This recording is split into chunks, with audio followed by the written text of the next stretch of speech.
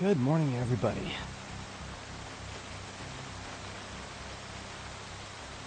North Louisville zombie removal service is a go.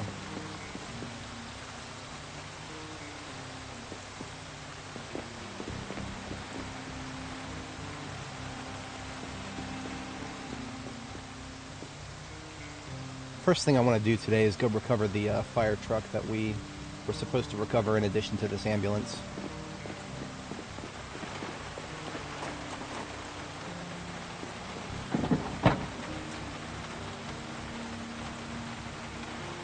Now that we're using this ambulance as a loot carrier, I'm probably going to go back out on foot. I was supposed to do that initially.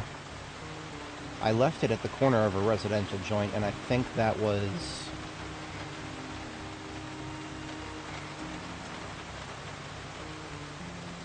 I actually don't know. I don't remember exactly where I left it. It might have been Spark down here. That's where I'm going to start.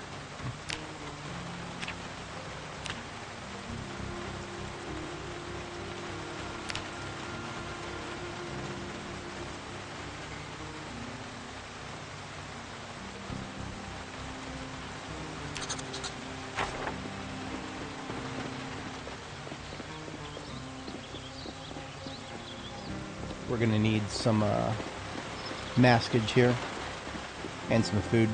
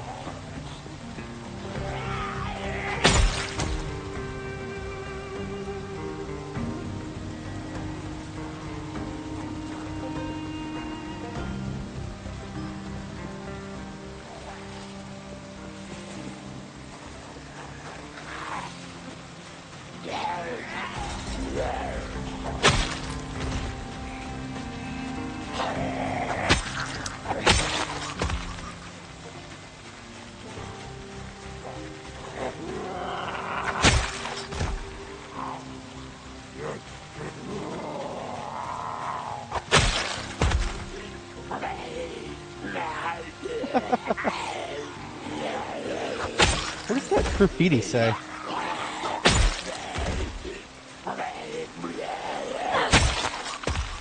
Don't trust that fucker Jim. What did Jim ever do to this guy?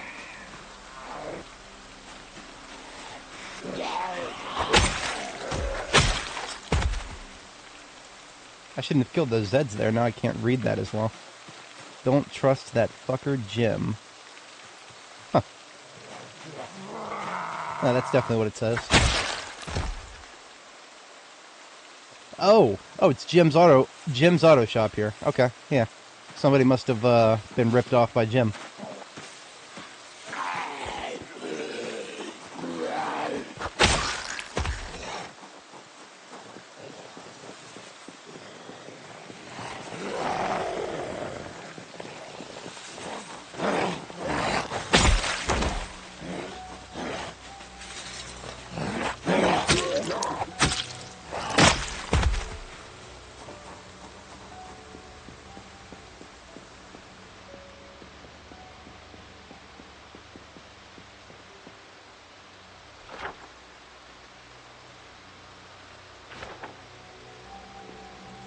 I don't think I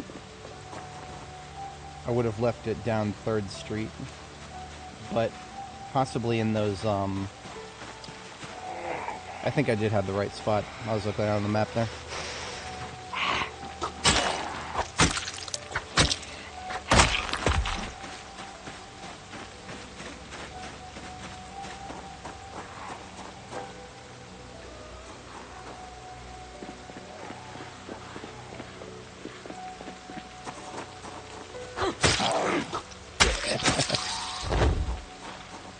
I don't want to imagine how actually bad of an idea it would be to stick your hand through a fence to do a jaw stab on a zombie.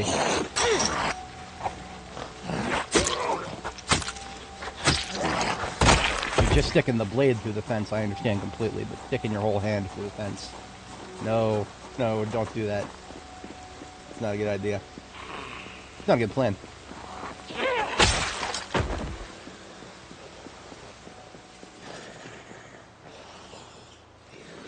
I'm gonna take the other way around here.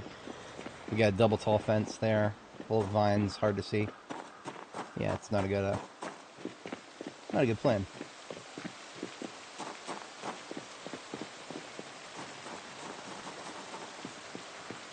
Ooh, there's a whole stack of wire right there.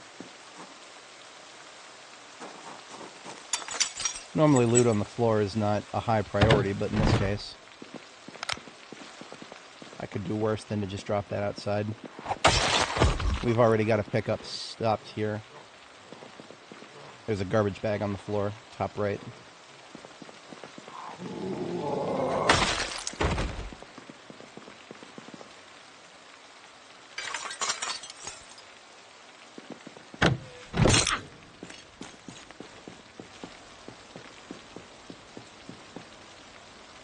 Wire bundle.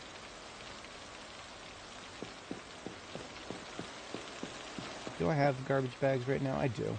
Let's just make another garbage bag of loot if we're doing this, because there's plenty of steel sheets I can take.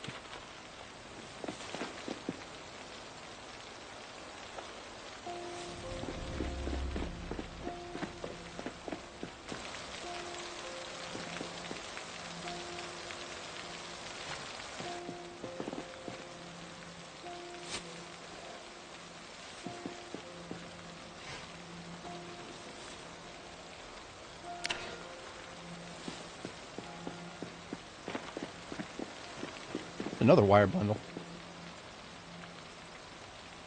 2 of those and I'm basically set for life. Oh, this is a barbed wire bundle. That's you can convert barbed wire to wire and back and forth.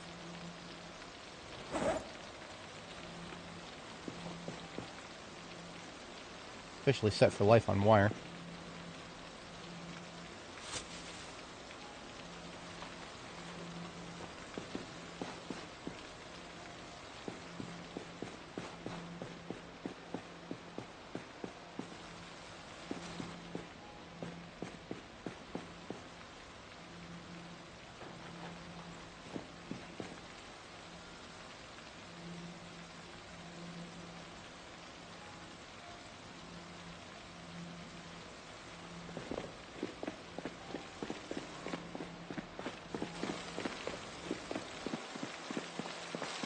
Oh dear.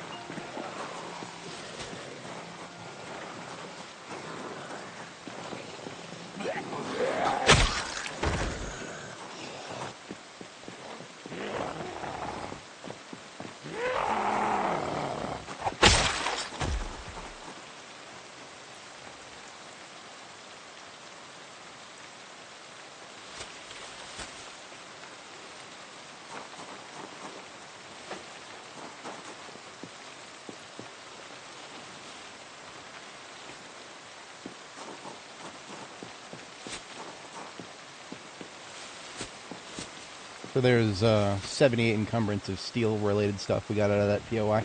despite it being looted and trashed. I think it was down this road over here to the, yeah, bottom left there. That's where we'll find the fire truck that I tried to tow back, but it was just too dense. I had to leave it behind.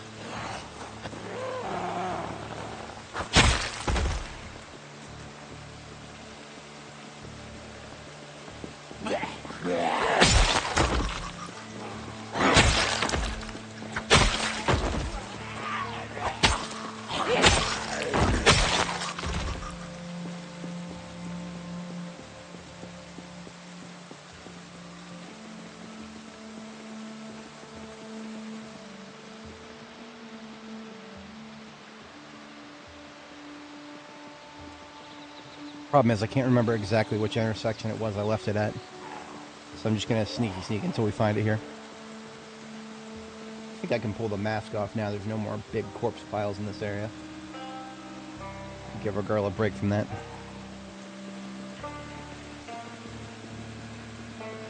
There it is. Halfway stuck in the floor. Should still be fine as long as the chassis is above ground.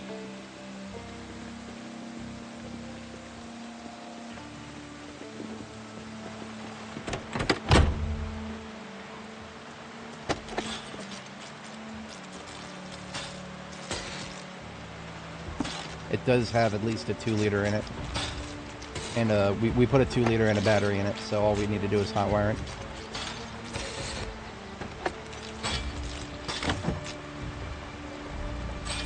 There we go. Needs some engine work.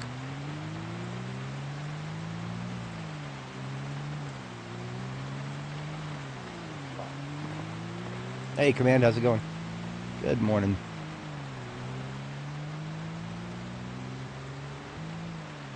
Let's see if we have room for these. Maybe. Yeah, we might be able to fit those. Not quite.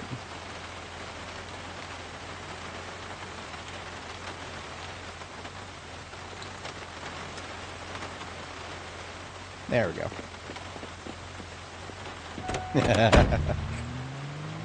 It was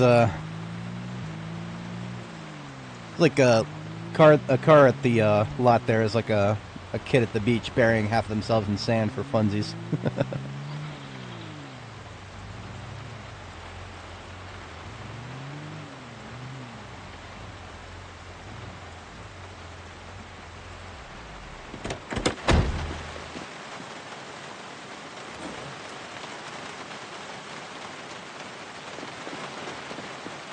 So we brought some parts for the ambulance and for the fire truck here.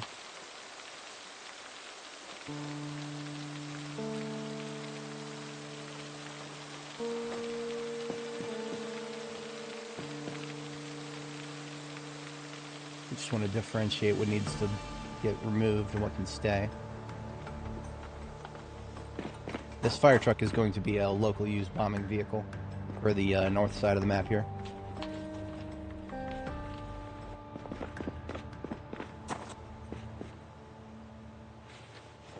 I don't think we'll be doing any bombs with fire, so I might not actually need a fire extinguisher, but just for the sake of thematics, I'll keep it there.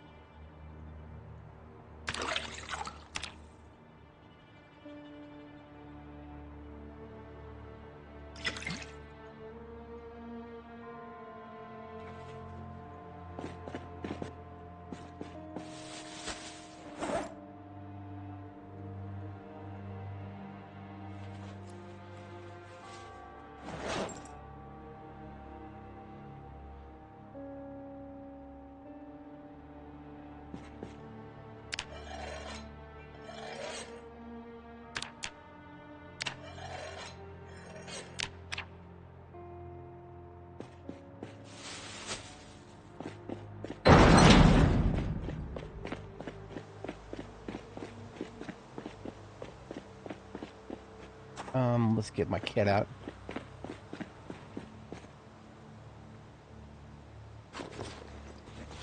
do vehicle work.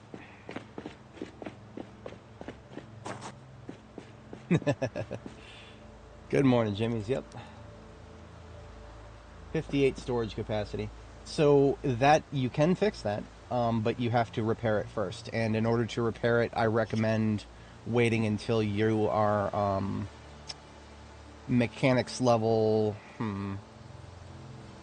That's a difficult thing because you see, actually, I mean, I don't know if it's a reasonable request to ask somebody to wait until you're mechanics level 10 and welding level 10. You don't have to wait that long.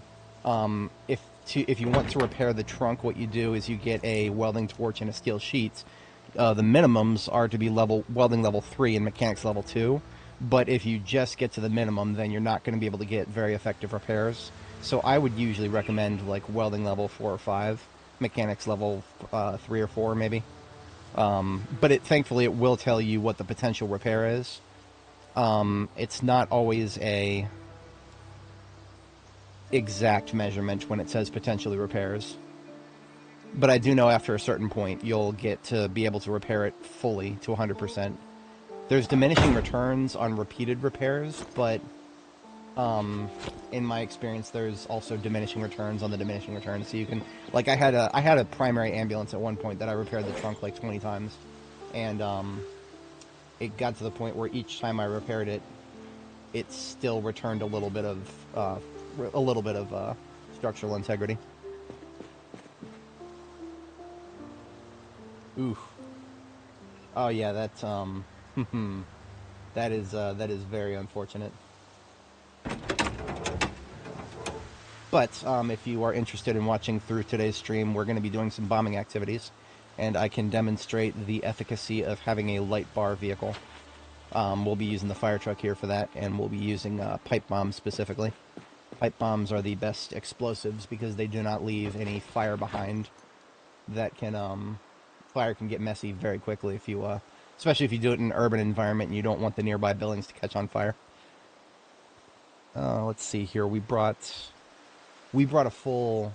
We did not bring a full set of brakes. We just bought a replacement for front right here. So just got to take the tire off, replace the brake, and then we're good.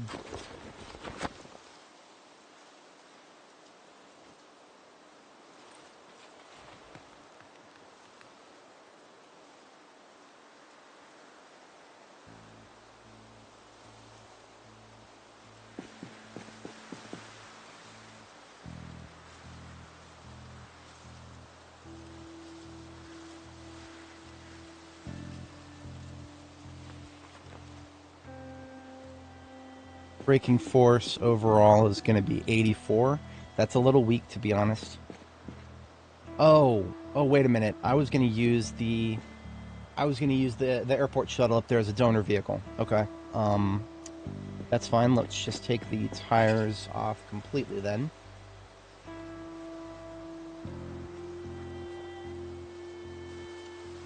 The suspensions were already performance, so I just needed to replace this one.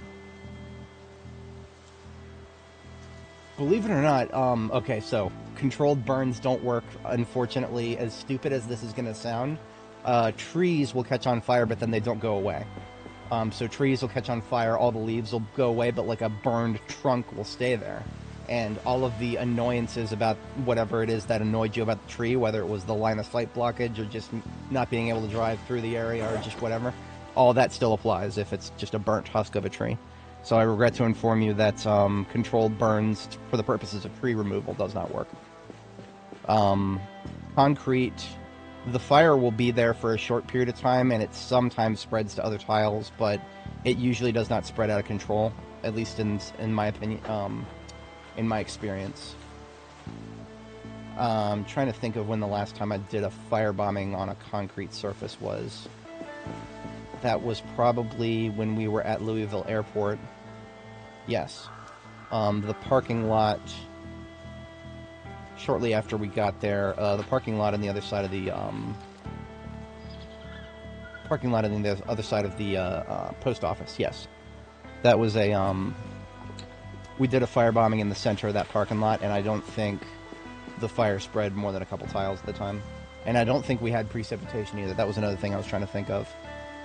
We had precipitation at one point that was, and I think obviously if it's raining, right? If it's raining or snowing, then you're going to get a lot less spread. It would have been not this one part. I can't see the part number. Part 55, we did a firebombing, but there was snow on the ground, so that would throw off our data a little bit. Maybe 58? That might be a little too far ahead.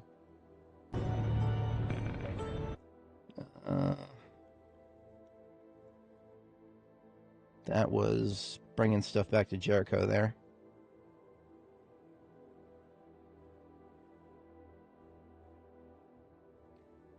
Yeah, this one's too far ahead. This does serve to contrast it with pipe bombs, because pipe bombs are really hard to find, but once you find them, you get a lot better success with not setting everything on fire.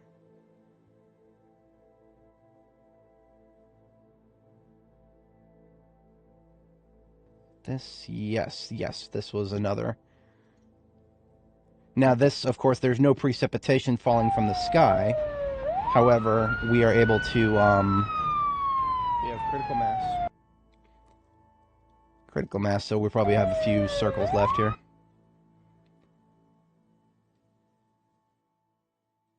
Here we go.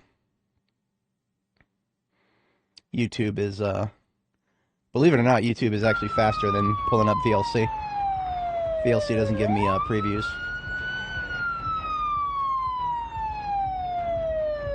This is a sneak peek of what we'll be doing later on in today's stream. Okay, here goes nothing.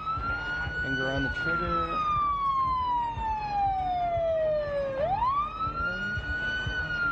And one more pass.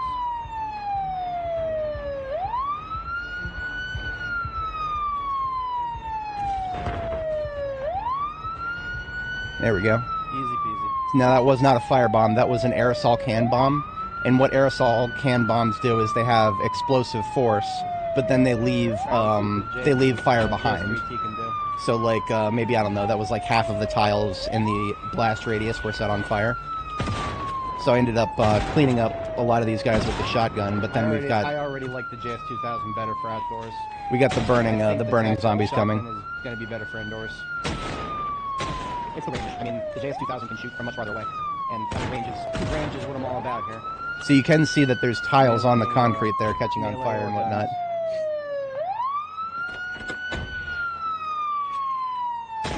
But it doesn't spread very far. And I don't think that's just because of the snow. I do think that it will barely catch more than one tile in a specific spot, and then it'll kind of fade out. Now, on the flip side, we actually threw a firebomb at a forest relatively recently, like on the latest build, and it didn't take out a single tree. So, controlled burns for that, I regret to say, useless.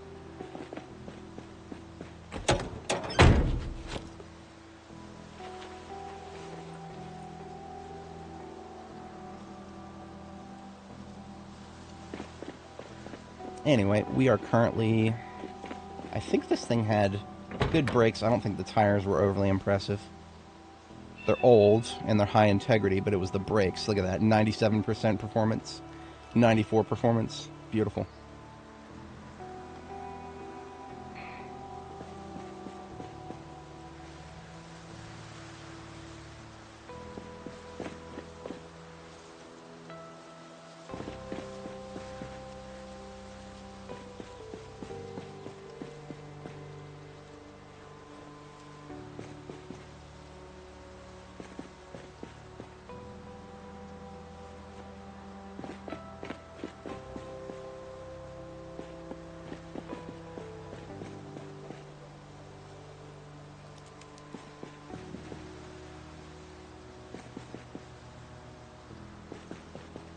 Yeah, we don't be falling off of roofs today. She got very, very, very, very, very, very lucky that my carelessness did not actually get her injured.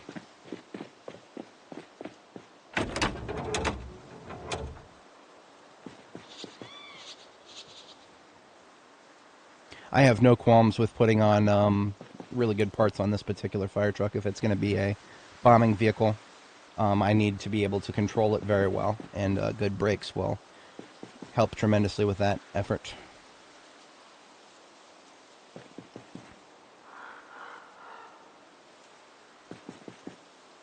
So our total braking force went from 86 to 118. So that is glorious.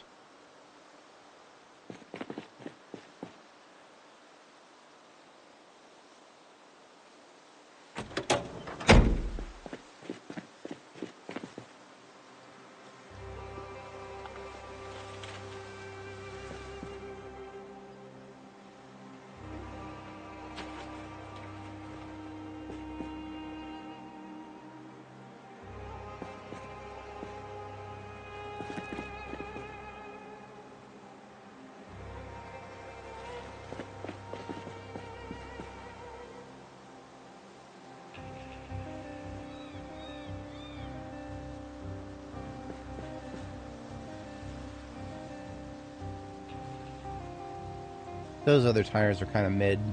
I probably will just use the ones from this from the other vehicle there. We can carry all 4 tires at once if we use these handbags.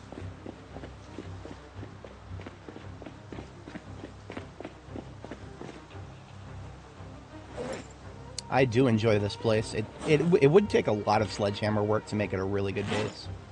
But that's okay. Doesn't have to be perfect.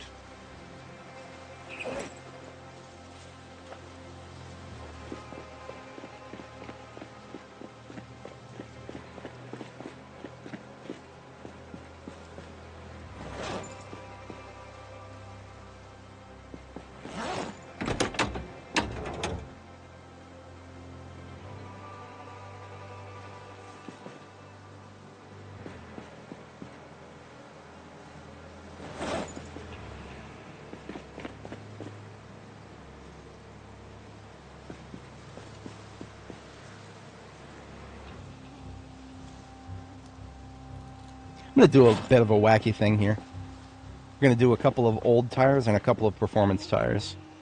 I've never done a combo like that before, and I want to see what it feels like.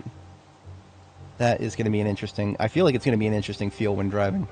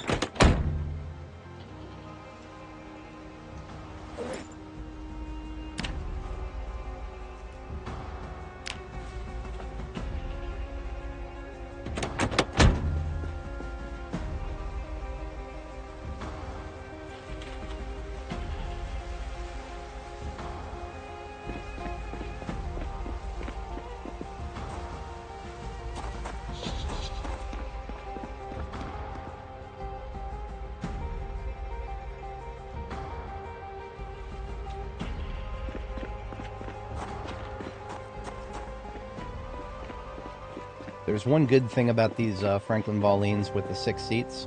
Some of the seats tend to be in pretty good condition.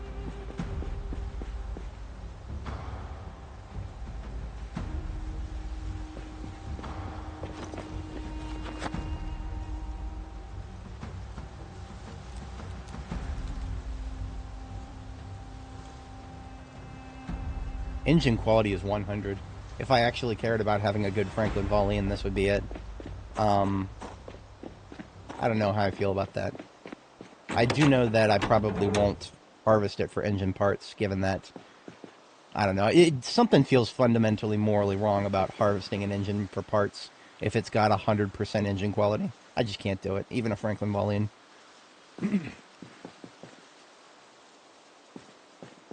Yeah. Couple of those things, yeah, absolutely.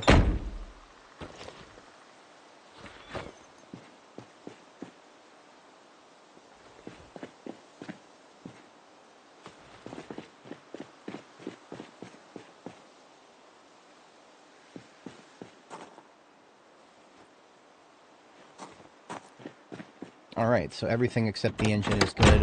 Let's go find some throwaway vehicles to steal engine parts from.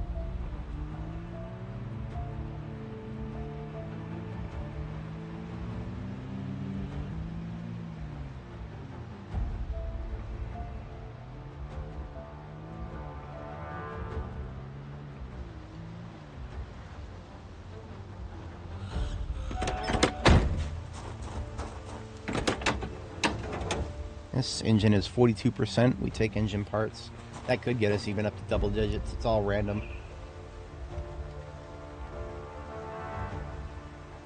Yeah, we got 5 that time. When you're level 10 mechanics, each engine part you add to an engine repairs 3%.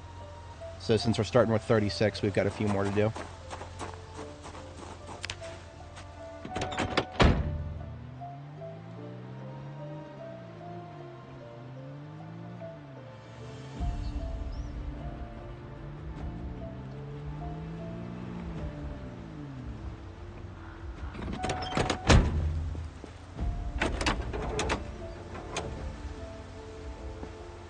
%.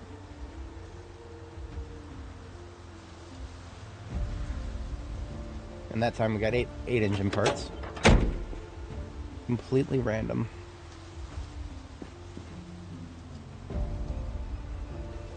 $75, so we're coming right along. It does hurt my soul a little bit to steal these Mass Gen Fatco for engine parts, but I mean, that's alright. I suppose we'll, I mean, obviously some of these could have good parts on them other than the engine. We'll take a look. Is this an upright zombie?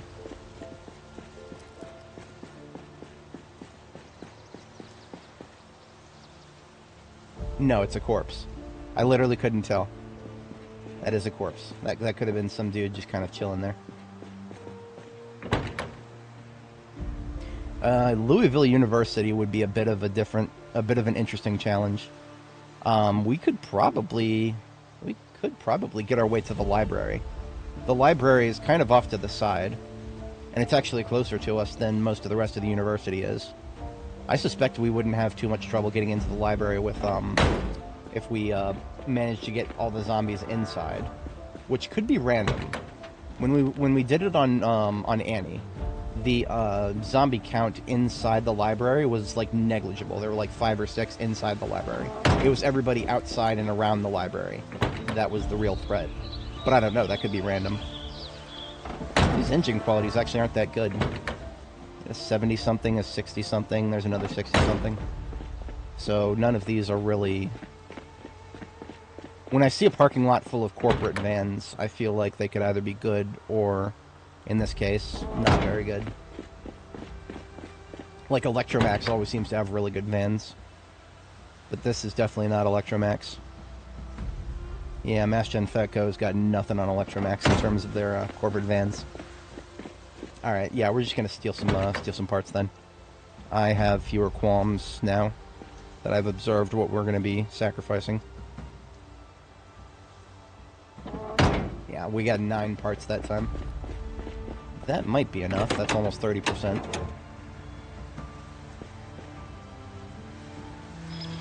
Yep, that took us straight to 100.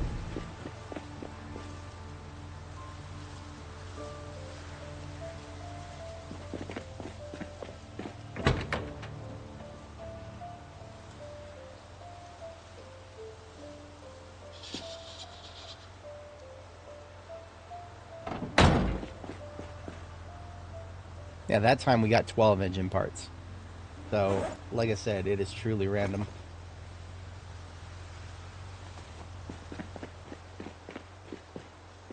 Now, a couple of these I might actually want for a barricade.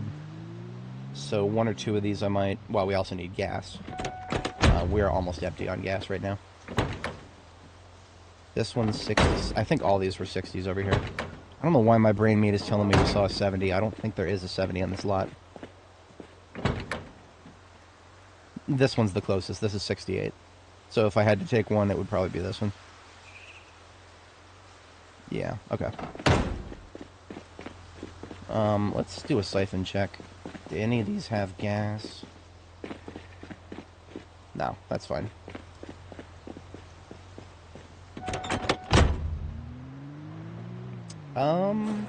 So I haven't come up with a naming convention just yet. In Annie's journey, we had a alpha-phonetic naming convention, so we started with and I started it like in reverse. So we started with Zulu, X-ray, Yankee. Zulu, X-ray, Yankee. Did I get?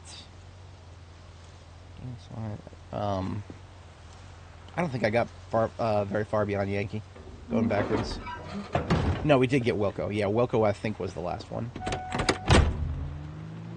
I haven't really thought of something, because it's Secure Storage is the name of the franchise, the storage company that runs the joint. So can't my creative juices might not be awake yet. I can't really think of anything good for that yet.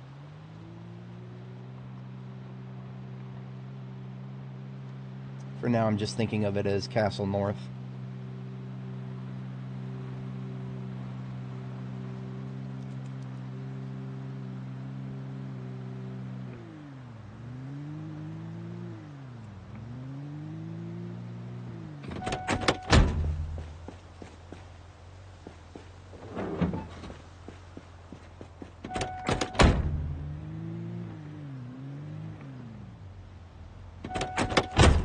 At least one of these. Yeah, we have a can of gas right here, so we can make sure it can won't run out anytime soon.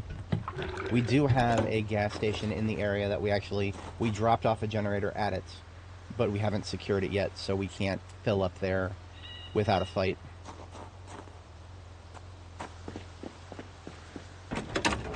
Oh, the overall condition is 81 now. 81.69%. Nice.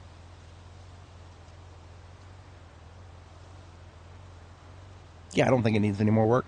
I think it is very good to go. So, currently it's storage. Let's take the vehicle parts out and put them elsewhere. I don't even know exactly what I want to do with these. I'm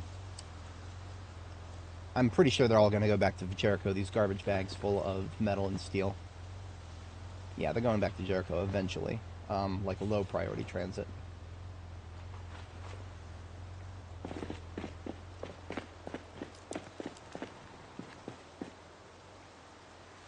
Put my kit back.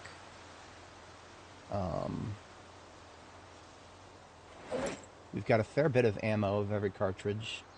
I do not need to be carrying around 5.56 right now. I can put that away. We've got our respirator. I did just get tired, so we won't be able to start today. I have in the past started bombing activities late in the day. It's not a good idea. I don't recommend it.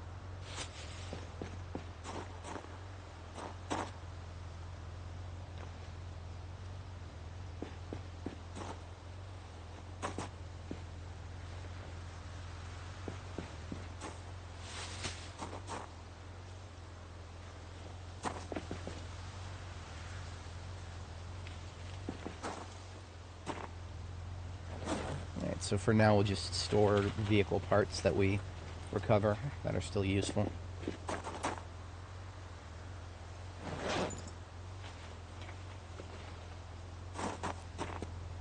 Not counting tires, because tires are a little too heavy to worry about carrying around in a vehicle. Each of them weigh 15. That's a bit much.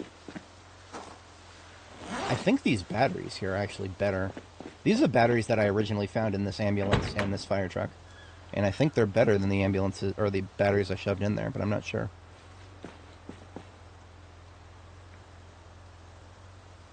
Yes, they are.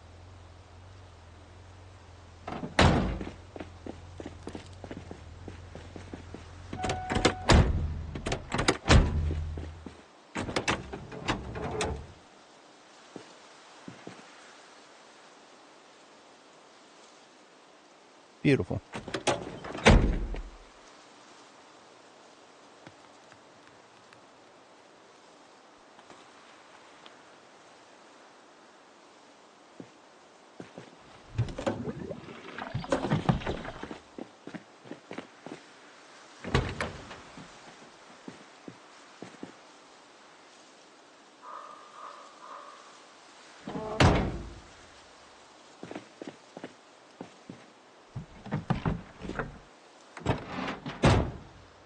Yeah, there's a vehicle key for it right there.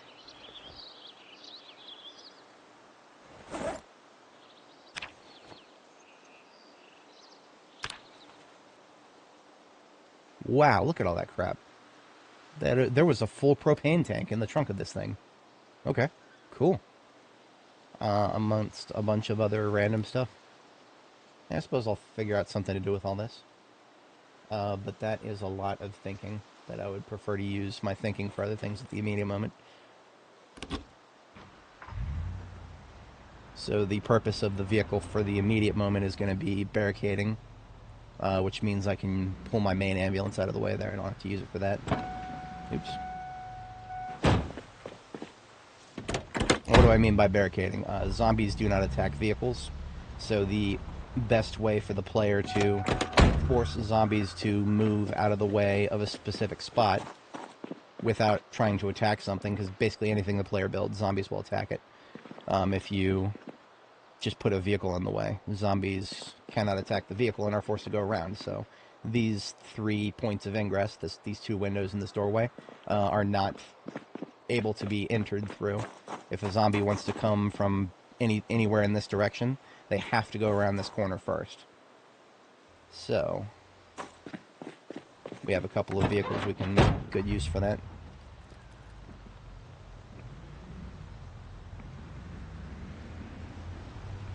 This is our primary combat ambulance, if anybody watching is not familiar. That is the ambulance that I carry around all my field supplies and my everything, literally everything. Everything I could ever need to have almost indefinite sustained combat in an area. This is all loot from around the corner, so this is a loot van right now. And this right here is tools to build another gate. And I think I'm ready to go ahead and build the gate. We would build it right here. Or right here. No, right here in the middle is fine. We just need to make sure that the side of it is good and blocked as well. Yeah, okay.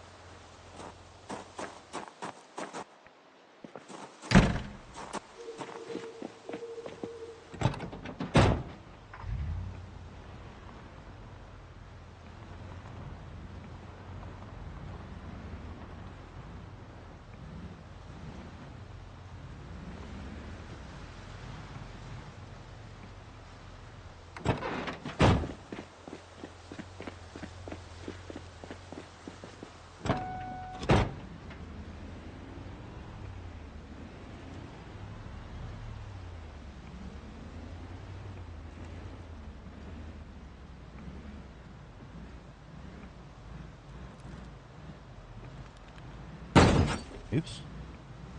Thankfully, this is a vehicle whose integrity I'm not too worried about.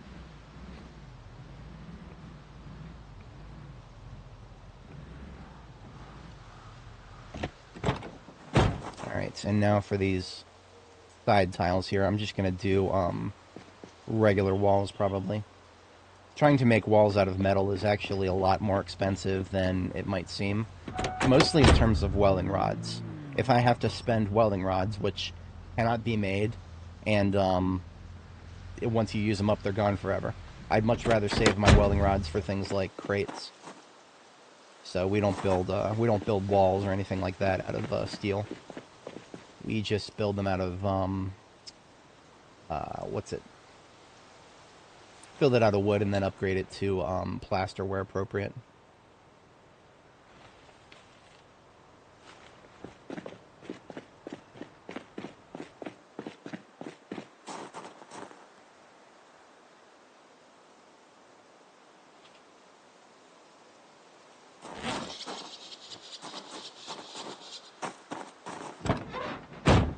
Leave the key on the seat for now.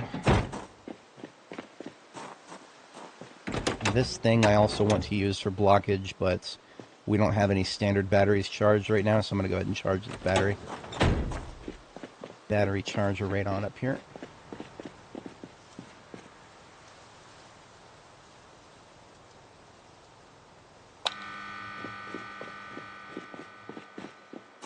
Now we are going to be in need of some planks.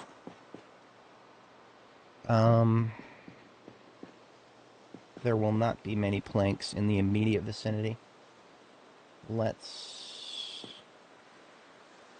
me check and see how many rope I have. I think I picked up some rope recently. Rope means I can go logging and bring back a lot of logs at once.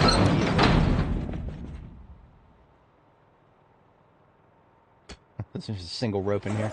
I know I found more than this. Question is what I did with it.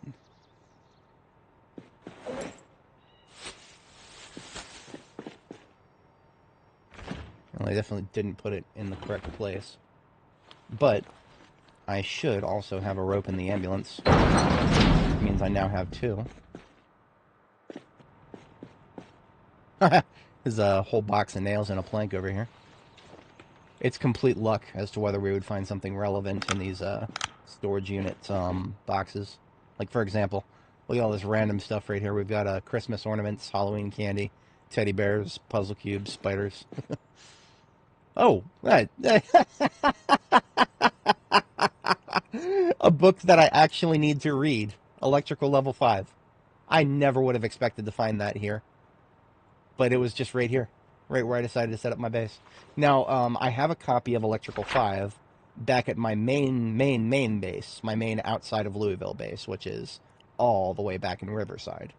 I have been obviously not going back to Riverside just for that. I was going to need a much bigger incentive to go back to Riverside than just a single book. But the fact that we found that's really funny. That means I have something to read if we get bad weather and it's not a good day to do a bombing or to fight zombies en masse. Then we know exactly what we're doing. We're going to cozy up with a good book. It quite literally will take me all day to read a level 5 book. Yep, big up indeed. One of the biggest. Nothing else of much use back here.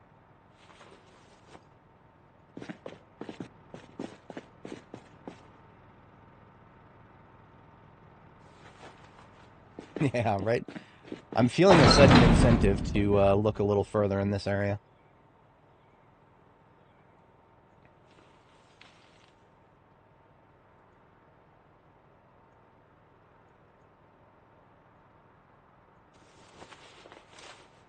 We should put electronics in its own container here.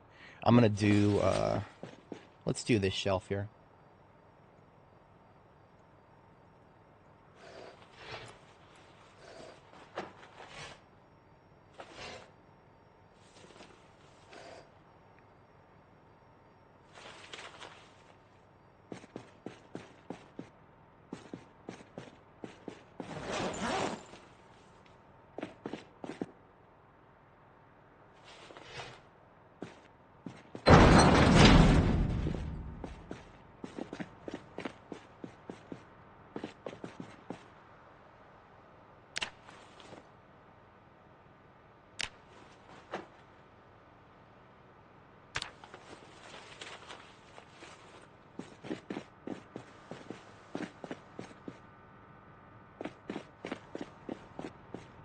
The big table right here. The big tables are fun, but they do take up a lot of space. So therefore, if you want to use them for decoration for your bases, you're going to need a lot of real estate for that.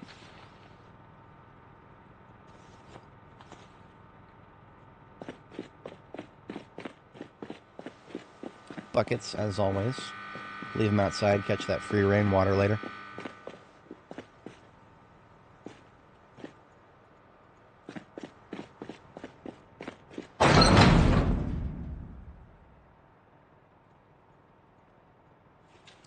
We're probably going to find enough clothing here that I could afford to make a separate dedicated box just for clothing.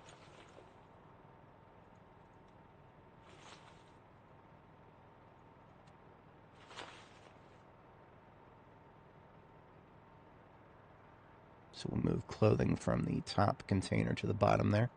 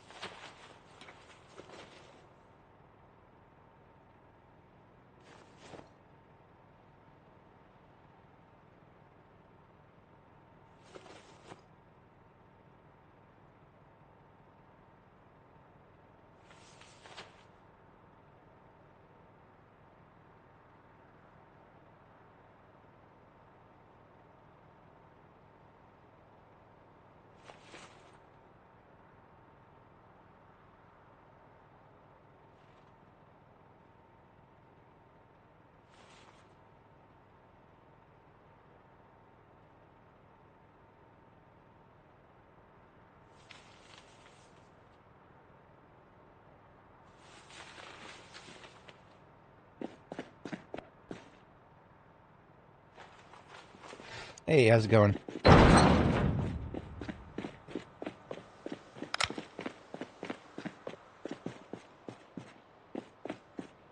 The bandsaw. There's a couple of bandsaws here. Still only a highly niche use case for bandsaws in this game. They do fulfill a purpose for, um, like for example, if I wanted to cut up a metal sheet without using welding, I probably could have done that. I actually could have done that at the end of last stream.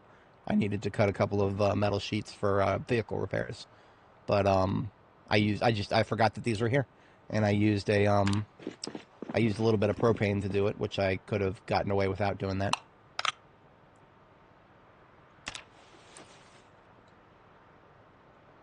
So technically speaking, these crates right here do have a chance of being book crates. And those book crates do have a chance of spawning the one book that I don't have that I actually need, which is Longplay 5. But the chances are so astronomical that I don't really consider it a viable possibility anymore.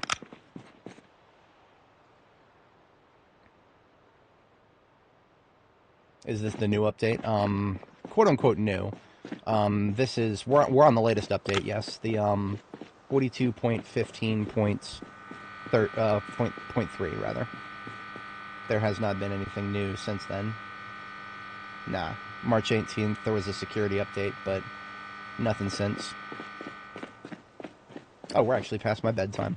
Let's go ahead and get a sleep in here.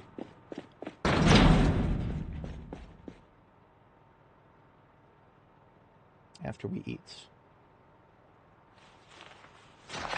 Oops.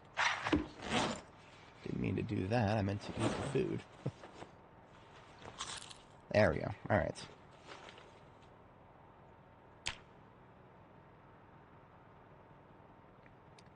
We are, this is a character that we started on 42.13. So some of the aspects of the new update include changes to the default settings. Default settings for like how a world plays out when you're using apocalypse settings, which is what I always play. Because when a save gets updated, none of the settings get updated with it. So we're currently playing settings that are going to be different from if we were to start a new character on the latest version. So in a way, we're not playing the latest version the way we would be if we had started over. But otherwise, all the other functional stuff of the game is the latest.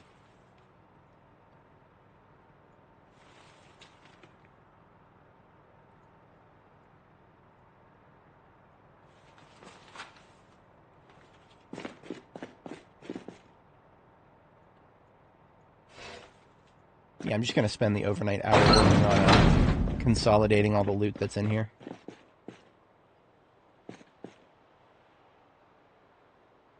Yet another cheapskate, John.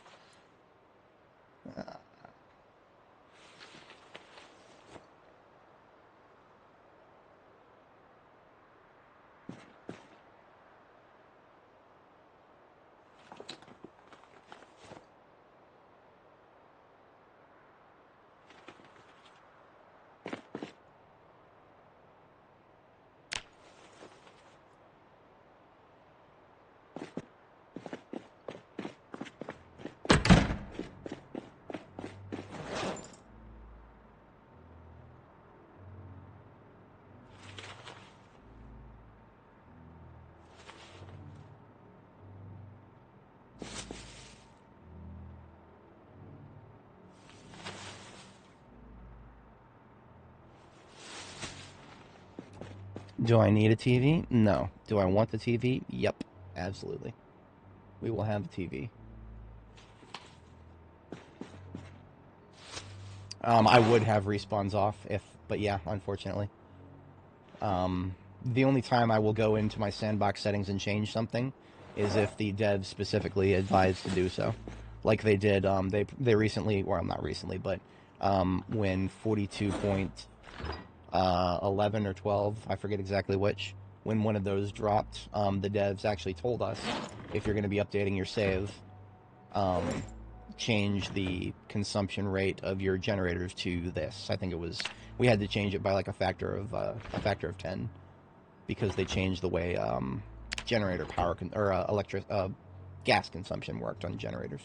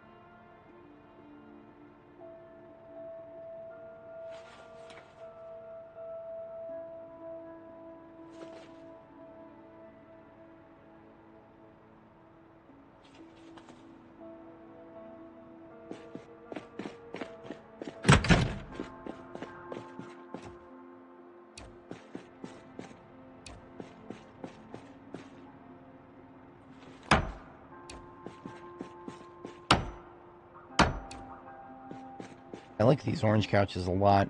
I never did find a very good way to make them work in a living room context, though. Like, what carpeting to match them with, and most importantly, what, like, table furniture to match them with. I feel like they would go best with mahogany, given the options that we have, which are, unfortunately, relatively limited.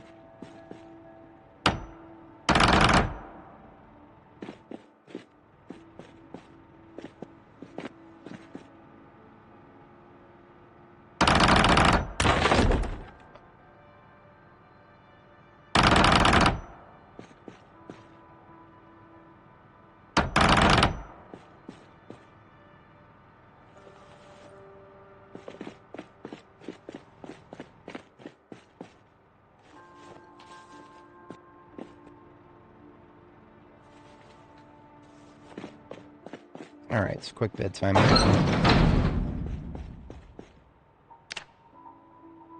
Yeah, there are some walls that'll be destroyed. Remember, of course, we can only do it 2 at a time before the muscle strain actually renders us combat ineffective for a minute.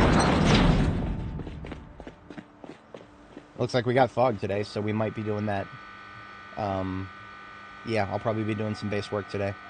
Fog means it's going to be hard to gather groups of zombies for bombing activities. So, unfortunately, the titular activity of today's stream will be postponed a little bit. I don't have much of a choice. We can't be leading big groups of zombies in thick fog like this.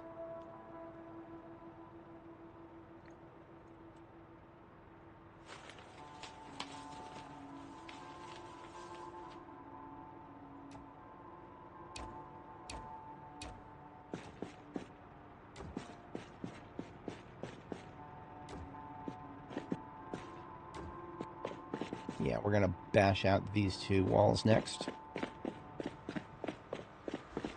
Sledgehammer should be in the ambulance. Tell me I didn't leave the truck running. I might have. Okay, no, I'm not that stupid.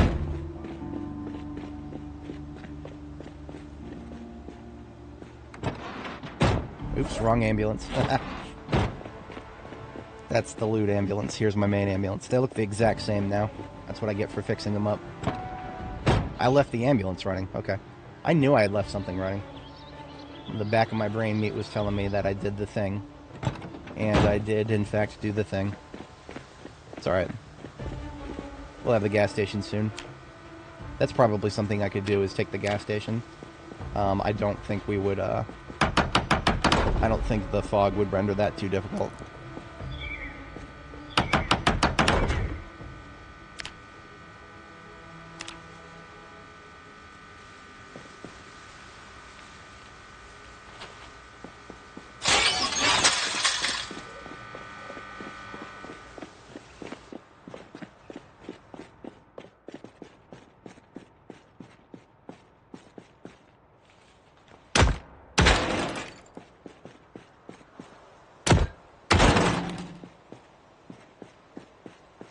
Easy access to the dispenser now. There's not much water left in it, though. Probably going to go steal some water from one of the neighbors.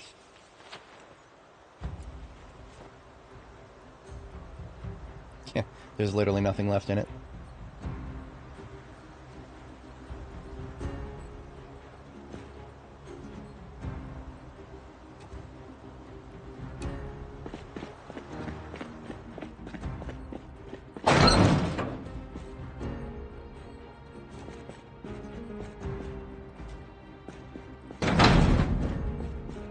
Get our meal for the day. Our daily bread, as it were. We've got 2 days, 2 full days of perishables left here. And then we have some eggs that we could add some foraged stuff to prolong our supplies. But at that point, we'll want to go back to Jericho.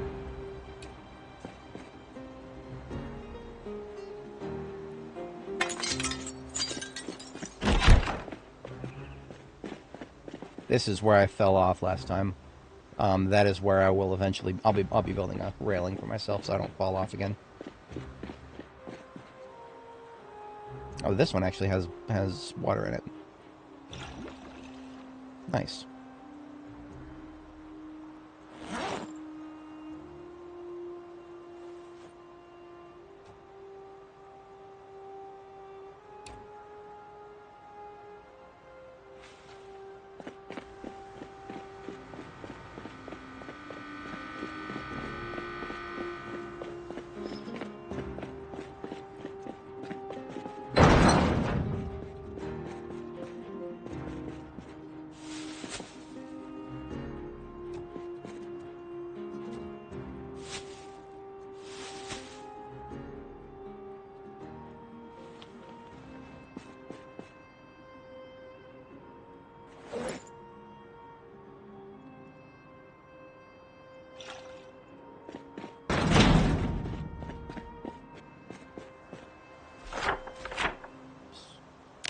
Okay, muscle strain's gone. We can do a couple more sledgings.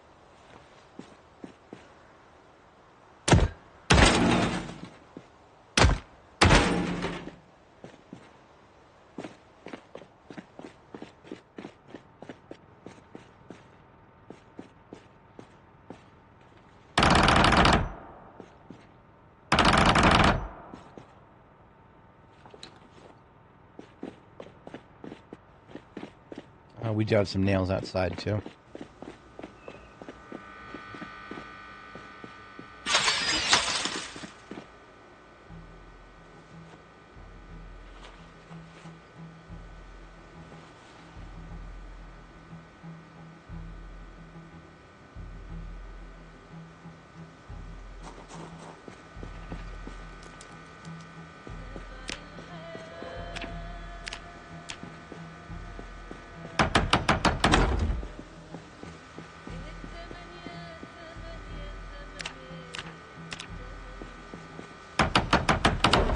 Good enough for now.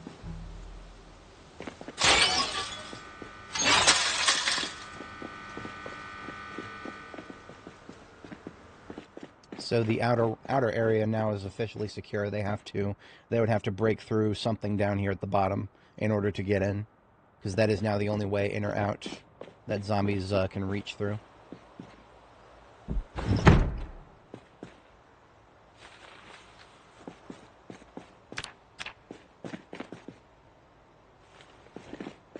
That means if I wanted to make it so I could drive through this place,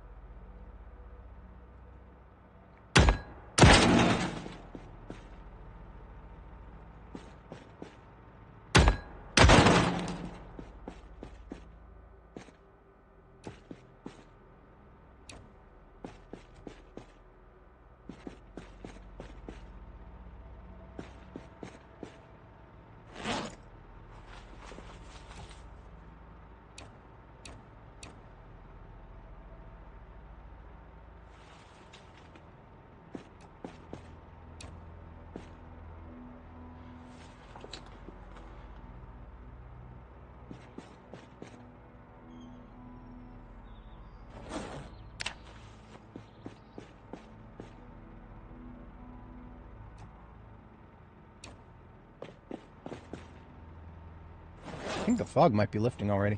We'll go take a look in a minute.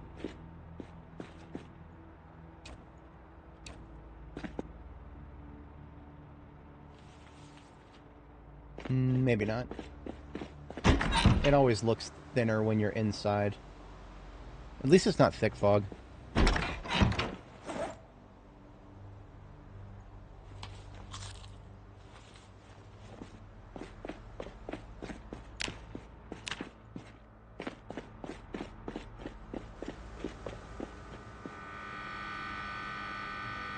We have a standard battery in the area now, so we can quite easily move around standards such as this one.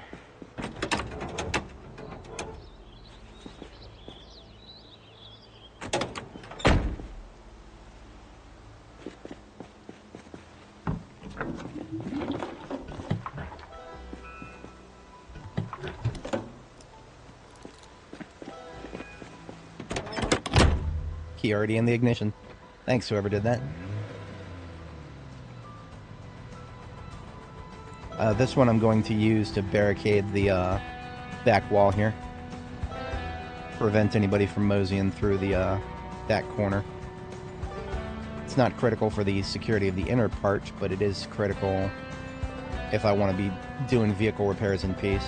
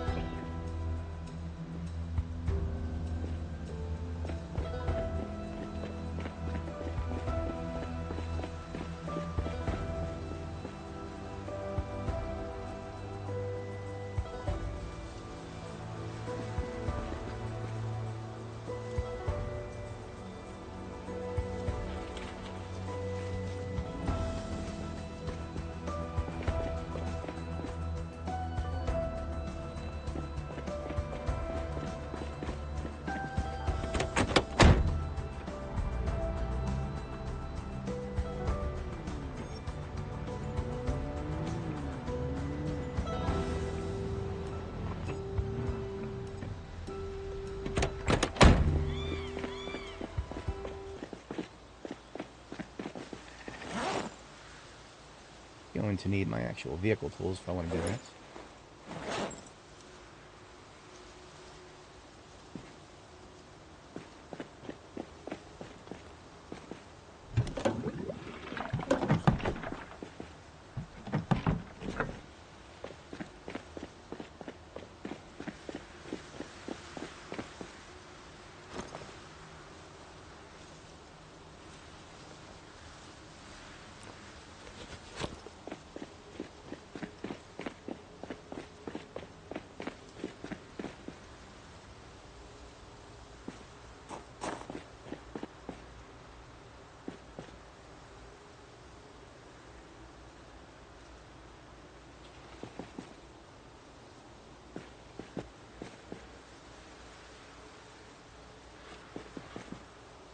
I do not think I'll actually be exfiltrating this vehicle, but it does have a spot over there that I could use it for to finish that barricade in front of the storage signage building there.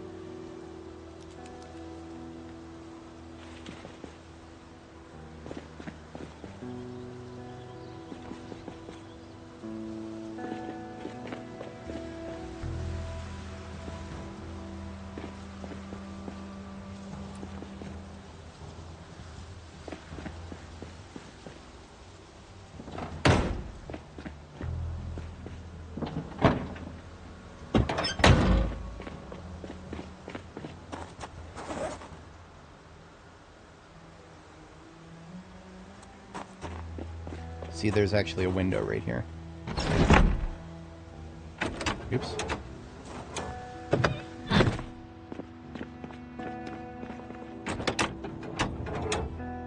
Oh, I already took the battery out of this thing. Okay. So the number of spare batteries I got floating around is not quite as many as I thought.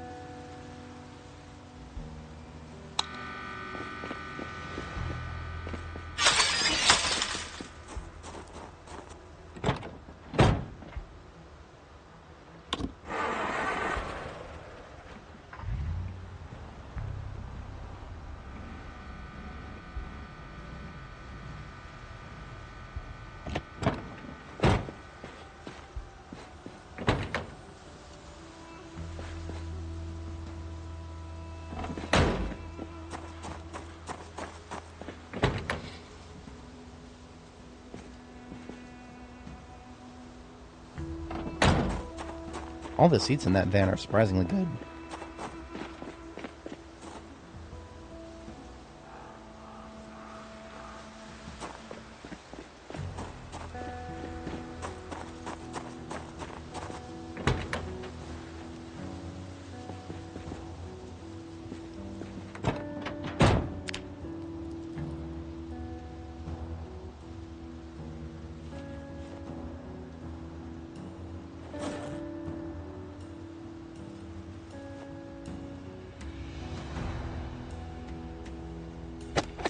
That, nah, still fog's not lifting. We might have all day fog then. Unfortunate.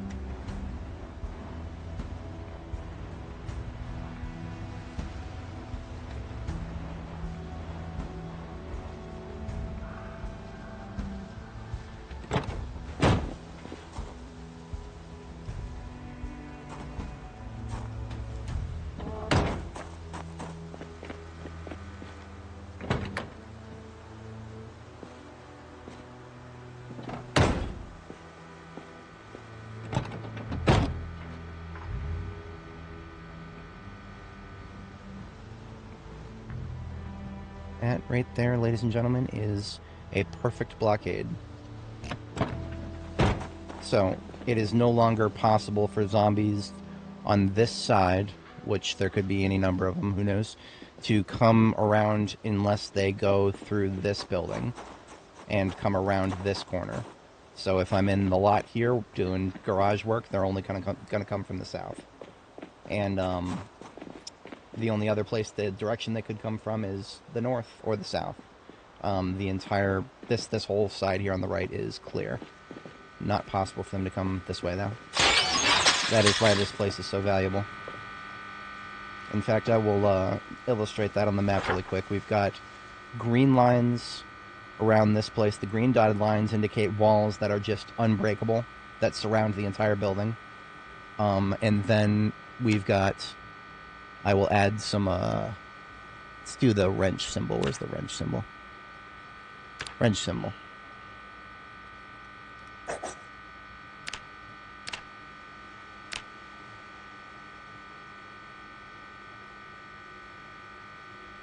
This wrench symbol now indicates a blockade right here.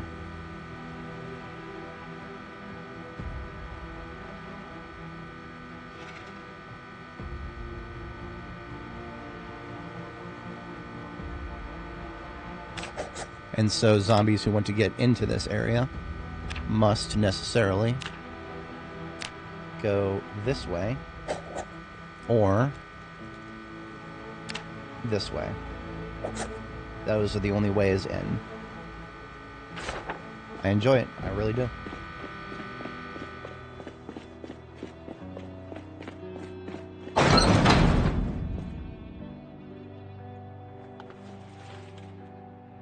Making places like this, that is my hobby.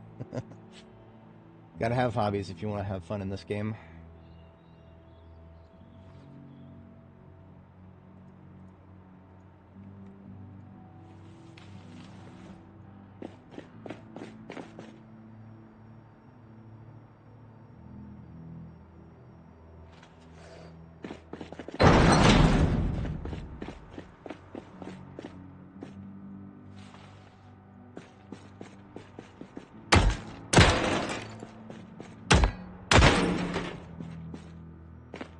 I'll be real with you guys. I don't know if I'm actually going to be able to finish all the sledge work for this entire place.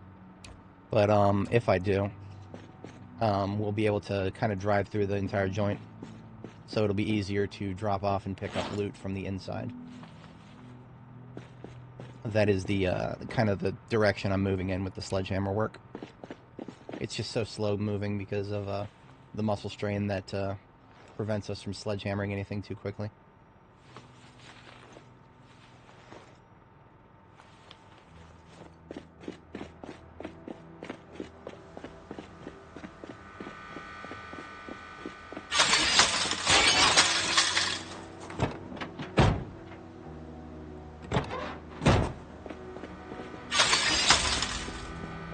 We can put away the vehicle kit now.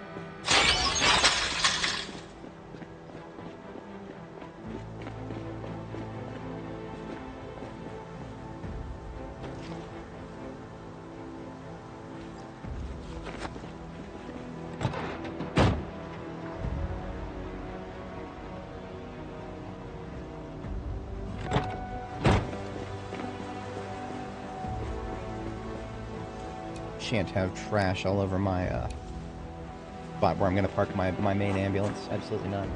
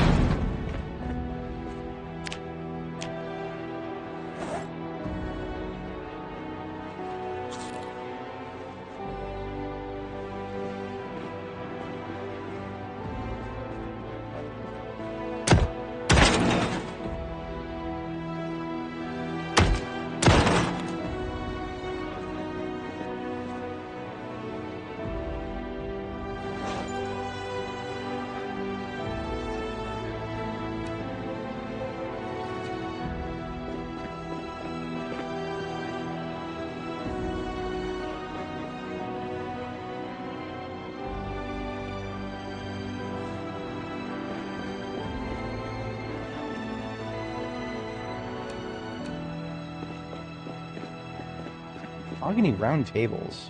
I feel like I have not seen these before. Maybe I'm just gaslighting myself, but I feel like mahogany doesn't usually... No, I have not seen a mahogany round table in this game very often. That might be another one of the things that we're starting to see more of because this is a more recently designed POI. Being in Louisville and whatnot.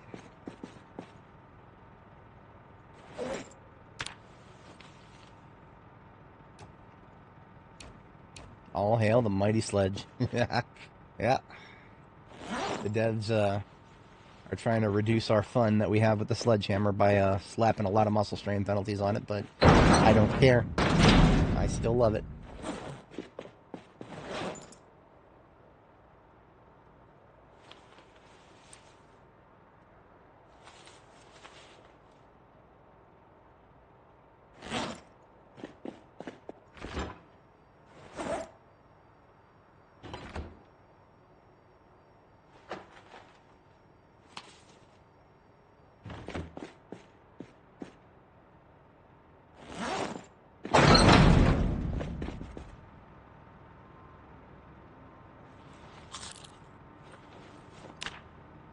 Muscle strain is gone.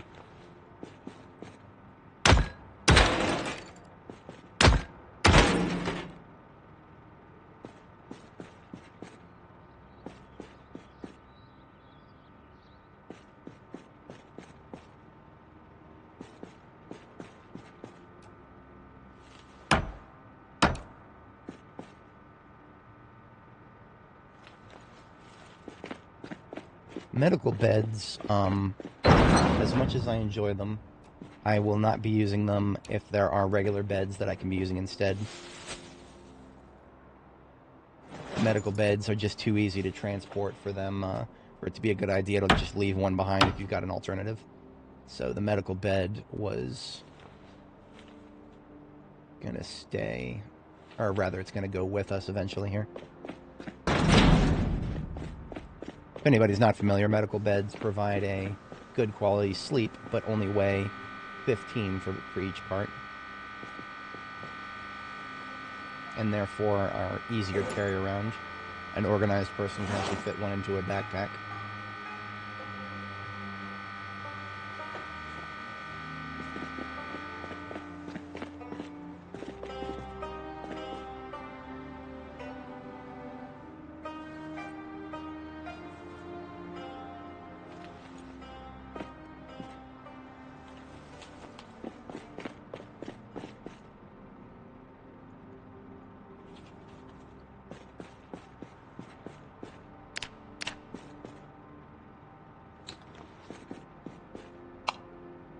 Damn it.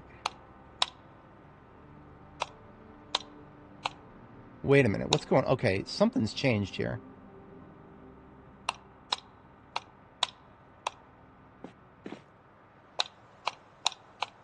All these light switches are connected now.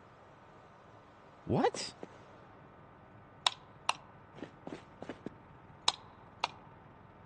Huh. Okay. That's very interesting. I don't think I've ever readily observed that before. So what that means to me right now is... Okay, okay, so it doesn't seem to be something that happens very consistently, it looks like. Because if it just meant that a room, you know, got connected to another because we bashed out the walls, then why does this one not control the other ones? So it's not a hard and fast rule. If it was, I definitely would have noticed it by now. 3,000 hours in this game. But I mean, the fact that it happens at all, that's fascinating. So basically, these 4 light switches, 1, 2, 3, and the one by the door over here, 4, those all control the lights in these former storage units and the hall lights going all the way out here now. Hang on, does that mean... Okay, make that 5. That's wild. That's truly wild.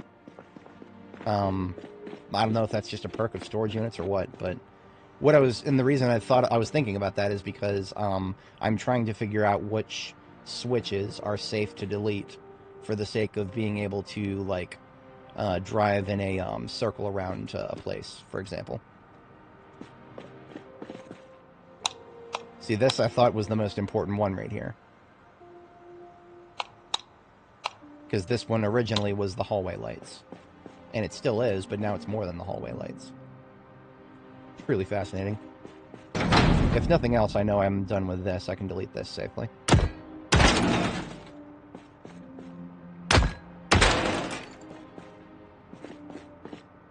Now, what's going on in my brain right now is we could delete these 4 walls right here, replace them with a wire fence, like this one. Now, the slight problem with that is these wire fences would open in this direction. So that would create 2, like basically opening the fence would mean that we have like this little barricade right here. So the traffic flow would be a little bit awkward. The traffic flow would be a little bit awkward. I think we could work with that. It would just be a little bit interesting.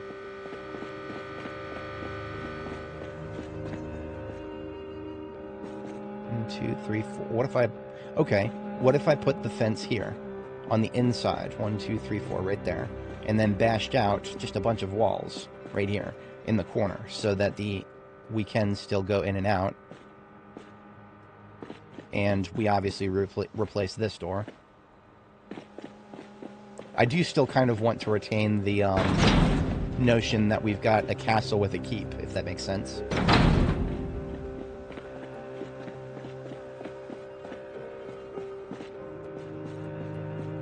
Yeah, okay. So our next gate would be right here. Okay.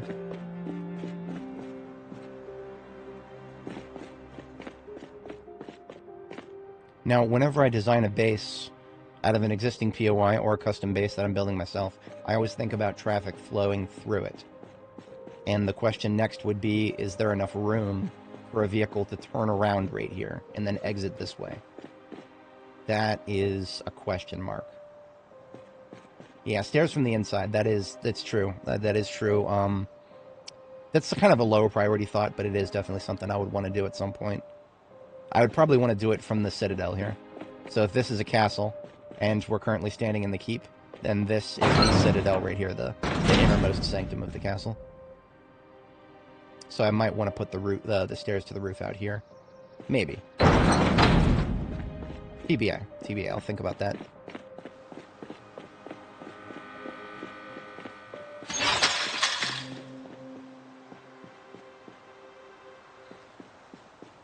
I wonder if I have enough materials over here to assemble another gate bag. See, whenever I build these gates, I usually like to have just a duffel bag full of all the necessary materials. The necessary materials being the most important one that we're definitely not going to have right now is iron pipes. We need 8 iron pipes to make a fence like this. And I guarantee you that even if I went through all my stuff here, we've got 3 that we found in the local area. So there's 3 iron pipes, and I've been subconsciously just stacking them in this area the whole time. Stack of welding rods, a full welding torch, and a unit of wire there, 4 door hinges. So we still need another 5 iron pipes, and then just 1 more hinge. And then I think we need 2 scrap metal. Let me double check the recipe. Yes, we need 1 more scrap metal. So it's not much. We don't need too much more, but we do need some more stuff.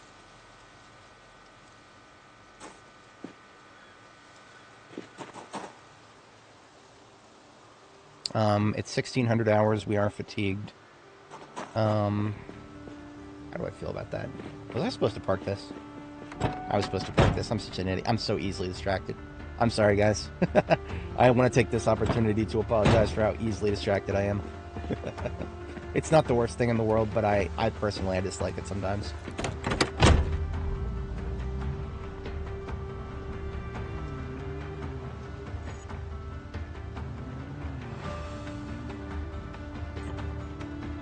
So of our vehicles, we've got 2 different designations right now. Primary use is the main ambulance and the fire truck here. Ambulance, of course, is expedition vehicle. Usually the expedition vehicle, we go to a place and then we park it, and then we do things with other vehicles in a place, right? This is the forward vehicle. This is the dark horse, as it were. This is going to be our bombing vehicle once we get some good weather, hopefully tomorrow. And we actually have a full day ahead of us. If I started now, it would be dark by the time we start doing it. So we're not doing that. I think I have enough time left in the day to go ahead and retake the gas station if I drink some coffee. So I'm going to go ahead and drink some of my regular coffee without any of the spices in it. And that should keep me up until probably until my bedtime. My bedtime is 22:30. Let's go ahead and the generator is already there. How far away are we on foot? That's going down 3rd Street. I would rather go down 5th. Okay, so we're going to take 5th to Liberty here. Yeah, we're going to take 5th to Liberty. I'm just going to take the regular ambulance. I'm not sure what kind of resistance we're going to run into. I'd be ready for anything if I have the choice.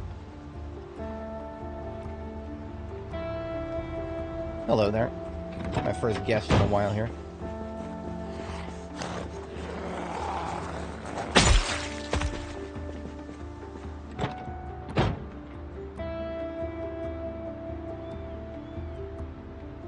Zoom past the corpse piles so that we're not in the stink zone.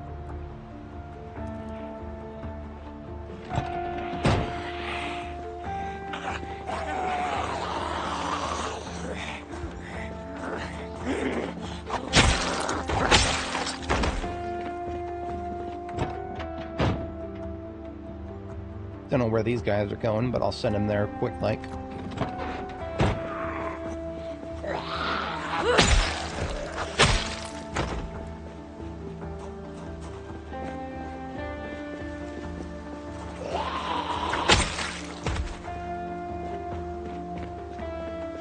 Someday those corpses up here will go away and we can actually drive this spot. Our vehicles are tough. They do not care about potholes in the road.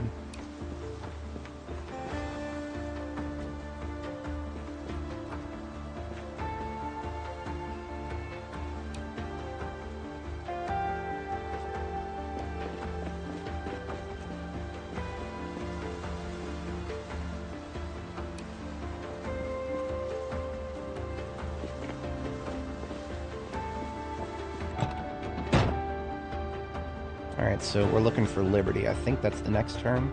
Double checking that. Yeah, Liberty is the next turn. 5th and Liberty.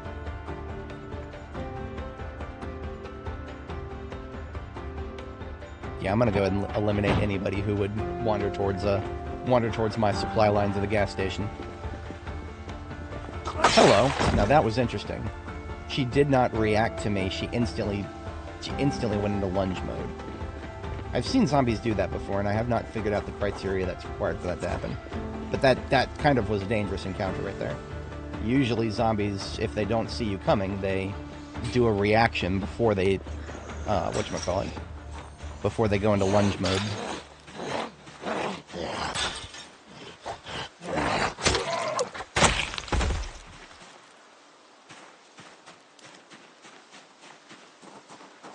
The only one? Yeah, there's a couple all the way down there. I'm not worried about them. They're, as far as I can tell, they're outside of vehicle noise range. So unless they start wandering.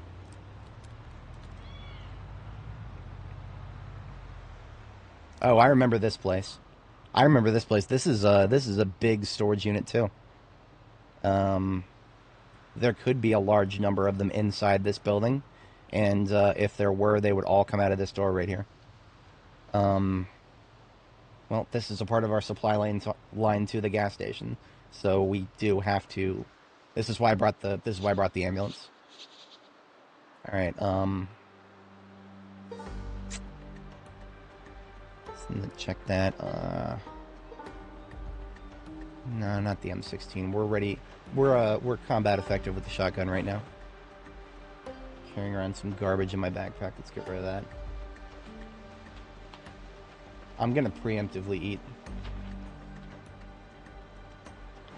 Might be a little early. That's fine.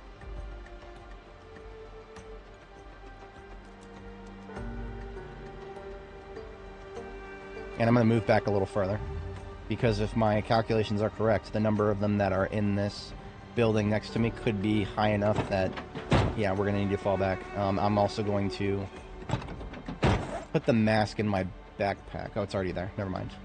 Yeah, we're good.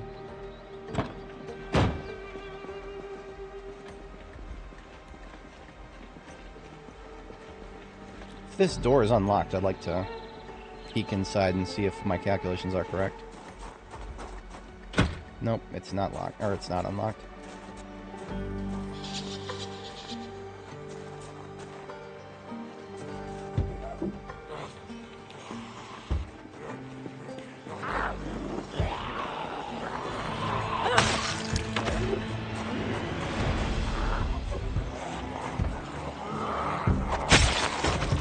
Interesting.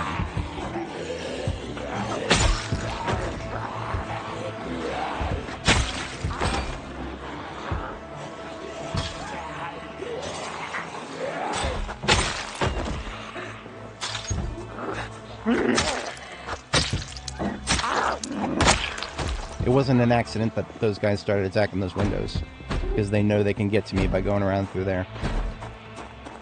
They could also just go around this way, but I guess that's too long for them.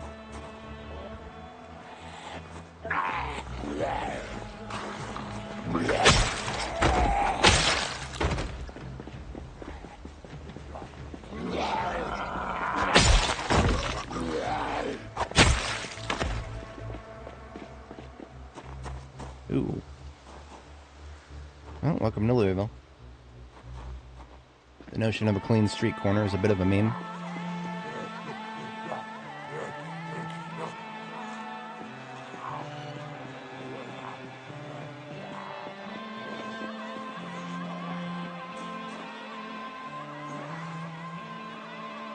I'd like to kill the fence thumpers and then melee these guys.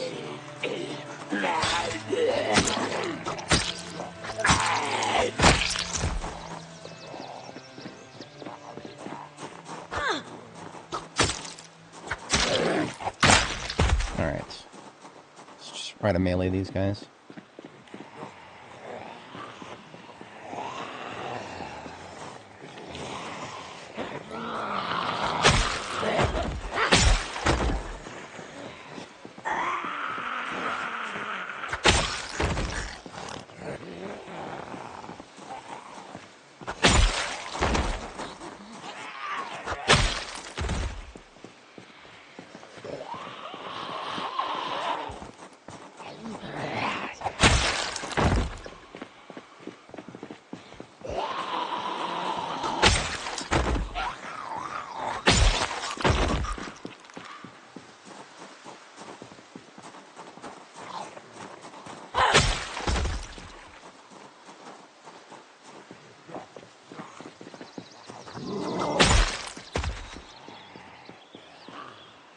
We can almost see the gas station from here. That pile of corpses right there on the right, that is from my last drop-off point at the gas station. So we are just about connected. We just want to head inside this building and see what we've got waiting for us inside of it. Because if it's going to spill out 1,000 zombies, I want to deal with them now instead of later.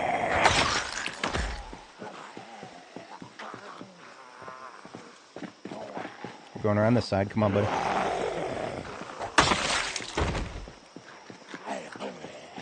Newton Freight Warehouse. Interesting. The boxes and whatchamacallits inside, they just are a mixture of everything in there. Howard Crouch. Must be a distant relation of Barty. Come on out.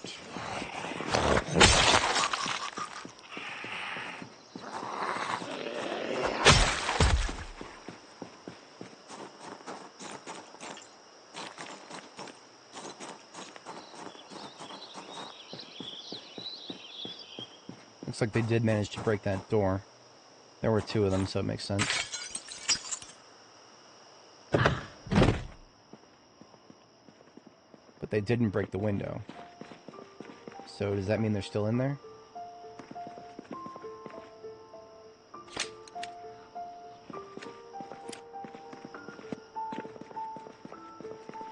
I literally can't tell because of the,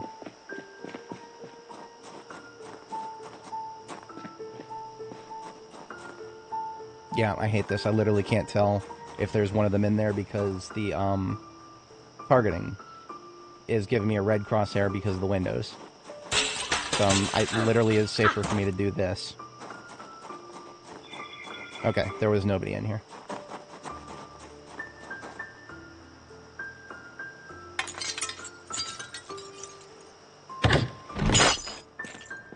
Silly little inconveniences like that are one of the reasons I'm still alive, among many others.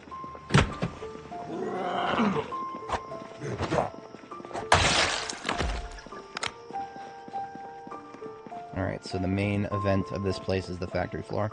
Or I guess the warehouse floor. The doors.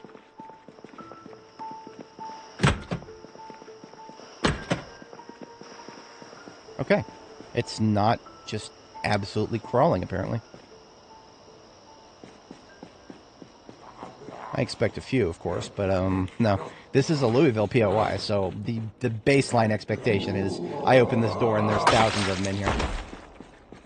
I don't remember exactly what happened last time, I was at this place with, Annie. But I do remember there being a lot in this area, generally speaking.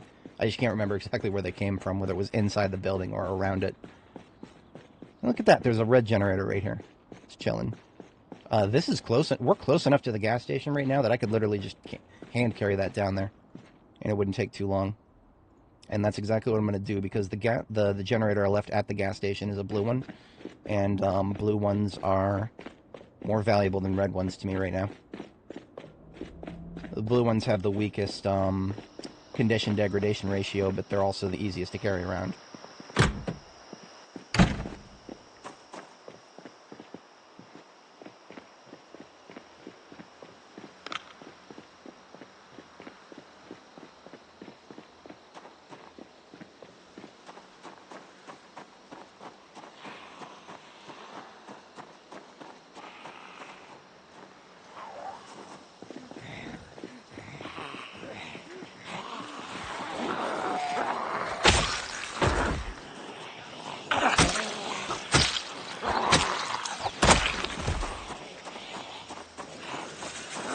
Yeah,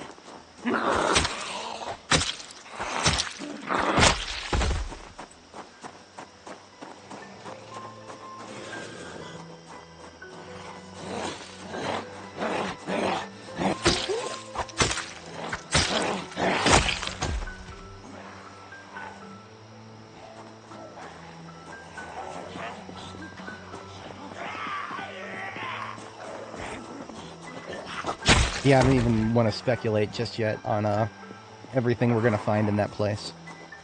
It's going to be a metric lot of things.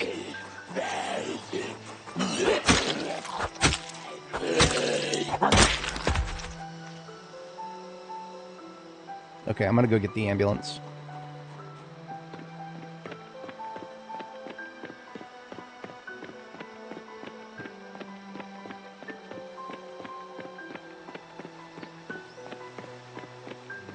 I almost tripped over that rat.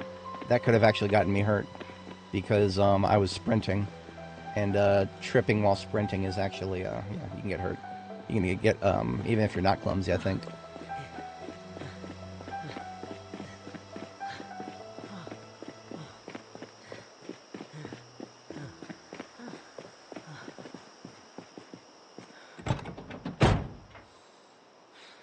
A little far afield there. That's okay.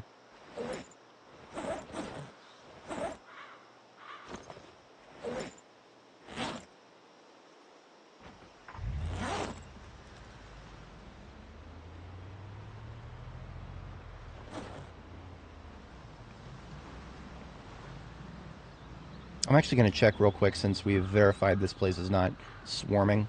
I'm just going to steal some water from one of the bathrooms if there's an easily accessible one. All this sweating and running around has drained my water rather fast. Looks like that's a bathroom to the right of me there. Oh, look at that. Water cooler.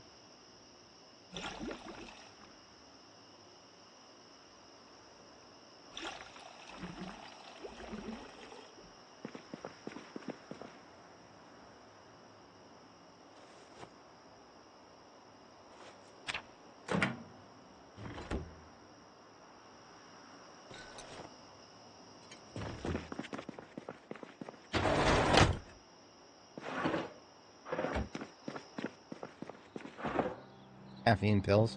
They have been nerfed. I don't know what the devs are trying to do with those.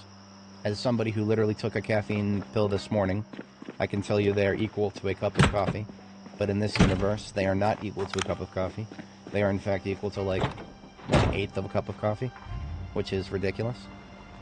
And every bottle only has 5 pills in it, which is also ridiculous, but you know, it's whatever. The amount of pills in a bottle, I can accept there being fewer for the purposes of video game balance, but the absolute lack of effect that they have, that kills my immersion.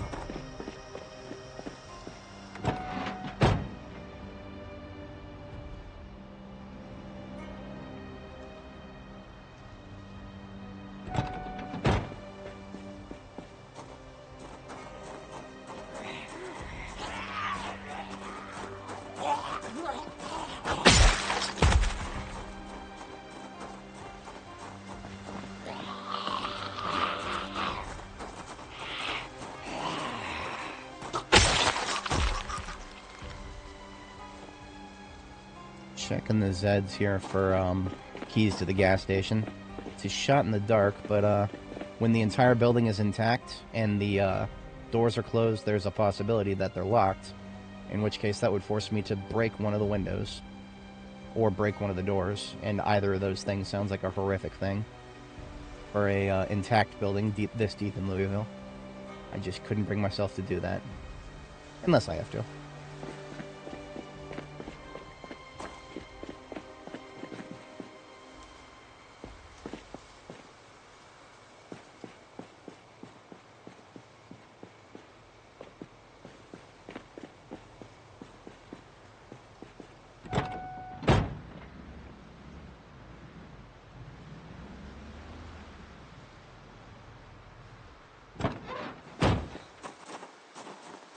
Doesn't look like anybody inside.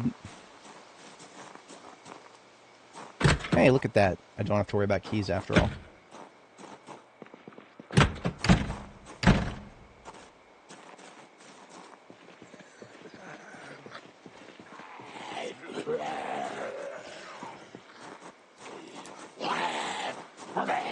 So gas stations like Fossil, looks like this one's the L pattern. Some of them are just straight rectangles.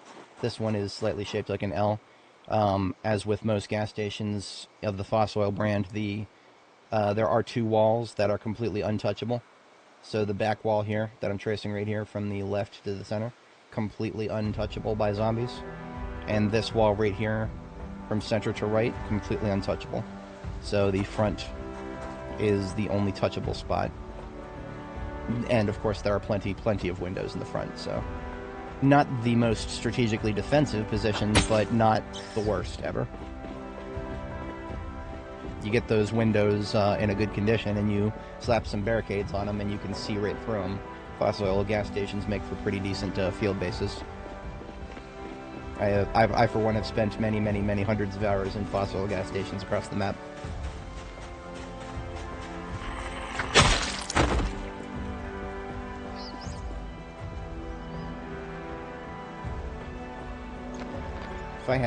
If I had the foresight to bring a bed with me. I don't need the foresight to bring a bed with me. There's a bunch of houses right here. Just steal one of those. I'll have to be careful about it, though. I don't want to be pulling hordes from the residential area right across the street here. And this being Louisville, there will be hordes. It's a question of how much, not whether they'll be there.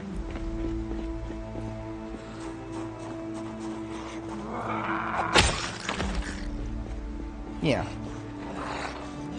It doesn't cost us too much effort to make a place safe.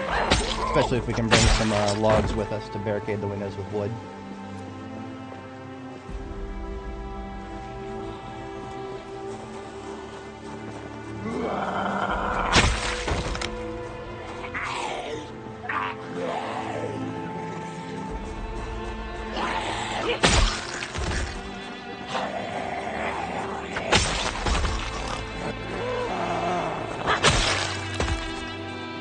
Just to drive it home that zombies don't react to light.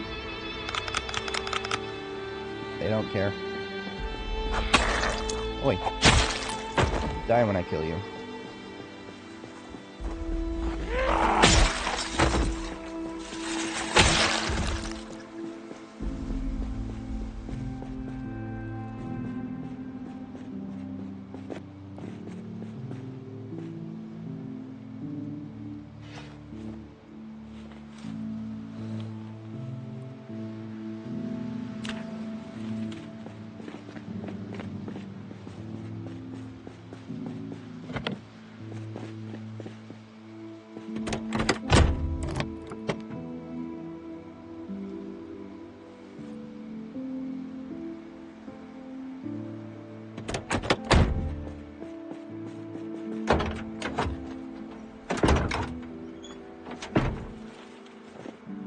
A big old bunch of beer in there. Nice. Somebody enjoys their beer.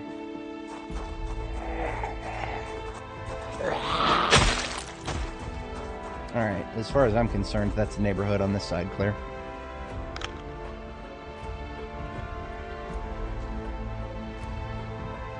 I will not have to worry about that group to the south unless I start discharging firearms. Which is not happening yet.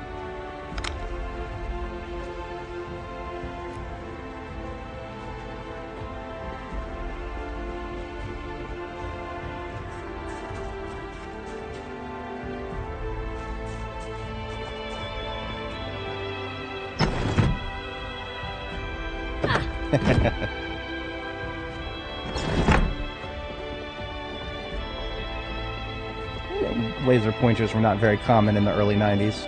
I think they might have existed, but they definitely were not, you wouldn't find them in the average house.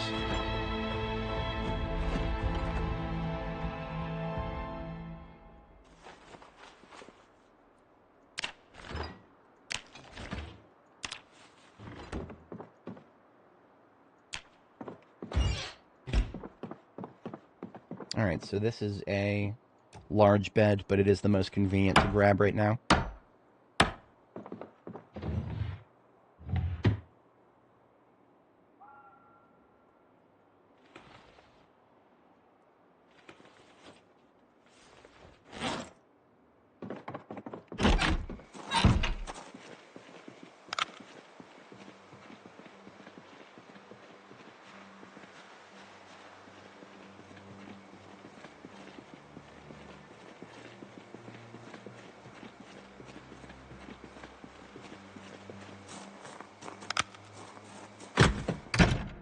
Now, with all these windows, we don't want to be trying to bed down in here tonight.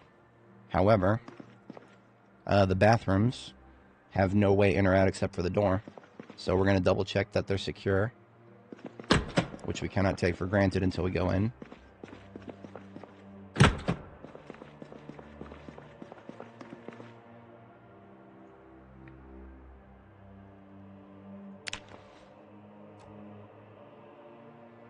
We actually will need the sledgehammer to remove parts of the stall here. And that we would not need to do that if it was a smaller bed that we're using, but this is a larger bed, and therefore...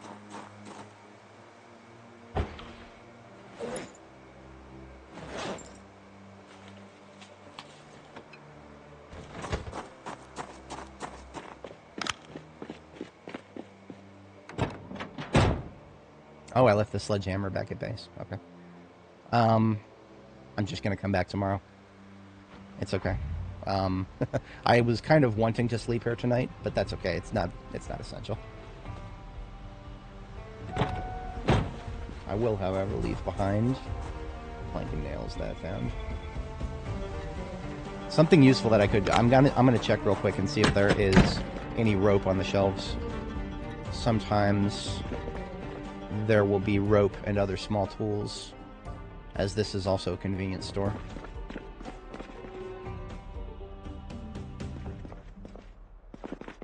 This does not appear to be one of those times. Ah, look at that, rope.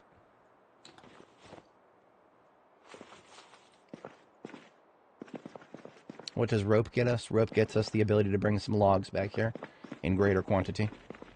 And what do logs get us? They get us barricaded windows. What do barricaded windows get us?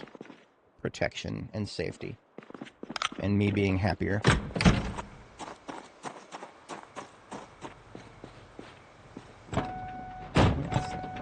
Carrying around scrap wood. Alright.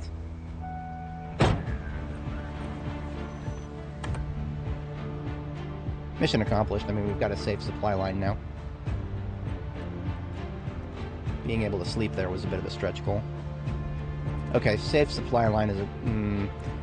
it's a statement. That's one of the statements of all time. That industrial zone right there is still a little bit of a question mark.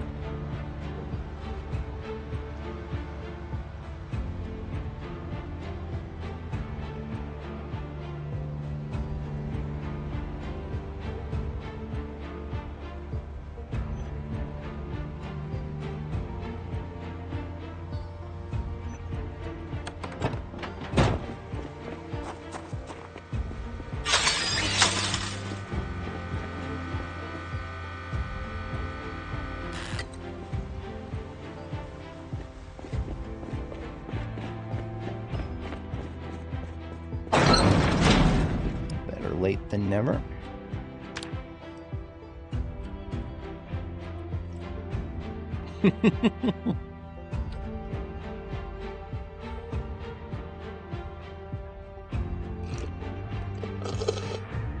Really? Somebody got kicked out of a concert for trying to blind a... Wow, that's early for something like that. I remember hearing in the news about a football game. I'm using football in the European context here. Somebody tried to blind the other team's goalie with a green laser, and I don't know if they ever caught him. But here is a second rope right here, and with 2 rope we can turn 4 logs into a stack of logs, and that's a good thing.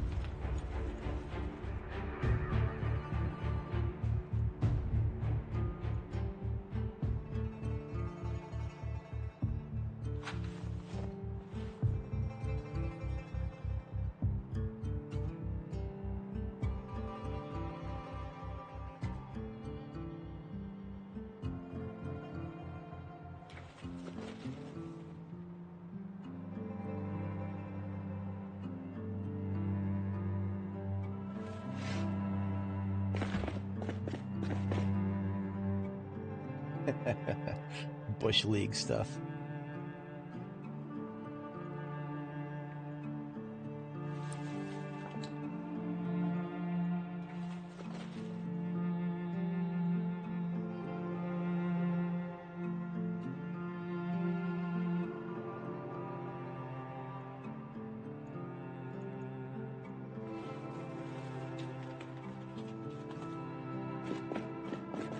My storage system is not very complex right now. It's just like 4 boxes, but one of them, this one in the bottom corner, is just everything else. It's the everything else box.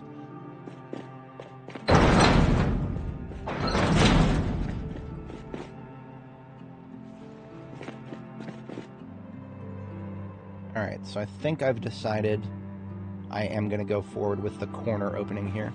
And if I'm going to do that, then I want to make a drivable flow from the gate right here.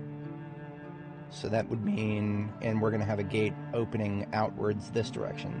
So the flow would be following my mouse cursor like this. So definitely these 2 walls right here to start.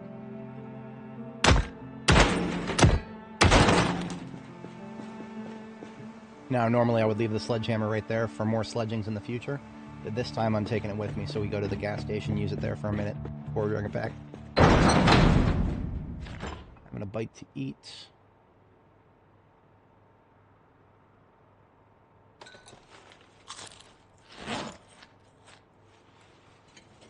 Catching a sleep. There's our second sleep, so we're still on schedule even though we stayed up pretty late. Oh, nice. Very nice. Yeah, trying to use... I mean, when you think about it in these terms, using lasers to blind people in warfare is considered a war crime. So trying to do it in a civilian context, it's literally fucking trying to commit a war crime. I find that to be particularly funny. People are doing war crimes in soccer. Funny in the dark sense. So we'll have to take out the corner, and then this one. Hopefully the muscle strain will have faded by the time we're back at, or by the time we get to the gas station.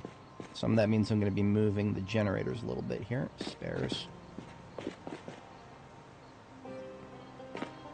And I've been meaning to leave another pillow next to our collection of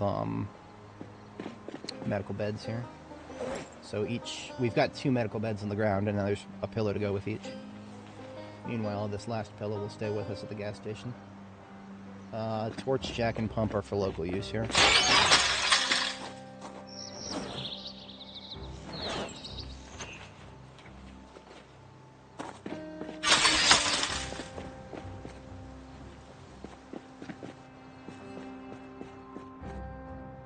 So that's the gate. Then we do still need to build a couple walls right there. Yeah, we'll refresh that wall. I mean, that never was a wall. That was a door initially, and we had to break it in to explore the place initially. That's fine.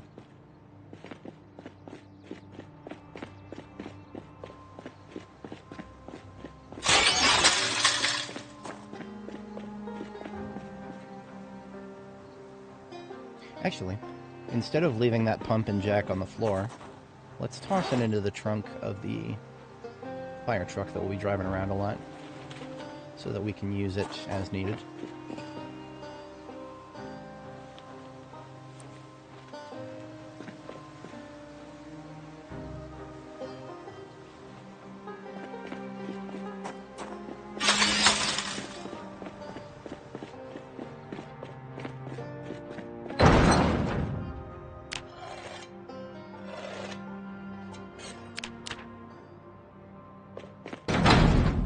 Meal for the day is another 60 roast here.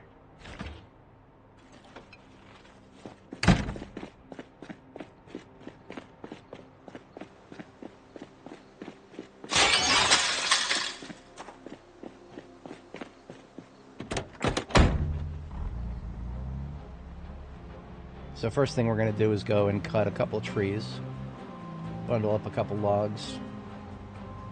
Hello. Did not even notice that guy. You're gonna make me unequip my axe just to deal with you? I think I'll just cut you up.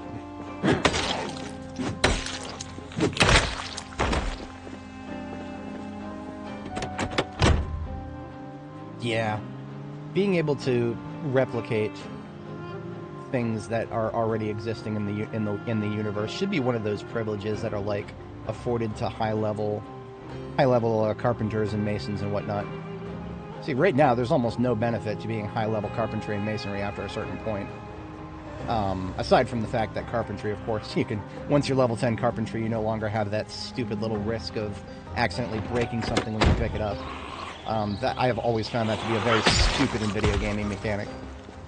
That mechanic should, like, go away when you're, like, level 4 carpentry.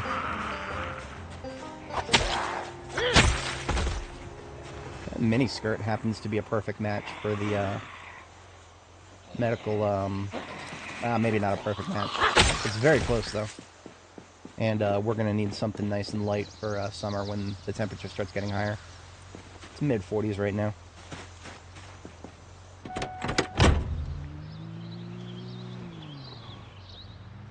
When it comes to cutting wood out here, I always go all the way up to my little field blind that I built back here, because that is where I can say with the highest confidence that I won't get the zombie coming up from behind while I'm trying to cut wood.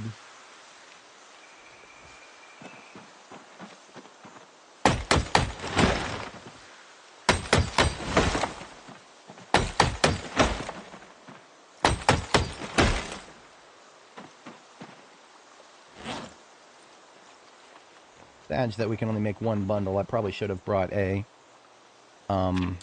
stack of rope with me from Jericho, because I have multiple stacks of rope in certain places there.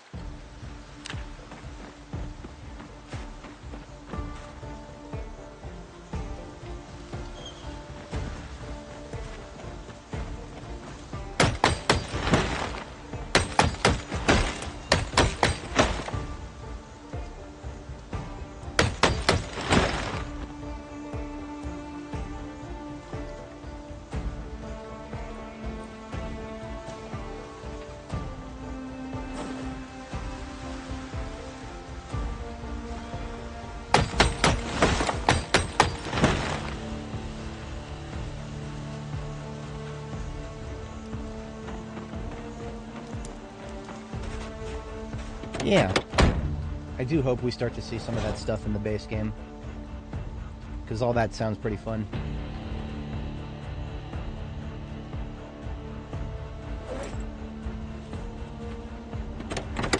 I have no idea exactly how many logs I'm going to need, so I'm going to probably grab more than I estimate.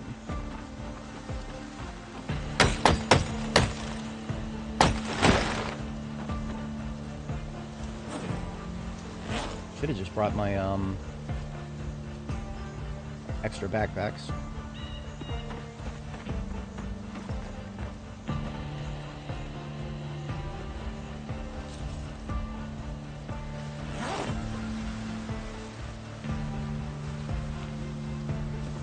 Looks like another 2 more.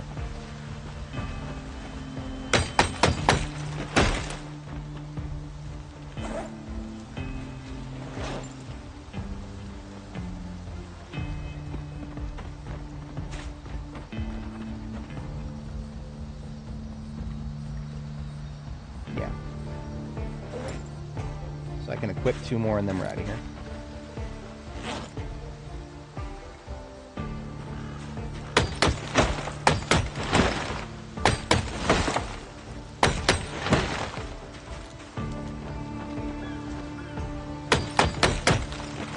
Rather fitting, because this is the last large tree for the entire sector in the corner here.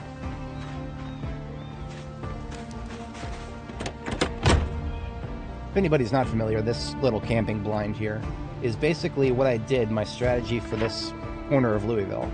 And you can replicate this, like, without even making any other bases in Louisville. Just load up a vehicle with tons and tons and tons of good supplies. Everything you could possibly need, which is what I always do with my ambulance anyway. And just drive all the way to the top corner of Louisville.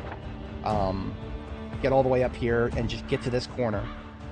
Kill everybody in the area, set up a small camp, you know, bring a tent, sleeping bag, pillow, that kind of stuff, and just start fighting your way south. You don't have to do, I mean, like, okay, getting through the checkpoint, obviously, that's always going to be the biggest challenge of getting into the Louisville area. But, of course, once you're through the checkpoint, what to do then? if you would rather go straight to the top of Louisville instead of having to turtle your way through, which is what I've done before, and it's not the worst thing in the world, but it can get really tedious if you want to turtle your way through. I want to steal this guy's hat because it's a fancy fossil cap. These are somewhat rare. Beautiful white and blue with the dinosaur on it. Some of my viewers are very big fossil fans because of the dinosaur logo.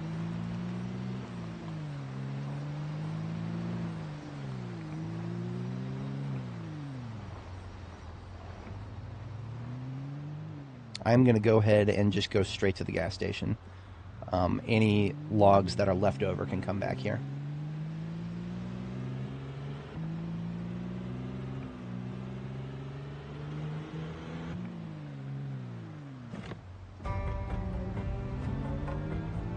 You do well to remember that there's a lot of overgrowth here at the residential. There usually is, but I actually kind of... There's a part of me that forgot the residential was on the road there. Spiffo, yeah, pissing me off, pal. At least he's big enough to notice. The rats aren't, and that's what pisses me off about them.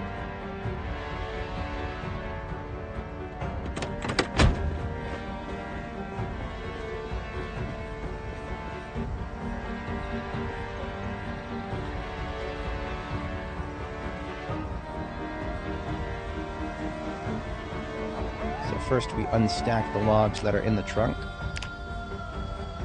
Drop them, put the rope back. This is when I sit on the floor and I click the saw log times 13.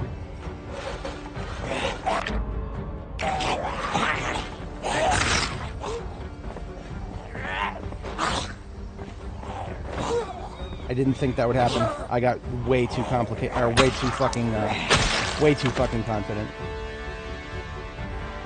We didn't take damage. We could have. That could have been the end of us. I got way too confident there. Don't get confident, ever. Ever. What, let's see, we took a, we should have taken a hole in something. I heard the sound of clothing ripping. My heart rate is currently about 120 beats per minute. Oy.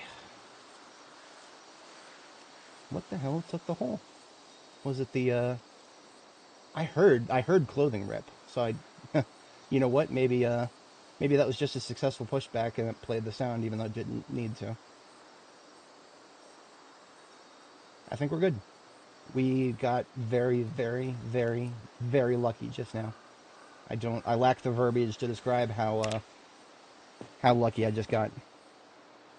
I'm not even 100% sure where she came from. She came from this, well, I mean, she came from this direction, but which building? I thought I was quite thorough. There's no holes in Maps Unlimited here. Oh, look at, where the fuck did that come from?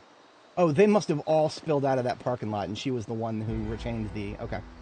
I understand now. I took no damage at all, yeah. There was no, I mean, look at my health tab. No injuries. See, the moment I heard that sound, my eyes ticked to the top right corner of the screen. No pain and no bleeding. So, we... See, what was happening is we were sitting on the ground, we're sawing logs. I was... The first time she grabbed us, we pushed her back without hearing any sound, despite the fact we were sitting down. That possibly was even more lucky. The second time we were in the process of standing up. And she kind of got us from the side, and you saw Annie kind of give her like a one-arm push off to the side. So, two consecutive successful pushbacks is what that was. I cannot articulate how rare that is. Do not ever expect that you will get 2 successful consecutive pushbacks.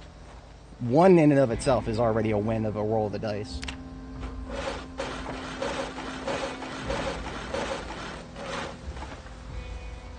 He says as he immediately does the exact same thing. No, I felt a little bit more confident the second time there. Yeah, that ripping sound is always... But usually you're... it's... Okay, so if we... You know what? This is a good opportunity to talk about the last time that we actually took damage on this character. And when I say damage, I mean a zombie caused us to bleed. I actually have a separate video for that on my channel. And it was a similar situation. It was a similar situation where I got a little confident. But it resulted in me just not really looking at my surroundings. So we arrived, this is Irvington. We arrived at Irvington with a generator, and we're here to just, you know, routine shit. As you can see from all the corpses, we were confident that we had cleared everything out of the area. Which is just what happened now. I was confident I cleared the entire area. Blocking me here. Oh, I was just trying, okay. There we go, just put it right there. We're gonna need to do another sweep over here. We're gonna need to do another sweep right here. Okay. I didn't notice that guy at the top there. I'm just gonna have to chance it. Not a great plan. So I turn on the generator. I do a light sweep. What I should be doing is I should just kind of be running around looking around to see who the noise is attracting. That's what I should be doing, instead of going immediately to do a light sweep.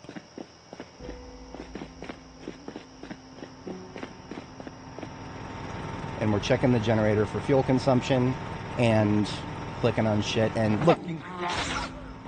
So it was very subtle, but you also would have, she made a noise there. I'm gonna, my volume up? Yeah, my volume's up. It's kind of hard to hear, but she also makes a pain sound when that happened.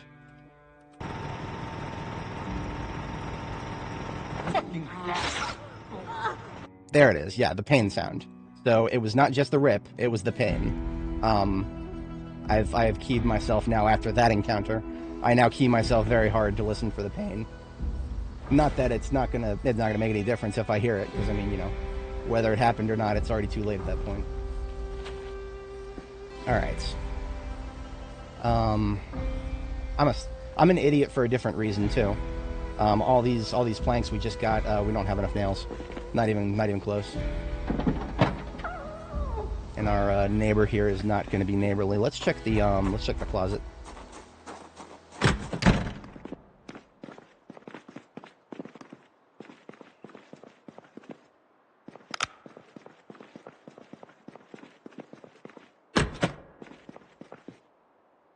No such luck.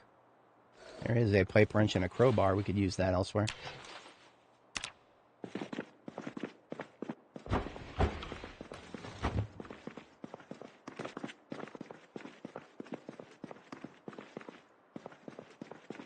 Now, of course, our ambulance. We always drive around an ambulance that has a box of nails in the passenger seat kit. But, of course, today I decided not to take the ambulance. I took the truck instead. And the truck has not been equipped with any sort of a kit yet. Alright, well.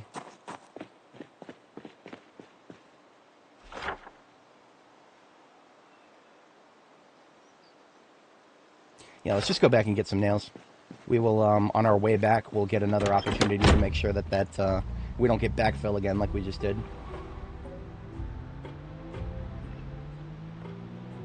And this group right here is where that one zombie that just almost nailed us, she came from this group. So I'm going to kill this group with extreme prejudice.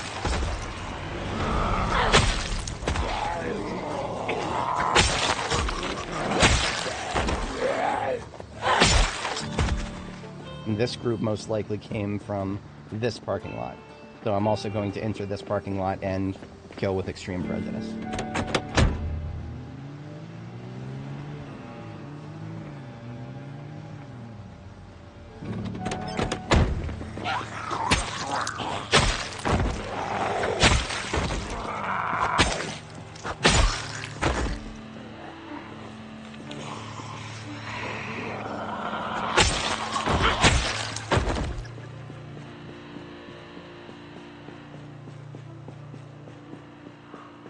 Hey, maybe we'll get lucky and find some nails here.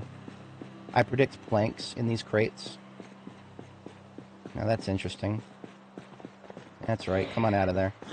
I'm not going in there. You're coming out here. Oh no, soda. Okay.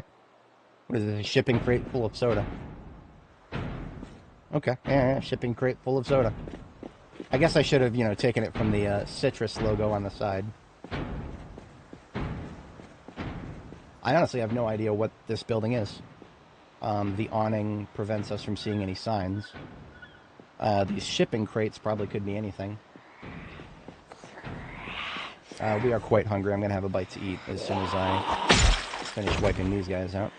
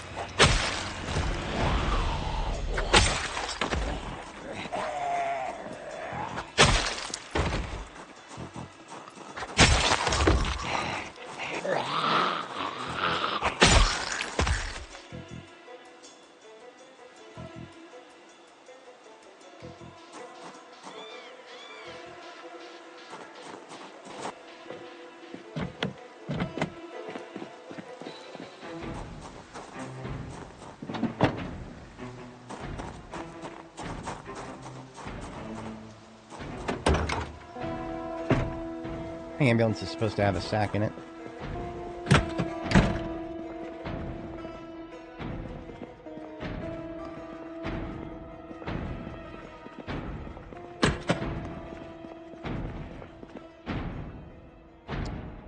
You can tell by the cadence of the slap that there's actually just one in there, but there could be many more behind them that just haven't heard the attacks yet.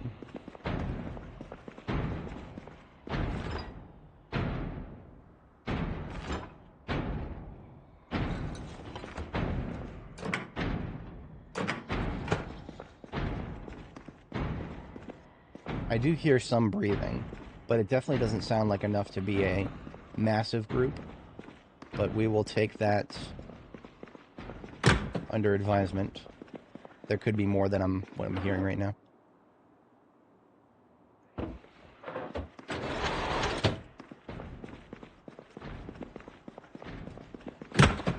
Just that guy, huh?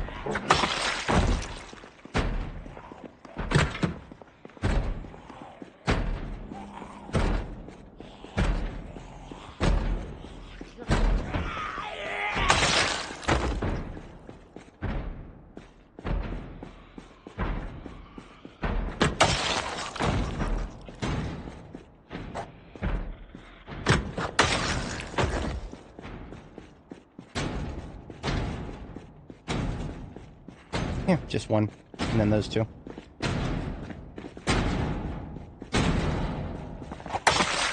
There's another one who just went for the surprise attack. Now that probably was because she was already active. At least then, in that case, I have some sort of explanation for it. These crates are full of liquor. Interesting. So this is definitely not just soda here. It seems to be... Maybe it's a beverage bottling or something. Let's check the other side. Shipping distribution center of some kind, for sure. No crates in this one.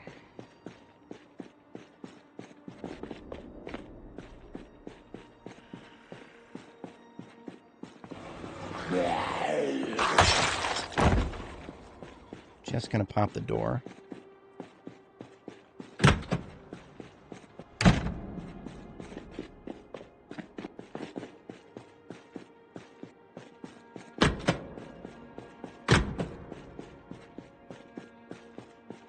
Bricks. Okay. So not a bottling plant, just generic shipping of some kind. Bricks are a lovely building material. Unfortunately, you cannot make window barricades out of bricks. Your only option for that is carpentry or welding. Give me enough bricks and I'll make a window barricade. Unfortunately, that's basically just going to involve replacing the entire thing. Which, I mean... I do feel like a mason should just be able to take a window and just slap down enough bricks so that it's blockaded. Hell, a mason should just be able to take a wall and convert it into a brick wall. Because, I mean, all you're doing is just using the wall as a, just a binding point, you know, or something like, you know, it's kind of hard to articulate exactly what I mean, but I feel like a mason should, you know, a proper experienced mason should be able to figure out something like that.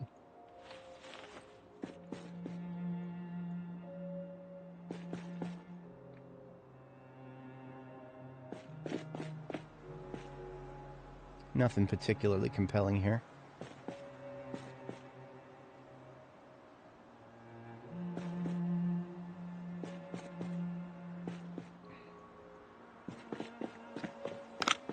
Alright, this place is, well, one side of it's clear. There's a whole nother side of it here.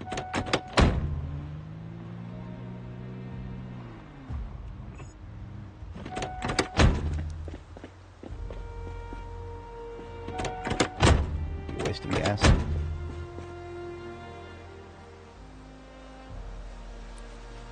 So there's those three right there, and then there's most likely an unknown amount inside the building itself.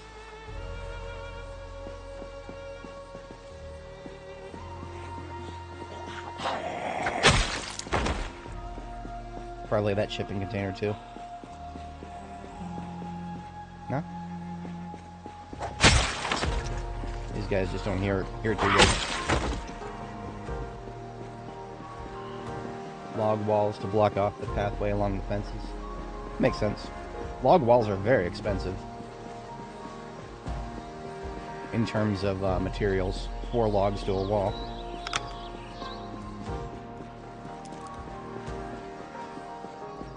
What do we got here?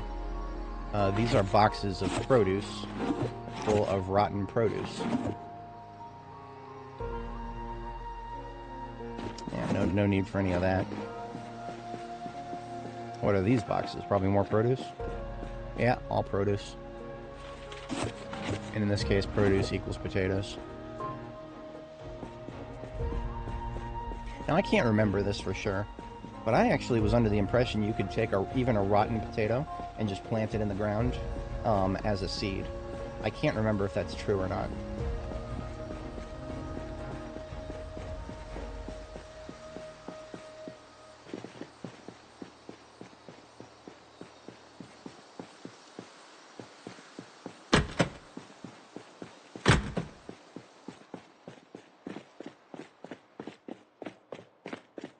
Doesn't feel like a Louisville building right now. And that's probably what makes it deceptive.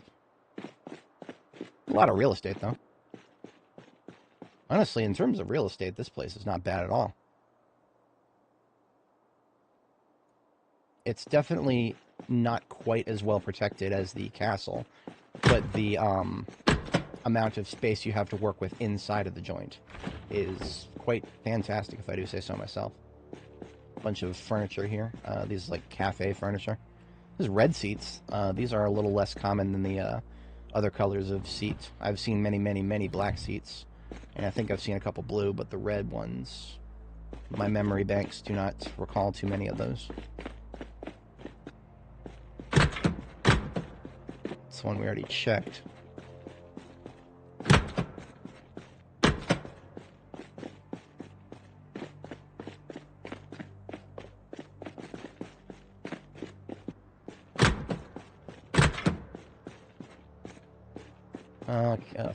Foodstuffs here? Yeah, looking like foodstuffs. Very weak foodstuffs. I mean, an entire box and only some plonkies.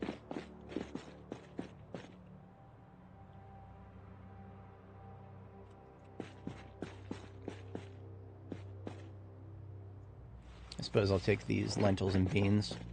That at least is something useful if we want to start packing on weight without having to go back to Jericho.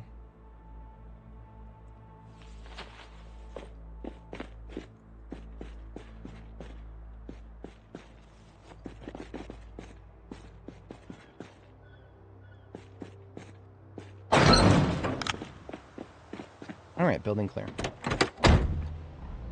We shall have no more interruptions from that building. Okay. So back to Jericho to grab some nails then.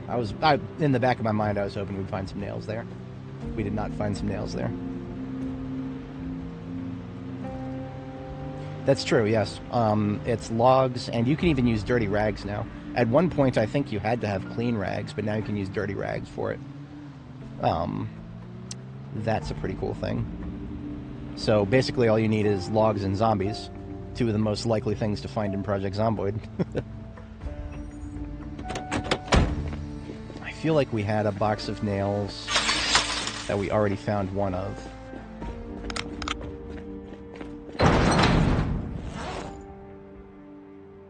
But I probably opened it and then replaced the one in the ambulance. So the ambulance might still have the only box of nails that I'm readily knowledgeable of in the area. While we're here, I'm going to grab some reading material for the truck. Because when we start doing bombing runs with the truck, there is a semi-decent possibility that we're going to get stressed out by zombies slapping fences. This is Louisville. There's lots of fences. So we will want some reading material to de-stress ourselves, which we now have.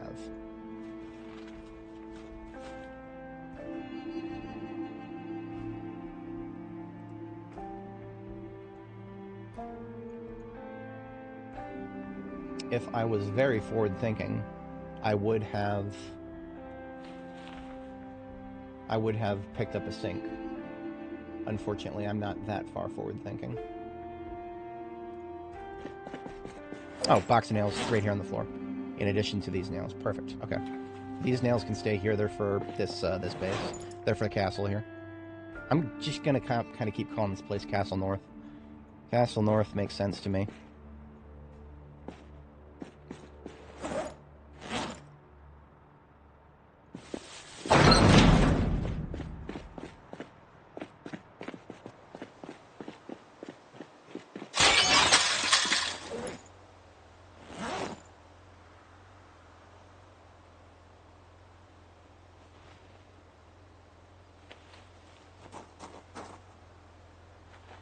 We are going to a gas station, so it makes sense to have a few gas cans to fill up.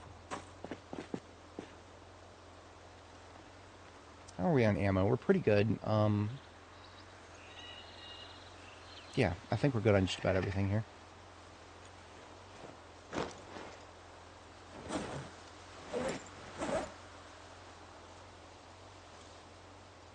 Need to remind myself to make more coffee when the opportunity presents itself.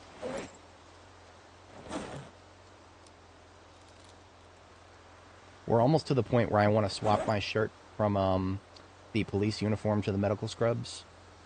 That's actually one of the reasons I've been collecting clothing that might be a match for the medical scrubs. Medical scrubs have much lighter insulation.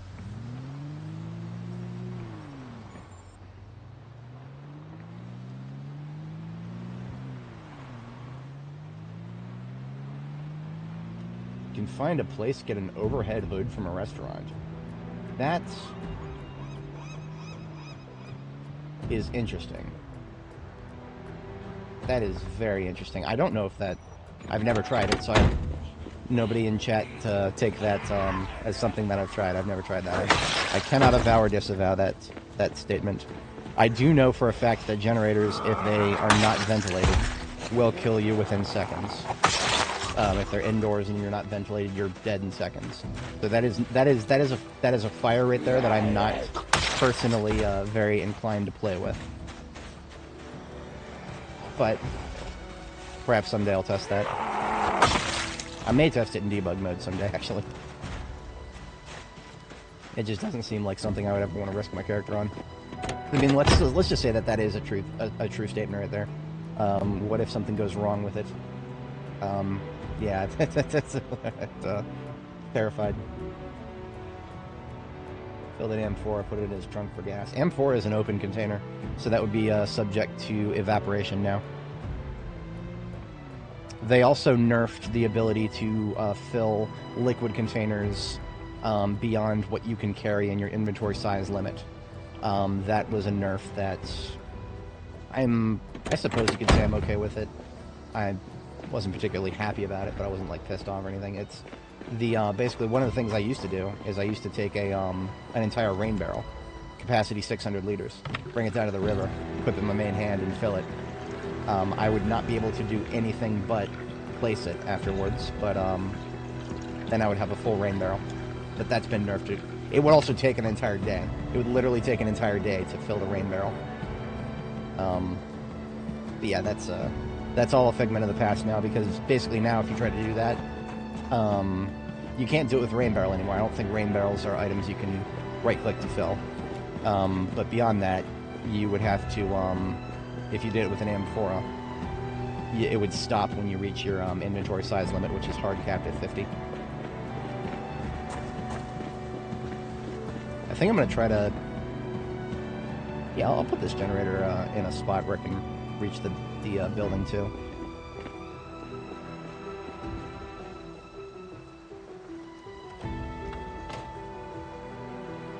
So I'm going to power it on, and I'm going to do exactly what I was describing before. I'm going to do a perimeter check, not a light check.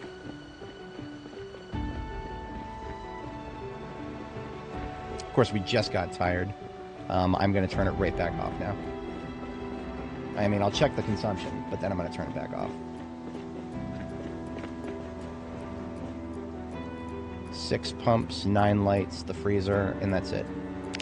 And does that include the lights indoors? Yep, okay.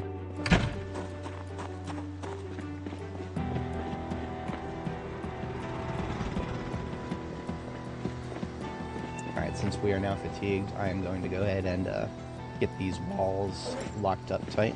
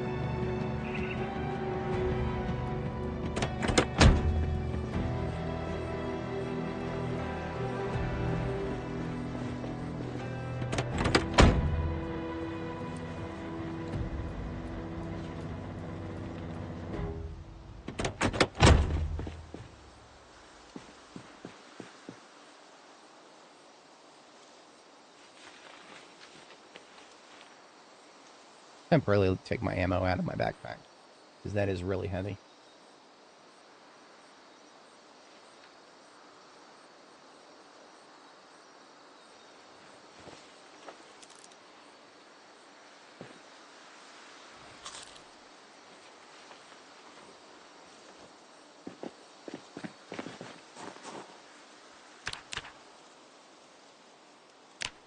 Blanks barricades coming right up.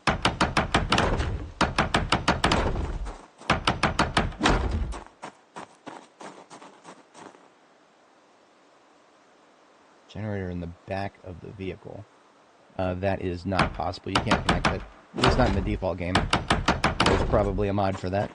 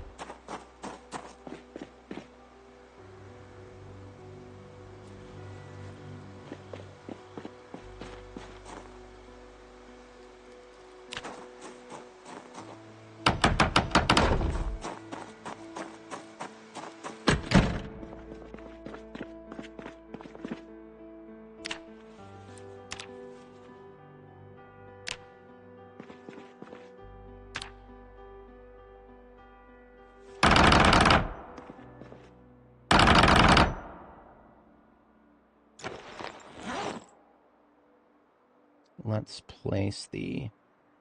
If I get to choose where to put indoor stairs, what I usually like to do is make a flow so that I go indoors through the door and then I've got a straight shot up the stairs. So let's do parallel to this wall here.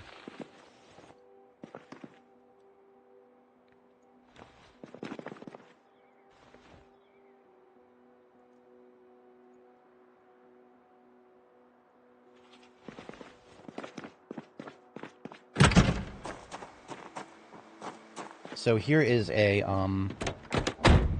preview of what I would do in our Castle North base in order to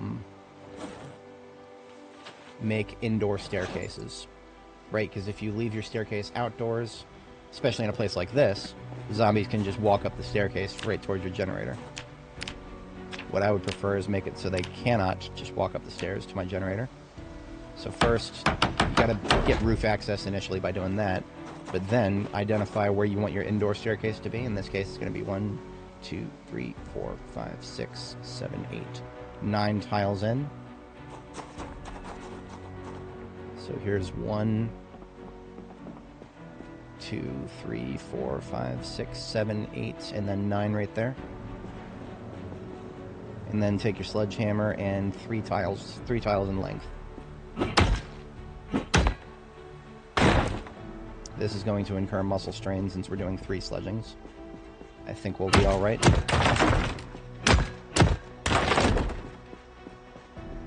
Now we are done with this outdoor staircase. We only needed to make it to get up here in the first place. So I can delete this staircase. Get my planks back. Doesn't give all of them. Oops. But I'll take what it gives me.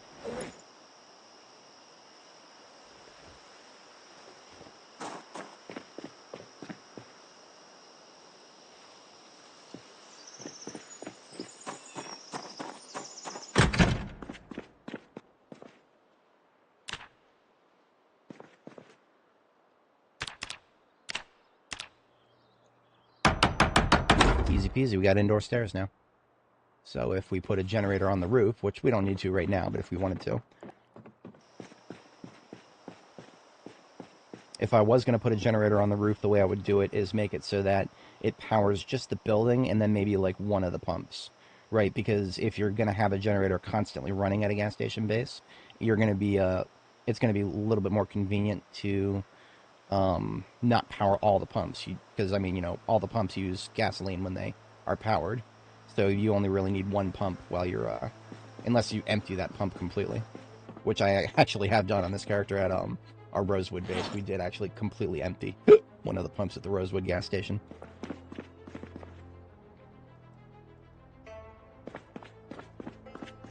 So let's go ahead and get ahead of the fact that we need a place to sleep. We're going to go and grab the bed from the house across the street. We've already grabbed half of it.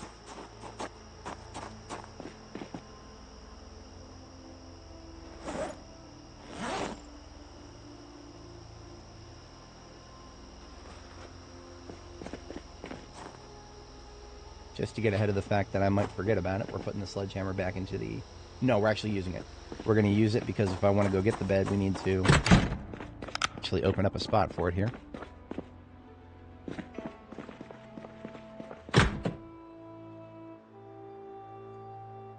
So for bathrooms, you can disassemble the door itself. Morning, Zacto. How's it going? And we can disassemble the partition walls, too. I actually forgot about that. So the partition wall carpentry can disassemble as well. It is only the door threshold here that nothing can disassemble. You have to sledge it. That's why we have the hammer. Oh, and whatever that is, I guess, the... I mean, from where it's positioned, I have no idea what that is. But we can sledge it. There we go. Alright, now we put the sledgehammer back. Yeah, just an outpost, a gas station outpost. We probably won't be using it to sleep in right away, but I want to be able to sleep in it. when the time comes for it to be a convenient resource. So we've got half of a bed already. Let's go get the other half.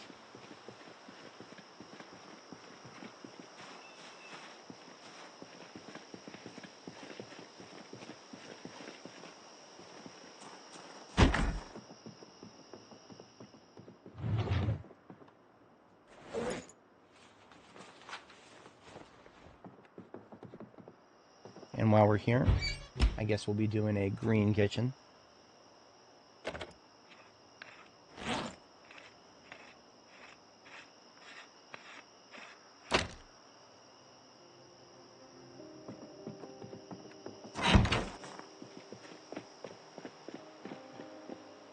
There are still plenty of Zeds far enough to the south there. We're going to want to kill them before we actually settle in here for long-term use.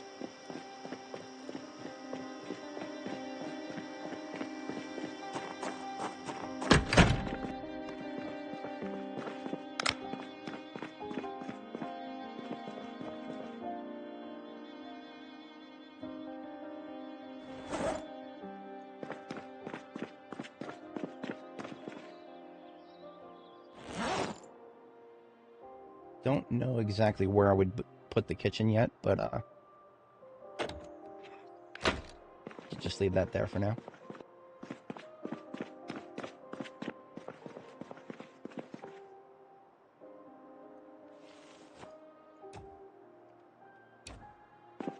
I'm not one to waste even toilet water, so I will use the toilet water to wash my weapons.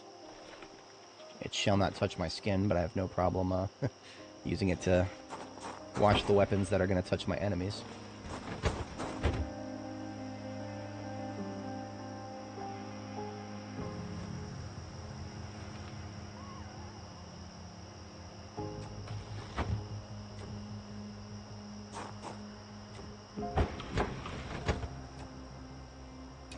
The freezer is extraneous if we're going to power the place, so pick that up, put it away.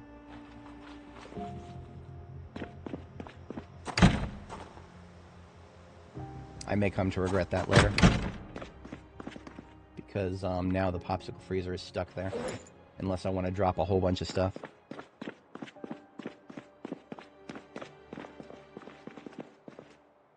I don't even have enough water to wash all my weapons. We've just been fighting that much.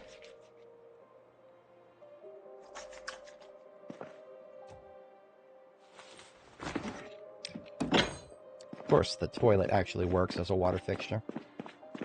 Guarantee you, if I try to pick up the sink, it'll break.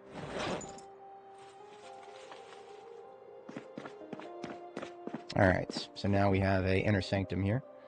That shall become a safe place to sleep.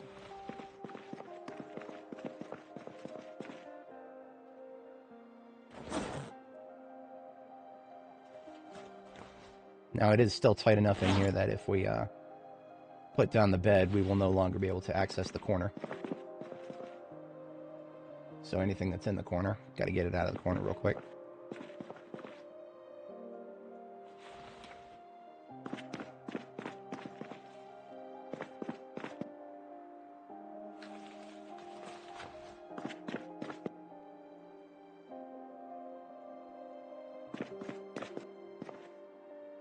Oh, there goes my flashlight.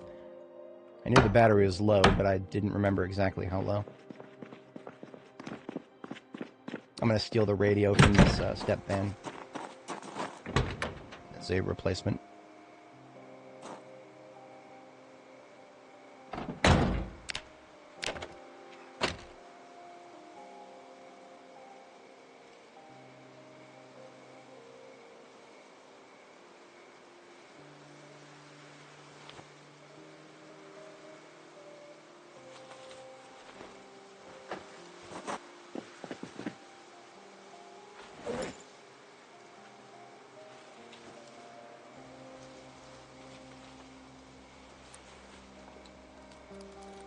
All that miscellaneous stuff that I've been meaning to put away can now go back into my backpack for now.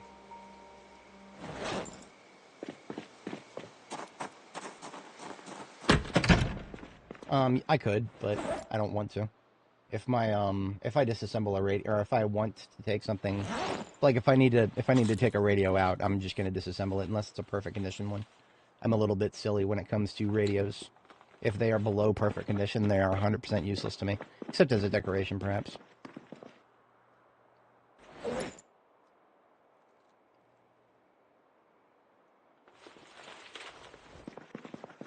And we're right on time for bed.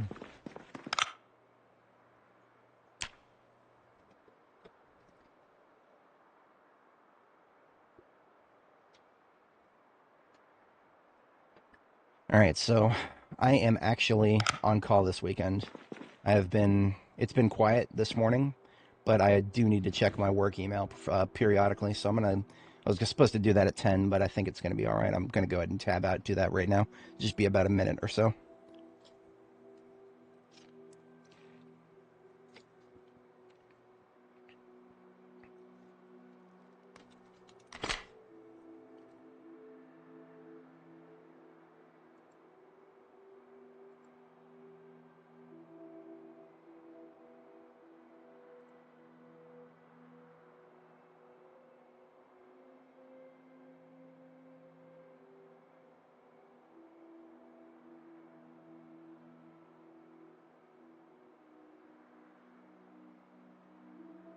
It's already being sent to knock.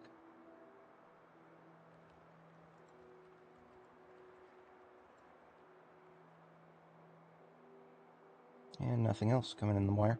Looking good. Weekends are hit or miss. There's either tons of stuff because something broke, or it is smooth and quiet sailing. Seems to be no in between in my experience.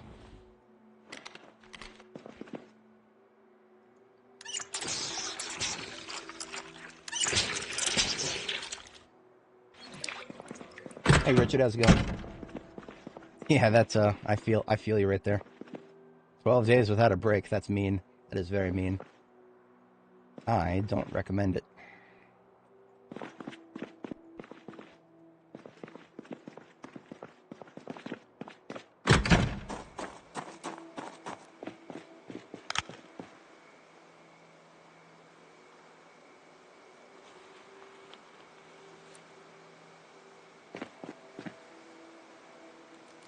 Leave the rope back here for now.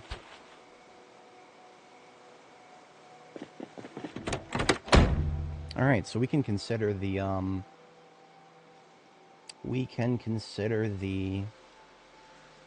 gas station to be fully secure now. I'm going to go ahead and mark it as a G with a circle around it.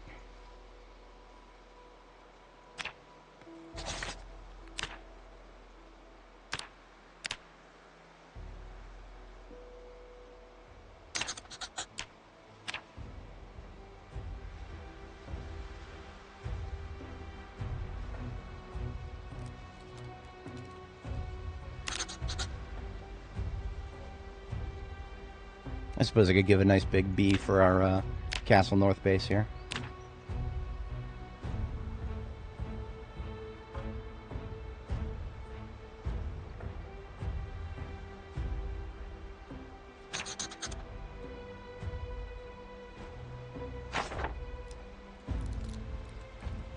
Yeah, stoves are always essential.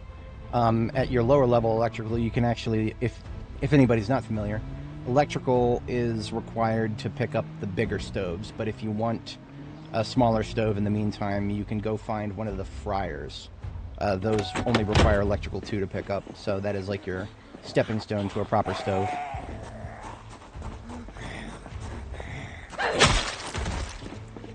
Oh, if we're going to go back to Castle North, we're going to take a sink with us.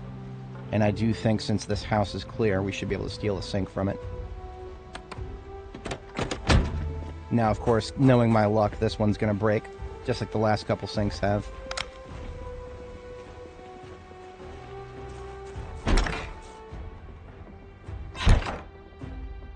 I'm going to get ahead of that possibility by using up most of the water to wash myself. At least that way it would go to good use if it all disappears.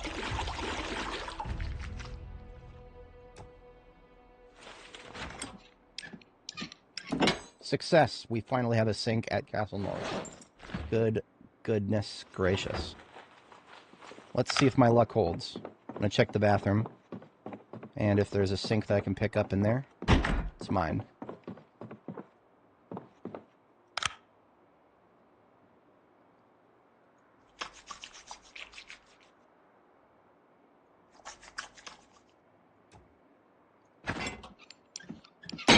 Nope, it broke. Oh well.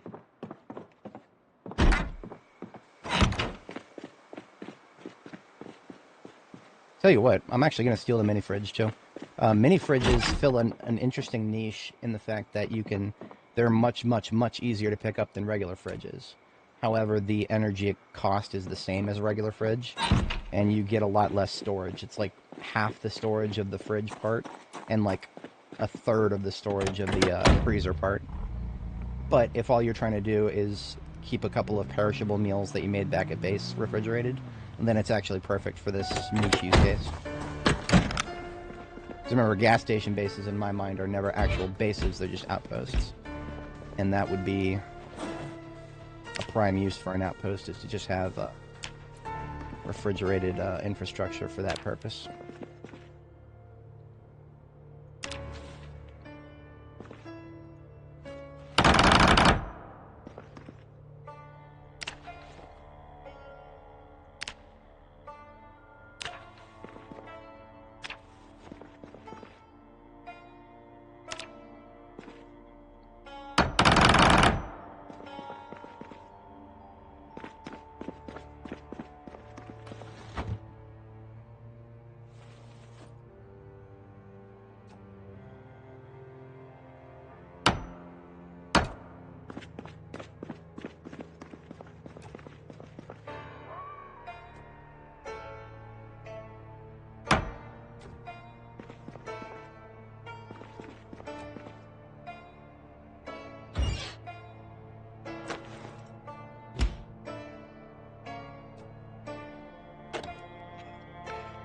And I was actually hoping to have enough time to go back to base, but it's actually bedtime already. That's alright. There we go. That's not a bad setup at all. If I can make it work. We'll see about that.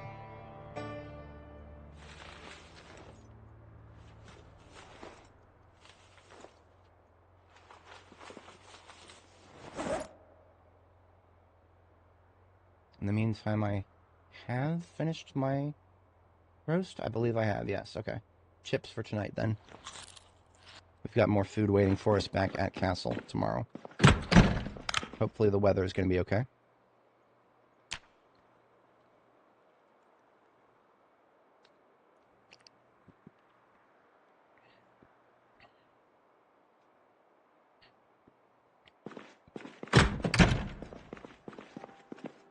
Comic books. Always down for those.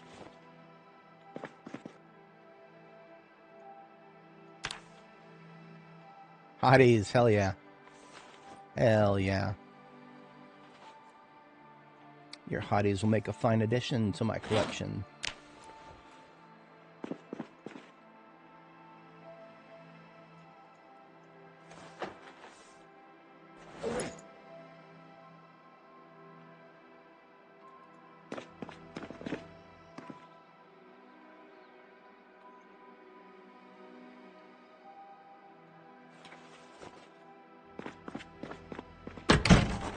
I left the truck running all night. I'm such a doofus.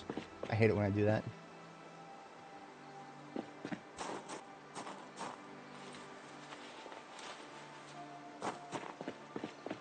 Oh well, it's alright. We've got a gas station now.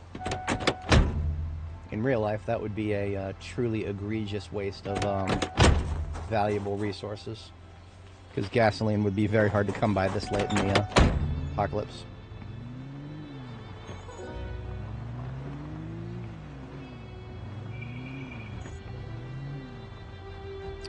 Which side is the tank on? I think it's on this side.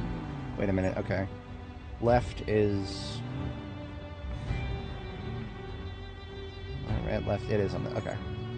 I'm not actually... Believe it or not, you guys wouldn't think with how decent I am at melee combat that I'm actually spatially challenged on my lefts and rights, but I actually kind of am.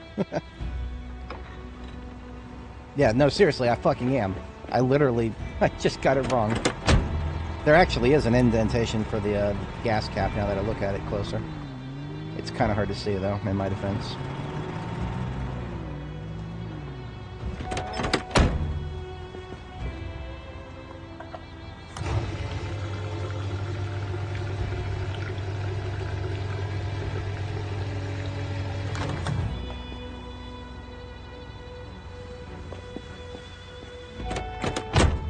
Mainly scavenging for food up here. As I set up a small chicken farm. I'm taking food with me for the most part. Like what I'm doing for food is I'm trying to go through my perishables. Like it's gonna sound weird, but I have too much food. I have too much food, and it's all back at Jericho right now. Because I have so much food, we're running 4 generators instead of 1. And that's all to preserve the harvest of the food that I grew myself. So I'm trying to go through that food. If I was just scavenging locally, then I would be able to, I'd be fine for the most part. We found enough food locally that I could sustain myself doing that, but I prefer to eat perishables over non-perishables wherever possible. So that's the current paradigm on that.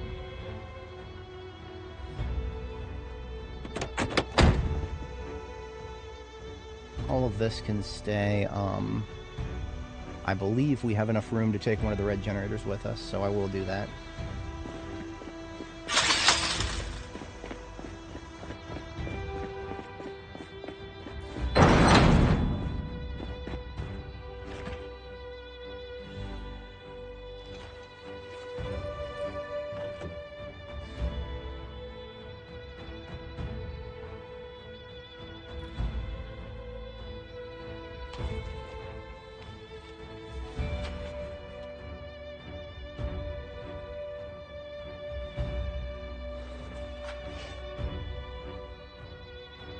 Unpacking chrome sink.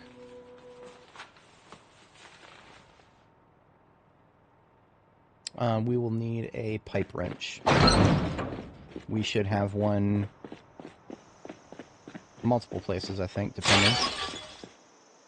Not in the trunk of the fire truck, which means I left the other one back there, so that means we have one in the ambulance kit. I just need to remember to replace it when I'm done.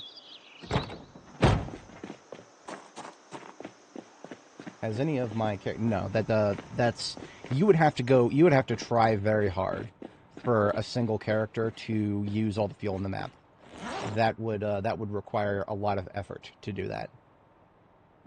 First of all, I mean, you have to find all the gas stations on the map. That's already asking a bit much for my characters. Most of my saves have been broken by updates long before we got to the point where we could even be in a position to do that. But let's just say that we were. This character, I mean, Nora right here, she's gotten more of the map explored than any of my other characters, hence her nickname, Nora the Explora. And even she has not explored all the gas stations yet. And we've been at this for, you know what? Let's do an update on how many hours we've been on Nora here. It's been a minute since we checked last. I need to open 2 different folders here. Hotel, that's my first Seagate Exos that's currently full. Some of our footage is there. Rest of the footage is on India. It's my new Seagate Exos. So 42.13.0, this is the first however many parts of our journey. That's going to take a minute to load. Here is the next group of parts on India. So that is, yeah, the first 8 parts are on my other hard drive. So we open that. These are the most recent parts right here, including the one that is currently recording. So we don't want to select that because it won't get a total hour count.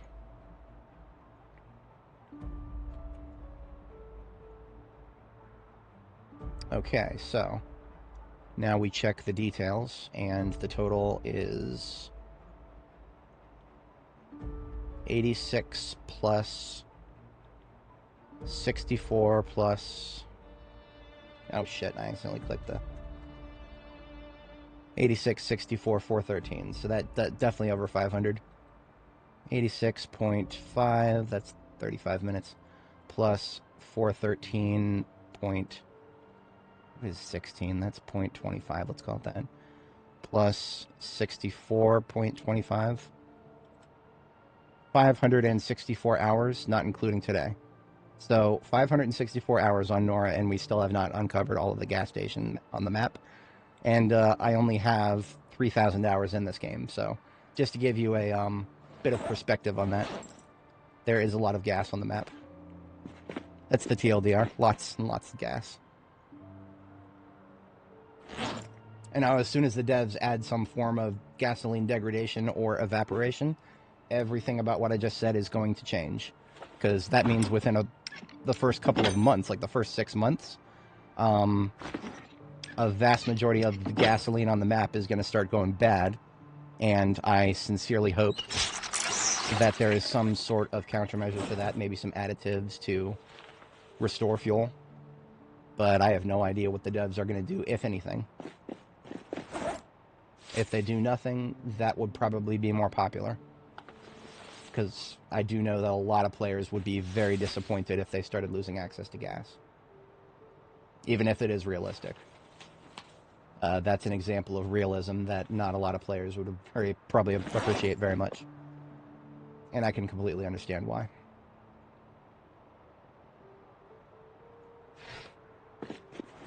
It would also be a vector, and I don't know how much the devs are planning for this side of things, but that would also be a vector for people in multiplayer to fuck with each other. You know, just completely wipe out the gas supplies on an entire side of the map.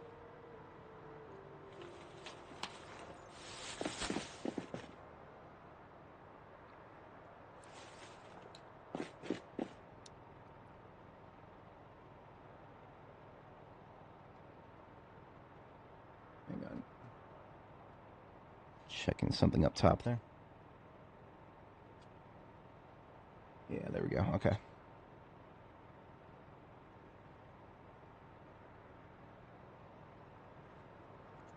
Okay, let's deploy. It looks like we have good weather today. I am down for that. Before I forget about it, we are putting away the pipe wrench that belongs to the ambulance. We are not forgetting about it.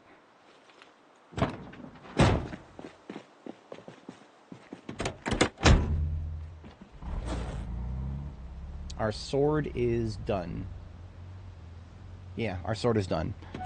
I didn't even notice that it was starting to get weak. That must be a privilege of Longblade level 9 right there. So I put away the old sword into the trunk of the ambulance.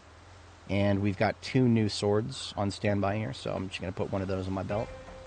My hunting knife is good. My machete is good.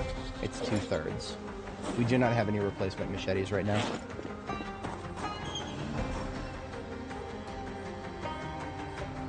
Alright. 1 generator coming with us. Gonna leave it at the gas station. The gas station currently has 3 generators at it.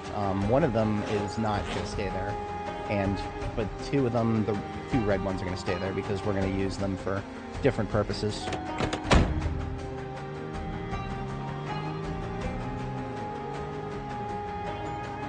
Yes.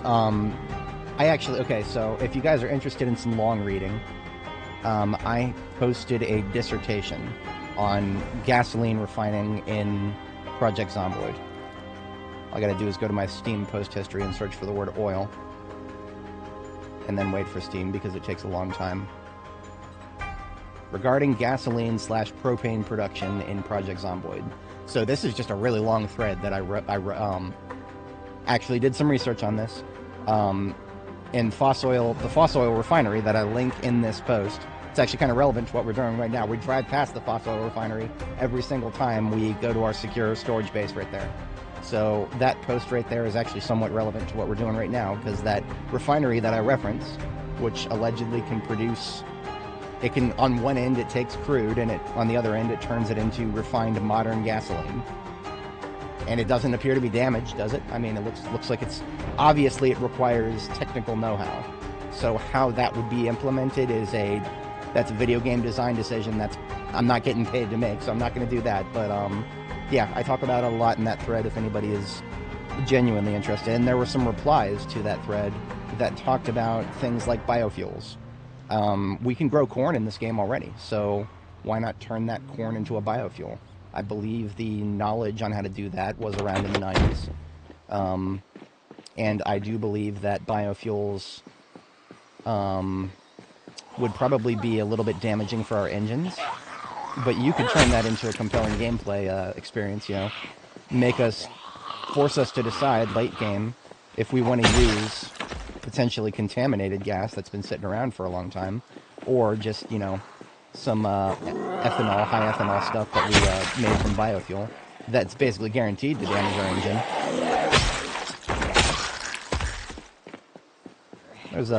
There's some things that can be done with that that'd make it interesting. And of course, the act of refining gasoline does produce propane as sort of a byproduct. So that's one of the reasons that I talked about propane production as like a tag-on to that thread. Basically, when you produce gasoline using certain mechanics, you can you get propane as like a byproduct, and you can bottle it up. And that right there, that would be. I had a person in chat the other day who was just asking about being able to refill propane tanks. That'd be a great way to do it right there.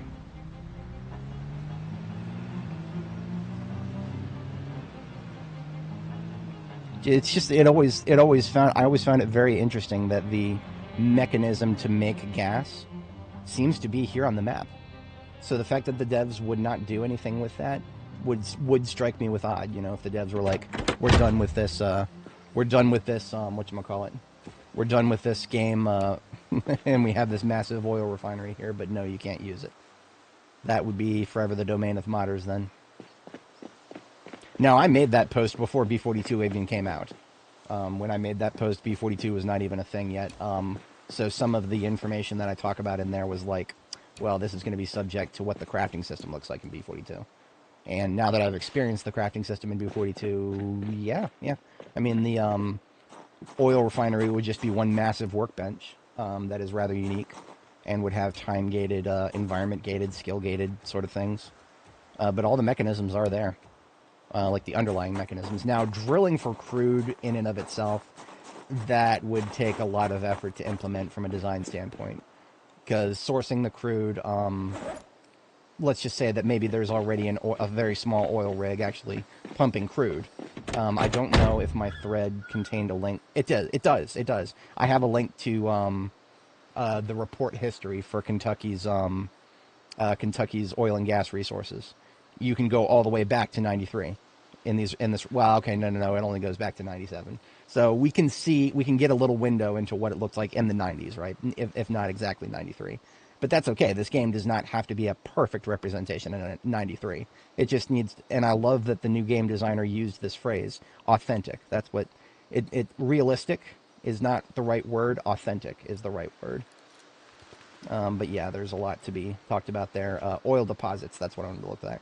A pump jack, pre-existing, can't be built, requires power, randomly spawns on some oil deposits during map generation. Basically, everything that I've underlined here is something that would have to be added to the game, as like, you know, something that doesn't currently exist.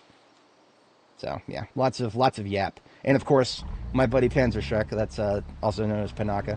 You see him in some of my Darktide streams. The first thing he replied to when I showed him that thread, "Go play Factorio, you fucking nerd."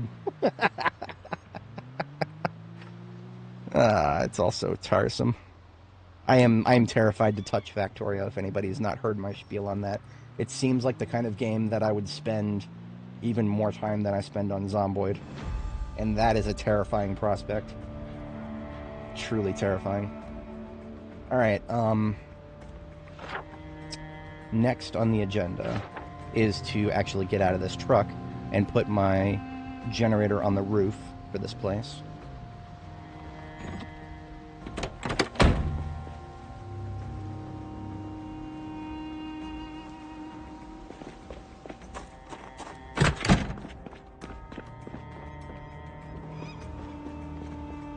So the goal here would be to place it so that it's only catching like one of the corner pumps, while also getting the entirety of the interior of the building here. That would be my strategy for like a dual generator setup, right? So while I'm here using the base, the generator up on the roof is running constantly, keep the fridges powered, keep my perishables going, while only powering one of the 4 pumps so that I can use it when I need it, but otherwise it's not wasting gas and keeping all the pumps up powered all the time. Meanwhile, when I'm not actively here, but I want to drive by, pick up some gas, That's what the second generator's for. And since I have spare generators at the moment, that feels like a worthy expenditure. We do have a measurement system we can use for the generators on b42map.com. I'm just going to eyeball this. We need to put some gas in it anyway. Do not have any cans right now. These should be next to the pumps anyway.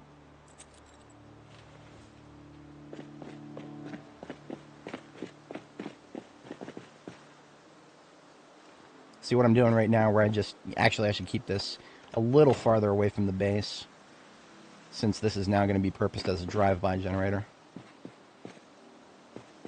We want it to just pick up the pumps here.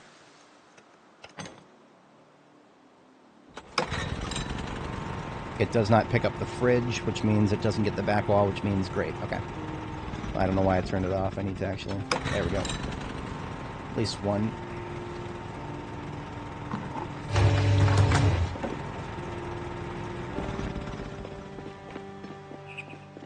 So the goal would be for this generator up here to make sure that it's powering the floor lights down here, which is this corner. And the fridge, that's easy. The fridge is guaranteed almost. We'll have to ignore the two large store fridges. We'll have to get those picked up at some point.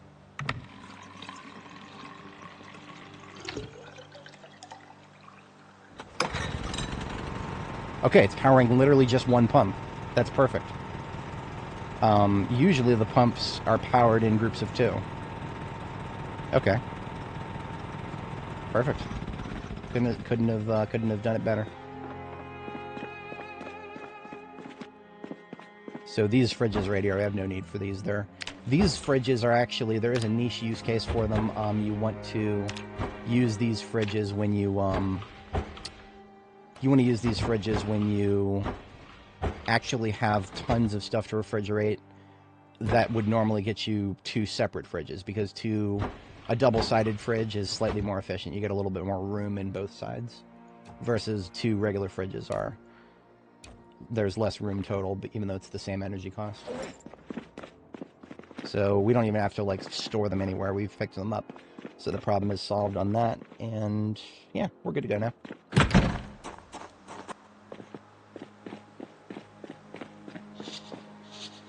Gas station is secure. The next step is to... What is the next step? There's several different things we could do. The most pertinent, of course, would be to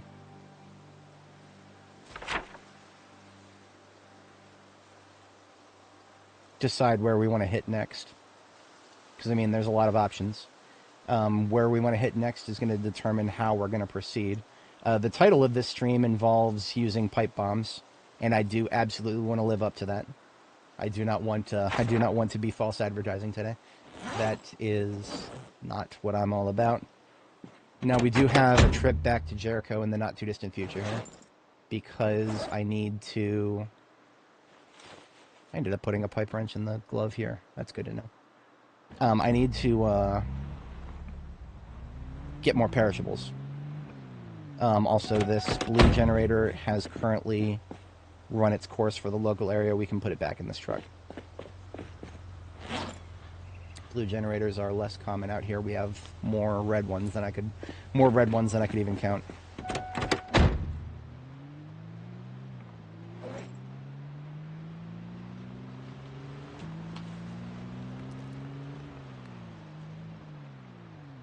Now, before you do pipe bombing activities, you want to identify where you're going to put the pipe bomb, and if you're going to use my tactics, you're going to want to make sure it's a big, wide open area.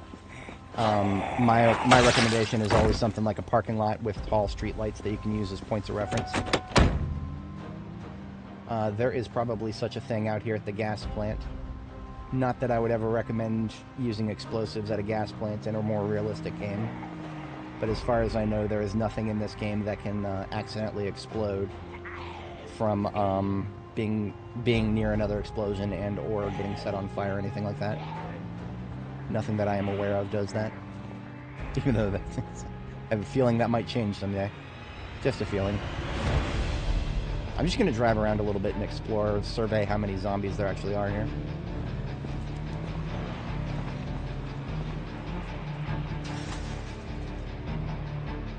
See, we got a big, nice, large parking lot here. Lots of room to drive. Well, if I had to use it, I'd be okay with it. But the fact that we're enclosed by fences on all sides, this is not a good place to bomb, because the zombies would get stuck on the fences. Like, you see all the ones to the direct north here? All these zombies would just get stuck on these fences, and they would start slapping them. They wouldn't go around them. It would take significant effort to get them to go around the fences.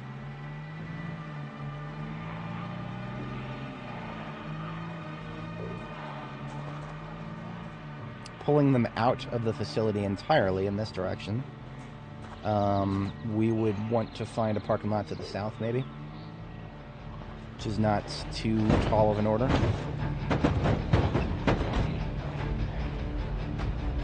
I'm trying to condition myself to not be afraid of that sound that we just heard, the sound of bumping into zombies.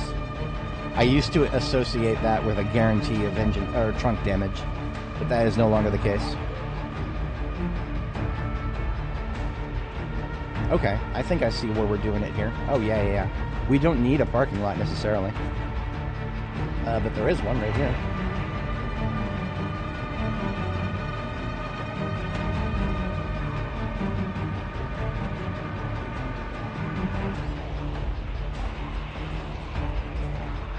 So what I'm trying to do right now is get as much of this group as I can to get away from... I think I've identified my point of reference. It's going to be this street light right here. Is it? Hang on. That is a little close to the building. You know what? I'm going to use this street light right here. The one we just drove past, this one right here. Normally I wouldn't like to do that because it's right next to the road. I think it's going to work out all right.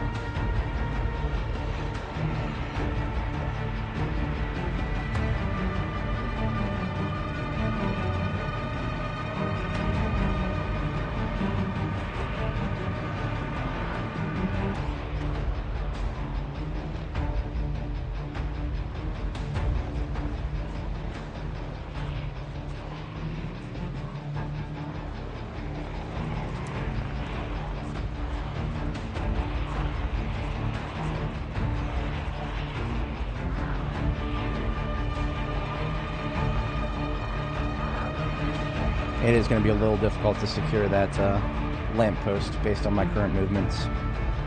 I'm not even blowing the siren right now, because I know there's going to be a lot more zombies to attract than what we were currently seeing.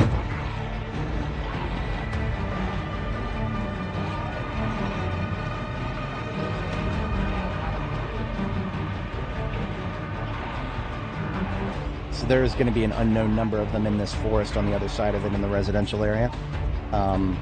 No idea how many are over there, but I do know that they're over there. And as soon as we make a lot of noise, like use the horn, that's when they'll start showing up down here, and it'll mess up this current group that we've got established. Now, we don't actually have a pipe bomb that we could get out and start using, so, and that's fine, because all we're doing is pulling them away from where we're going to set the bomb. That's what we're doing right now. Now, I might do one toot. I'm going to do one toot, and I'm going to do it right over here.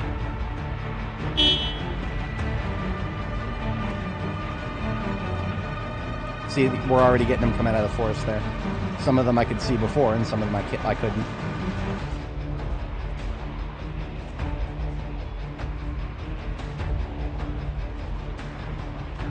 Now what I'm going to do is get the attention of these guys and then ditch them.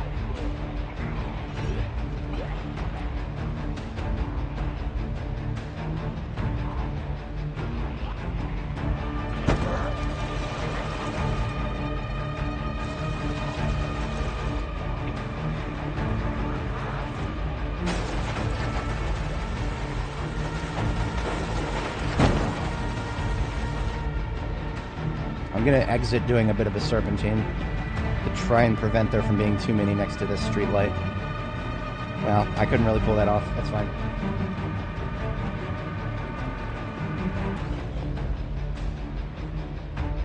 Yeah, there's going to be some of them next to that street light when I come back.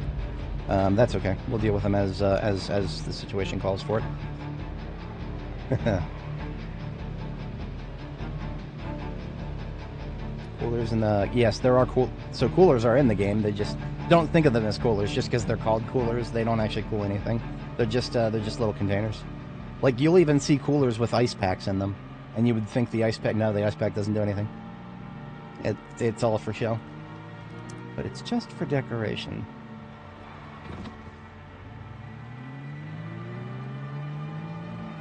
Alright, so now we're going to go ahead and grab the pipe bombs. I should have done this already.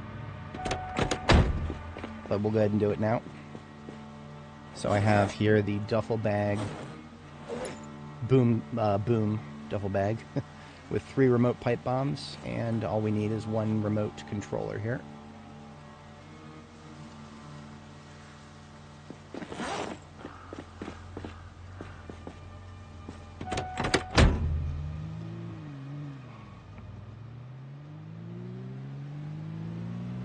Devs are asleep.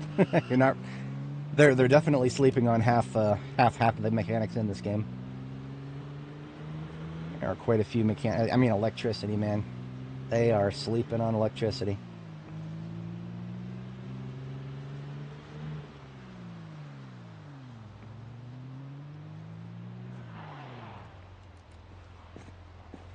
Now, if we get back there and that lamp post that I pointed out is just covered with zombies, we have other things we can do. I mean, we were already successful for a moment at getting them out of the way. We just didn't really, yeah, see, look at that. By leaving in this direction in such a direct fashion, we ruined our ability to keep them away from it, and that's okay. Oh dear, I happen to be surrounded. Bumpity bumpity bump.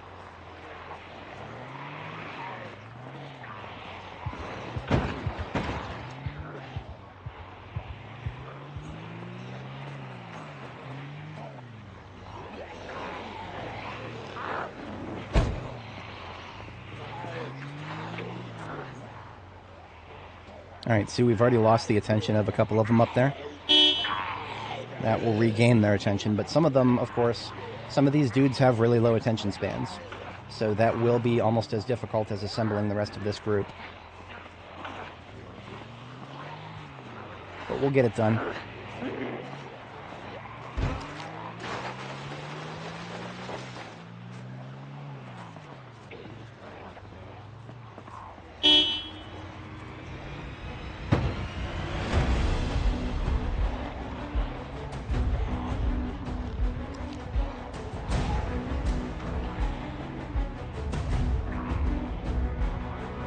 Border crawling mode is engaged.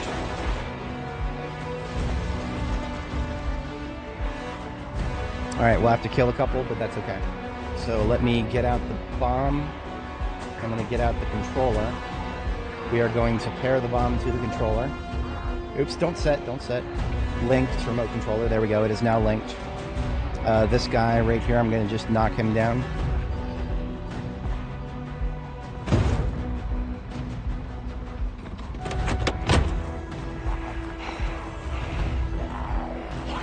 Bomb is armed and set. This tile right here now has our bomb. Okay, that was a little spicy. We're good. Now what I'm going to do, we're going to expand the reach of our congregation.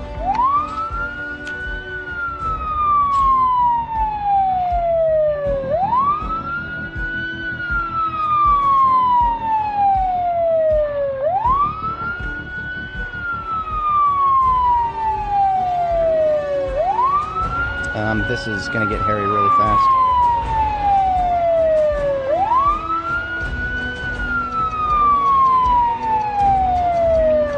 I don't know if homie in the chat who was asking about talking about ambulances before.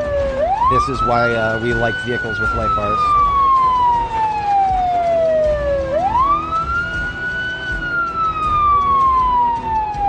I'm going to turn down the game's volume slightly. Actually, just the hang on. Yeah, I'll turn down the game's volume slightly, because even if I turn down my volume...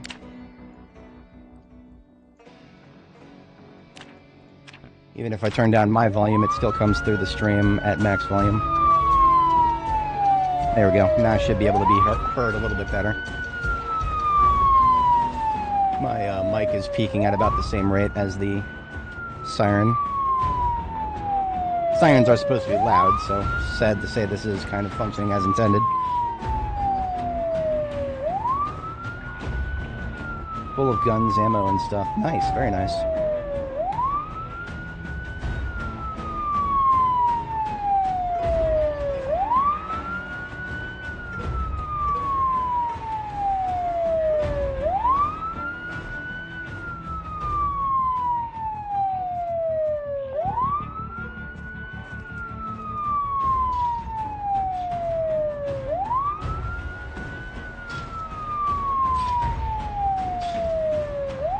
We're not going to get everybody out of the industrial park.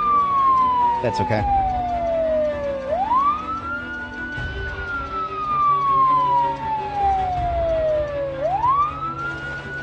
I think we'll get critical mass relatively easily. Yeah.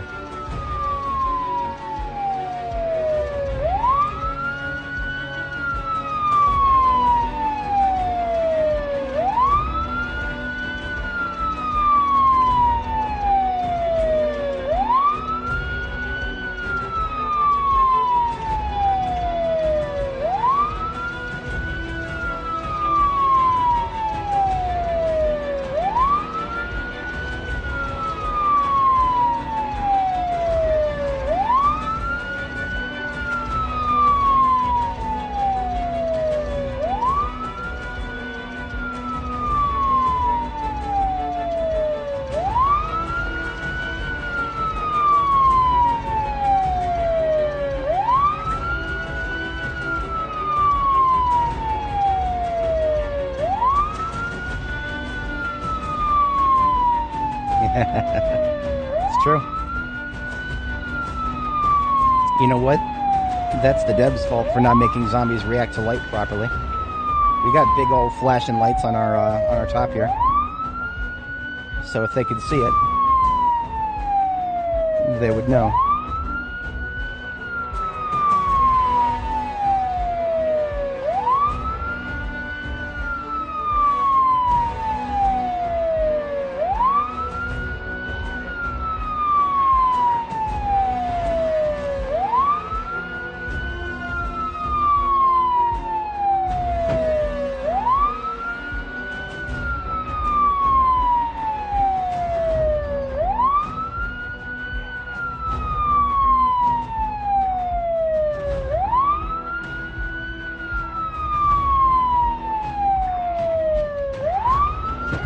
And this is why we want a street light to use as a point of reference.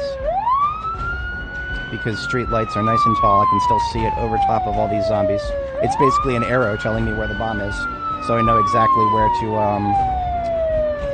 keep an eye on things to make sure that the blob of the group is has its epicenter on that spot. I'm gonna make my UI a little bit smaller so that I can easily right-click on the controller.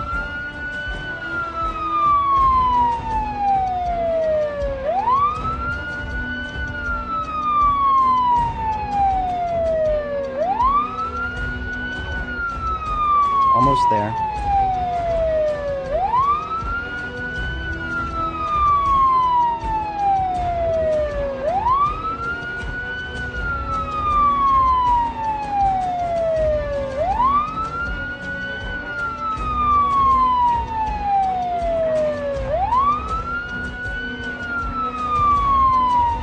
Almost there.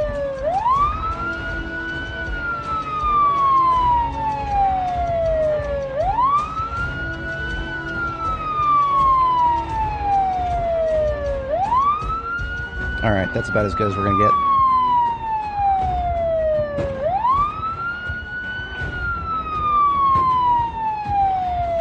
Finger on the trigger. And...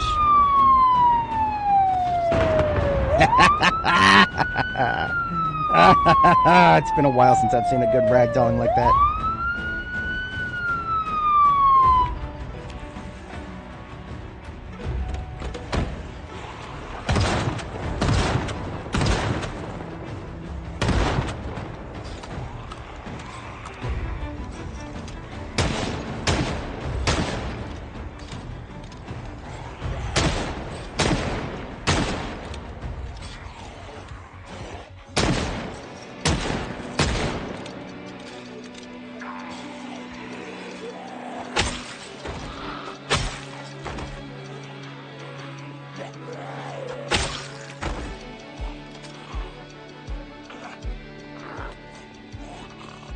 hell is that on the floor? Hang on. Am I going insane, or is there a bunch of random stuff on the floor here? Oh no, that's just like... Those are ragdolls. That's like extremely deformed ragdolls. Fragments of ragdoll. Ragments, if you will.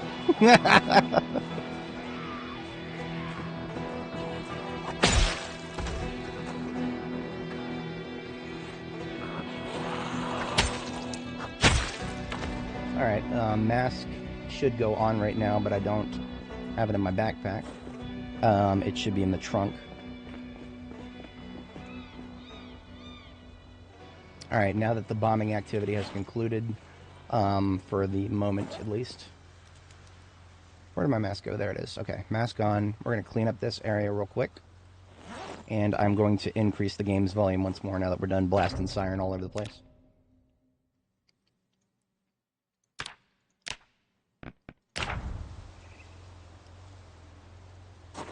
Because I do need to be able to hear zombie noises, even if they get a little obnoxious. Not that there's too much to hear in this area. We've done a pretty good job. And they're right on time for the fatigue, too. We just got fatigued.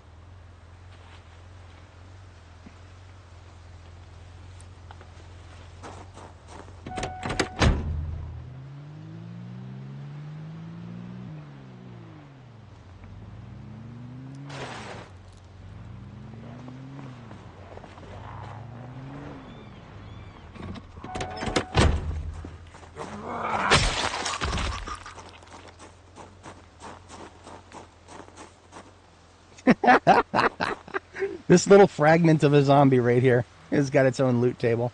Oh, that's funny. At least that means we can treat them as corpses. So what I want to do is I do want one side of this road to be traversable so that we can go back and forth. Interesting. I'm trying to pick up the corpse, but she doesn't seem to know where to go. And I can't fast forward.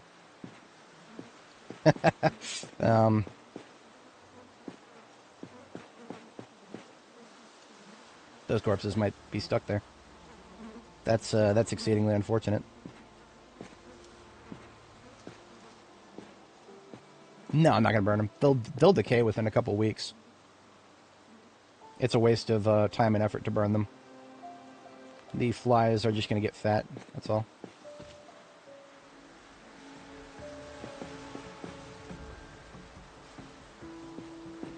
At least that one I can move.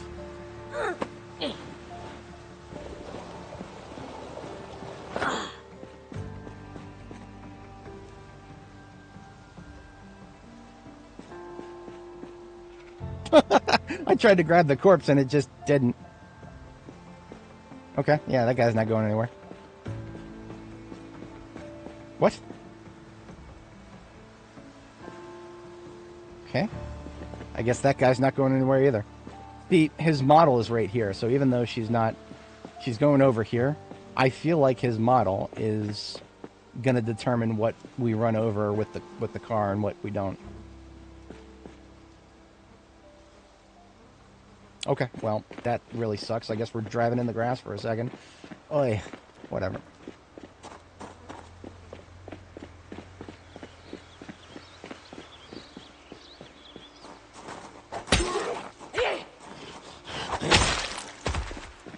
Pretty sure we've already spawned in the interior of this place. If we hadn't, then yeah, I think we're, yeah.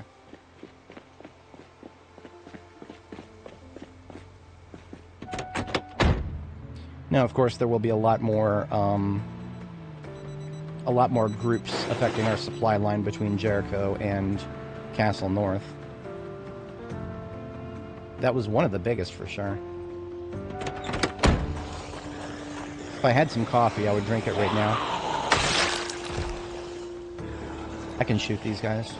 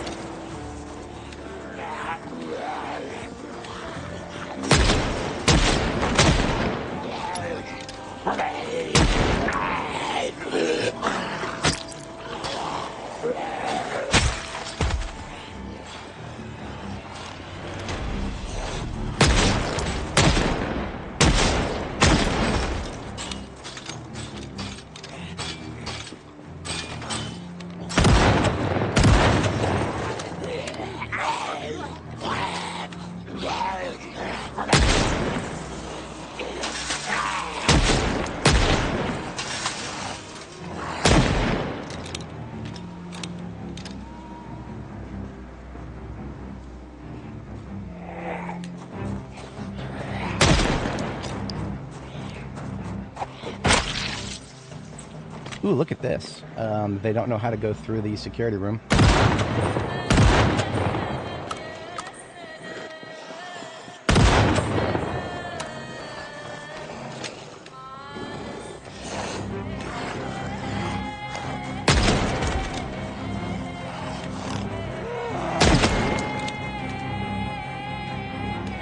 That zombie was wearing a respirator.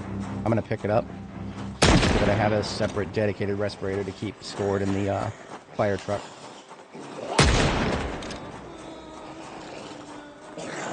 Wait until they start getting up if you've got... Yeah, I got too impatient there. It took 2 shots. I think if I wait until they start getting up, it's a better shot. No, no. That was a headshot and it still didn't kill her. Damn shame in it.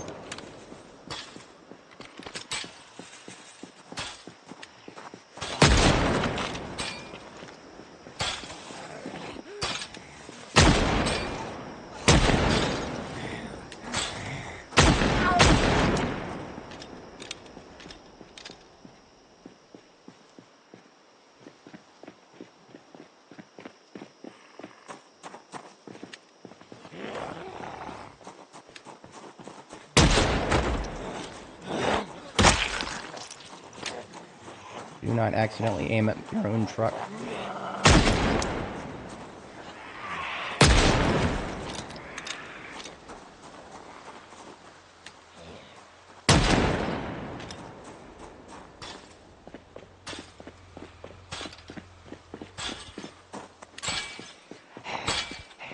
Can't shoot through that gate for some reason. So here's something interesting about these D6s with the light bar. They can take radios, but they cannot take military radios.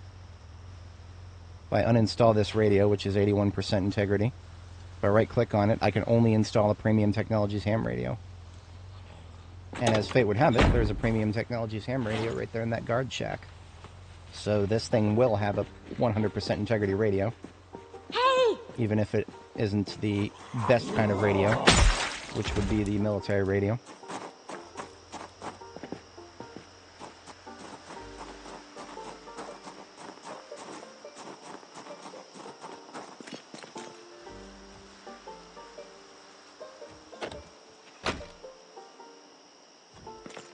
Wait, I don't want to rotate. Pick up. There we go.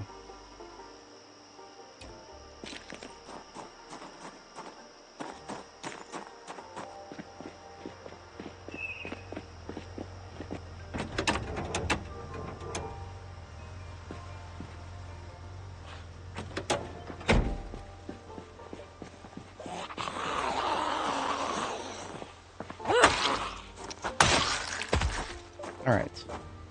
So we took a nice chunk out of it, but we are pretty tired now. If I were to start another bombing activity at this point, it would be...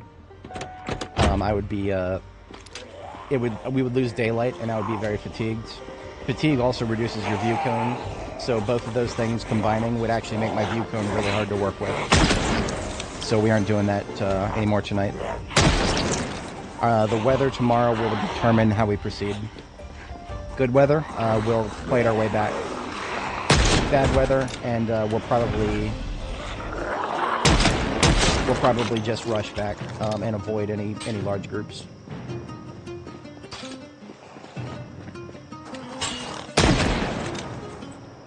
What's up? How's it going?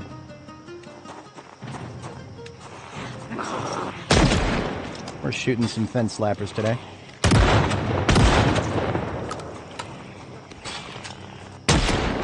Among other things. Just had a very lovely bombing.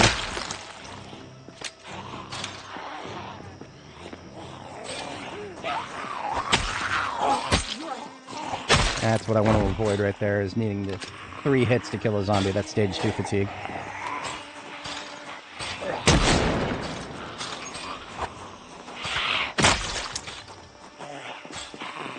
I hate these things. I fucking hate these things so much. I have to just guess where the zombie is based on the crosshair, because these stupid tanks just draw all the way on top of all layers. Okay, we're out of here. That may have attracted some more, but I'm not worried about it now. We've got our clean road. That was the goal here. We also saw a respirator drop on the floor here. We're taking that. We'll clean that up. That'll be a respirator dedicated to this truck here.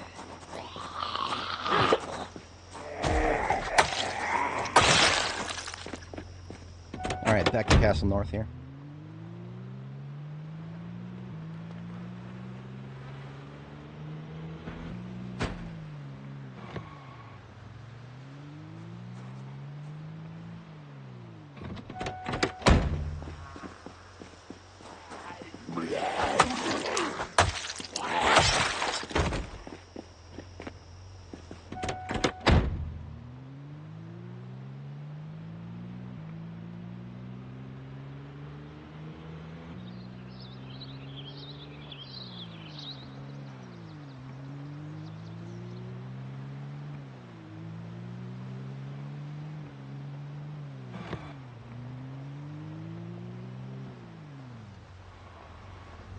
Welcome to Louisville, by the way. Corpse City, as it were. Once these corpses finish decaying, then it will actually be a little bit less ugly here.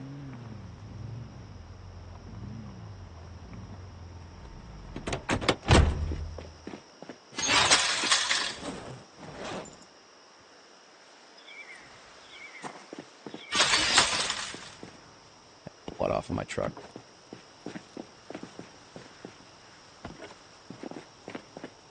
Alright, so the respirator that I'm currently wearing belongs to the ambulance armor kit. We can now return that because we have a different respirator that we can use from the truck when needed.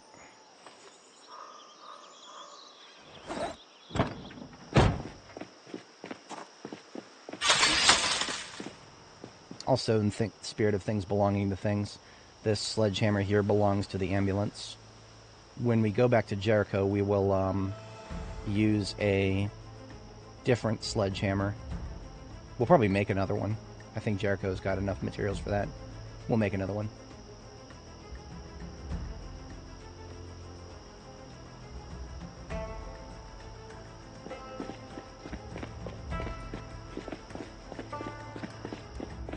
Using our new water infrastructure, we can get this mask washed up.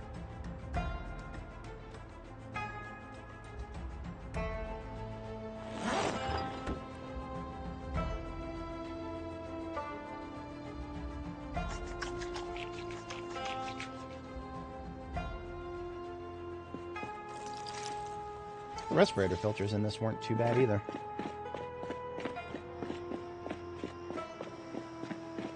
That gets to be a permanent addition to the kit in the truck here.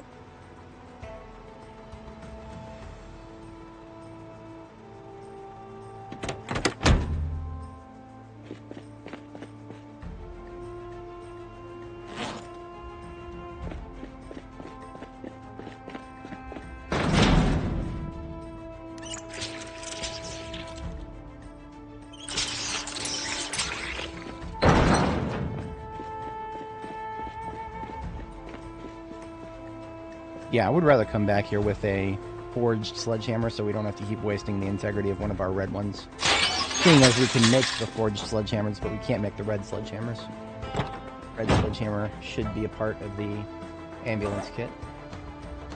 For spot use as needed, as opposed to regular use.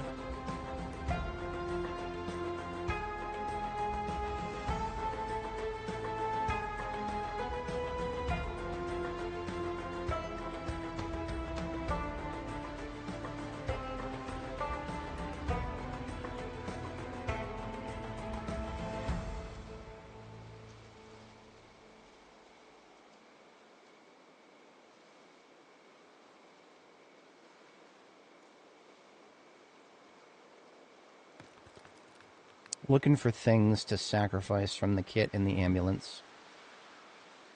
It's a tough call. I'm going to trade the whetstone for a sack, because honestly, whetstones are one of the things well, actually, a screwdriver. I'm going to trade this. I've never had to replace a screwdriver before. I'm sure someday the situation will come up, but honestly, if I had to choose now, sack over screwdriver. Okay. Everything else looks good for now.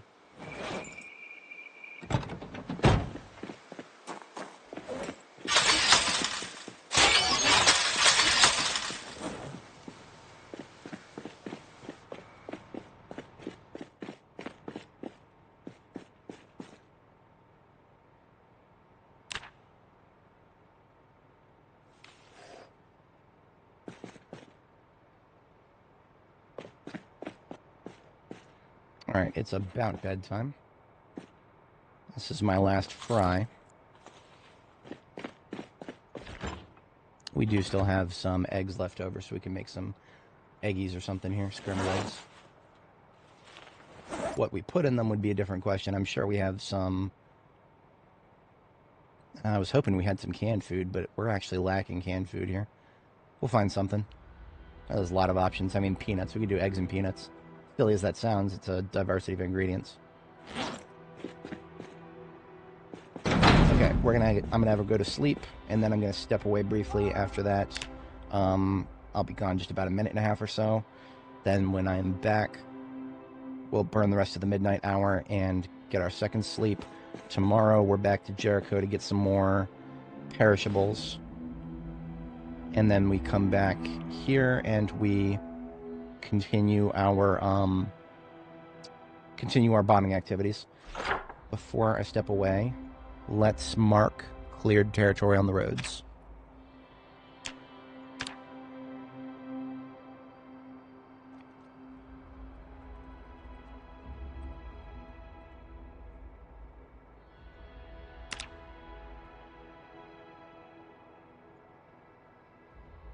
So 5th Street is basically secure.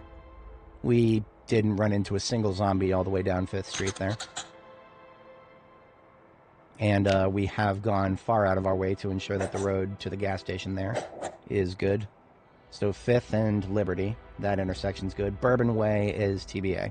We have done a rather large bombing activity. Let me find a good marker for that.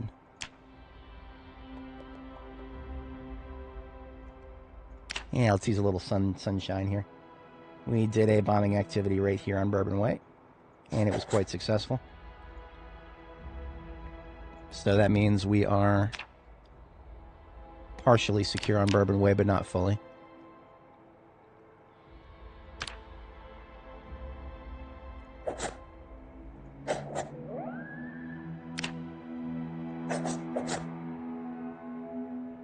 Now, the goal, of course, is to link up Bourbon with Jericho here somehow. Waverly is the most direct route, so Bourbon to Waverly and then back to Jericho. Waverly is nasty. Waverly's nasty. It's full of residential and high-density zombies in this area. I don't remember exactly what's on Manfall here. I think these are apartments. I actually think these are lower-income apartments. I think we've got our low-income housing environment here, known by the government designation Section 8. My allies and I possess unregistered firearms and control various sectors of this area to perform our illicit activities. I will have you know that I am a dangerous individual and I regularly disobey the law. Okay. I think that's probably where we would do our next big pipe bombing activity is right there in Manfall, if we can manage to get all of the zombies in this area, which there are distributed amongst all the houses. I don't know how many we would pull from Chapel Mount Downs. That's an open question. Chapel Mount Downs is the horse race track. The lion's share of them, I think, are going to be closer to this side, near the parking lot. Yeah, things to be thinking about. Can spoiled food be used as bait in traps? I do not know. I don't even know exactly how traps work. I have tried traps once in my entire life, and it's never worked. Like, I didn't even use real food. So, I have no idea. Okay, be right back, and when I get back, we shall proceed.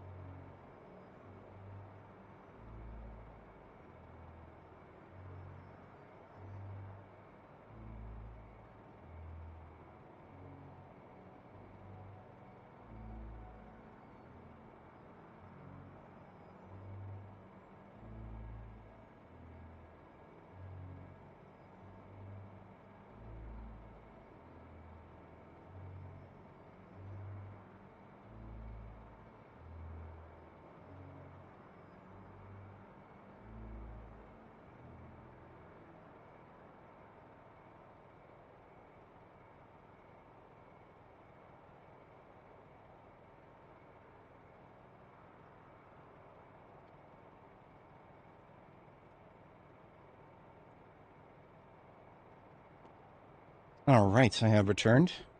I appreciate everybody sticking around.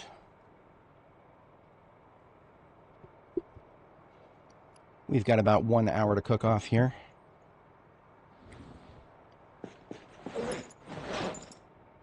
Let's get some of this furniture organized. We could do worse than that.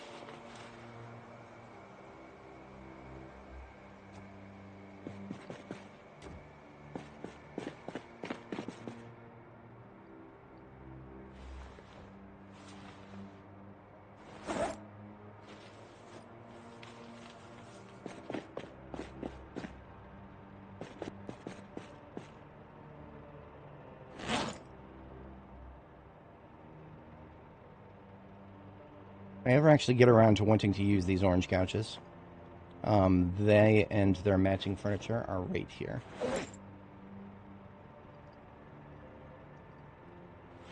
And all we should be able to do at that point is drive through here with a vehicle, pick them up.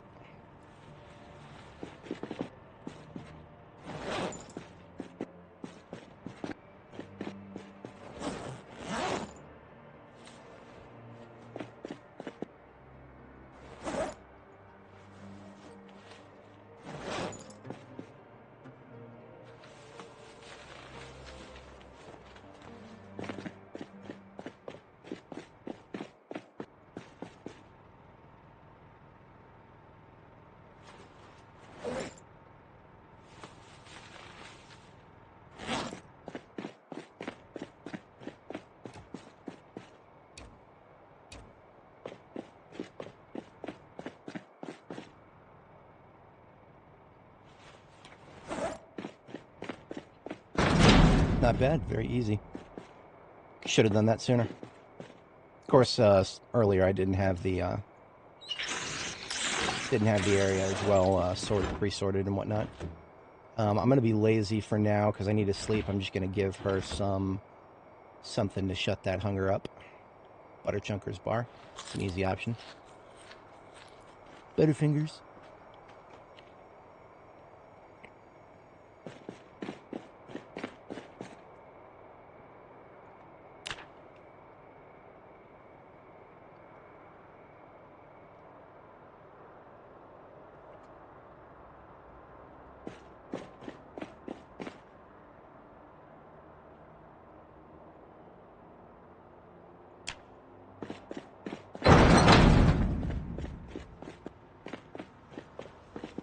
Now, we got fog today. I'm not going to conduct any bombing activities. Bombing activities in fog are not quite as bad, but I still don't like it. Fog tends to get thicker the farther you zoom out.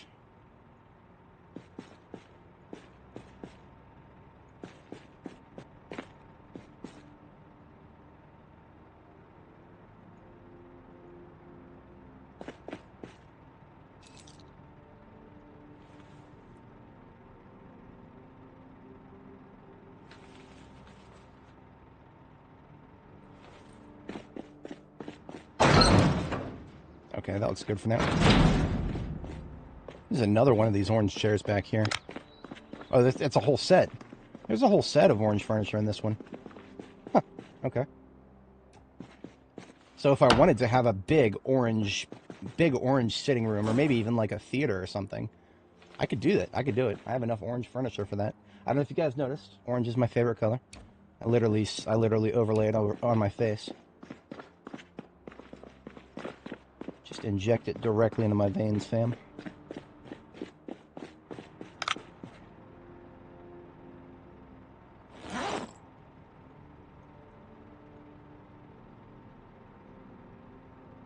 Okay, buddy. Congratulations. I'm sure 4chan will applaud you for that. That's not going to fit.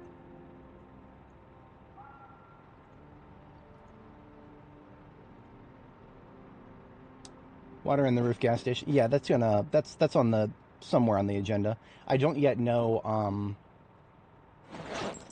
I do not yet know how I want to use the gas station base, when I want to start using it versus using this place. The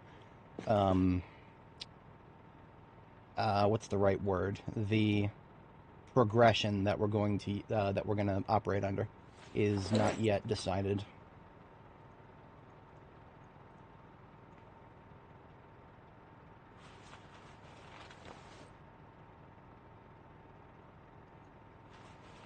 So that's a total of 3 couches and 1, 2, 3. Just 3 couches and 3 armchairs, I think. Yeah, okay. Not bad.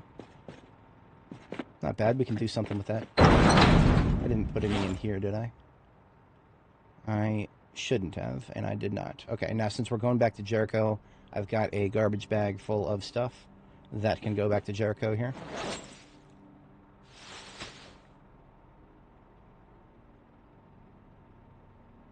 And what vehicle we're going to take back to Jericho is going to be the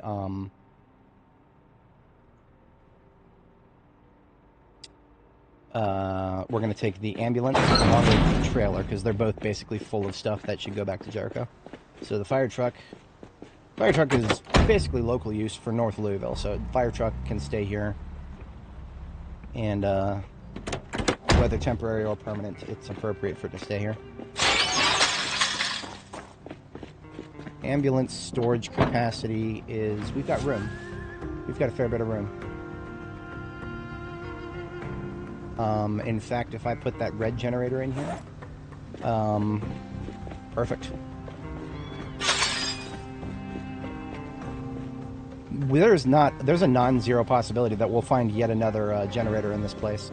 I have still not sledged out the farthest reaches of this, the farthest depth of our new base here. There are some garage doors I haven't even opened yet because I articulated this before, but the generator, or the sledgehammer we brought with us is a red one. I can't build those, so I don't want to waste all of its durability on this place. I'm going to come back with one of the sledgehammers that I've built myself.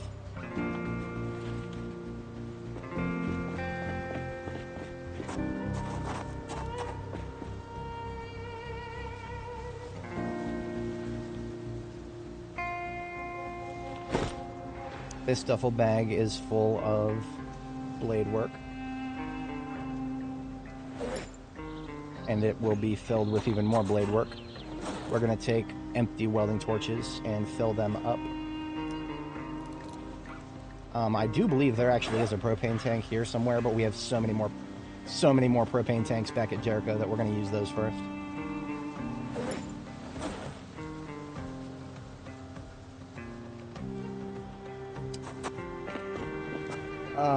Yes, but not. It's because they're red. That's how I'm going to answer that. It's because they're red. Why? Because it's red.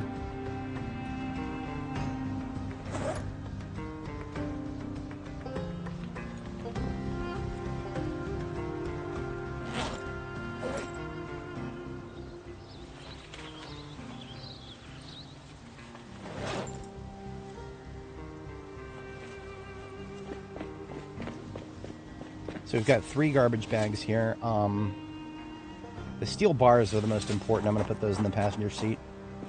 The passenger seat is already filled. Oops.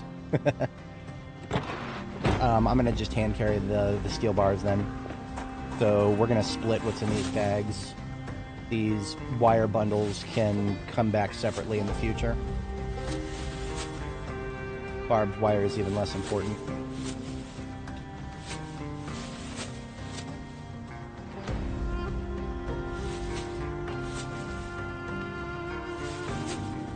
Steel sheets we don't need more of back in Jericho right now. It's steel bars. It's not like we're like low on them, but we could use more.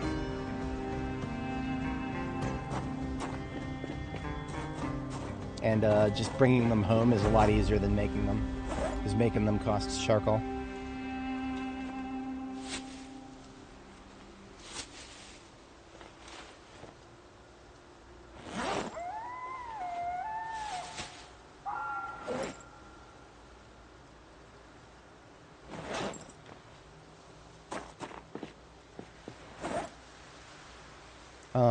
I'm going to reassemble this gate bag. I need to bring 5 iron pipes and 1 door hinge, and then we can reassemble this gate bag. In a perfect world, I will also assemble another one and bring it with me. We'll see how that works out.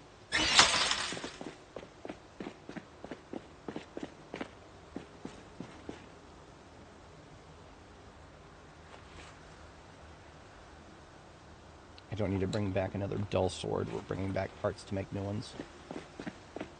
That one can stay here.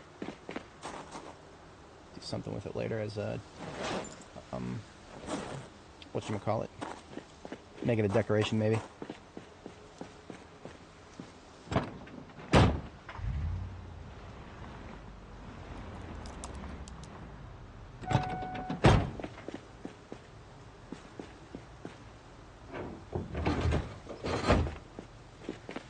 Alright, I don't know how much interference we're going to run into on the way back. But I'm going to take a couple of extra food items just in case, because the ambulance we're rocking right now does not have any spare food in it.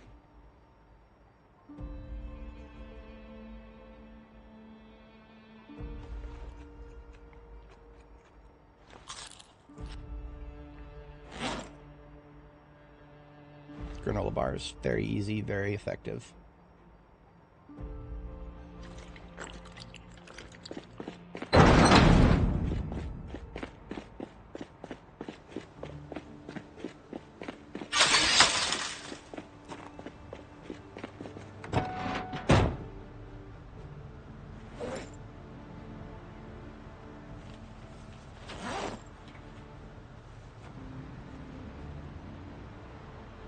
I am intentionally not refilling the generator on the roof, partially because I'm lazy, but also because its load is not that bad. Its load is definitely lower than anything at Jericho right now.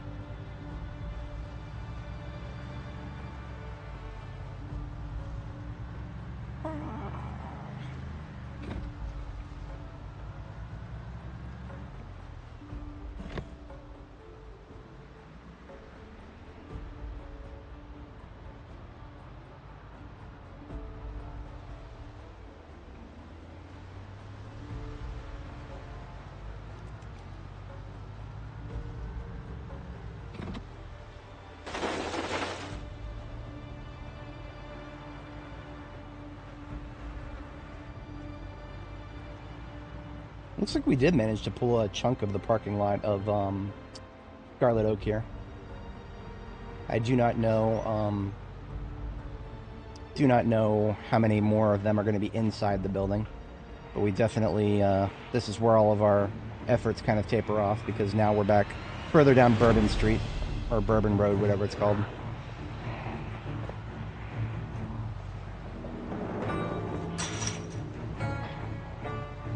Now, the population here on Bourbon Road is mostly from zombies that spilled out of the residential buildings to the north.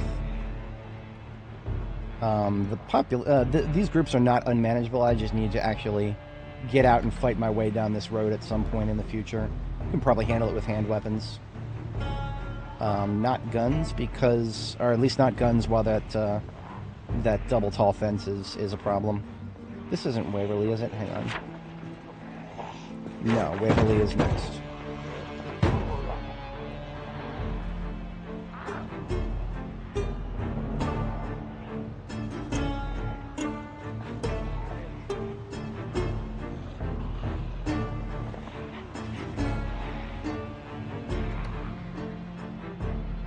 Right? This is Waverly, isn't it? No, this is Chapel Mountain Downs.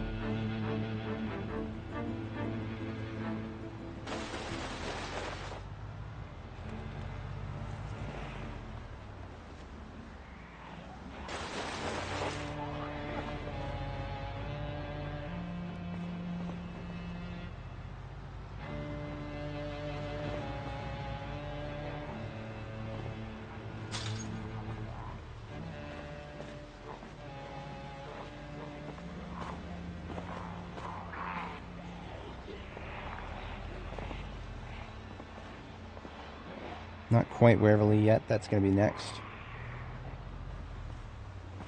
So as you can see, if I want to clean supply line back and forth, we still have a lot of work to do. And that's okay. I'm not, like, hurting for a supply line, because we can still navigate as long as we're not towing large vehicles. We can tow trailers down this route, as you can see, without too much trouble. As long as we don't leave too many zombies in the wrong spot in the road. That's one of the reasons I'm driving as hard as I can on one side of the road, as opposed to, you know, just driving down the middle.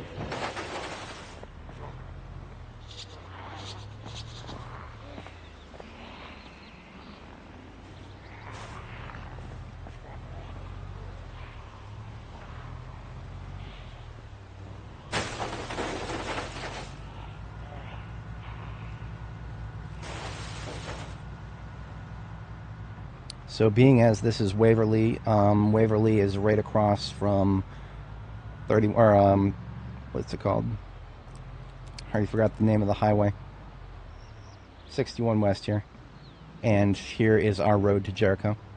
So we are home for the most part. Don't think we would have any respawns in this territory where there never were very many initial spawns, but I can't take anything for granted. Not in Louisville.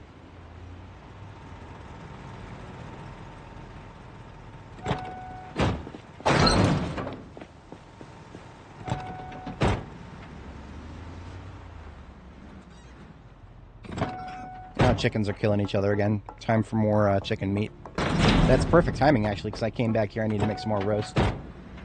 And, of course, I forgot my roasting pans. I left them all back up at the base. That's fine. We'll just have to make some more roasting pans.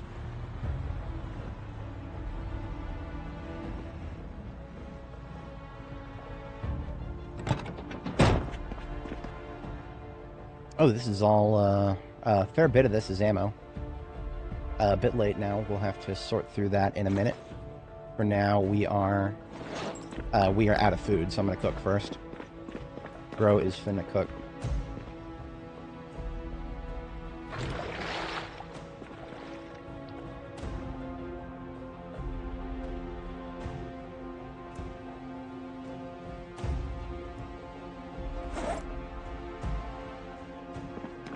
All these steel bars should come out of our backpack and go into one of the forge boxes here.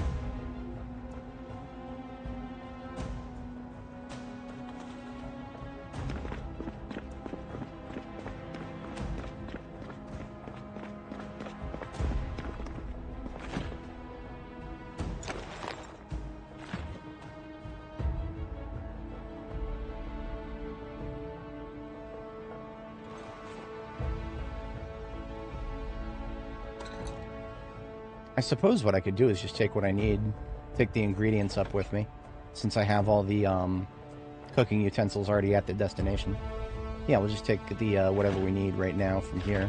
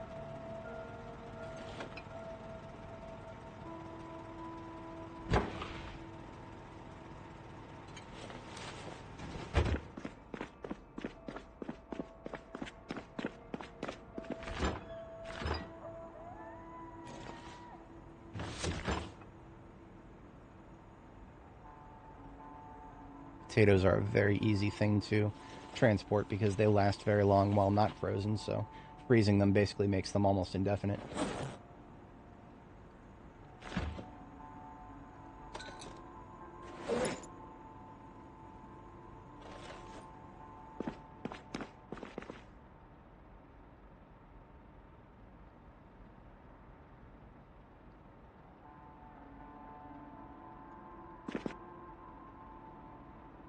Could not hurt to take a few spare coffees. We have a literal ton here. That way we can make it at our destination.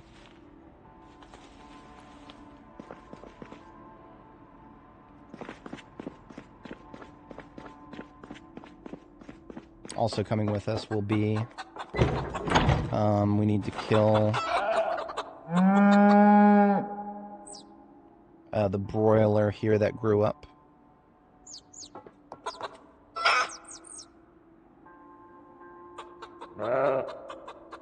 I'm also going to kill M1 over there. He's, I'm going to swap the names between M1 and the broiler. They're both broilers now because, I don't have the patience for this.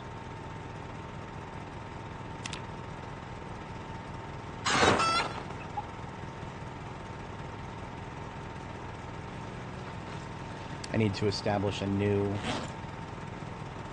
what's it called? A new, place to put the, the rooster.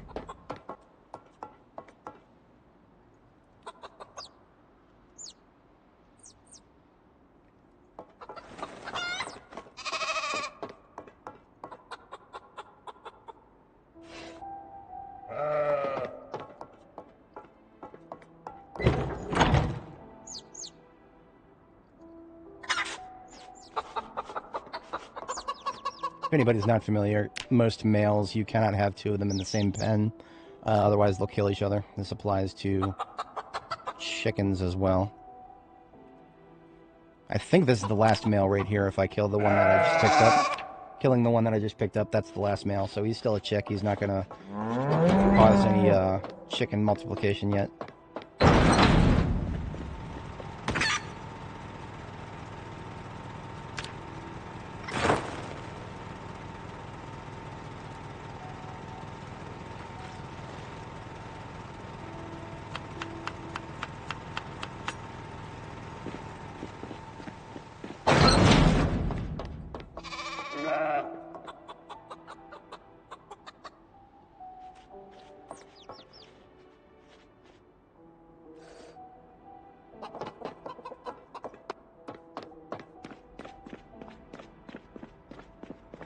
So I was a little preemptive when it comes to this stuff that I took out of the freezer because I do need to make some more blades while I'm here. So we cannot just, I should not have taken most of the stuff out of the freezer yet. What I'm going to do is the stuff that I do want to take with me, I'm going to put in this separate garbage bag here. And I'm going to put that garbage bag into the freezer here.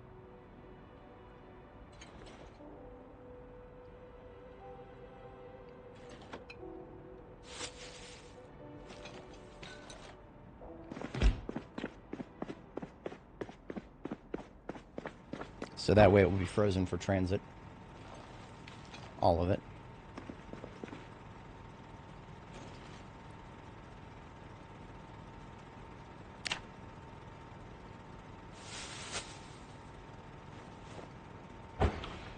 I'm wondering if we're at the point where I can collapse one of the generators. We have a freezer. Basically, the main freezer is full. One side of this freezer is full. The other one is only 16. These are two completely full ones, so that can't go down anytime soon. But down here, what did I do with these?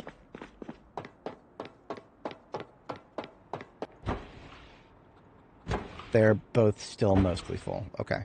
So we're not collapsing our freezers anytime soon. We're just not using... I've got to use this perishable food. I got to use it up a little faster. But I can't. I can only eat it so much. I'm just one person. Alright, these generators... Well, that one never... This one at the bottom never seems to get used up anywhere near as much as the others. But I need another cache of electrical parts for repairs. So let me... We have a dedicated electrical bin now, so that's an easy thing to handle.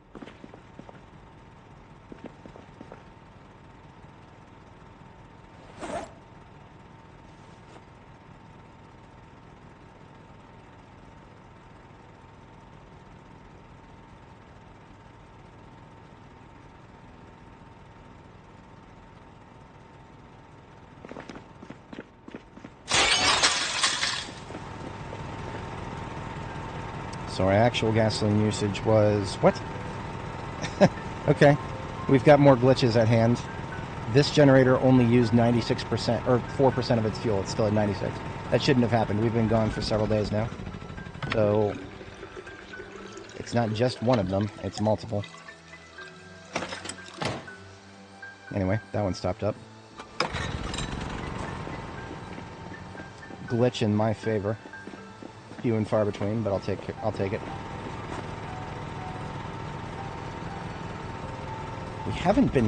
We've been gone for a few days. I don't understand this. The fuel consumption should be way higher.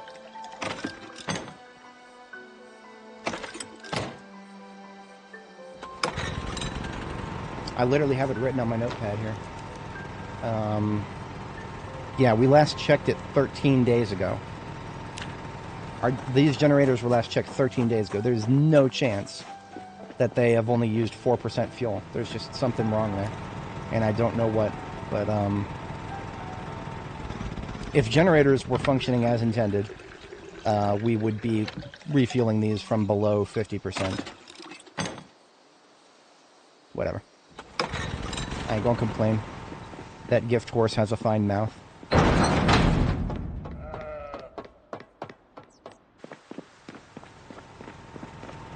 Watch this one be the only one that's properly used. Yeah, this one's down to 75. That sounds a lot more like what... I mean, like the bare minimum. It's still 13 days? That still sounds very wrong for 13 days. Maybe I actually did. I know I came back here at least once in between. Maybe I did and I forgot to update the list. That's actually possible. In any case, the generators are taken care of, and now I can update the list and have it be 100% certain accurate. Last check generators 423.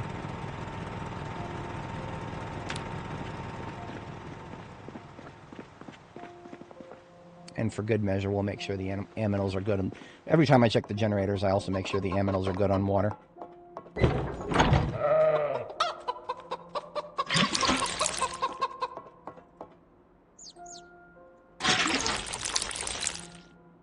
They can use another bucket, actually.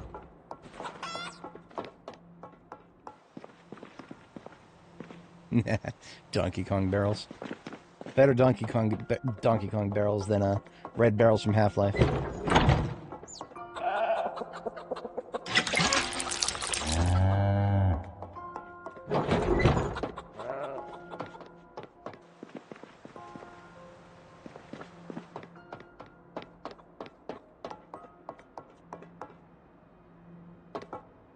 So actually, instead of topping up the ammo that's in this trailer is like already 2/3 full.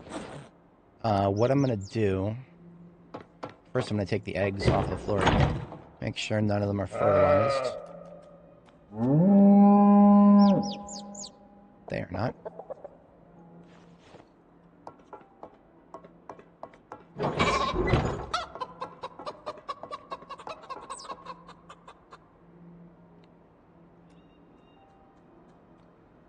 So we have a couple of fertilized eggs. I've chosen to leave them on the shelf because I have no idea what happens to eggs when they hatch inside of a container.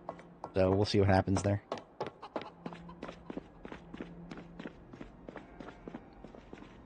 My response to getting another, or to having too much ammo to fit in trailers, we're going to make another ammo van. You know, I kind of like our assembly of step vans out there. I'm going to use this white step van here. I'm going to use this white step van. It's currently purposed as, like, welding supplies. I'm actually going to change that so that the outer two LV airport vans are welding supplies.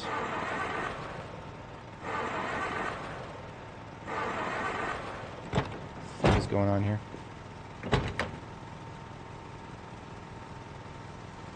Is it really just that shitty of an engine? It's 56 quality. So there is a 44% chance of it to fail to start.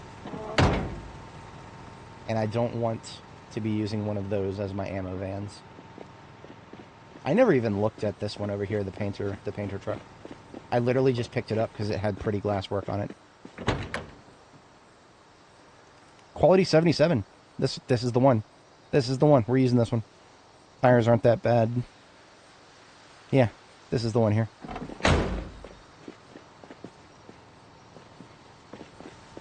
Just needs a touch of gas and a battery. Got billions of both.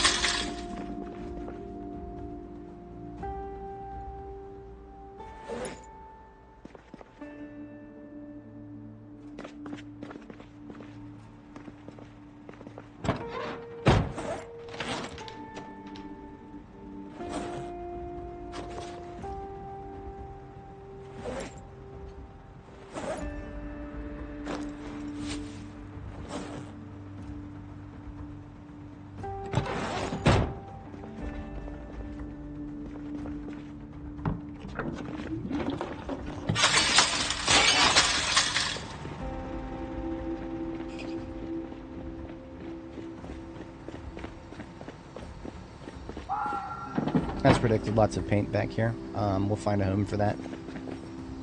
That was actually one of the reasons I picked this up, so that I had some paint for base work. I never even looked at what paint was in it. I was just like, oh, that's a painter van, that's going to have paint in it. And I saw that it had pretty glass work, and that was it right there. The fact that it happens to have a good engine was a stroke of luck.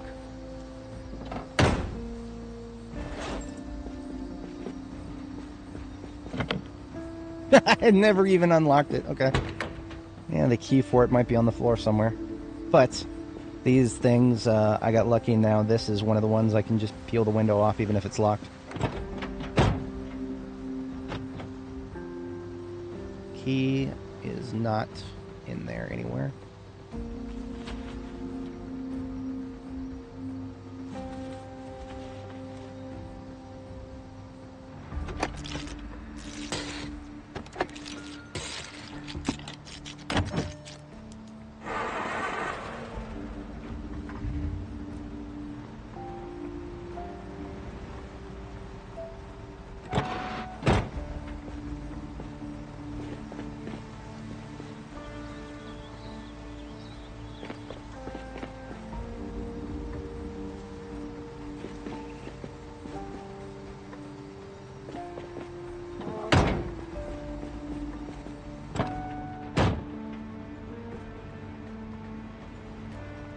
The front door is actually blocked, so we're going in through the back door.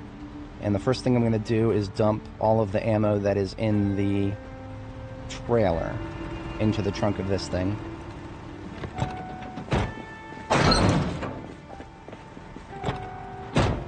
And if I can fit it, these crates will take the paint. I don't remember what I use these crates for. Ah, okay, random stuff. Crates might not fit it. Almost, okay.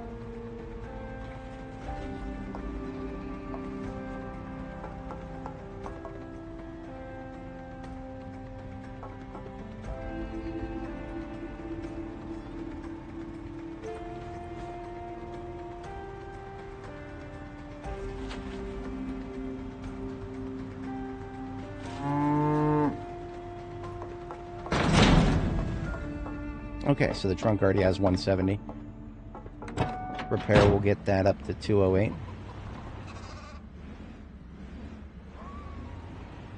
I will be happy once I get this trailer out of here, because this trailer is parked in a very inconvenient place.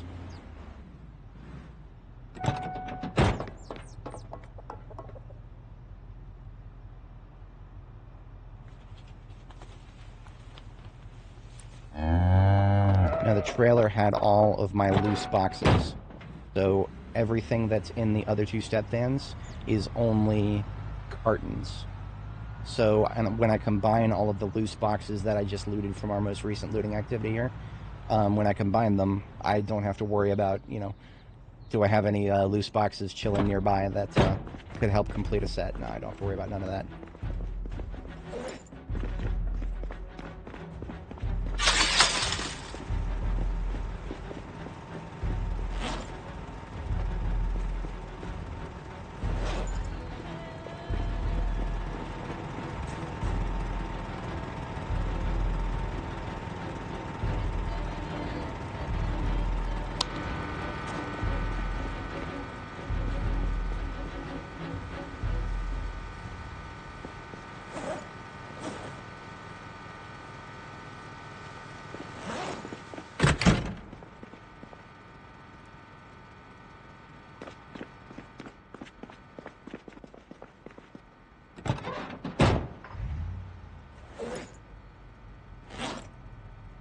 Okay, so none of the stuff in the driver's seat or passenger or glove are ammo related. So ammo related stuff is just across the trunks.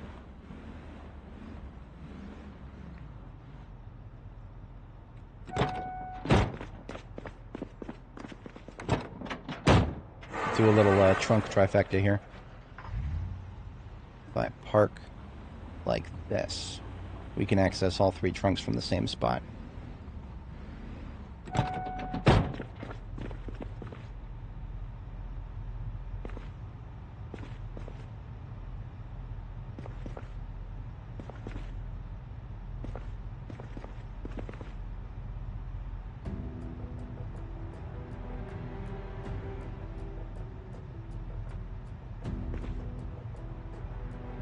At least that's the theory. It's a little hard while the trailer is still connected. Yeah, it's a little hard while the trailer... That's fine. The most important thing is the boxes across these two.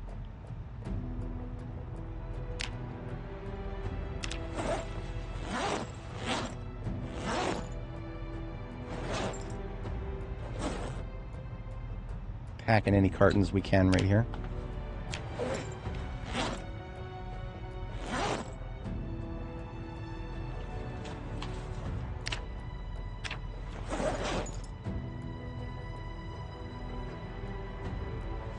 First carton of 30-30. That is the new caliber. We have not yet found a weapon that can actually shoot that.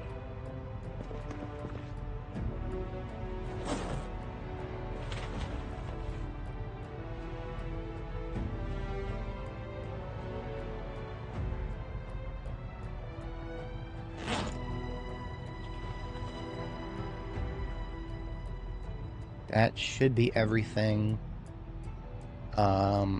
Hang on, this duffel bag has a little bit of 12 gauge. Otherwise, yeah, that is everything that is ammo in the main trunk.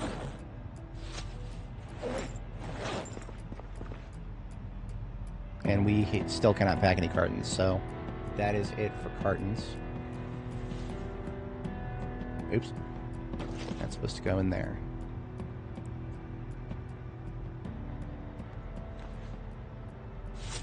This is all guns right here.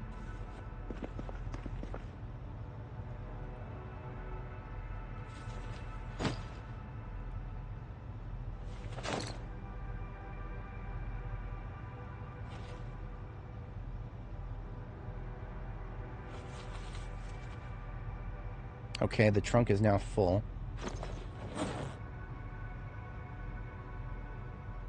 Which means I need to go repair it.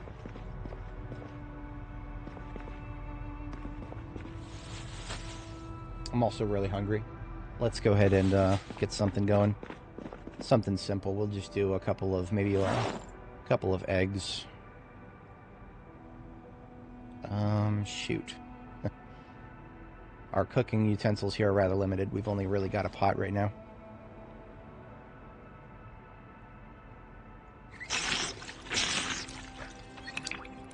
Threaten me with a good time. Cooking pot means we can use pasta. Eggs and pasta sounds good right now.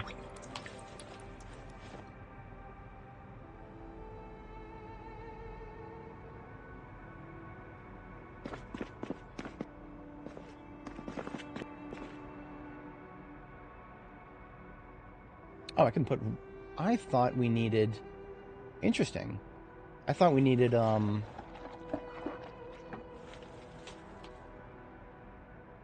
thought we needed,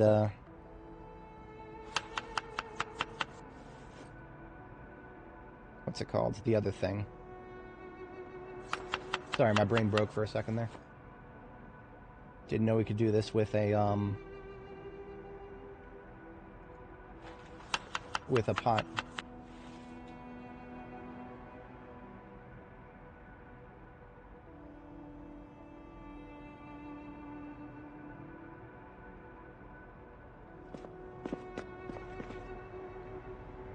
This doesn't have to be anything crazy, it's just going to shut the hunger up.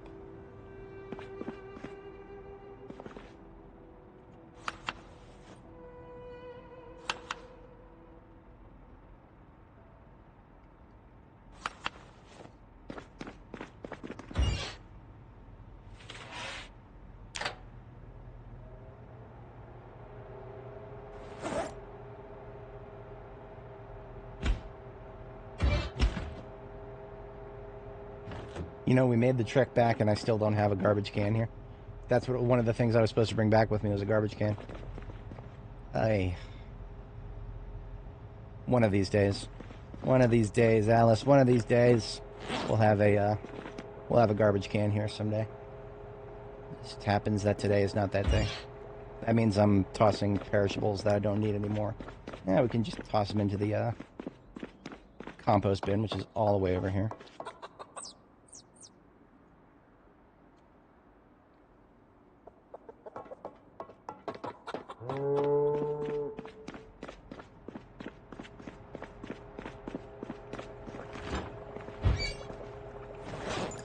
Oh, look at that. It's already done.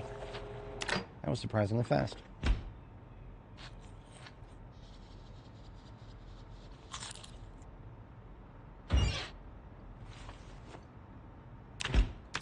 We're actually coming down at the bottom of our weight thresholds here, so we will want to put on weight at some point. That means what I'll do is, since I'm taking ingredients with me, we'll take some veggie oil and margarine and butter.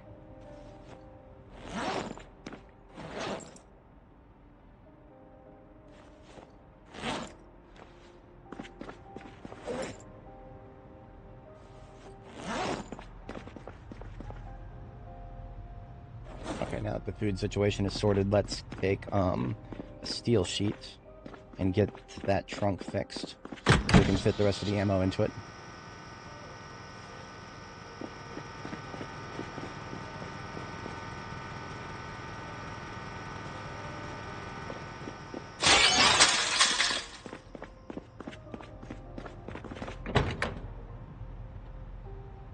With this, the step van is now one of my princely vehicles. It does not get touched by zombies under any circumstances ever. Because the simple slightest bump will reduce the trunk storage capacity. and I ain't about that life.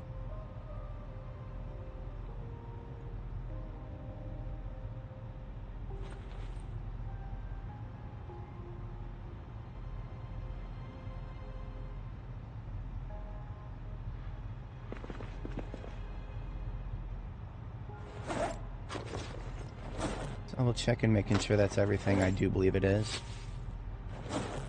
Yes. Okay, the trailer is now empty, and we are like 95% capacity in this trunk now, which is fantastic. So we have 3 step vans full of nothing but ammo. 2 of them are completely full, so that's 208 plus 208 plus 193. That is how much encumbrance of ammo we have right now, assuming it is all packed at the most efficient way that it can be. If we have enough boxes, it makes a carton and whatnot. I'm going to use the Corvette to get the other trailer out of there.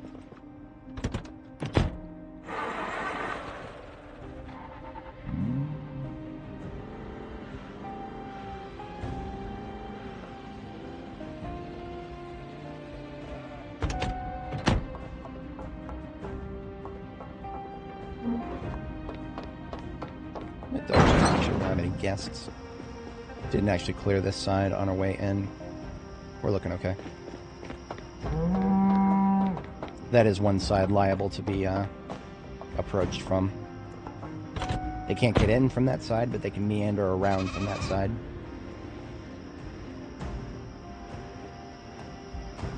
Beautiful.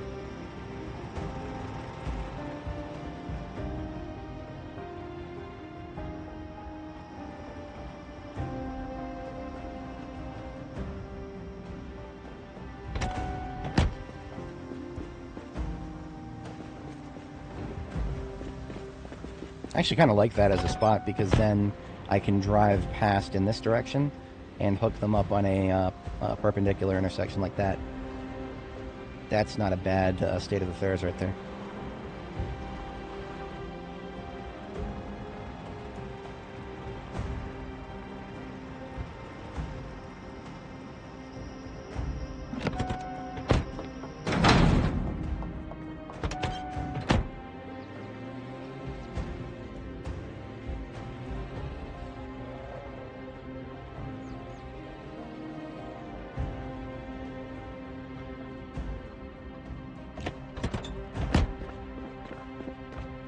Now, before I come back there with the painting truck, I don't know if there's much more optimization I can do. I need to leave at least one tile open for Plonkies here. Plonkies is actually technically the best step van in my fleet. That is because it has an engine quality of 100. It is the only step van on the entire map that I've found with a 100 engine quality. And of course that means it is carrying my ammo. Jorgensen and Sons, I believe, is a close second.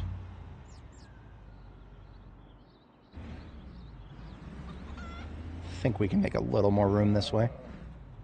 Yeah. That should be more than enough. There was already enough room, but now we have more.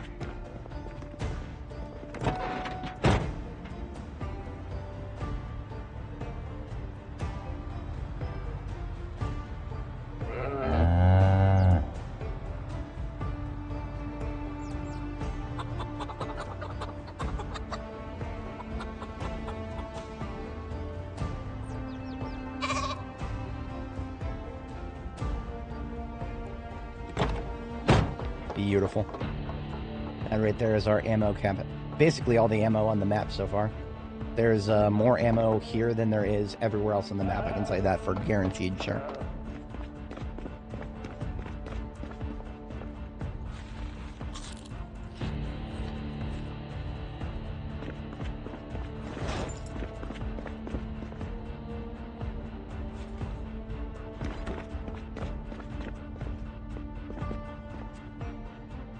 Might do the lazy thing and just go ahead and empty most of this stuff onto the floor and sort it out later, because I do have a lot of other things I want to do today. Or, I mean, you know, this stream, rather.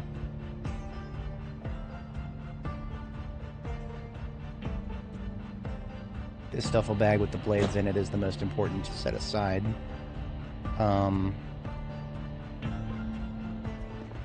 gonna back the truck up, or the trunk, so that it's facing where most of my storage is back here.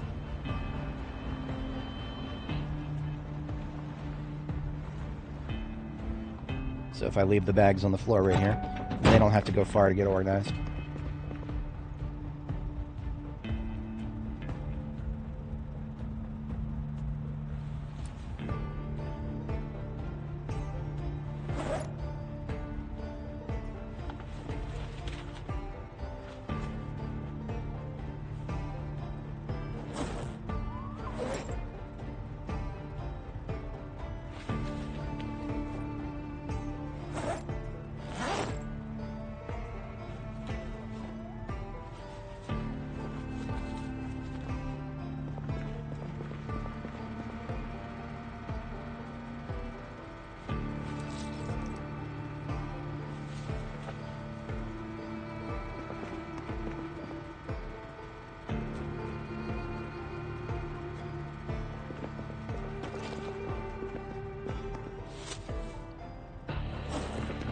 This duffel bag with blades in it can get left here, because that's where we're going to put blades after we make some more here at the forge.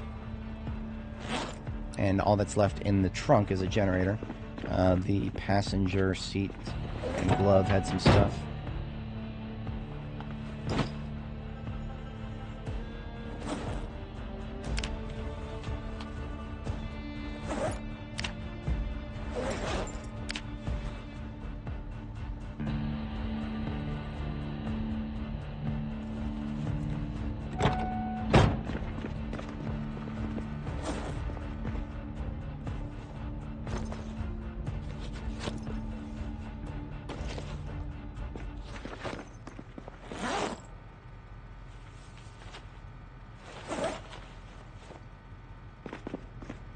Chrome toaster is actually going back with us, so it can go into the ambulance as opposed to out.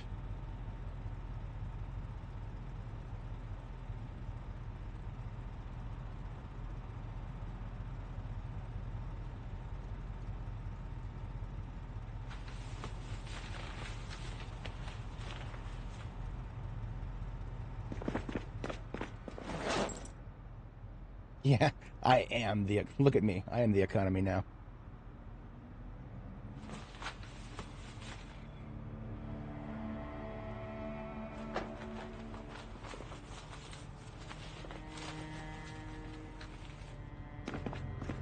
Forest shall burn in the fires of industry.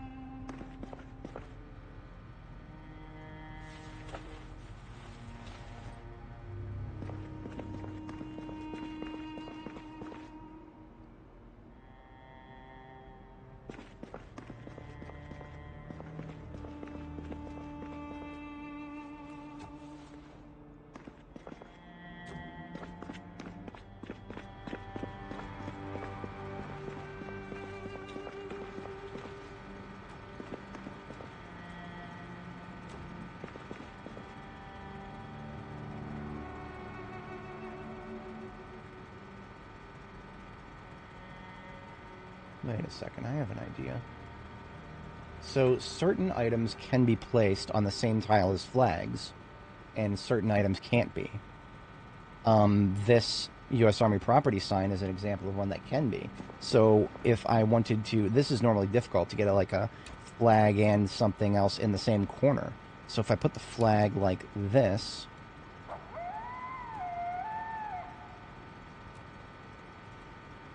Put the flag like that, then I can put... Wait, where'd it go? Where'd the flag go? Why is it not showing up? Come on now. I don't know what's going on there. I've seen that happen before and I can't explain it. Perfect. I like it. I like it a lot.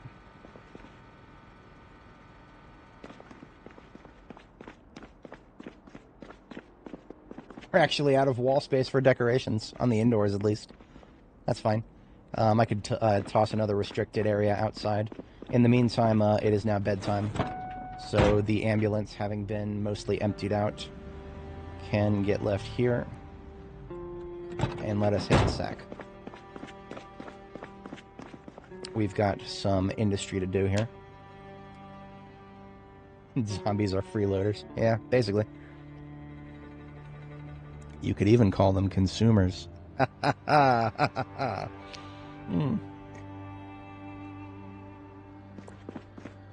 I hate that word. I unironically hate that word. I believe the people who that word is supposed to refer to should take it as an insult.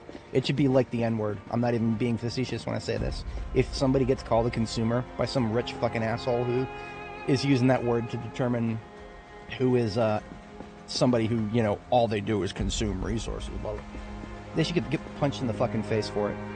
We should bring that kind of mentality to economics. We should take it as deeply as the insult as it truly is.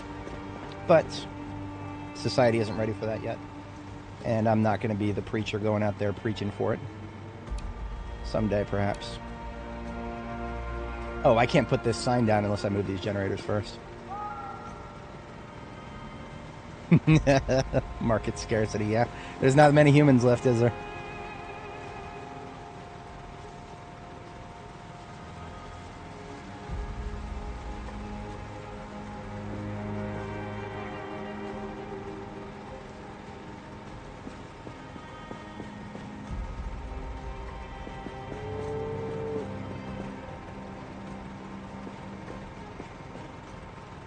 There are fields, Neo.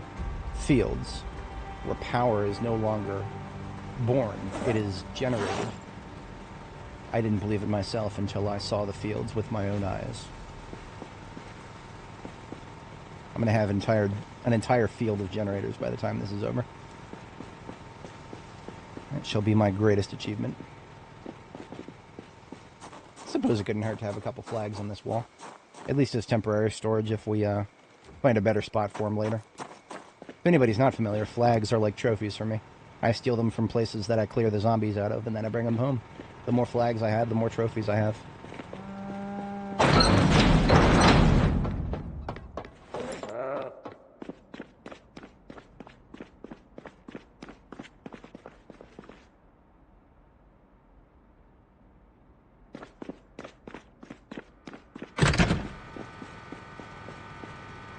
This propane tank is the one I'm currently using for refills. So all the torches on the floor and in my backpack that need to be refilled can get refilled. That has not quite emptied this propane tank.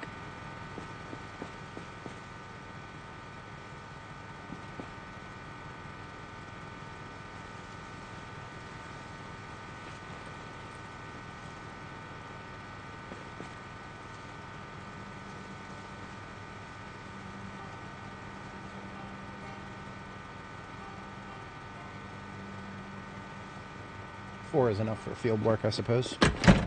We will have propane resources at our destination.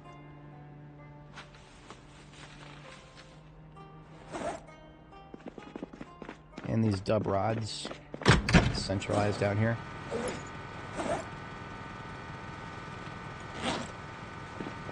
Oh, we had a list of things we needed to bring back with us. It was 5 pipes.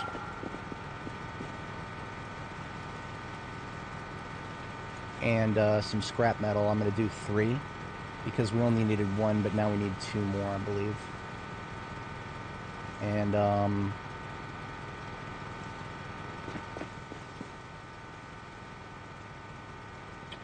going to do a little bit more than that, actually. There's plenty of wire at our destination. I do not need to bring wire. But we are completely out of gate bags, so I'm going to assemble another. For that, I just need a duffel. There's going to be plenty of duffels in the bags we just brought home from the army surplus.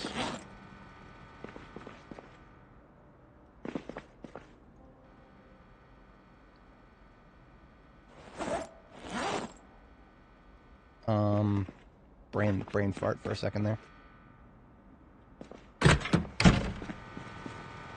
1 full torch. Stack of wire, we'll get that at our destination.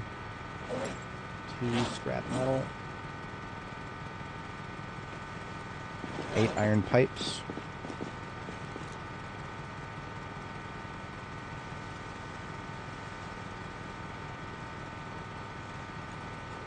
I just put them in the wrong bag. Oops.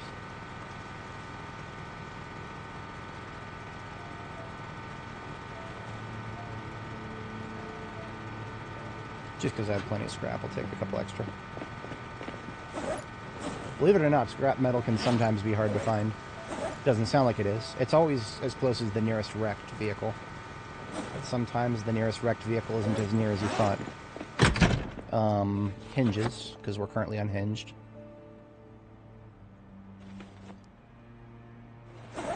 So that's 1 for the one we're bringing. Yeah, and then... Okay. That should be enough. I'm also going to take 2 hinges and a knob because there's a door I want to replace. What is the... If I wanted to weld a door. It's, 2 hinges, 1 knob, just 3 steel sheets. That's exactly what we have, actually. Is exactly what we have out here without having to make more. Perfect. So all that can go into the ambulance, and then it is second bedtime here. Flamingo implants. Yeah, that's not a bad idea. That is one more thing to be worrying about, but I'm not entirely opposed to it.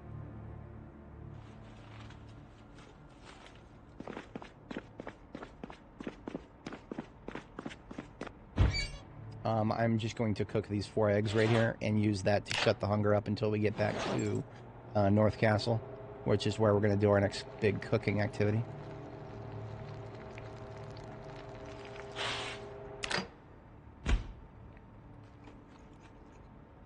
Eating cooked eggs is a boring way, but very efficient way to shut the hunger up.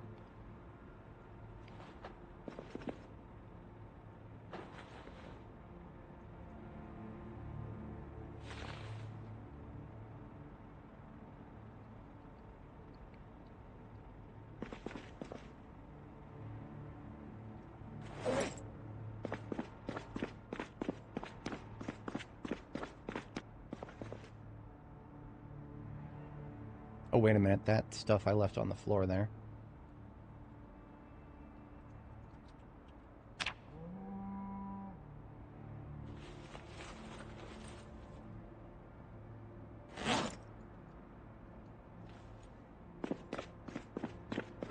What was this? This was loose. Oh, loose and then guns. Okay, so 2 more cartons, and then this military backpack was loose. Among the loose, I'm going to go ahead and just take the 12 gauge and 38 special, because those are both platforms that I'm currently discharging at zombies. 556 is for M16s. That's 4 times 20, that is 80 rounds. TBA, I'll figure that out in a moment here. We're already a little bit late for second bedtime. The worst thing about being late for second bedtime actually isn't the worst thing in the world. It just means I'm going to get tired later in the day. Threaten me with a good time. What was the optimal ratio for M16 magazines? It was 30... Magazines can hold 30, but each box is 20. I have never liked this. I have always fucking hated this. Multiply it, so 600, but then what's the lowest common denominator between those? Oh, fuck. I think it's half of that. 150. Am I bullshitting? I might be bullshitting.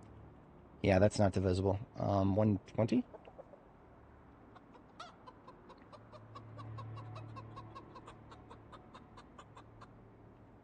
Okay, yes. So every 6 boxes equals 4 magazines. Yeah, okay. 6 boxes to a ratio of 4 magazines. So we're going to put away 3 of these boxes and take 6 back with us. We'll go fill up some, you know what? We'll take a carton. We'll take a carton. By that ratio, we can now do, 12 magazines. Yeah.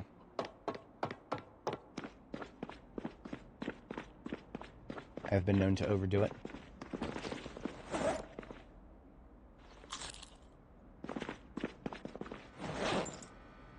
We only have 8 magazines. So that's actually a carton. Yeah, by that ratio, a 20 times 12 divided by 30. Yes, okay, so a carton of 556 is 8 magazines of M16. Okay. We have 8 magazines and we have a carton. Alright.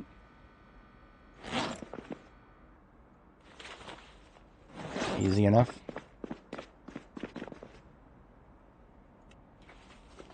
So all that shit I was talking about, getting rid of this loose stuff, no, not happening.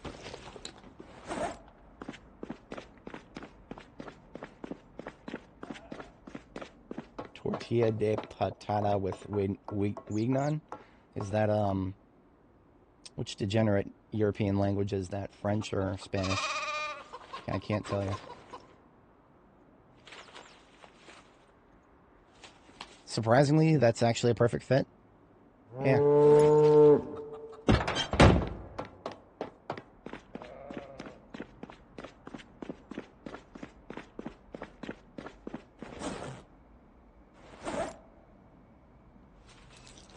I'm going to hold on to this extra military backpack.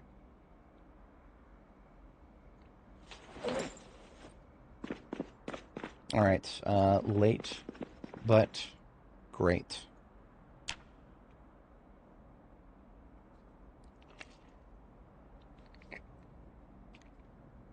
Jeez Louise, it's 1 p.m. already. I'm definitely flies.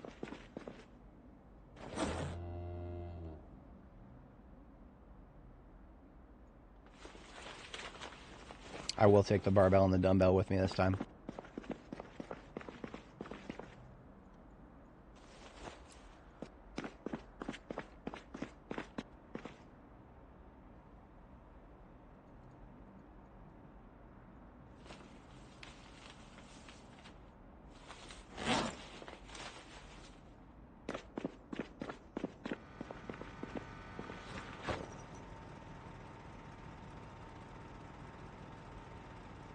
Just in case I run short on nails again.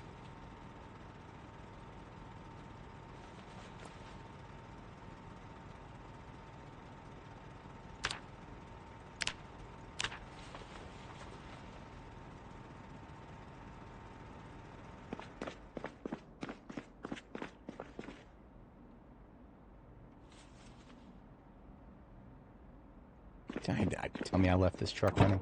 No, we're good. Okay. Alright, so we're going to make some more sledgehammers now. We've got one already made.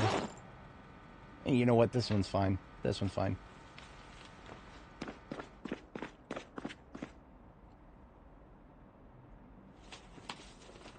We're just going to make some swords instead. Current sword is in pretty good condition. We don't need to worry about that. Machete is 2/3, but we're going to make several replacements of both. Yeah, we just took two boxes of nails, so we're good on nails. Let's see, we've got 71 charcoal to work with. That should handle our current smithing activity. It feels bad to do blacksmithing right now because it's a great day, and blacksmithing is going to take a long time. So, that's yeah, alright. Alright, starting with machete blades, we're going to do 2. And suddenly she was unable to do it because she moved. There we go.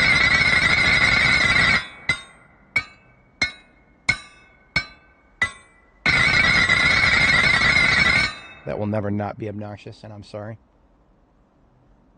Alright, we're going to do 4 swords.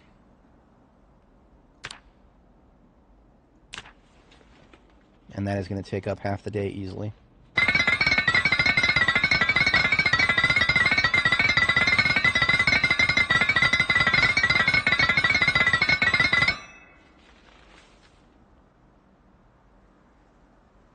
Alright, now we'll slap some handles on them.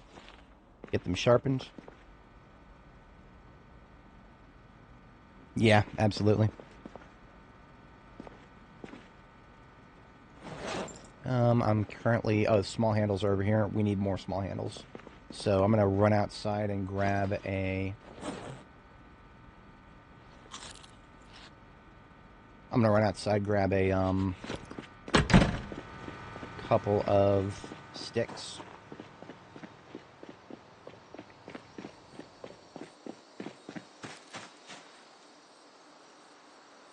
Yeah, we can turn each of these saplings into 8 small handles.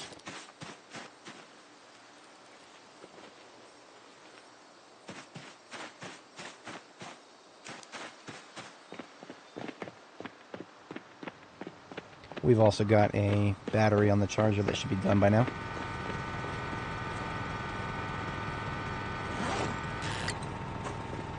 That is another spare heavy duty.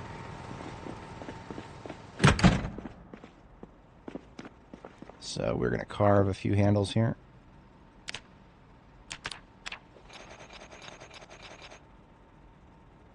Into the box they go. We now have 27 small handles. We'll be good for a little while.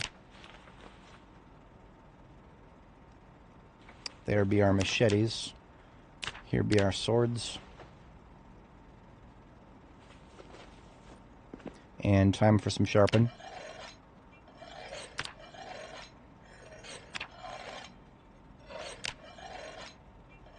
Remember, each one of these blades is going to be a couple hundred zombies easily. I believe swords are still our favorite weapon. We are currently sitting pretty at 29,734 zombie kills. Favorite weapon is sword.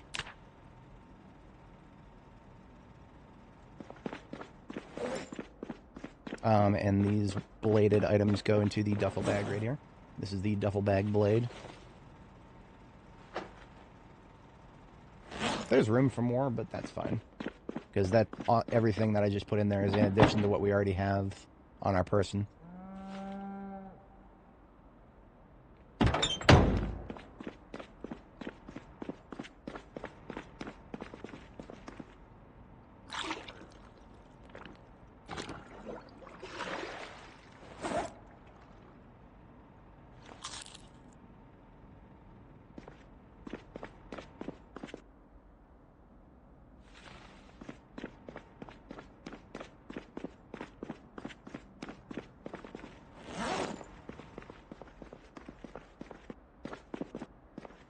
While we're here,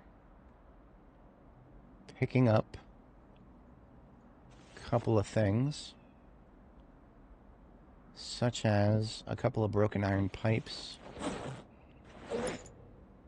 I do not think it's going to be necessary to bring my, I'm not going to bring my White Knight armor. That's for another time. The White Knight armor is kind of a meme. It's kind of a meme. I don't know if I would ever deploy it outside of a meme-y circumstance.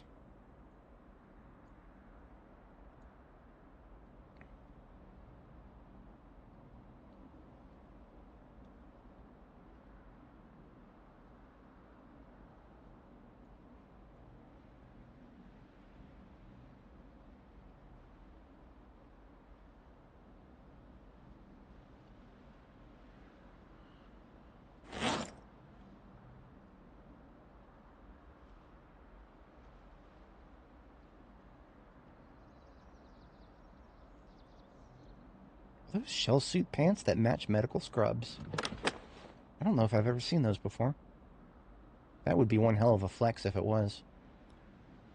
It's close, but it's not quite there. It's subtle, but there is a slight change in the tint. Damn. That would be really cool if we actually had... Alas.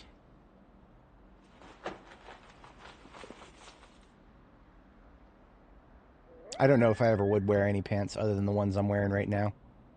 Leather pants or skinny leather pants, there's literally nothing better. They are best in slot by every measurable metric.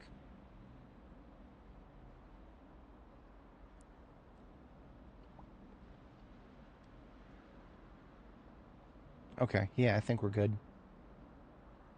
Nothing is jumping out at me here.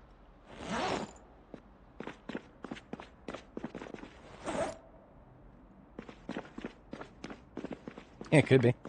Yeah, absolutely. That could absolutely be the case.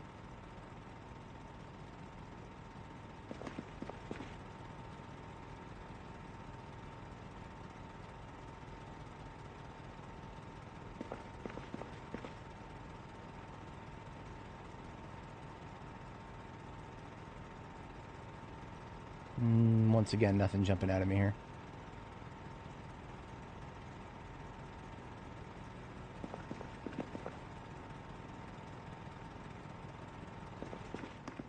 Oh, we have a book to read, but that is back at our destination. At our destination, we've got Electrical 5 to read. I'm saving that for a rainy day, literally. We're waiting for it to rain. When it starts raining, then we are reading that.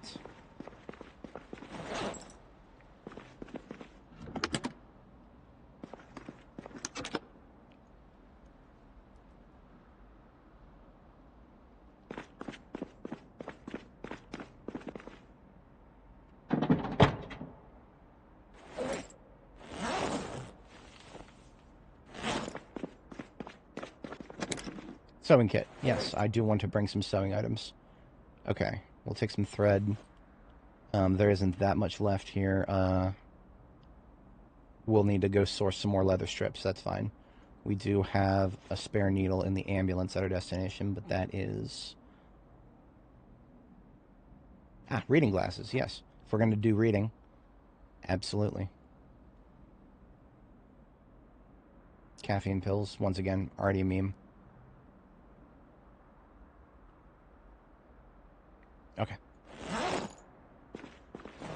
Oh, military jacket of a lighter variety.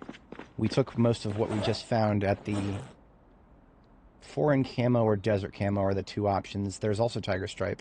I don't know if we found a jacket in tiger stripe. We found shirts in tiger stripe.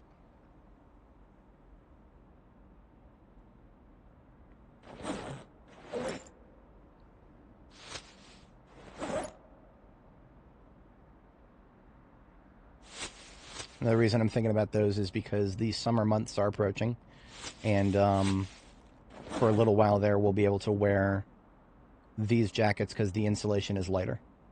But it will be it won't last long. Like at some point, we will not be able to wear them anymore because we'll just be getting too damn hot. We're doing our best to minimize insulation on our underlayers already. Yeah, olive drab and urban camo, green camo, all of those are higher insulation variants.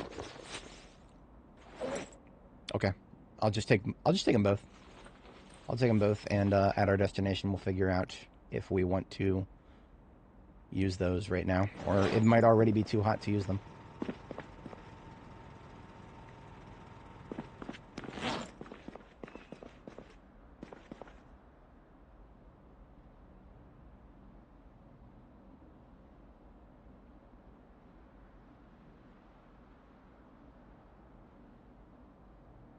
I already scrolled through this once. I can't shake the feeling that there's something that I'm gonna miss. I already have a Hawaiian shirt on, don't I? Oh no, no I don't. No, I don't. I have the crafted cotton shirt. So the difference between that is the crafted cotton shirt is supposed to be winter only. The insulation is a little higher. I do prefer the crafted cotton shirt wherever possible because I get long sleeve coverage on the shirt layer that the that the Hawaiian shirt occupies. So we're taking a Hawaiian shirt with us. I think that was what I was thinking of. We could take skinny leather pants as a change of pace. That is a variant of what we're currently wearing. That has the same insulation, same everything. It's just it looks a little cuter. I can literally wear a bunny suit for no reason. There's nothing on that layer right now. Great. 10 out of 10. Game of the year. Okay. Fuck about here.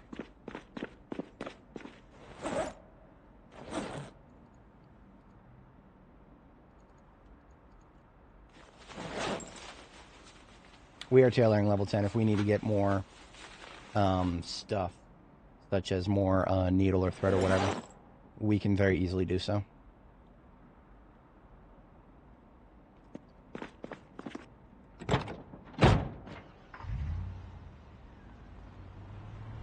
He'll make a leukemia patch. Take cancer as a trait.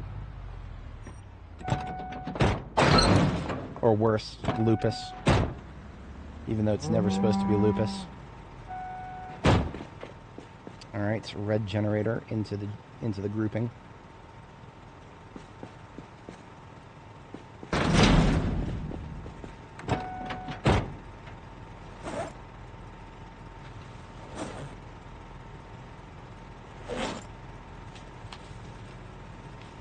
Alright, off we go.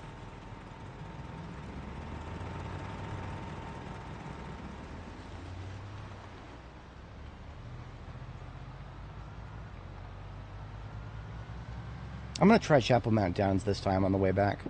I forget how many zombies were on that road. There may be fewer than Waverly. For everybody who stuck around through all the boring shit, I appreciate you.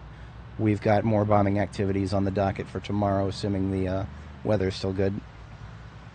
I think this is Chapel Mount Down right here. Double checking. Yeah, kind of, yeah. Chapel Mount Down's a little weird because we've got this little series of turns we gotta make. And of course, a bunch of Zeds everywhere. And a bunch of fucking rabbits up there. Abandoning their young as they're known to do.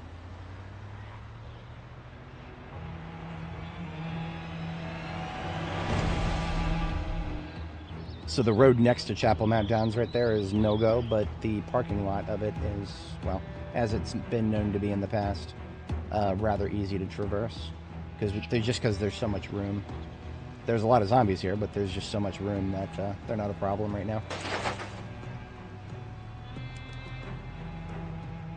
Okay, yeah. So if we take this turn here onto Chapel Mount Down, we're avoiding a little bit of trouble. Bourbon Way here is always going to be trouble. I did not bring back a trailer with me, and I think that's going to be okay. I think the Army surplus was probably the biggest loot source in the area that we were going to hit. Possibly. I don't know yet. I mean, I may find a step van that I like at the distillery. There were 4 step vans up there. It seems like the good step vans are coming in multiples of 4. I'm here for it.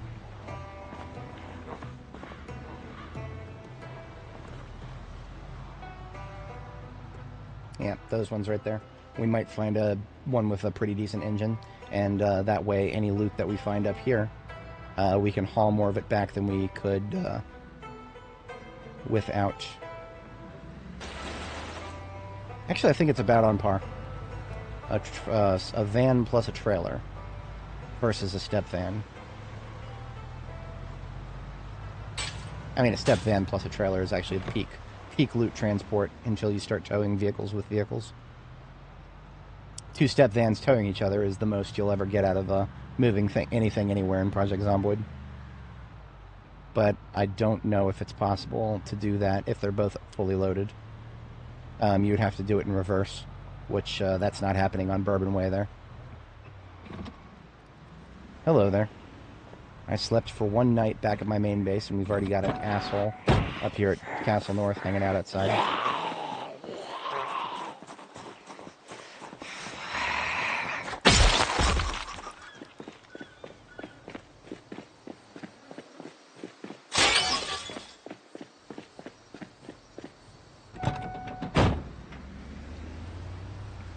So first we're going to reassemble this gate bag here.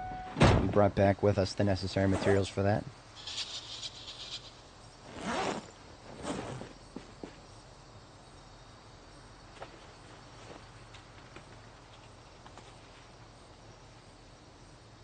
This gate bag right here is now fully assembled. I'm going to place this bag where we're going to build the gate, which is going to be 1, 2, 3, 4 right there. Next, we're going to rebuild a door right here. We've already got the materials for that on standby. The truck is probably going to block our ability to do that, so I'm going to move it real quick.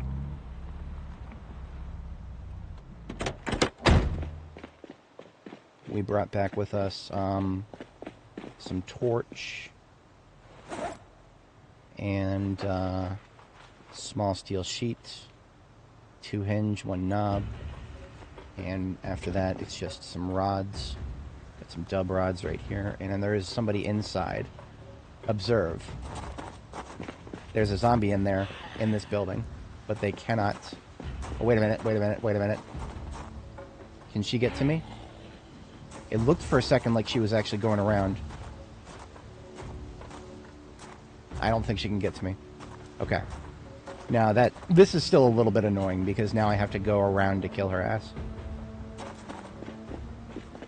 So just because she can't sneak up on me. That's the important part, right? She can't sneak up on me, but if I want to kill her, I gotta go all the way the fuck around here. If there's one back there, then there might be more, so we are on guard.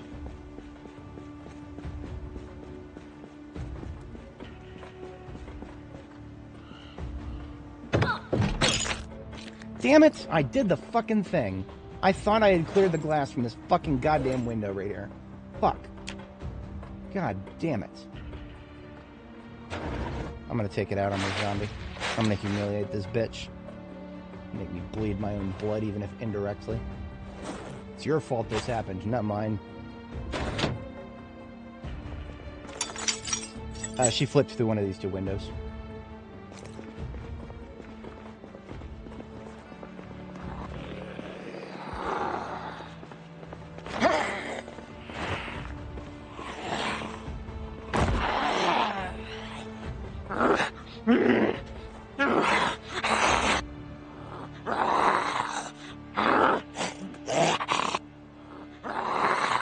Nobody makes me bleed my own blood.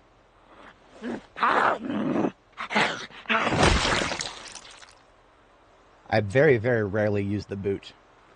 But when somebody pisses me off like that, they get the boot. I mean, that was my fault. I can't blame the zombie for that. You know something interesting? We don't have to go all the way around as long as somebody's not in this corner. If somebody's in this corner, then we have to go all the way around. But if somebody's in this corner, or nobody's in this corner, we can just do that. But I would not have been able to do that while she's standing right there. Getting out of the vehicle, you're actually kind of vulnerable for the first second or so. So, oh well. Yeah. Das Boot. Anyway, I think we picked up all the necessary materials. We can get this door built. That was a scratch on the forearm. So, our right hand, which is what we're swiping with, one-handed weaponry is unaffected. Two-handed weaponry is unaffected too? Cool, okay. Usually when I take an arm injury of any kind, it reduces my melee attack speed, which that basically means I'm not going to go fight anybody, but... Now that might actually reduce our damage, though. I'm not going to try to get in any fights for a little bit. We got other things to do. Got that door fixed. And we brought a new sledgehammer with us. Let's get that out. It's actually an old sledgehammer, but it is one that we can rebuild easily, so if it breaks, I don't care. He dies, he dies.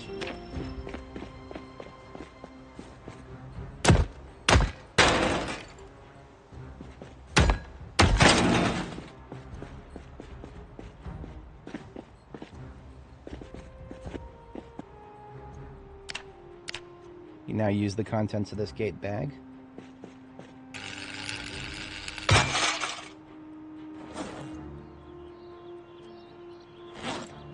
And look at that, we took out half of that dub rod right there. Oh, no, never mind. We never even used the dub rods in there because we had them in our own backpack. Whatever. Can reassemble that in a future date. So, basically the way I'm doing this is we're doing an internal gate, and if you look at the way it opens like that. So there's no need to worry about deleting this door, because we're still going to be approaching from an angle where we have to come in from the side like that. So at some point, when we get the muscle strain to go away, we'll delete these two walls, and then we will do something right here. At that point, the interior will be secure again. Well, speaking of windows, we do need to replace the windows up here at least. Because remember, the whole design, I call it a castle, not just, for aesthetic naming purposes. It's a castle because... there's layers to it, right? The outer layer out here. This is the main castle. I guess you could call it the courtyard. This is the castle courtyard. Inside, this is the keep. And then right here, this is the citadel. So there's layers to it. Bases are like ogres. They have layers. And still waiting for that muscle strain, so it's going to be a minute. In the meantime, what to do about this spot right here? Suppose I could just build a wall. We did bring some, where is it? We brought some plaster powder. Right on over here. 2 bags of it. That's probably more than we need. I'll go ahead and mix that up while we're waiting for the strain to go away.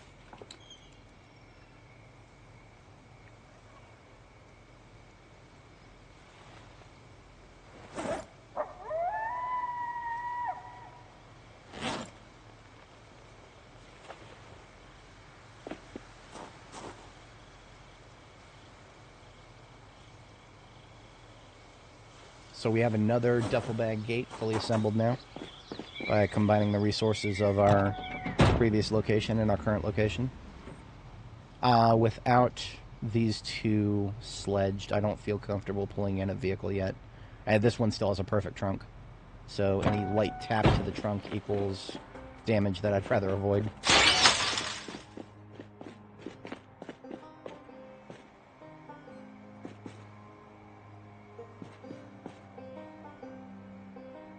It's always going to be awkward coming out of here, but I think I'm going to do a similar thing to the entrance. Yeah, we'll probably do the gate like right here-ish.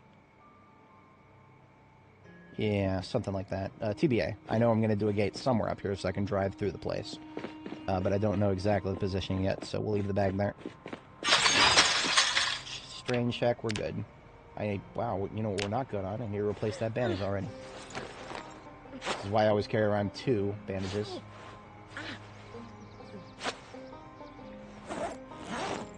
To wash that later. Hey, at least the strain's gone. Natural flavors as an ingredient. Yeah, why do you gotta have natural flavors? Why not just the ingredient itself, huh?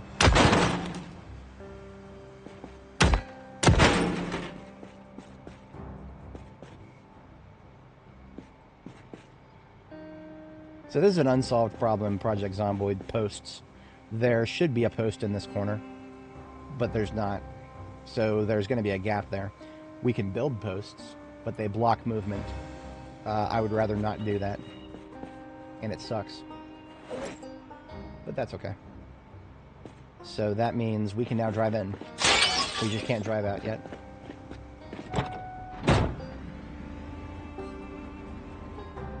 So you guys can start to see the flow here. There is going to be a way to drive out. I'm going to take out parts of this corner here too. But that way, when we're driving in with a bunch of loot, we park right here and unload the loot into the citadel there.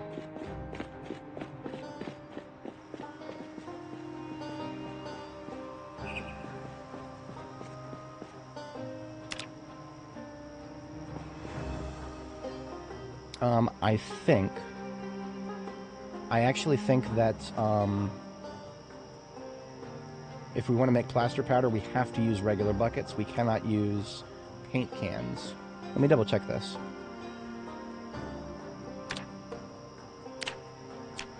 Yeah, it can only be a bucket or a carved bucket. It cannot be a paint bucket. So all these buckets up here on the roof that captured rainwater, currently useless if we want to make plaster powder. So we can get around that if we do a thing here. I think the toilet in the secure storage here has not been used up yet. This is a perfect use for toilet water because it does not go anywhere near me, but it gets to help build my walls.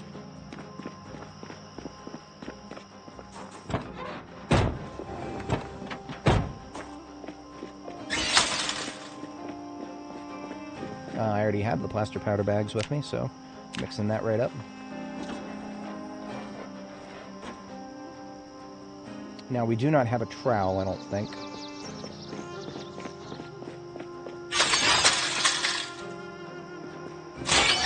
Yeah, no trowel yet, so we'll just leave that there. We'll find a trowel at a certain point here.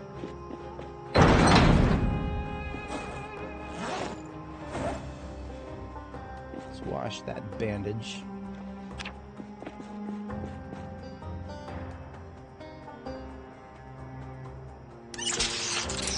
It's actually cheaper in terms of water cost to wash a bandage using a item full of water. In this case, we'll use that water bottle I just picked up. It only costs half a liter to wash a bandage that way, versus if you use your base water, or you use a sink rather, that is 4 liters it costs. Rather wasteful if I do say so myself. Trowels, I'm actually less concerned about carrying around. Trowels, I can make them myself. The nearest trowel is the nearest tree branch. That is my privilege as a carver. And it does look like, so there's paintbrushes here. That's half of the equation. We can paint them after we apply the... Yeah, we're gonna have to go make a trowel. That's fine. Even in the dead center of Louisville, like this place, the nearest tree branch isn't that far away. Hell, there's some trees right on the other side of the impassable side of base here.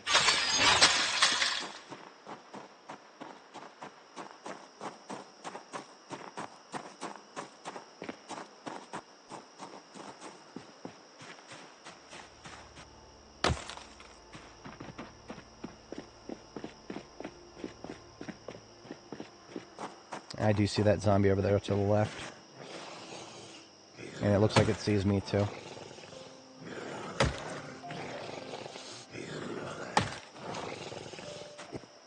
What's up, buddy?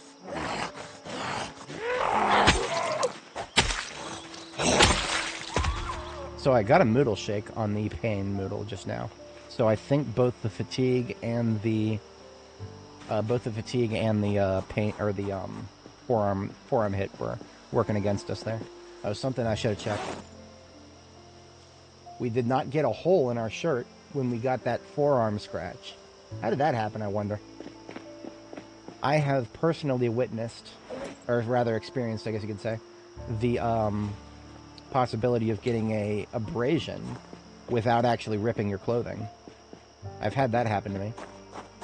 But I've never had a scratch, like, you know, where the small little actual cuts in the skin. Never had that through a piece of clothing that didn't also get holes in it. What's going on there, Andy Stone? Fix your game. Anyway, we can carve a trowel. We don't even need a surface. There we go. Let it never be said that man in the woods monkey style stuff is not useful for inner city based offenses.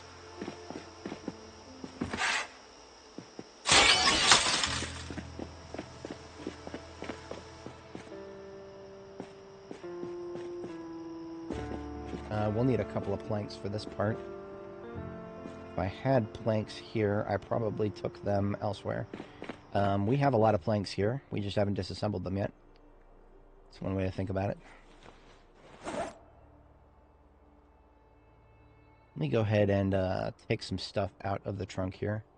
Particularly stuff that needs to go to the kitchen. Oh, I'm a doofus. I'm an absolute little doofus. I was supposed to bring perishable food with me here. I completely forgot.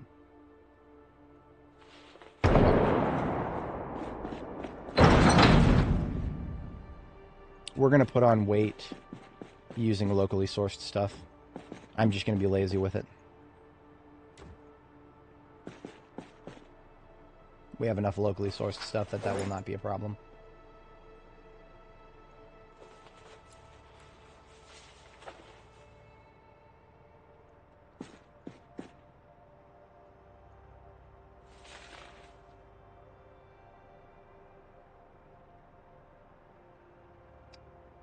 The reason my character is currently layered underneath a glitchy little sprite right now is because the wall sprite that causes this little ugly patch of crap on the wall here, for some reason it's layered over top of everything when it should not be. I could submit a bug report about that and get it fixed if the devs actually listen to my bug reports, but I don't think they do. I've got proof of that. I have seen the ignorance, the bug reports that I've submitted that have never even been replied to. I understand. I don't like it, but I understand it.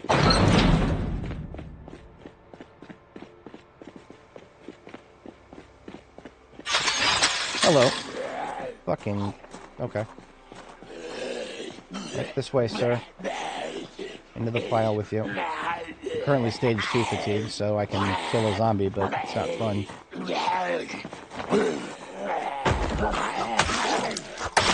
Just imagine where he would have turned up if I had not blocked this place up the way I have. That's what we do here. We turned that encounter from a surprise guy around the corner outside our base, when it could have been a surprise guy around a corner inside our base. Tell me, speaking of surprises. Okay, I did not leave it running. Oh, now that we have a sledgehammer.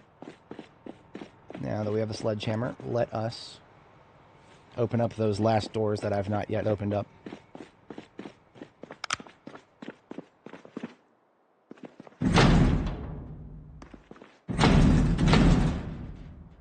There is nothing saying that there might not be a death zombie in here, so...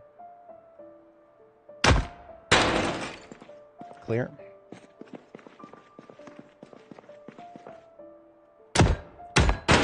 And clear. Okay. Leaving the sledgehammer here for those last two doors. How many zombies do I think in the sewers? Well, if we could get into the sewers, we could tell, but since we can't, we can only speculate.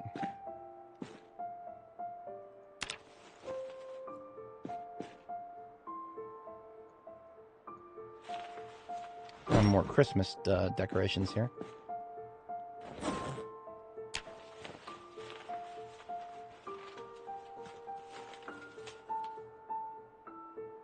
We also found fishing equipment. We are not far from the Ohio River here, so if we want to fish, there's nothing stopping us. We got a straight shot to the river here. We built our own little fishing pier too. It's not a fishing pier, it was supposed to be a hunting blind, but either or. Hunting, fishing, who cares? It's one of those things that those outdoorsy people do. Once upon a time, I was almost one of them. Now, here's a funny thing. This fishing rod has regular fishing line, but the hook is nails. Why not an actual fishing hook? Oops. We might find something better in terms of fishing gear out here. We still have not looted... we've only looted about 2/3 of this place.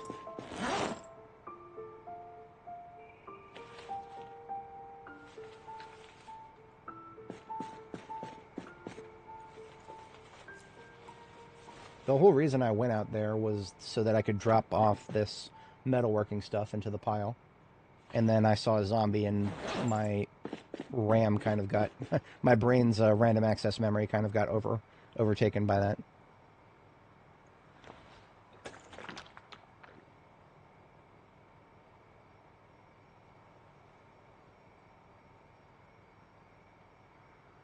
I'm going to drink a little bit of this vodka, since we're about to go to sleep anyway.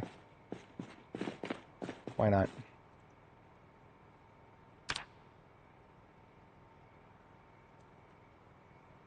It really does.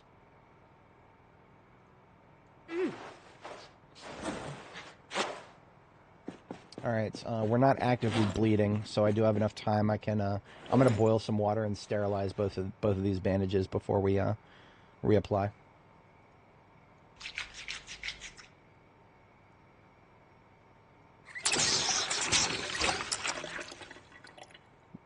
Shit, I didn't bring up... I never brought a stove in here. Okay, never mind. That's fine. I thought I don't know what it was about my brain meat that made me think I had a stove in here. Maybe I just hadn't deployed it yet. No, I just don't have a stove in here. I think we'll be fine. We've already sterilized it, and it's not really been exposed to a dirty bandage for very long since, so I think we'll be okay. That just means I need to find a stove at some point here.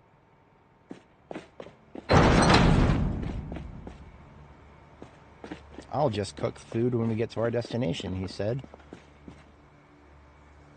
There was a weight bench and a dumbbell the whole time. Look at me. I am the dumbbell now.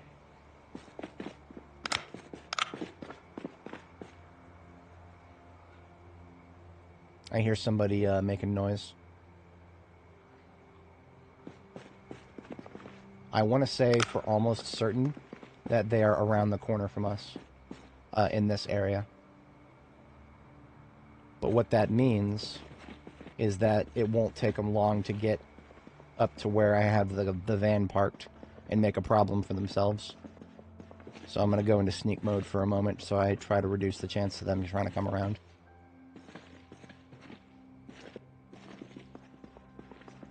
I'll sledge those 2 doors after we deal with this.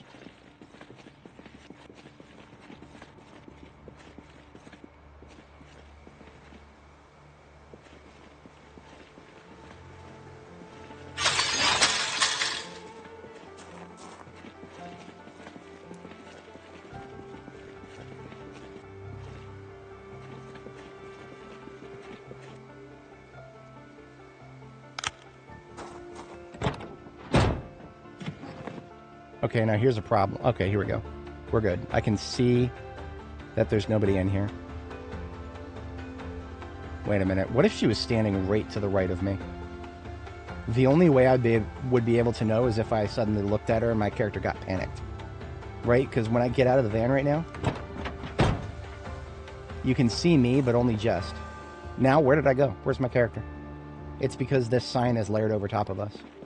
There are so many silly little instances where that can happen in this game, and that needs to never happen. That should never happen. Sometimes I can understand when it happens, but this is not one of those times.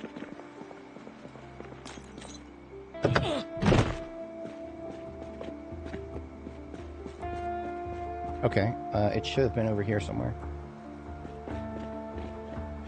Maybe it's inside the surplus.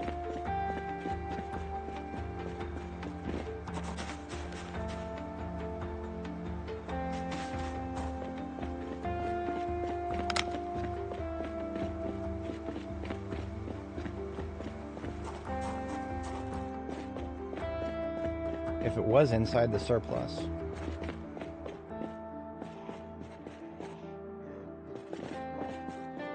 Yeah, okay. I swear I heard a female.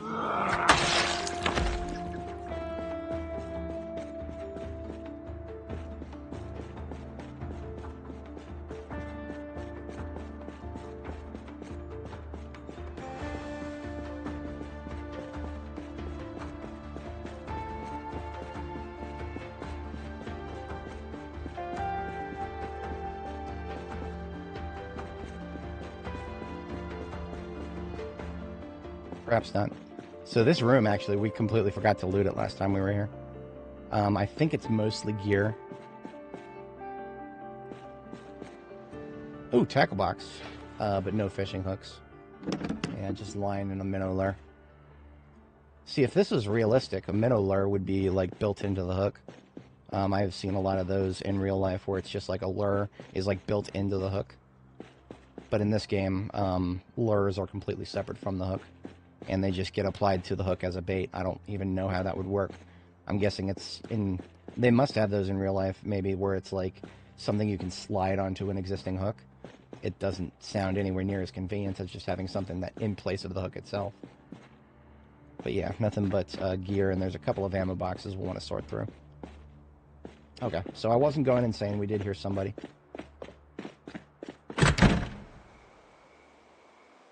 Now, since we are sure that we're not going to get ambushed, or rather, by going back in, we can just do this. We've got to make sure we're not going to drop anything.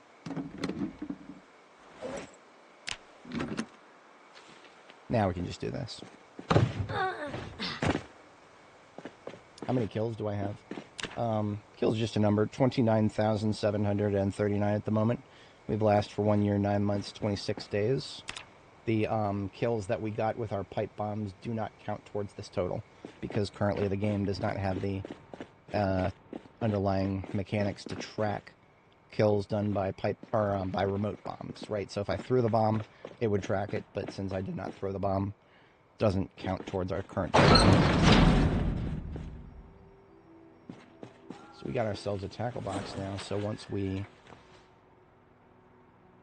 I'm going to fish tomorrow morning. I'm going to see what I can get from the Ohio River with what we have right there. I think fishing in the morning is the best. I'm not 100% on that. But yeah, we can catch something and use that along with, we got some eggs here and some non-perishables. We'll make a stew or something.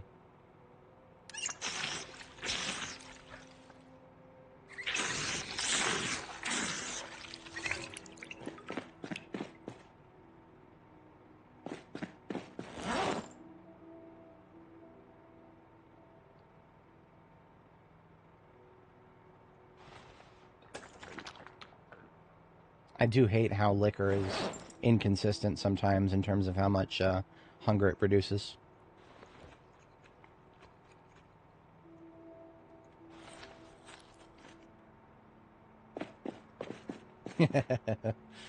Post-event lawyers. They can go fly a kite.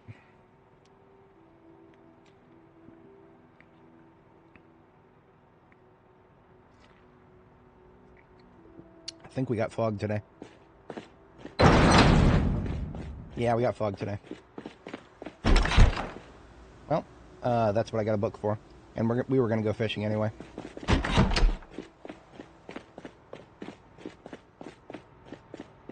If we're going to the river, we're going to take an axe with us.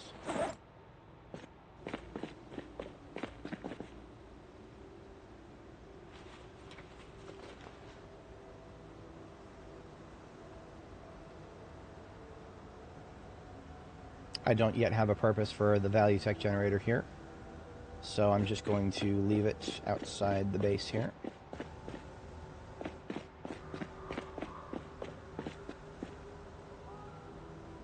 And this ham radio can go somewhere else. This way we can put stuff into the bed of the truck, such as perhaps fish that we catch.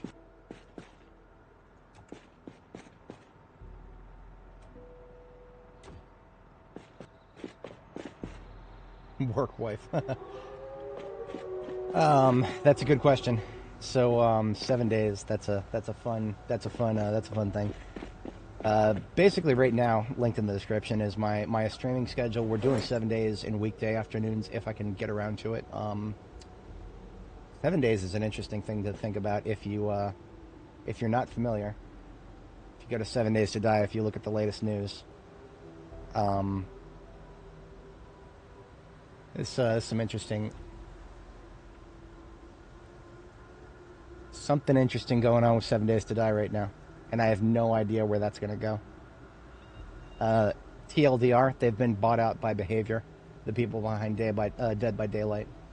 Now, some people are taking that as a good thing, especially the people who enjoy Dead by Daylight. I'm not particularly one of them. I've never tried the game. It doesn't sound like my cup of tea. But I'm not as concerned about that aspect as I am of the fact that the people who did Dead by Daylight have tried to buy IPs, and it hasn't gone well for them. And I looked at this article from GamesIndustry.biz that did a little bit of an interview with Behavior to get their perspective on things, and they used the phrase IP when talking about the purchase. They used that phrase 12 times in the article. If I took a shot every time they mentioned IP in that article, I would probably be pretty wasted. I was actually considering doing that. I might unironically do that.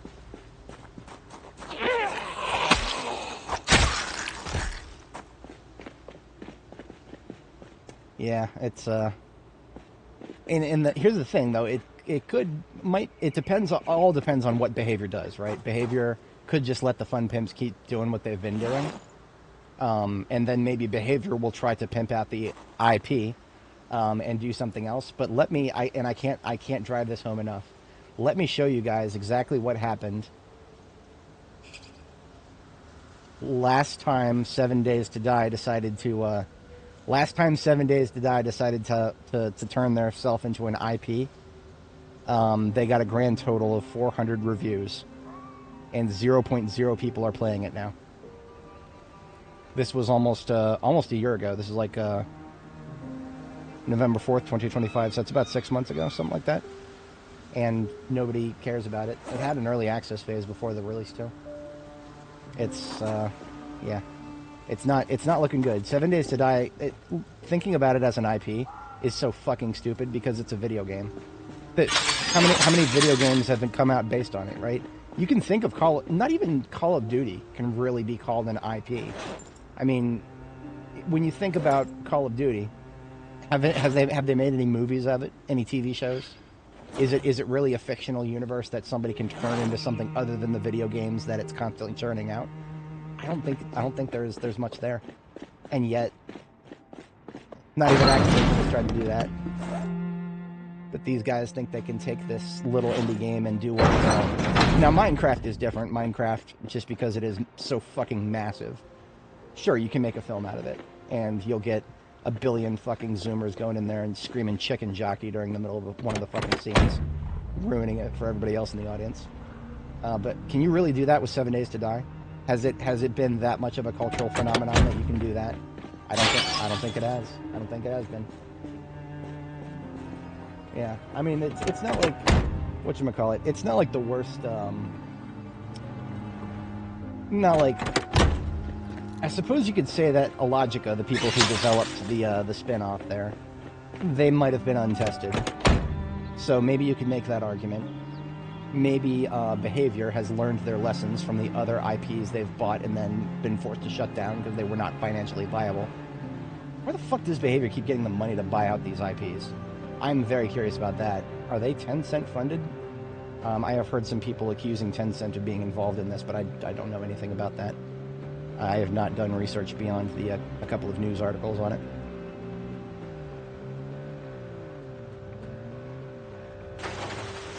Well, look at this.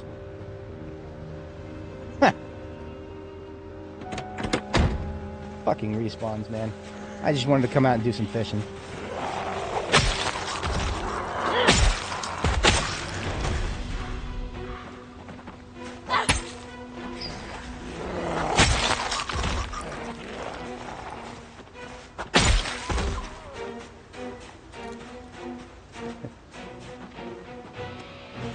Honestly, I'm not even gonna lie. If they did a Call of Duty movie and they just made it be like similar to the plot of like Modern Warfare 1, 2, and 3, and they had all the characters and they had all the good moments and they actually took it seriously, and they got some decent actors, they could have a pretty good movie right out of that. I would unironically go watch it if that was what they ended up doing with it. The problem is I don't think that's what they're going to do with it. I think if they did make a movie out of it, it would be soulless fucking slop.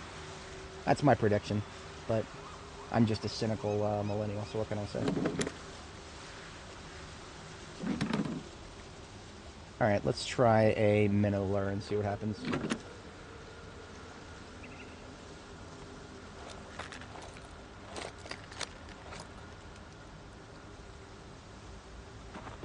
Oh, we gotta change our bandage again.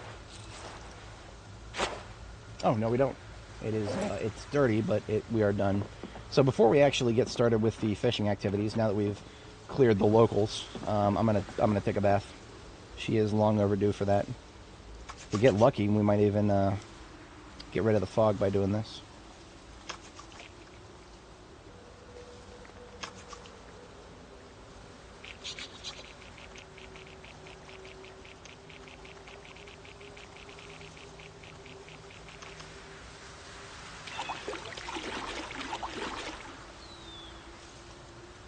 Looking good.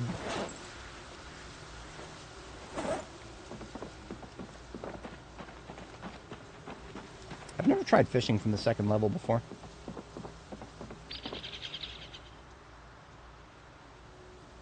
Well, I don't see any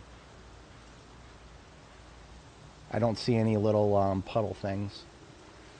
I should have known that fog would make it pretty tough to fish. I don't know if I've ever tried just doing a blind cast. It might work. Hang on. Do I see a thing out there? It's so hard to make out any detail. It's almost as if fog is explicitly designed to get rid of detail. Silly, silly, silly nonsense. I'm just going to do a blind cast and see what happens. We didn't come all this way for nothing. Oh, hang on. I think I do see some skip in here. Yeah.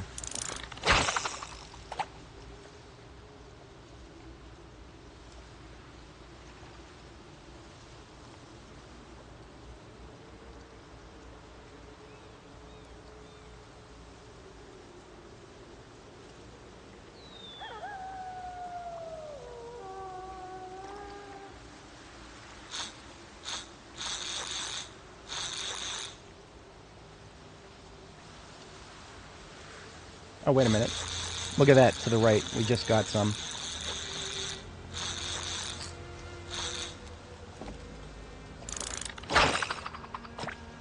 Okay, there's a little bit of skipping out there. Let's see what happens.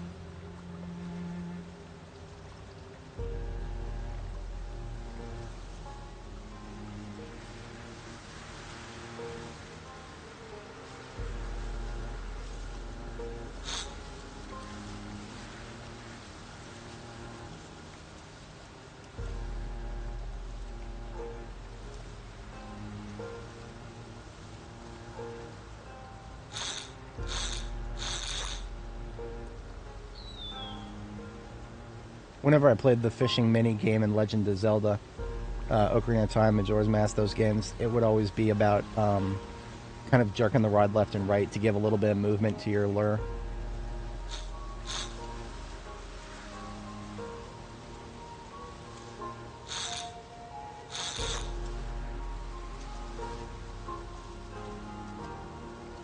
Oh, why the second floor on this thing?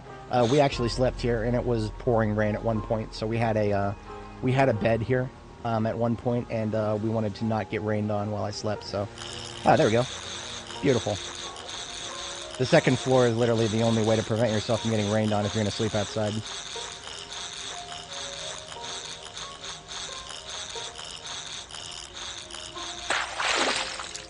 Tiny little fish, looks like. Sweet. You know what? That is good enough for now. It took a very long time to get that, so I'm just gonna take that. Can I fillet that? Hang on. Too small for slicing. I fucking hate that. Fuck you, is it too small for slicing?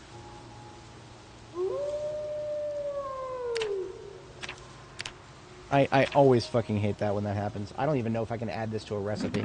This might be fucking useless. Alright, I'll try one more time. I didn't lose my lure, did I? I did not lose my lure, thankfully.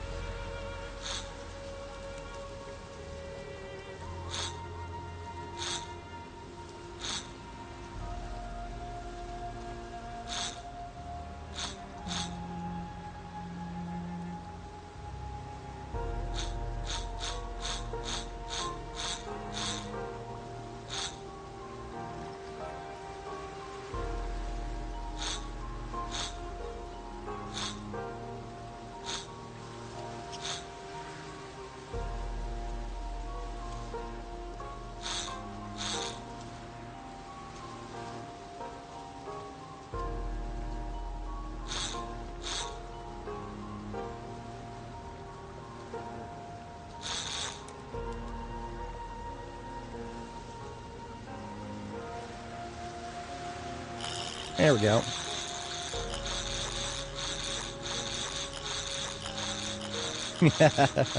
Nice, see, I can do that. The whole reason we're doing this is to get things that we can add to recipes.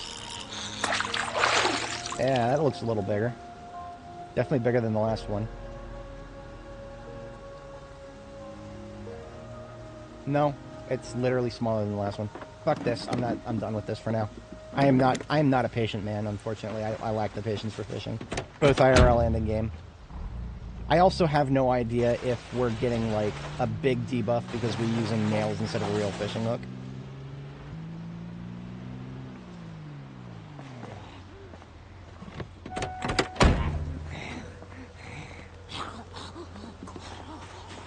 I would just go foraging, but fog.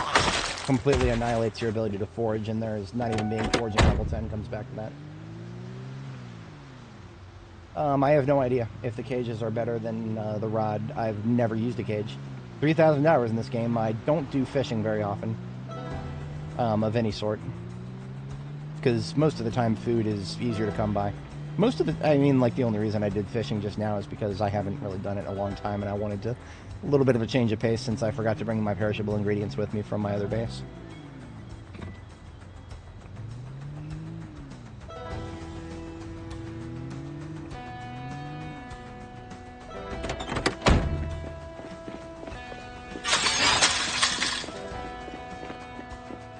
I should have done some wood cutting while I was outside, but too late now.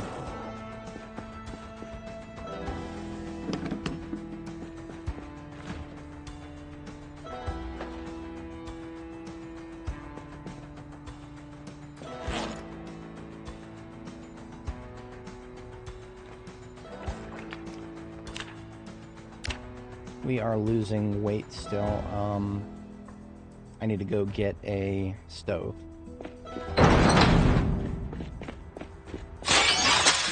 I'm going to check around. There is a small possibility of a stove in one of these, because, as you can see, random furniture everywhere.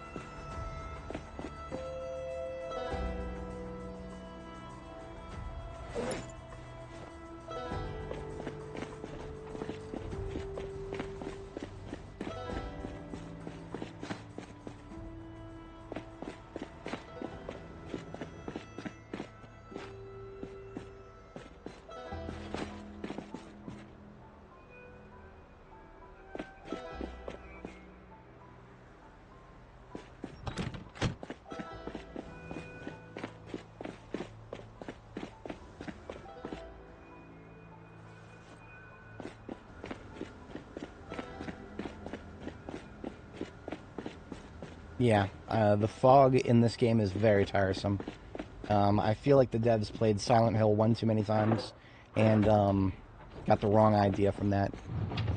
They wanted to make sure everybody got to experience it, so they just made it a very, very high likelihood to happen, which fucks over those of us who play the game a lot. Oh, well. Alright, long overdue moment to open up the last 2 units here.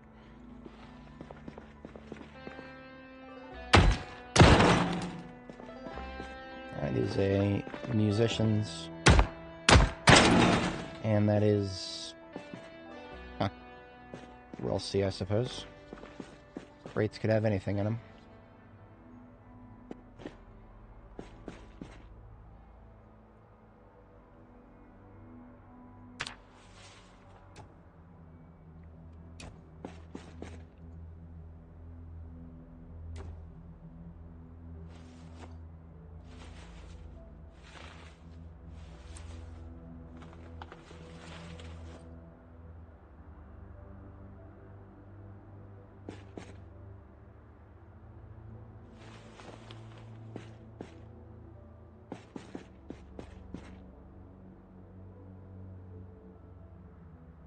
And that is a fat lot of nothing.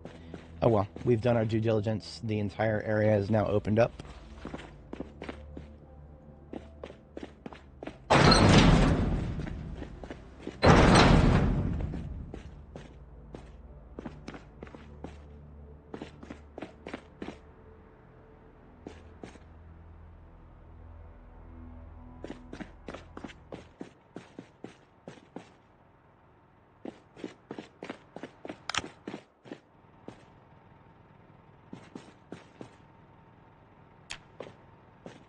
Alright, so we're going to want to go look for the nearest...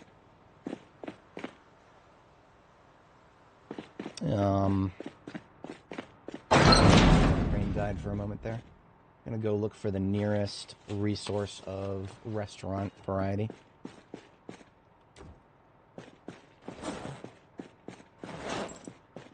Gotta have our Game Boy here, next to the bed.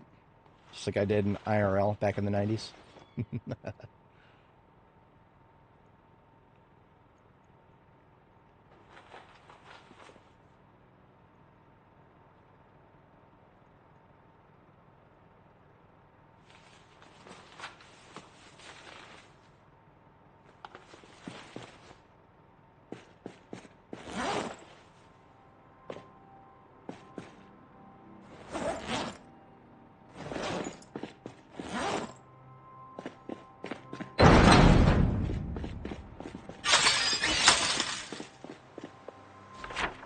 Looks like the fog is finally easing up a bit.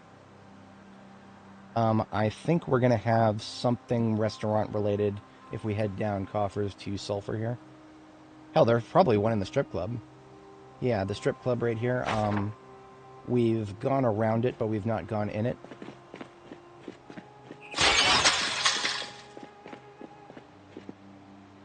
Who's got the most open trunk right now? I think it's this one, technically. Yeah, I mean, there's things you could do with fog. There's all kinds of things you can do with fog.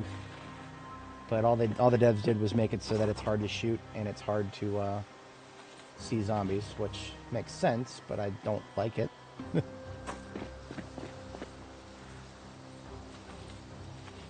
Alright, so we're still well equipped. Like, very well equipped.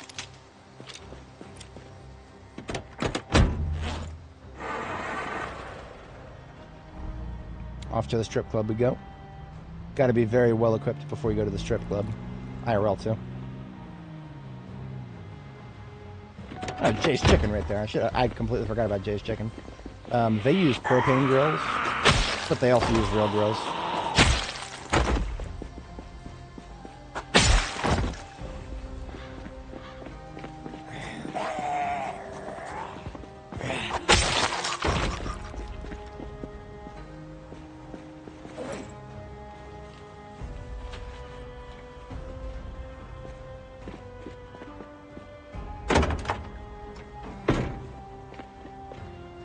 What is this? This MassGen Fatco. This building right here is a clone of MassGen Fatco. I would recognize that anywhere. Yeah, this is MassGen Fatco. Didn't even know that Louisville had one.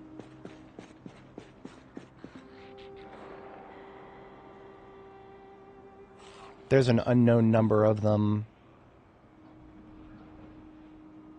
potentially upstairs right now. Gonna go ahead and save the windows.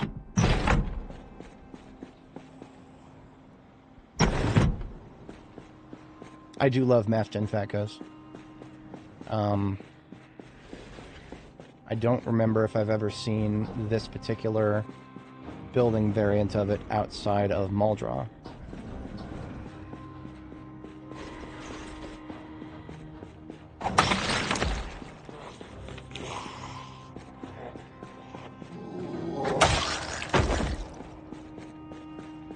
Probably some right outside this door. Just popping it for the sake of keeping it unlocked. So literally any construction material I could ever want in this entire game, we've got a semi-decent chance of finding here. MassGen Fatco is construction, general tools, materials, yeah. I should have remembered that this place was here.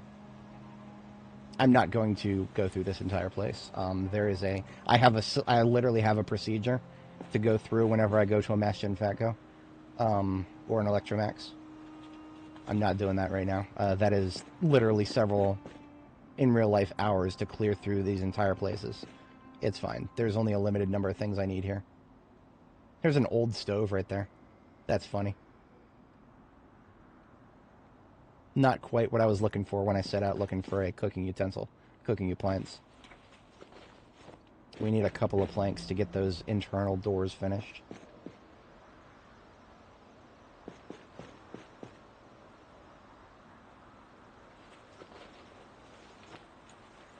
Eight feels like a solid round number.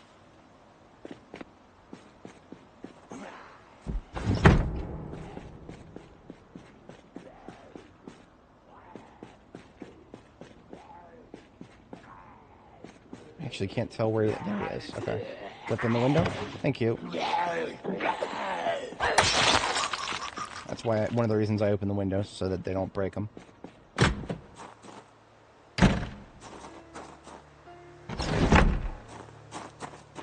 Alright, let's steal a cooking appliance from Jay's Chicken.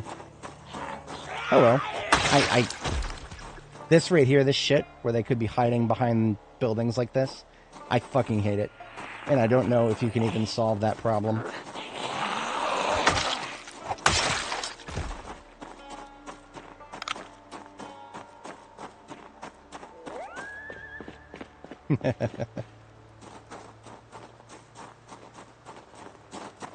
That's one way of looking at it, yeah. Definitely one of the interpretations of all time.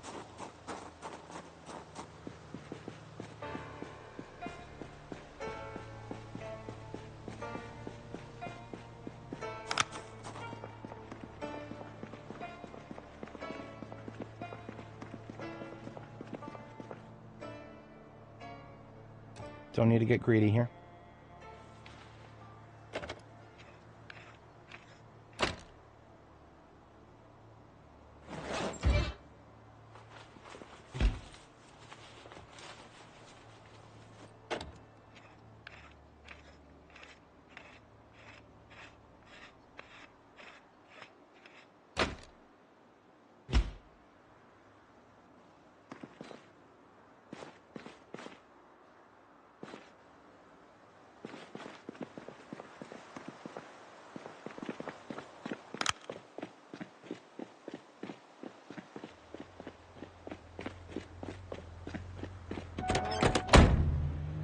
Yeah, like there should honestly be, if it's within your view cone, there should be some sort of like outline.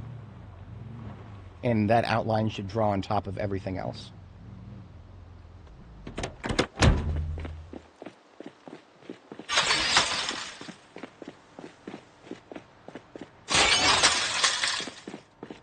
Okay, we finally have a kitchen, like a proper kitchen here. If I want to put down the extractor hood, it has to go first.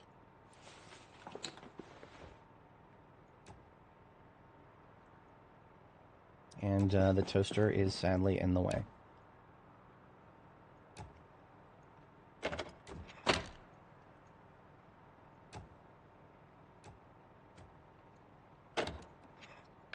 Beautiful. There's still some work we could do here to make it look prettier, but for now we can cook things, and that is the most important part.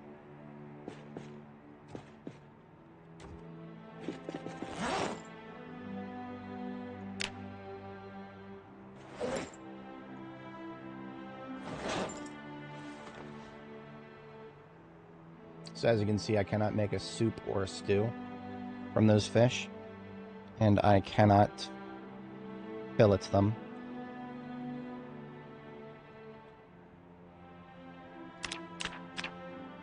Now that being said, I may be able to use these small fish as bait.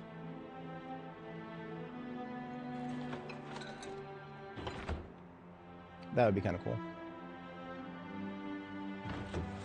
So we're going to make some soup, and it's going to be really heavy soup.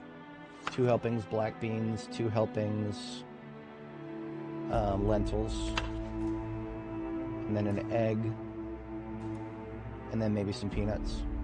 So it's got ingredient variety, and then we'll fatten it up too.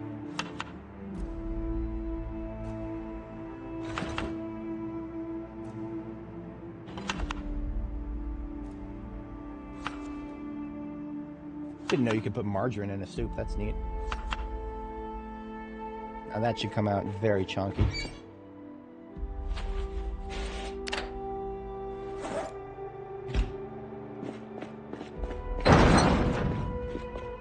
While that's cooking, we'll drop the planks we picked up here. So that's where we need them.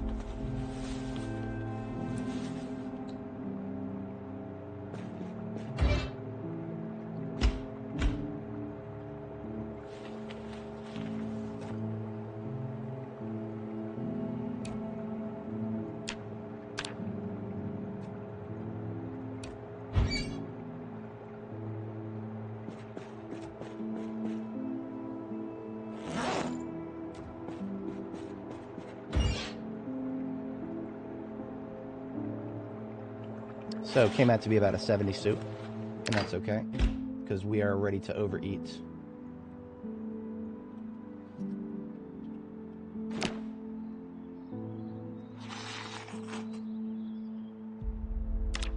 We're still in weight loss, and that's alright. We will start putting on those calories a little faster now.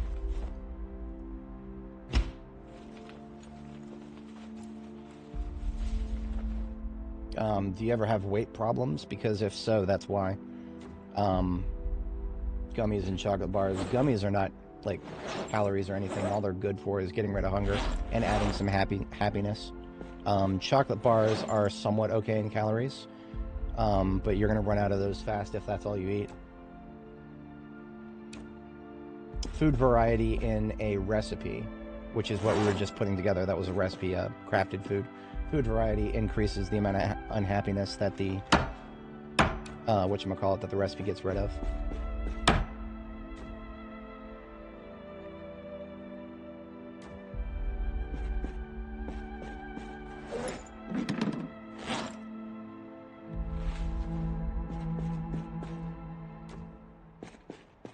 I'm liking this place a lot better now. Just a couple of small improvements was all I needed to feel happier about it. I'm still a little bit miffed about my decision to go with white cabinets, because we don't have very many more white cabinets in the area. We could do a mixture of white cabinets and steel cabinets, and it wouldn't look too bad. So I could go steal a couple of those steel cabinets. So the problem is, if I can't pick up this sink without risking destroying it. So this sink is possibly a permanent fixture. In any case, the food stuff generally goes in the corner now. Everything except for soda. I'm going to do soda in a separate container. I should keep up with that every time I get the opportunity to, because soda can fill up a container very quickly if you let it.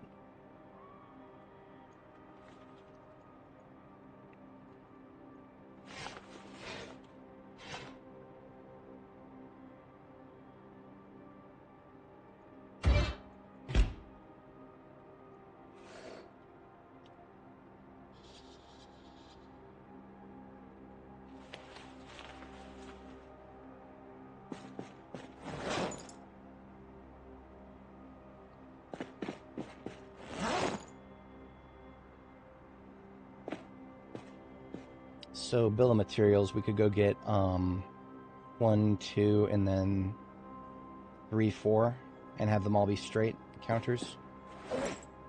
Steel counters, rather.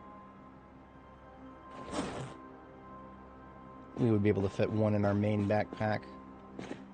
And there's no shortcuts with these. These are very big.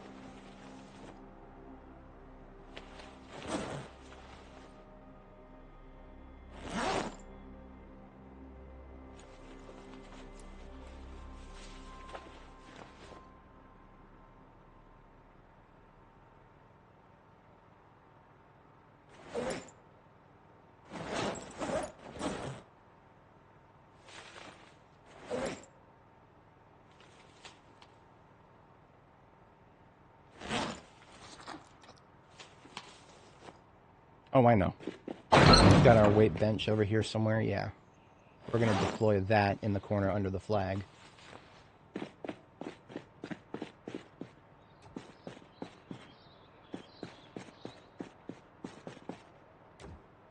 Oh, and we just trapped ourselves. Ha!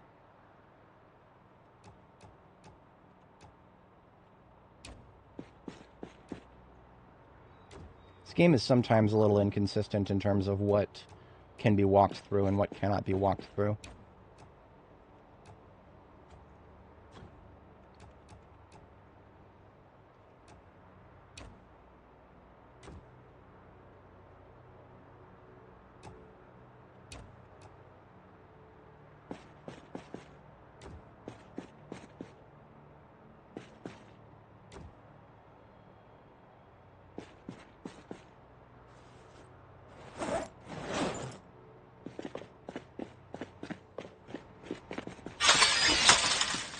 My open nails are out here.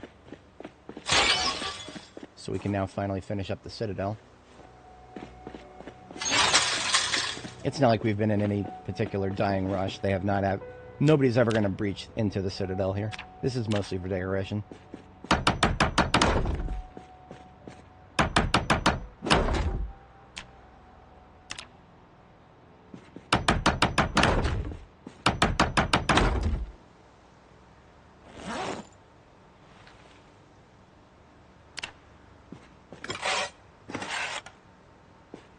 Not a perfect match, but we could paint these walls gray and it would be very close.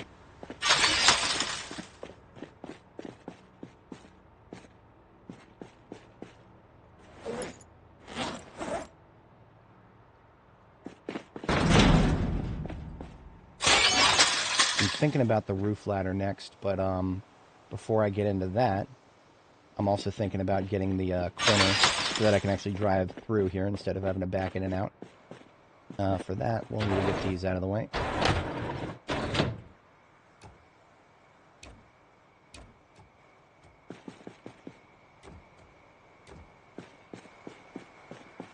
And then we'll need the sledgehammer.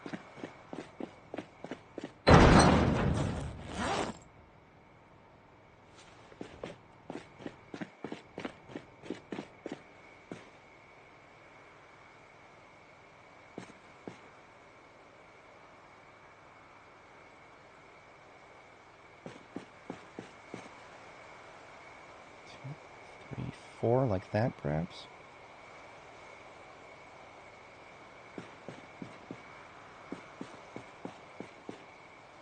I can see that working. Yeah, I think there's enough... Hang on, let me double check out here. Oh, yeah, that would work. That would work fine. Yeah, we'll just take out these four walls. Get rid of that lamp.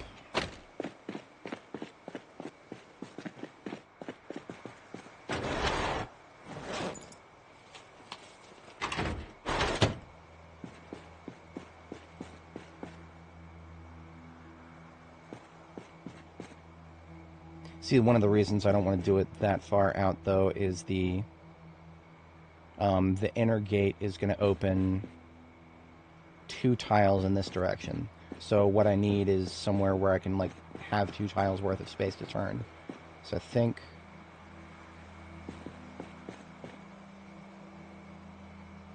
Nah, that'll be fine. It'll be fine. I'm overthinking it. I've been known to do such things. Alright, we'll give it a rest, and then do the last 2 tiles later.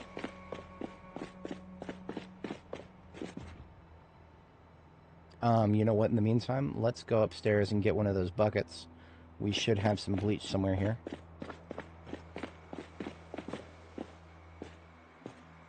Maybe not, actually. There might not be bleach anywhere here. Oh, cleaning liquid. I think I saw cleaning liquid. I can't remember. Something would remove that wall stain would be nice. If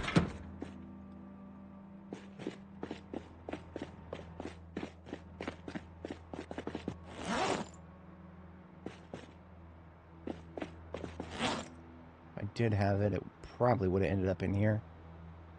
But I don't see it. We have a lot of random stuff, but not that. I'll check the neighbor's joint real quick here.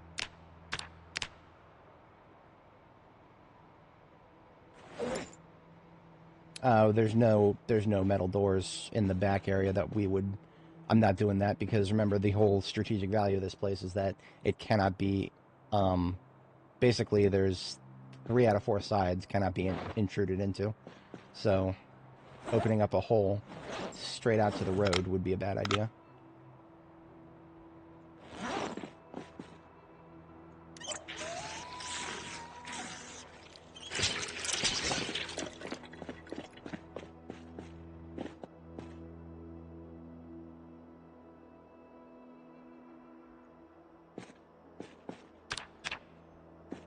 I'm just going to give... Oh, you know what I could be doing, and what I kind of should be doing? We've got Electrical 5 to read. What did I do with it?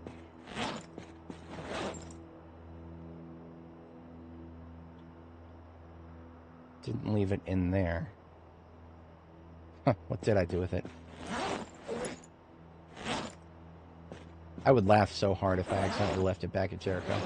I do not think I did, but the fact that it's possible amuses me. There it is. Now I left it in the electrical bin here. So next time we incur some muscle strain and we need to get rid of it, I'll just read a book for a bit. But we have left the strain zone here.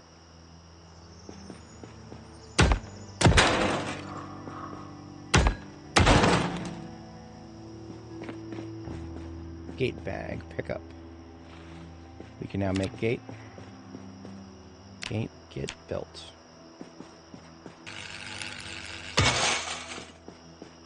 Alright, let's see how difficult this is.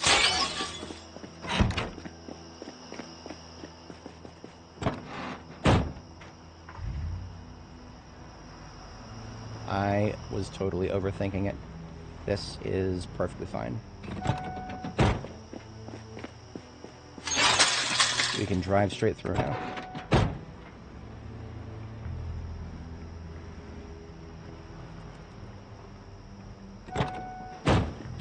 Dude, this place is big enough that this would make a nice multiplayer settlement. Because then you could actually, you could do the thing, you could have other people, take up residence in your cubbyhole places there.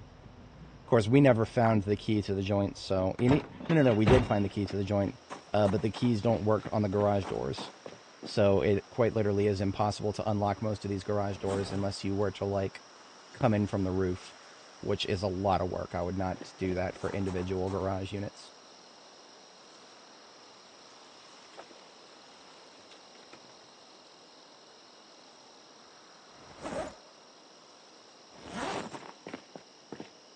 So some of the stuff we brought back in this ambulance needs to go back into the primary. This one right here got the blade bag and these M16 magazines that are yet to be refilled, as well as spare ammo for the platforms we're currently shooting. And that should be everything else that was in here. Yeah.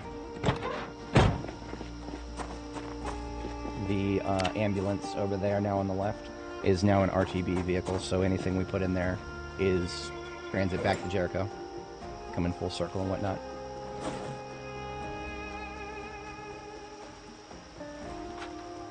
And it looks like the ambulance primary here had plenty of room for that stuff, which is great.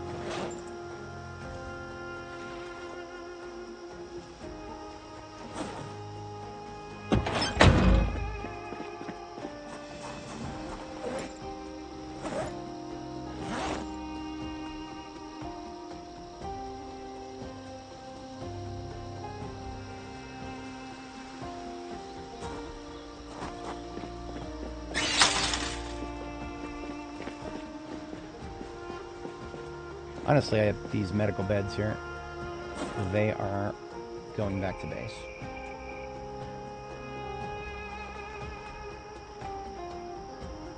So they can go into the ambulance.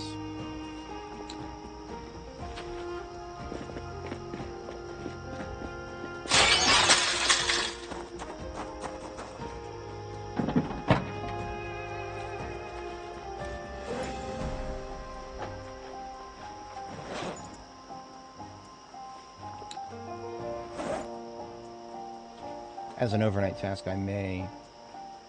No, that's fine. As I was thinking about maybe going over to loot the remaining stuff in the army surplus. That's going to be possibly more than one overnight activity, so we're fine on that. For the rest of the evening tonight, we're going to read the book, Electrical 5, and then sleep, and then read, and then sleep. And then, ideally, we'll have good weather tomorrow. Ideally. We had fog today, so hopefully we won't have fog again. Come on.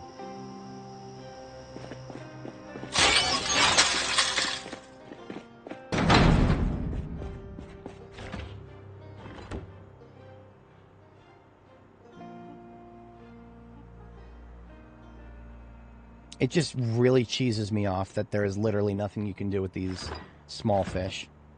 I just hope that I can turn them into bait fish sometime. I'm going to go ahead and freeze them, actually. I'm going to freeze them, so that way, if I can use them as bait fish, Freezing them means they'll last a lot longer.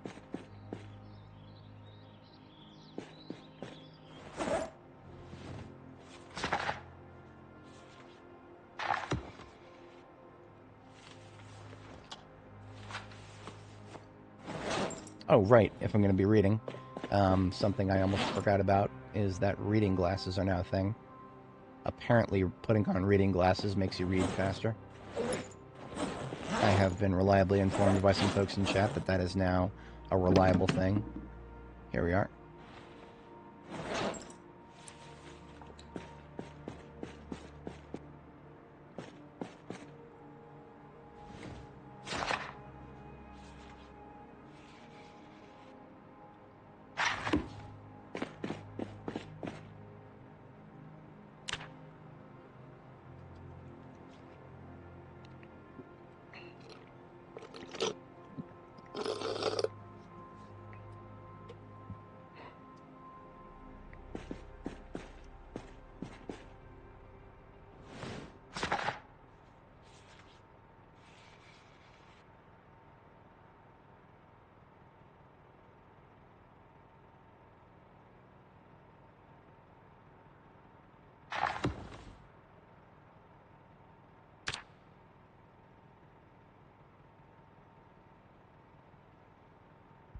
Oh dear, that was a nightmare.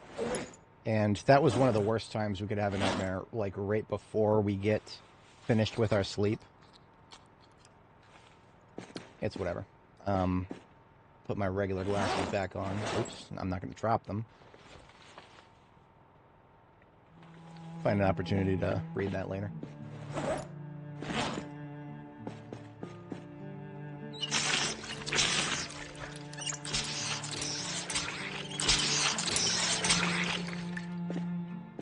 Make another one of them soups. I think I am now in weight gain, which is great. Can make a couple more just like that still. 2 black beans, 2 lentils.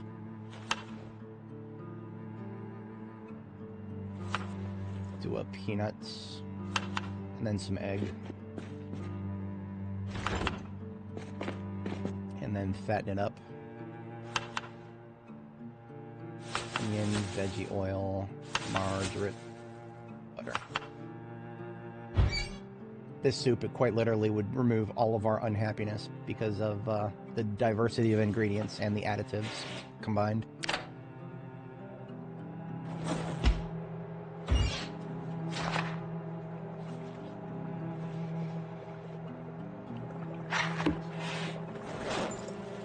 So there's our food for the day. I don't see any color saturation loss, so I think we are good weather for today. I like it. Alright, so my bandages need to be sterilized again. Now that we have a... now that we have a pot, I could have put that pot on the oven and then boiled it. What I'm going to do instead is boil this entire paint bucket full of water here. And then I can use the boiling water to sterilize my bandages.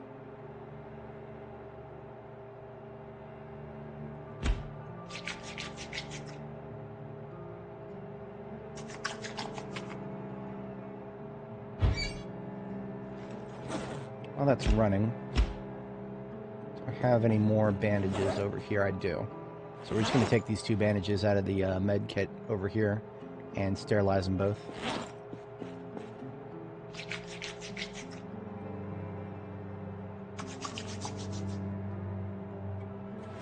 Perfect.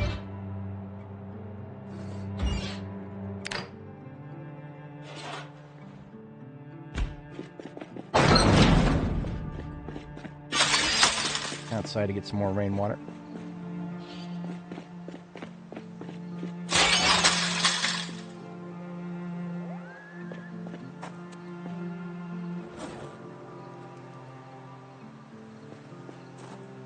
I suppose for now I can extract this stuff. In case we come across something I want to loot with the truck here, we'll just have it so that we have the rope, the axe, and the tools. Yeah, that's fine. If I find a vehicle that I want to repair, I'll bring it back here. We don't need to carry the stuff with us, because then we're screwing ourselves out of some loot that we could be picking up.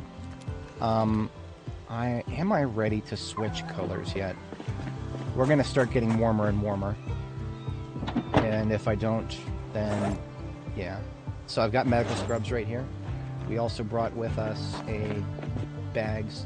So kind of hard to see because it's really small, but the medical scrubs has way lower insulation. So I put this on. We are going to get far less warm now that we're wearing that. But the protection level is unchanged. So I'm going to put the white police officer shirt and the shemagh that I'm wearing back into the bag that I just took it from, which was the stress bag. Yeah.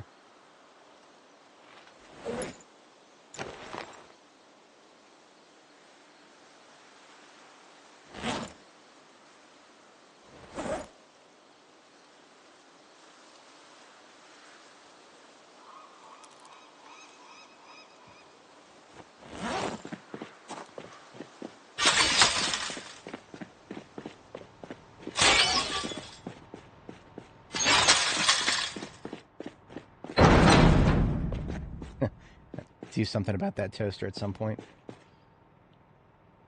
So I'm really curious if this miniskirt is an actual match. I'm going to fix it up first, and then we're going to see. Because if it is, that would be really funny.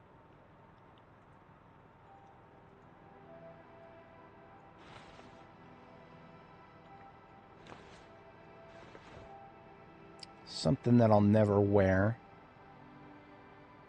Well, that's actually a bit of a tough one. Here's an idea. I'm gonna rip up this Indie Stone shirt. Yeah, I'm gonna rip up this Indie Stone shirt because we need some rags right now. Wait, what? What? You can't rip up the Indie Stone shirt. That's really funny. They don't let you do that. Oh, that's really funny. You know how? You know what I say to that, Indie Stone? You know what I say to that? I got my garbage can right here. Take that. Whatever. So we'll use those rags we just got, and we will fix up this mini skirt.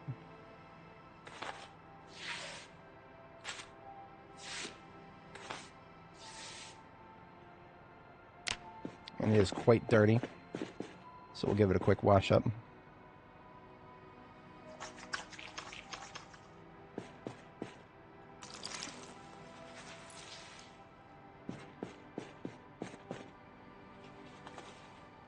It's close, but not quite there. I would wear that if I had the. It might be closer to the other color. Yeah, we might. The other color of medical clothing. I don't know. That's actually not a perfect. That might not be it right there. We'll find another one. Because remember, skirts are one of the easiest things to find of a variety of sizes because you can just you can shorten skirts now.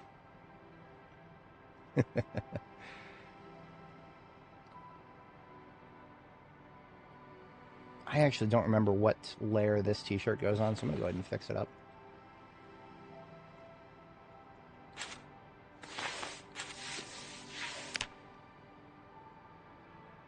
That replaces the long sleeve t-shirt. And the long sleeve t-shirt has a little higher insulation, I think. We'll see about that. So I'm going to need to go get some more leather strips. Leather strips are always as close as the nearest zombie wearing a leather coat. So I'm going to take the thread and needle with me.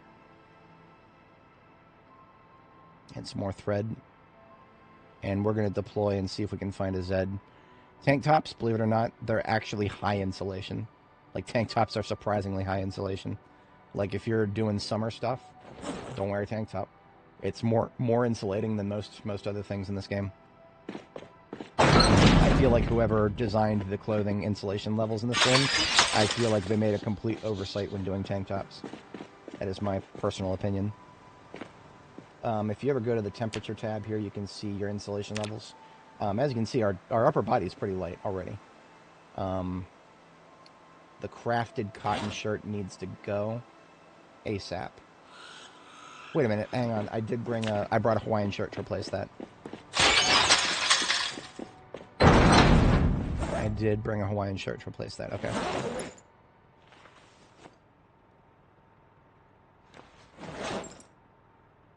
We also have a bandana that happens to match this outfit. That shall get its own spot in our Alice kit here.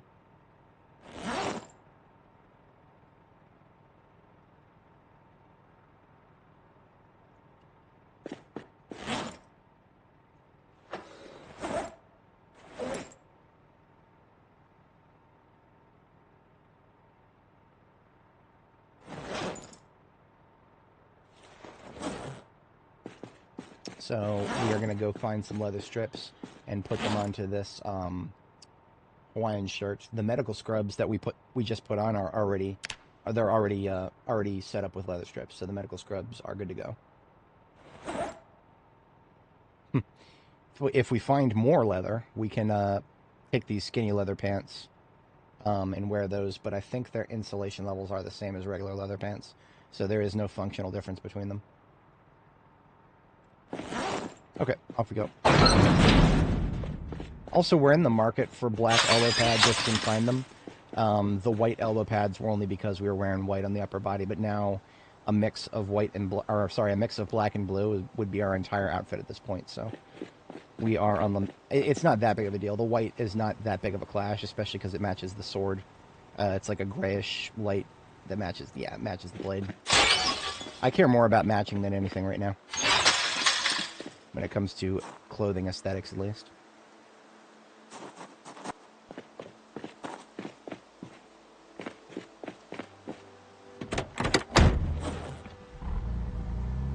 Unfortunately, most of these zombies that we killed up here are skeletons now, and therefore their clothing is gone. So all those opportunities for leather clothing that we could have ripped up, too late. We'll find some more corpses down here. I think the pipe bomb that we blew up, those corpses should still be intact. So if we want to find some leather strips, that should probably be a great opportunity. I'm going to put on the half mask already because once we get down there, it's going to be stinky. We're going to get sick if we don't.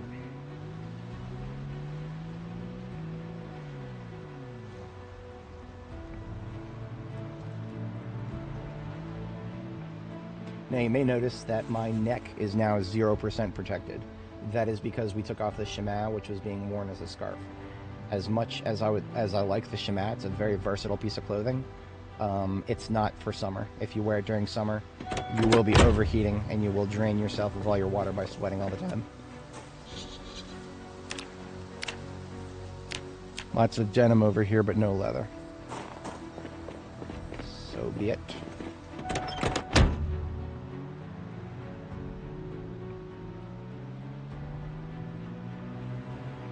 We'll surely find some over here.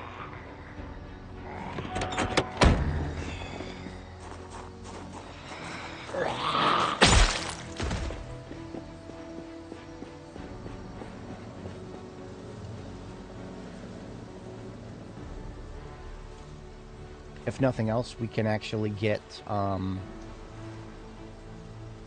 leather from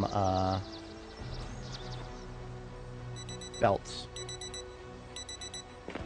Belts are actually basically free leather. And by free leather, I mean it is a guaranteed chance to get at least one leather strip for every belt. And it's always a clean leather strip. Belts apparently in this universe do not get dirty.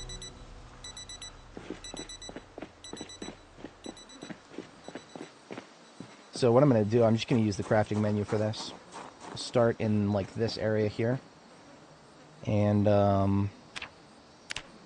look at that, leather jackets, leather pants.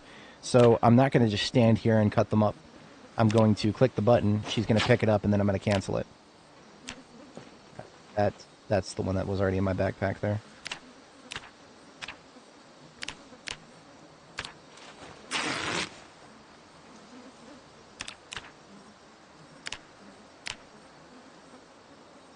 So, got those. Alright, what I'm going to do is also put them in a garbage bag so that I don't accidentally start trying to pull them out of my backpack.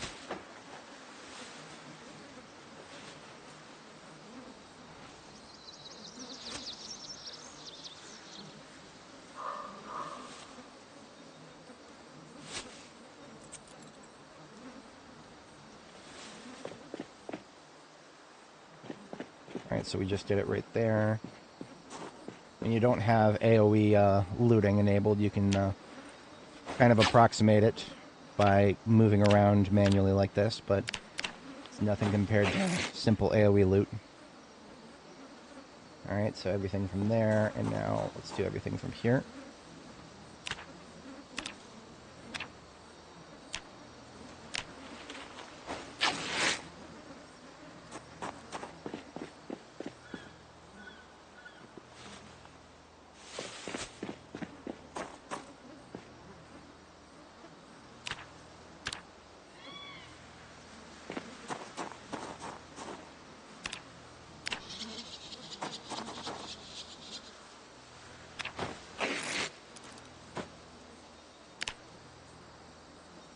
I think I've already got a barrel dogs back at Riverside.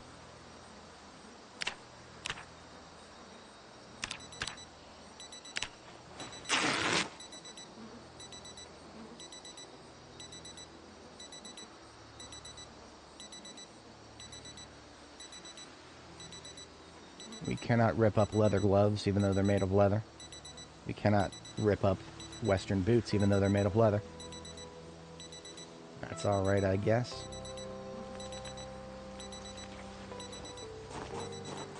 That skirt is not a perfect match. It looks close, but not quite.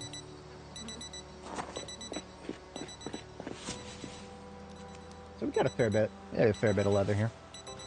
I think I'm done with the beeping now. We're gonna go up to the river and cut these and then wash them. Well, actually, I'll do that later. We're just going to toss this into the trunk and see if we can move on while we've got good weather here. In fact, I would like to, if it's possible, get another pipe bombing going so that we can get the road cleared. I'll link this pipe bomb to that controller there and see if we can get a big old group of Zeds into the parking lot of one of those places down here that's on the road. Everybody else on this road, we can just waste them. Clean supply lines are invaluable things to me.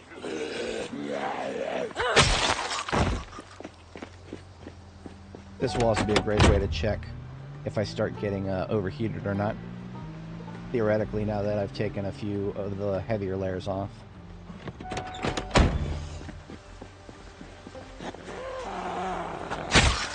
Should be easier there. So this would be a good spot for a bombing right here. But the question is, how many can we pull into this area?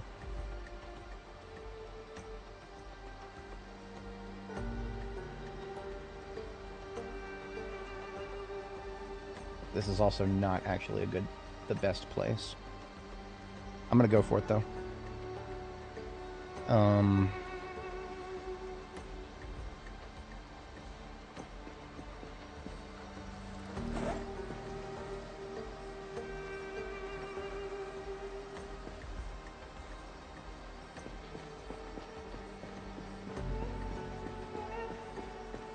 I want something to mark the spot. We don't have any good street lights here.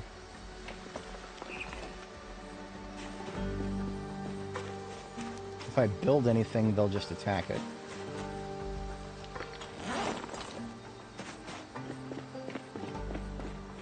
Campfire, they would just walk right over it.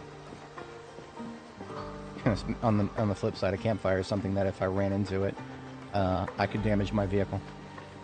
I think it's one of the very few things in this game where you can zombies can walk right over it. The player can walk right over it, but vehicles ram into it.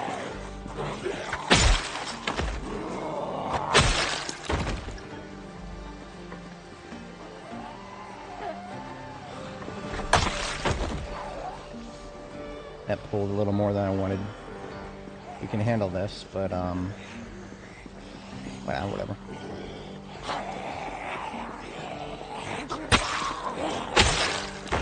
If anybody's wondering why I don't just use the street light behind me, for example, we would want to get rid of those trees if I wanted to do that. And the moment I start cutting trees, that produces enough noise that this entire parking lot will be on us. Possibly more than this lot.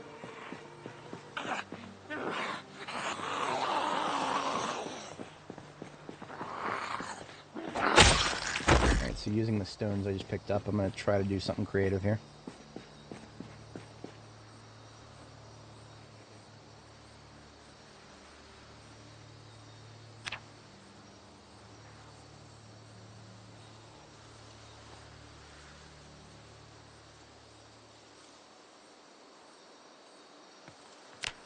It probably looks very silly. I would agree with you. It probably is. One more thing we're missing here.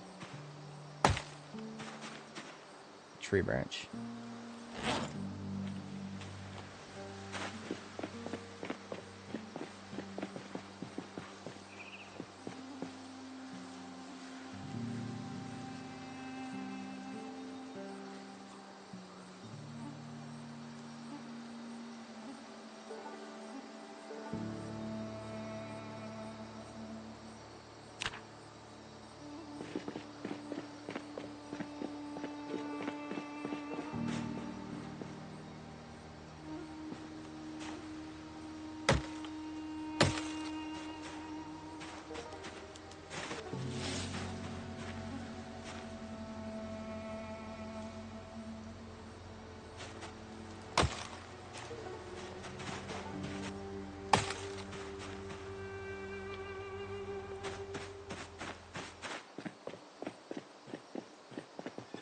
I think this might be something that I would still see if there was a massive crowd of zombies here. That's the goal right now.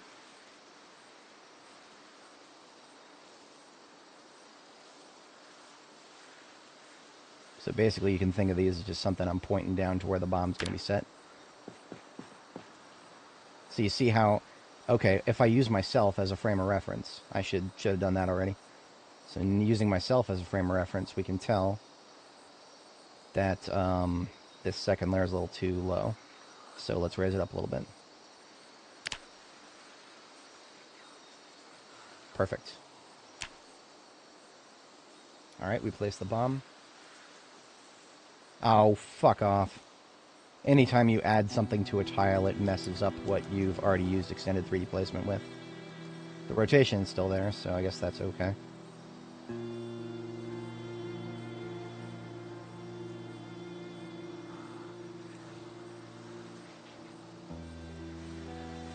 Alright. Works for me. Something that I can lock onto when I'm driving around in circles and there's 100,000 zombies in there. I don't know exactly how many there's going to be in this area. There could be a lot, but I think what the goal is going to be is to pull many more from down here.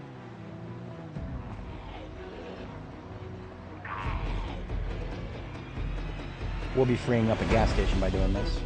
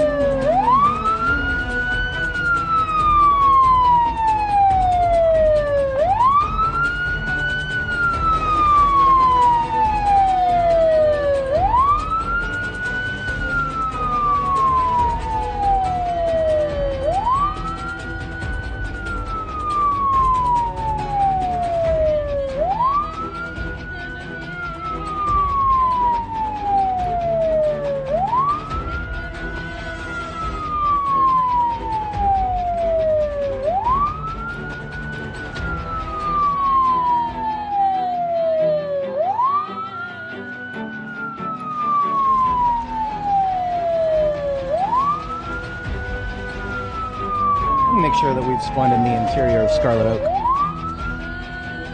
Professor Oak, where's my Pokemon?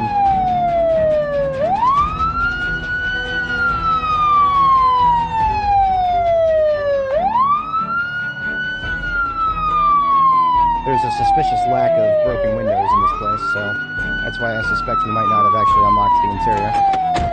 Ah, there we go. Found him!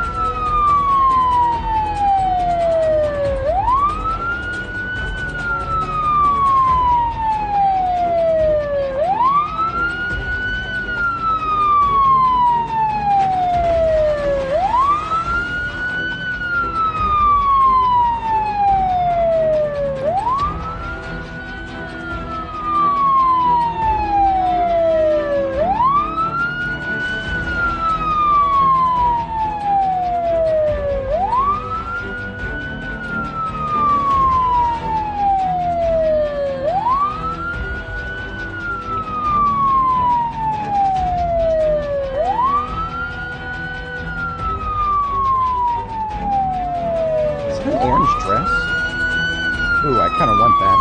It's not very saturated, though.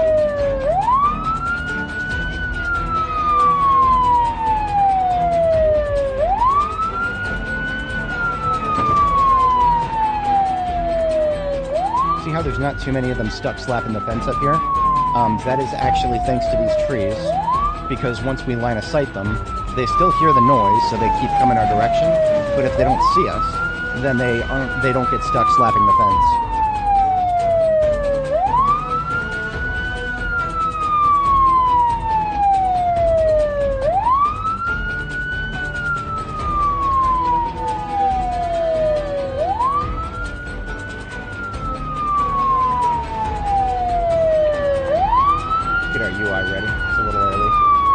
Do a few more passes.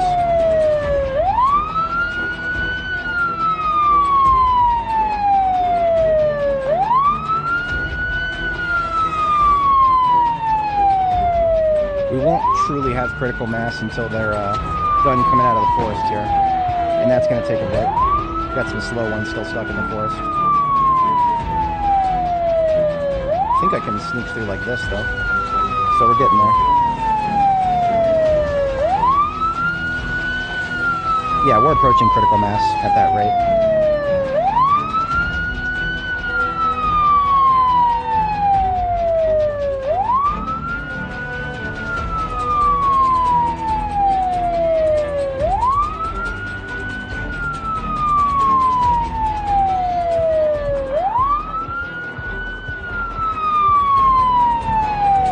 can still just barely see my marker. It's not as obvious as a street light, not even close, but it works. We almost have critical mass here.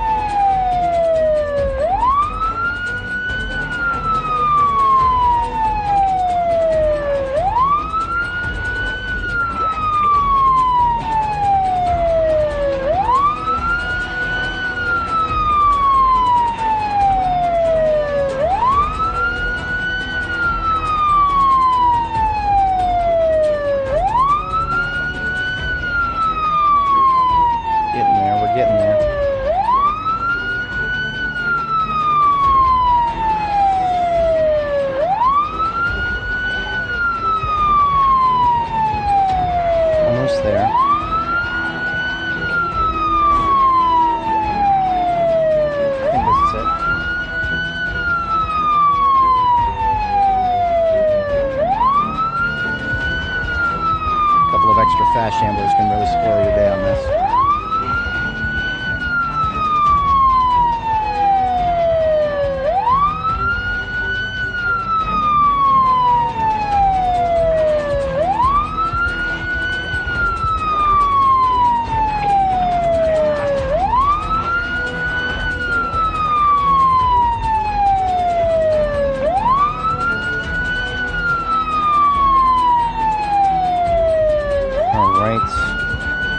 This is the pass.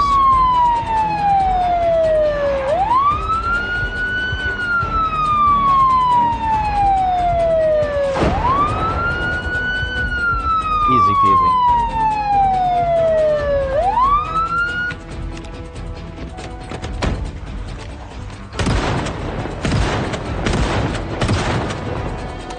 Erased all of my stress too. You could say that blowing away that many zombies is a stress-reducing activity.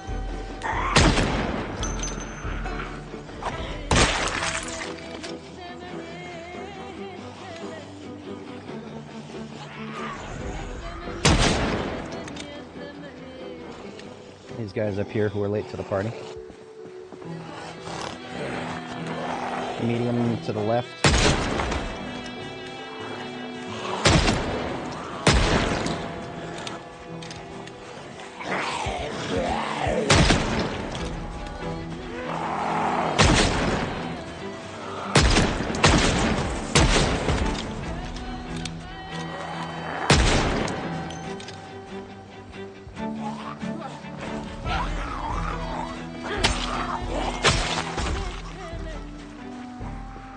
Very lovely use of the bomb right there.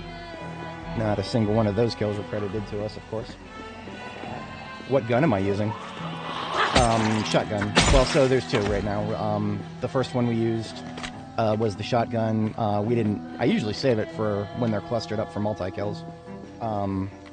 This one right here is the SN38. That's the new name, formerly named M36. It shoots 38 special. It is probably so it's simultaneously the quietest gun and the lowest range.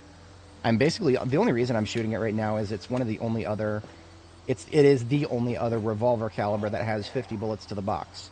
So right now there's 3 revolver calibers in the game, 44 Magnum, 357 Magnum, and 38 Special. All of those, only 38 Special and 357 Mag come in boxes of 50 bullets. 44 Mag comes in boxes of 20 bullets. So if I started shooting 44 Mag, we would blow through our ammo supplies in a matter of weeks. Like the entire ammo supply stockpile on the entire map. We would blow through all of it in a matter of weeks. Hand cannons like 44 Magnum are basically a meme weapon. If I was going to deploy it, it would be as sort of a gap filler. Right, I would be using I would really prefer, if my glorious loadout that I would have right now, I would have 45 ACP as the 1911 on my left, and I would have, the SN38, which I currently have in my left. I would have that in my ankle holster. And for short range, and then for long range, I would have the Desert Eagle. but I cannot use the Desert Eagle or the 1911 right now. Neither of them are viable options unless I want to preload magazines, which I can barely tolerate doing that with high-capacity weapons. Desert Eagle and 1911 are 8 bullets for Desert Eagle, 7 bullets for 1911. Preloading 7-bullet magazines is a waste of my goddamn time. I literally do not... Like, there's a lot of things in this game that I don't consider to be a waste of time that most normal people would consider waste. Loading such small magazines is a waste of my goddamn time.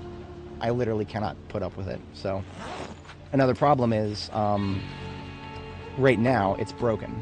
And that's why I would have to preload it. It's broken because reloading magazines do not benefit from your reloading skill.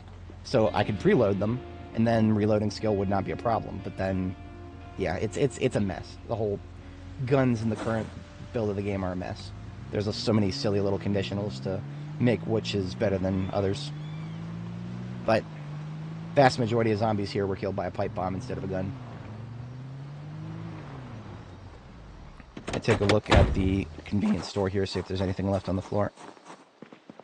I think I can, yeah, I can afford to remove the mask now. Half mask respirator. This is rather severely looted and trashed. Usually they leave some stuff on the floor.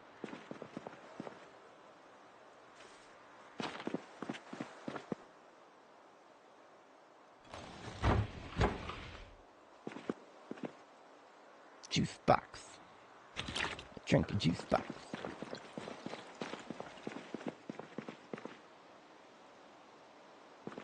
Yeah, this is the single most removed of all loot that I've ever been to.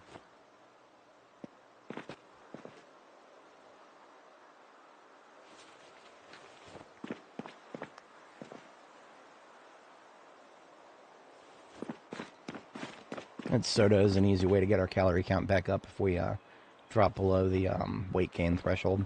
I'm not even going back there right now. There's probably a couple stragglers. Checking these these wall cabinets don't show you if there's loot on them. Possibility of sparklers there.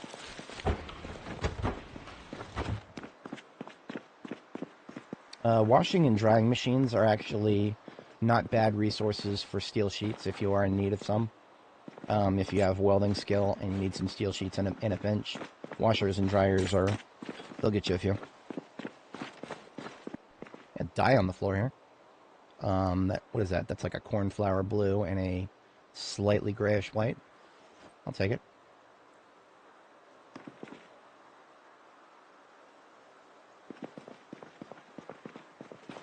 Okay.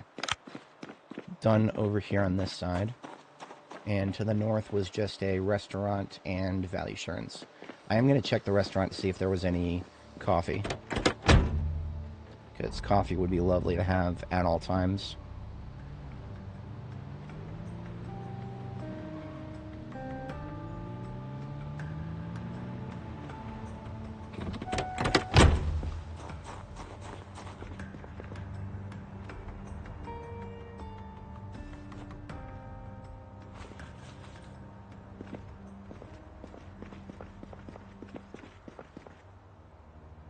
So it looks like this would have been, you know, if it hadn't been looted and trashed, this probably would have been a potential for coffee and or tea. Oh, look, even a coffee machine back here. We do need a coffee machine at Castle North, so I'm taking that. This is a rather hefty painting, but I'm going to take it because I have room for it, and why not? One of the paintings that weighs 20 encumbrance for some reason.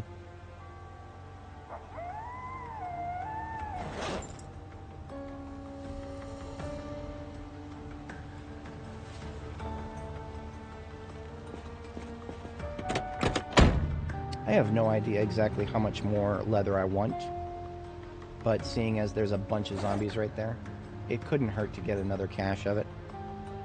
Let's have another bite of our super soup here. Still in weight gain, 78 kilo.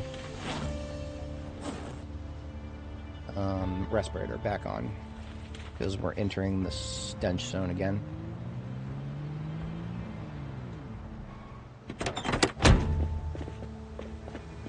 I saw somebody with a hiking backpack. I think it is this guy right here. Yeah, big hiking backpack.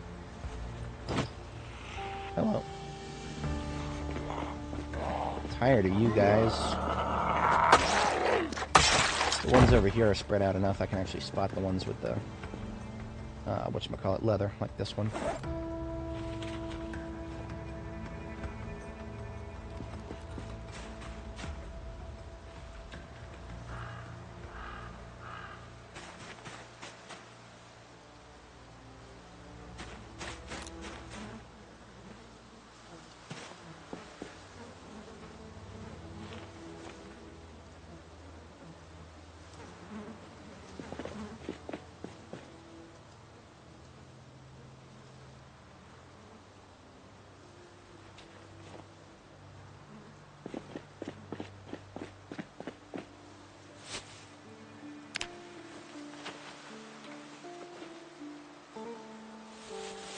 Oops.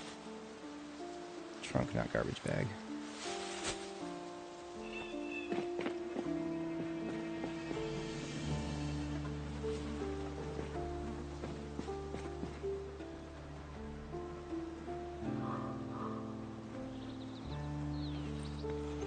That's probably enough, to be honest. Yeah, looking at all that, I think we've got a couple stacks right there. So what I'm going to do with that is I'm going to take it up to the river and wash, or I'm going to, I'll cut the leather clothing first and then wash all the dirty strips we get from it in the river. And just because I happen to spot this guy, we'll take his too. And nobody else jumping out at me here.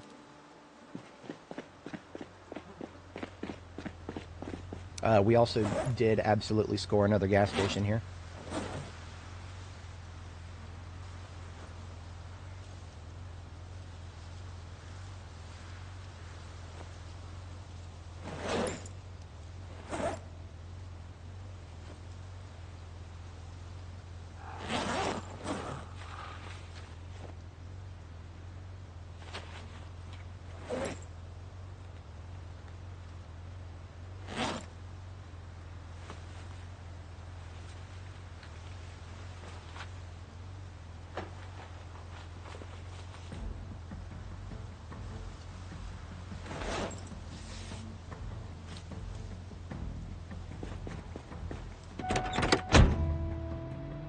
I'm curious to see exactly how much of the distillery we managed to clear. If it's all of it, then we're taking one of these step vans back with us too.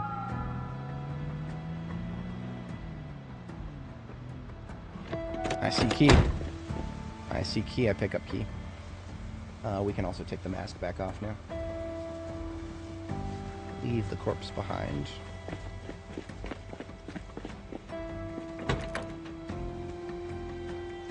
.75 engine quality, so we've already got a pretty looking one here. What's your name, you pretty looking thing? 67. I don't want to see none of them Zoomers spamming the chat right now. 65. And the fourth is...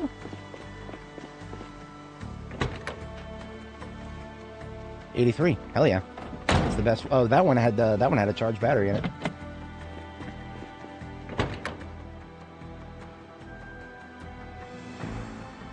The windows, left window's looking a little weak. We'll replace that later.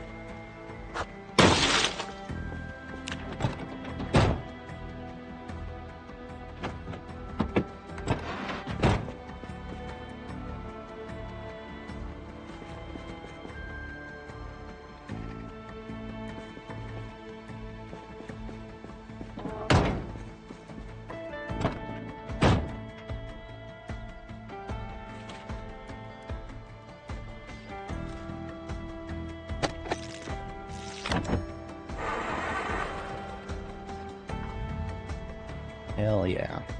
That's one of my best step vans right here. It's actually a cut above some of the ones we brought back from the airport.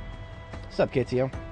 We just did a nice little bombing here on North Louisville and secured the distillery, so we got ourselves some more step vans.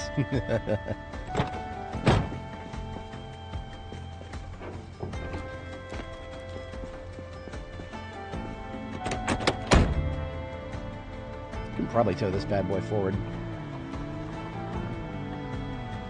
I'll give it a shot.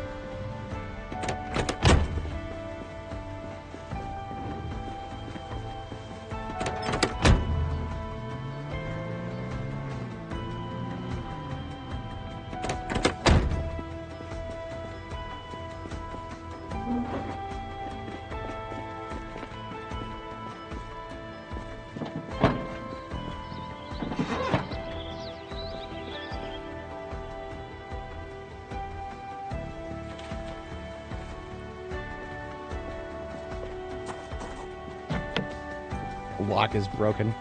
So whenever the door says the lock is broken, all you have to do is take the door off and put it back on again. Have you tried taking it off and putting it back on again?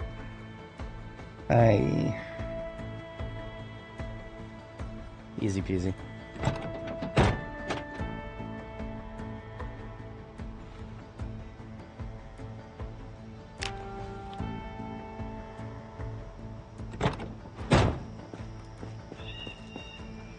This one is the second best on the lot. I'm only going to take 2 this time. I'm not going to take all 3.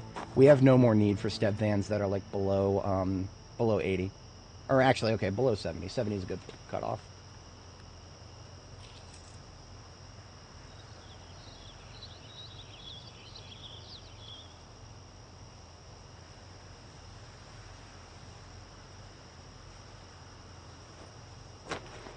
Pull a couple of dupes off my keychain. We can actually carry that one.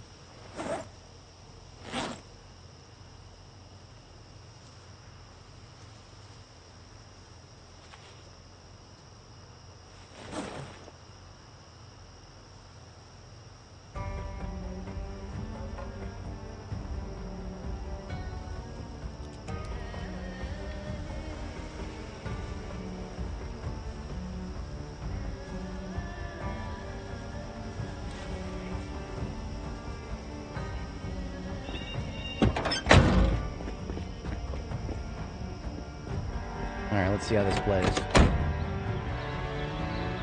That looks great. Yeah, we got some good tires on this thing.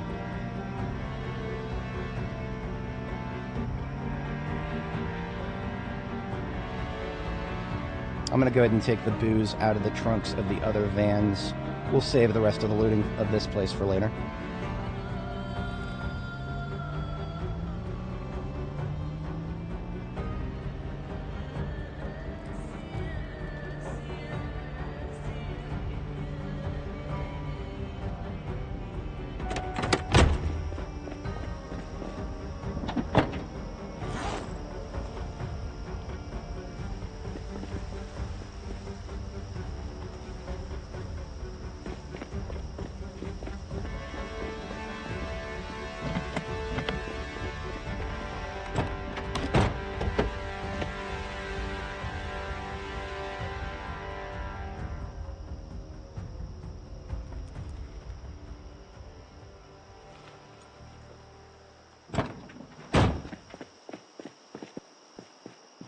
Oh yeah, yep. All you got to do is broken lock. I don't even know where the value is stored on that, but the easy way to fix it is just take the door off, put it back on again. I figured that it was like a property on the door somehow, but it doesn't even seem like that. It's that complicated. As cool as it looks in here, I don't actually think there's going to be anything much of loot worthiness. Those barrels don't show up as containers. I do hear somebody breathing, but possibly upstairs. Yeah, there's basically nothing in here.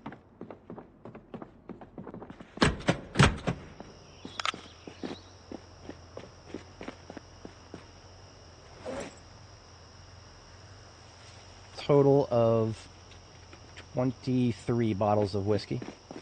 Go ahead and steal, let's take a window off of this bad boy.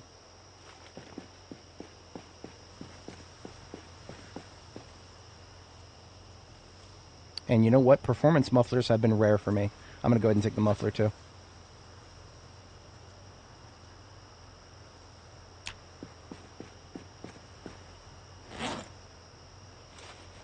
Wait, that was the rear windshield. It's in good condition, I'll take it, but I was looking for a left window there. There we go.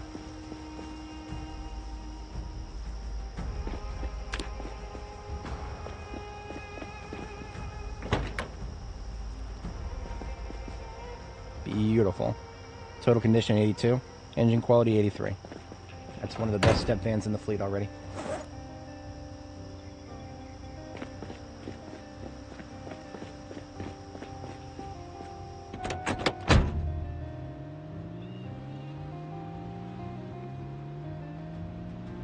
Oh, look at that. There is a little group up here. I'm going to nail all these guys with a shotgun while they're grouped up. That's right. Stay grouped up. You can't see me. I'm low to the ground. That means you can't see me.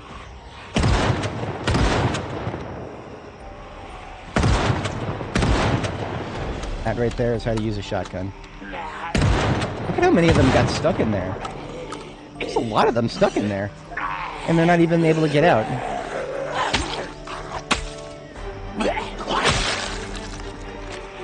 There's a lot stuck in there.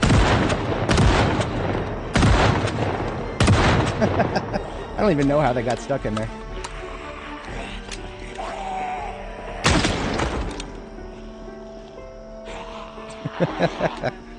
Oh, I see what's going on. They somehow managed to get into the building, and it's very difficult to get out because there's little cabinets in front of the windows, and these cabinets block movement in front of windows. Even though that was declared a glitch or something. Or the Weds declared it an exploit. They declared it an exploit and they patched it, but there's still little places where it still works. See how there's cabinets in front of the windows here? The zombies cannot go through those cabinets, even though most windows should make it so that everybody can go right through them. Because devs didn't like the fact that players were getting able to control zombie movement that easily. That was a response to the crate fence crate strategy, is what resulted in most behavior like that.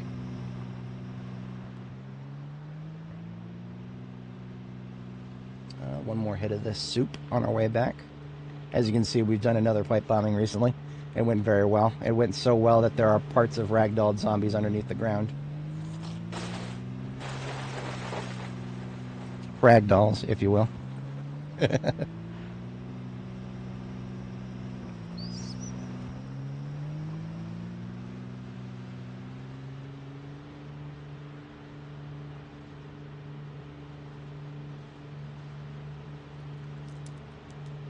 KTO, I'm not sure if you were around when we set up our north base here. We've got a, I like to call it Castle North. It is a very lovely little joint. We were able to just blitz our way to this side of Louisville and set it up, and it is now impenetrable from all sides except for a very small entrance in the front, because it is it's the storage facility up here that is surrounded by unattackable walls.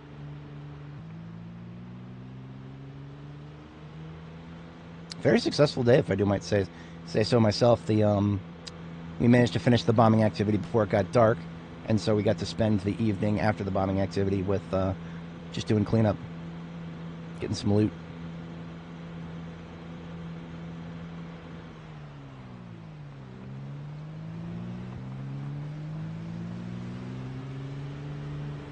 So here it is, secure storage. This little entrance right here and the interior of this building are the only ways in. The entire rest of the facility is unattackable walls. I got it marked on the map here. Ew.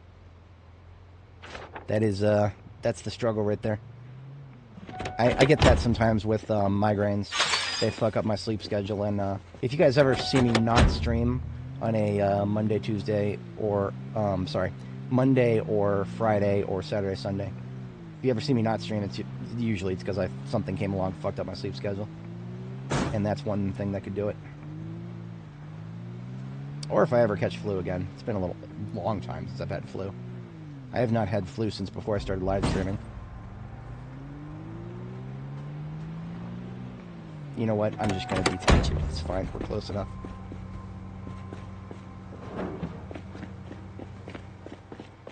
This took a lot of sledgehammer work, as I'm sure you can imagine.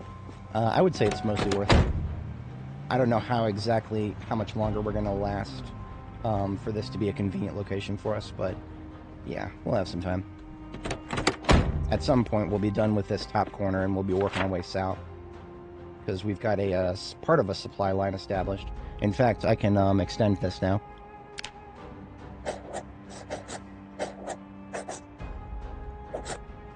This is where we did our next pipe bombing. Where's my sunshine at?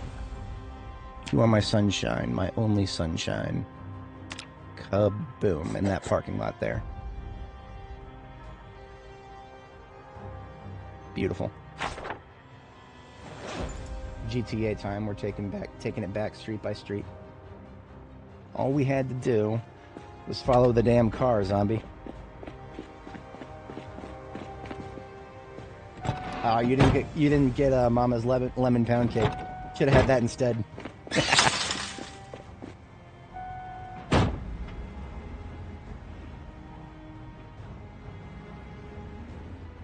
So this is the joys of this strategy here. We busted out some internal walls, and now we can just drive in a nice little roundabout through the internal here. So I like to call it a castle because we've got the outer, the outer castle here. We've got the citadel here, and then the keep here. Sorry, my understanding of castles, it's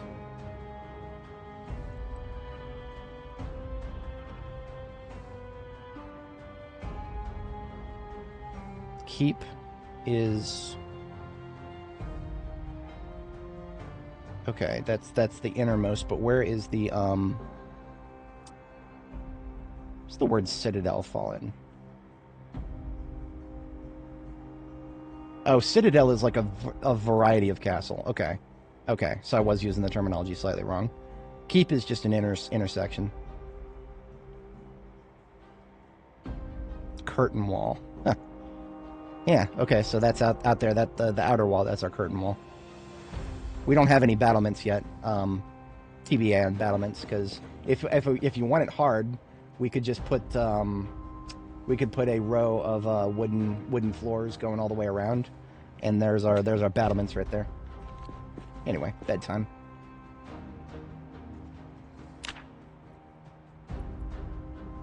We've got the beginnings of guard towers because we've got roof access to all these roofs up here. We'll call them skeletal guard towers.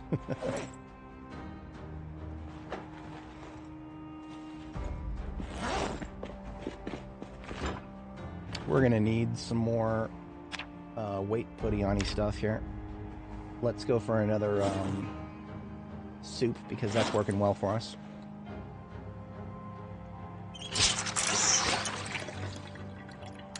And while it's cooking, I'll see if I can clean this shit off the wall that's causing the sprite overlay problem here.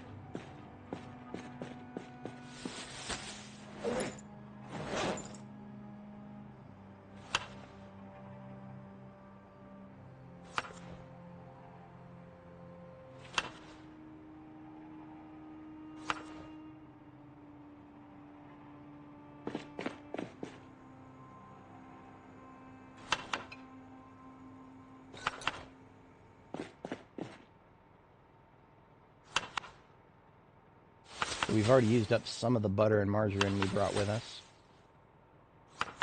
Just as I intended. Alright, while that's cooking, I'm gonna go upstairs, grab one of them. Actually, we don't need to go all the way upstairs. We've got this one right here. And the fire truck, we had some cleaning liquid. Gonna squirt that into this bucket along with the water. And take this mop. And what did I do with the cleaning liquid? Put it in this one. There it is. Yeah, squirt some cleaning liquid into the bucket, and we've got ourselves something that can mop floors.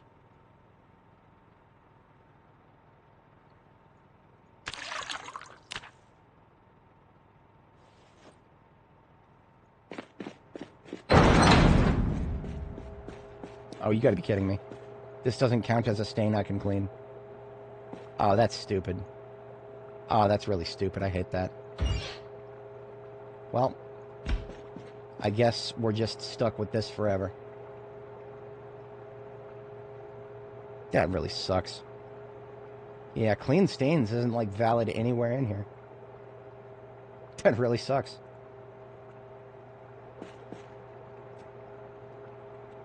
Oh, well. Fuck no.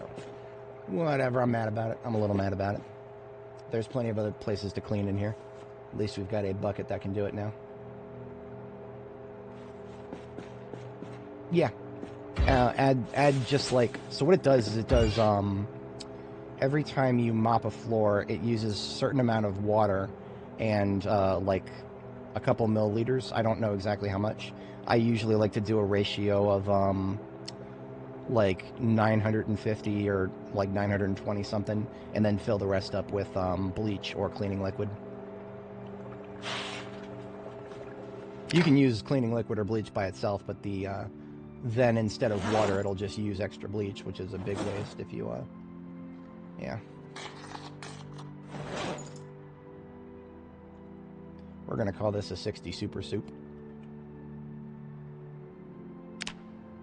We ate a little bit just now, and that's fine. Couple of things we could do. We don't have enough time to go down to the river and clean up all those leather strips. We'll do that tomorrow morning. In the meantime,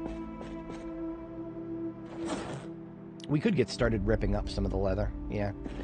If anybody wasn't here earlier, we ripped up a bunch of... Or we killed a bunch of zombies, and we took their coats and shit, because we need some more leather for a change of gear. Get some leather strips put on our stuff.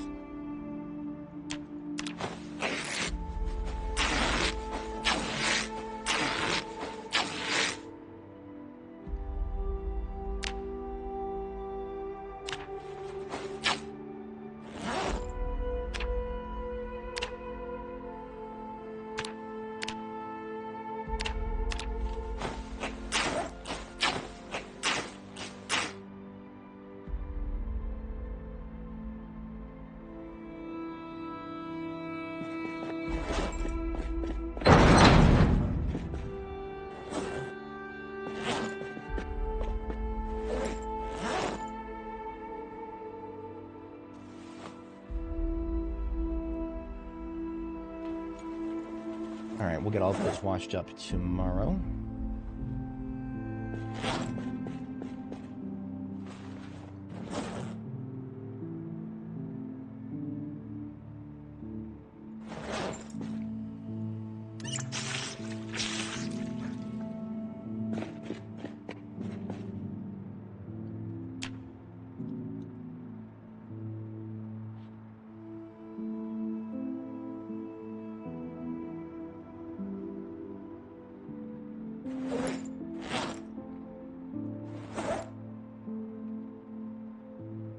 Just take them all with us. We'll take that. We'll take something I'm going to test right now, or after I wash all these leather strips. I would like to test if the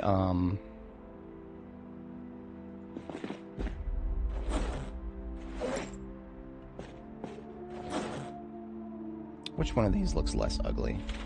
Foreign camo or desert camo? I can't remember if I ever really made a hard decision on that. I don't hate either of them, but I don't like either of them. You know, foreign camo, honestly, I've used it less often. And the white actually kind of matches my elbow pads right now, so I'm gonna go for that.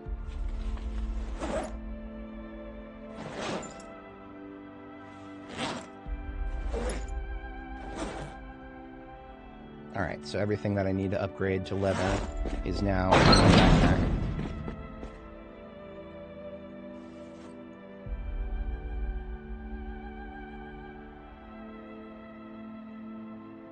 And we have our soup when we get hungry. Okay.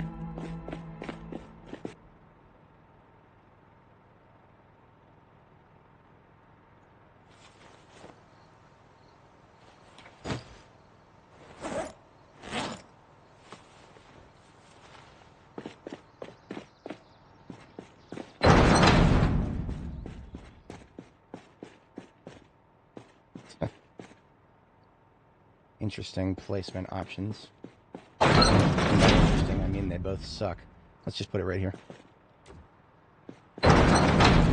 Just like the toaster, we've got a coffee express, but we don't have a good counter for it yet.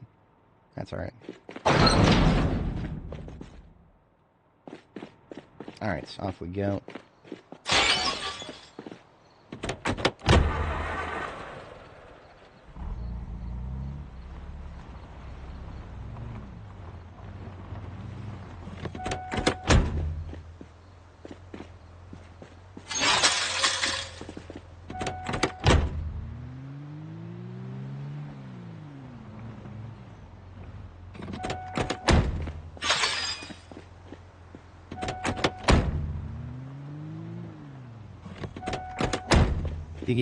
The whole concept of having a castle base like this really starts losing its luster after you realize that you're going to be spending an extra 10 seconds getting out of it every single time because of the extra gates. It sucks. It really does, because I'm pretty sure that a level 6 electrician in real life would have absolutely no problem whatsoever jerry-rigging a gate opener of some kind. And we've already got remote controls. We literally harvest them from televisions.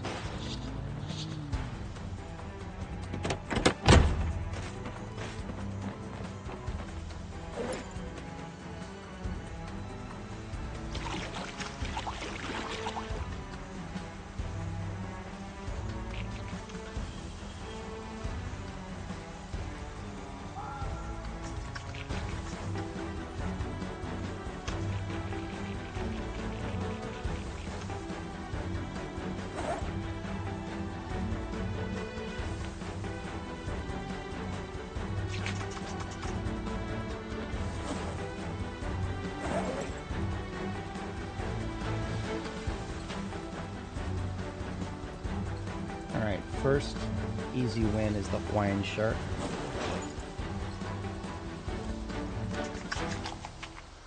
It does not have any holes in it, so it doesn't need any repairs, just padding. This is going to replace the crafted cotton shirt, which is long sleeve, but very hot. So we're done with that for until next winter, basically.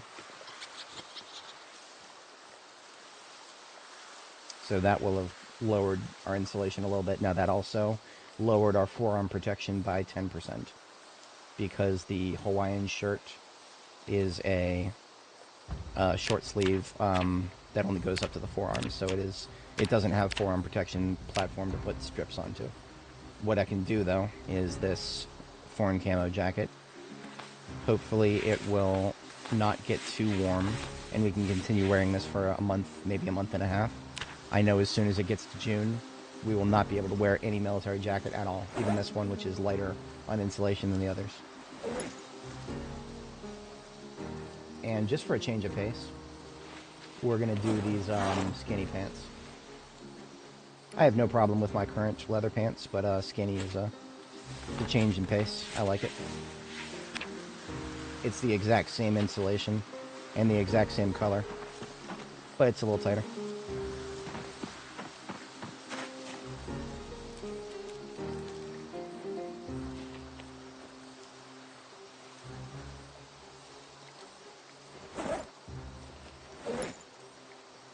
Tell you what, I am gonna wash the remaining stuff here. It's not guaranteed that I'm gonna rip it up or keep it, but if I do anything with it, I'll want it to not be messy, so we can just wash it while we're here with all the free water.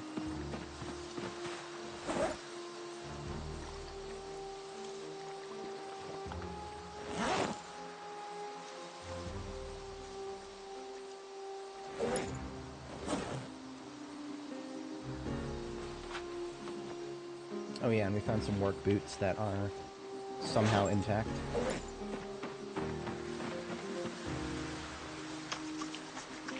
We're actually wearing a bunny suit as we speak. We're literally wearing a bunny suit. It's just underneath all of our layers.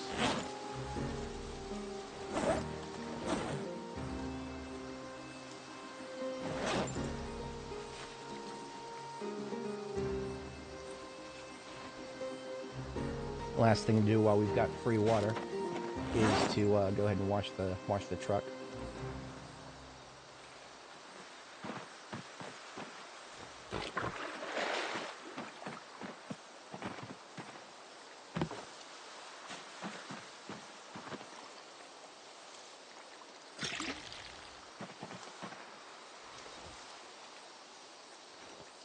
Alrighty.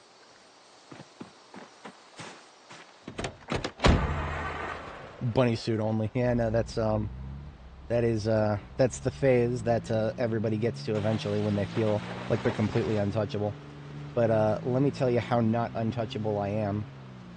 Just earlier this stream, we got a little too cocky and we sat down and started sawing some logs, and we got left-sided by just a random walk-up that I had missed on the way in, and we dodged damage twice in a row. So we got really fucking lucky, but that just reminded me how not untouchable I am, and therefore we will not be doing any meme outfits that do not give any protection. No, we're not. No. Nope, absolutely not. Absolutely negative, Ghost Rider.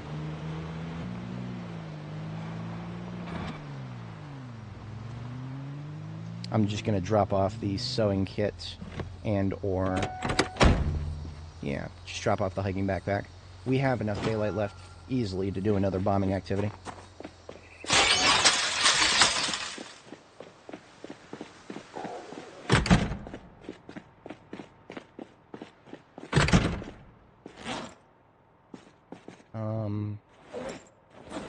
Yeah, we have enough food. Red stays in here. We will want to open some more ammo from the ambulance.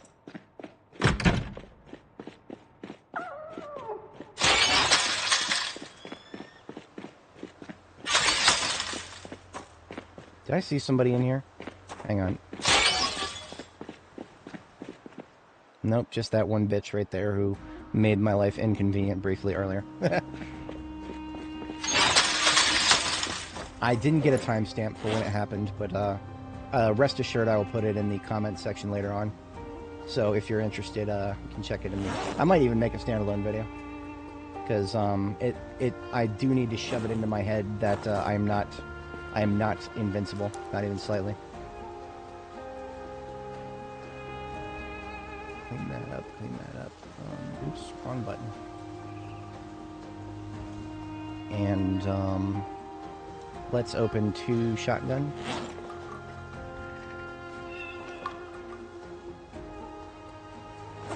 And let's open 2 38 special.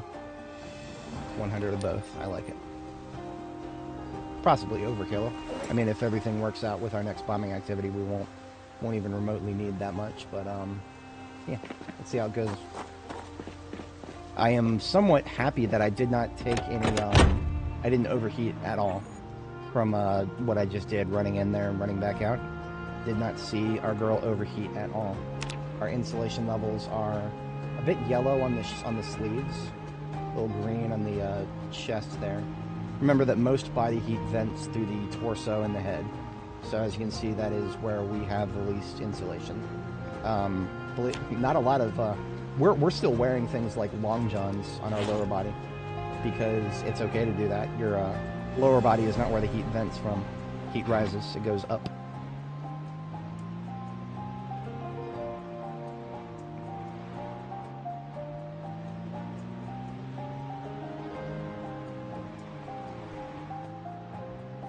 So if anybody joining is not familiar, the stretch goal of our current operation is to establish a viable supply line between our north side base there, Castle North, and our central base for Louisville, which is Jericho.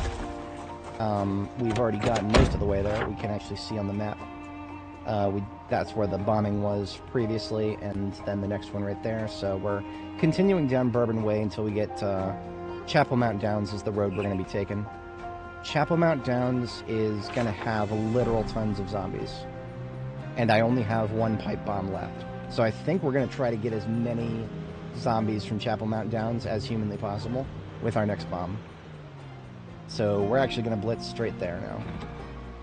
Well, you can't just leave an obstruction in the road and not have me clear it. That's just anathema to my existence. Clean supply lines doesn't mean no zombies, it means no obstructions. Zombies are but one form of obstruction.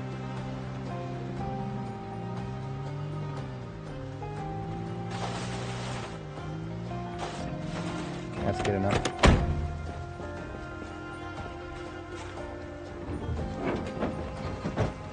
Yeah, no, that's, you're 100% correct about that.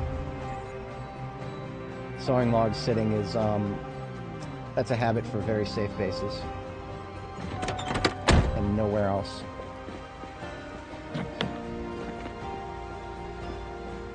This thing looks like it's surprisingly decent condition, but let's check the engine. Wow, look at that. It's got a charged battery and everything. All these pretty parts, engine quality 26. This van will fail to start 74% of the time. Wow. Fucking wow. That's Project Zomboid right there. You find a vehicle with good parts, its engine is almost guaranteed to be shit.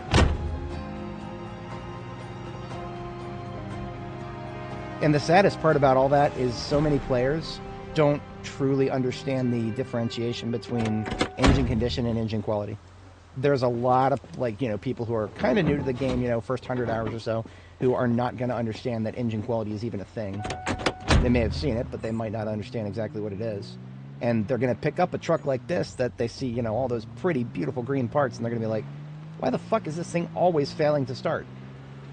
And it's going to suck because the game doesn't explain itself.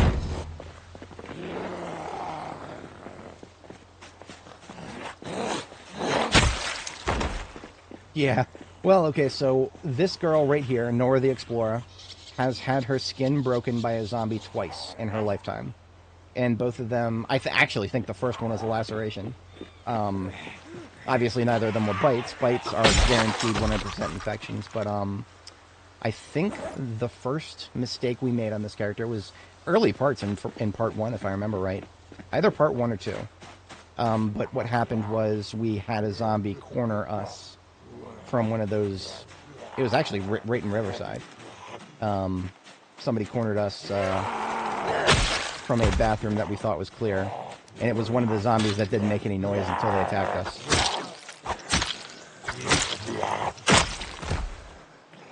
And that was one of our introductions to the silent ones. But that was just a genuine mistake that I could attribute partially to the game systems, but I mean, at the end of the day, it's a skill issue, right? Second one though, that was that's guided to standalone video. That's when I couldn't tell if that was an infection or not, because we ended up getting stressed and sick afterwards, which stress and sickness are almost guaranteed indicators of an infection. But the stress was coming from fence thumpers, and the sickness was coming from being standing around a bunch of corpses. So took us a minute to figure that out, though. We were in limbo for a while. No, not deaf Zeds. Zeds that don't make any noise.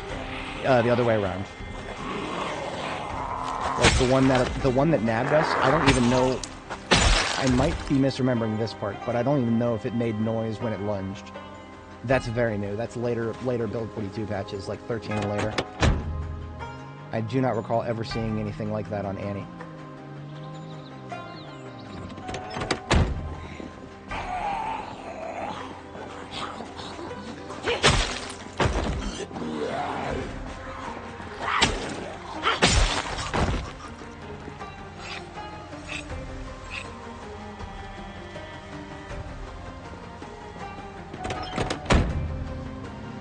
Time for another hit of Super Soup.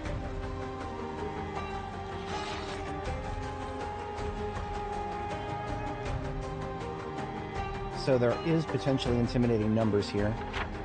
Are we close enough to... We're not... I feel like we're not quite close enough to Chapel Mount Downs to pull this group down to where... Because it'll be the parking lot of Chapel Mount Downs. It'll be like in this area somewhere that I would want to set the bomb. We're too far away from that. We are too far away from that. So these guys I'm going to kill with hand weapons. We only have one more bomb to work with at the moment. If I were to try to go back and make another one, that would take the rest of the day.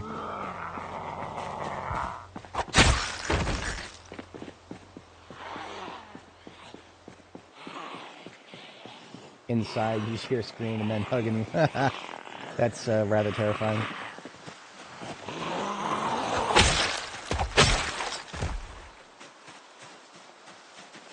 I'm gonna be real with you guys. There's a small part of me that really wants to make sprinters a thing so desperately that I want to Just fucking do it myself. Show the devs exactly how to make sprinters balance.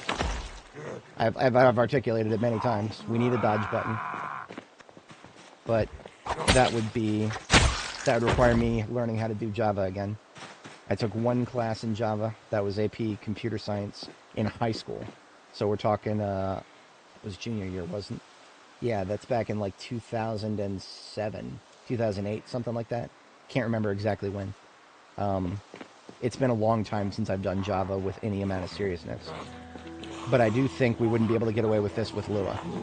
I do think I would have to write Java binaries for that. But I don't know. I've not even experimented with it. We'd probably have to do animations. I mean, honestly, we wouldn't have to do animations. I could use the sidestep animation. The one we already have from sidestepping in the combat stance. But this is not good enough. What I'm doing right now, this is not good. You cannot do this fast enough to react to a sprinter. It needs to be faster. I need to be able to click a single button and just immediately be in this tile right here. That's what needs to happen.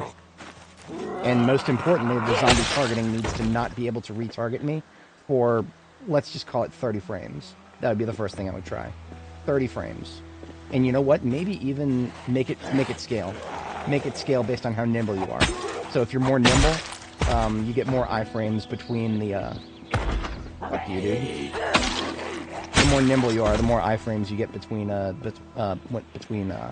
movement and a dodge. You can make it work. I genuinely believe you can make it work. This game has the foundation for it. You just need to actually put the work in. Is it like a dodge roll? What just happened? I started moving this way and then it felt like I stopped. Not sure what happened there. Oi.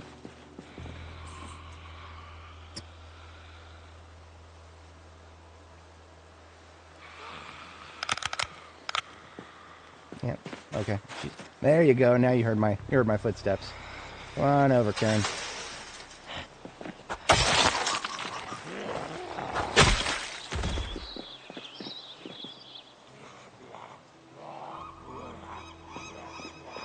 Wow, okay. Fuck trees in this game, man.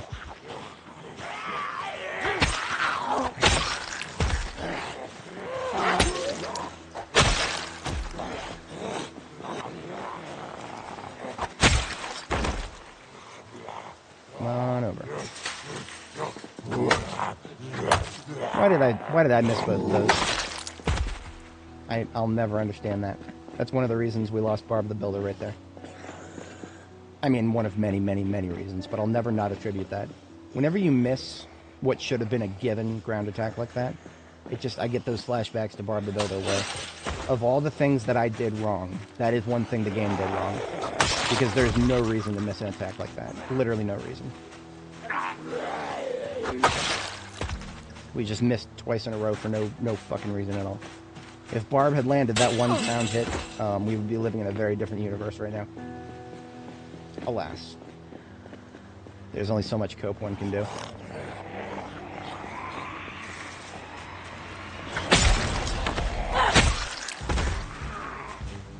It shouldn't be. If you're in attack range and the zombie is on the ground, there should be no missing ever. It's I mean, look at it from the perspective of ranged attacks. Why is it that zombies that are on the ground are so vulnerable to ranged attacks? And yet melee, they're not? What kind of nonsense is that? Fuck up out of here with that. That is inconsistent to the ridiculous degree. I mean, it should just be a global universal. Targets on the ground are easier to hit. Always. If I could hit a target that's upright coming at me from a distance, I should be able to hit it on the ground from that similar distance. I could understand getting a little closer, but that range was not the problem. We just fucking missed for no reason. We were well within range. I think after this fence right here, we can get back in the vehicle. Oh, look at that. We're hot. Okay. Good to know. My body heat gen at. We're kind of at peak, actually. Okay. Yeah, look at that. We were at peak for a second there, and now we're cooling off. So, only getting hot at peak, I think we're okay. Yeah, we're okay. This right here is not as detailed as the stat bar mod, but it's close enough. I just want to see the body heat gen button. That's all I want.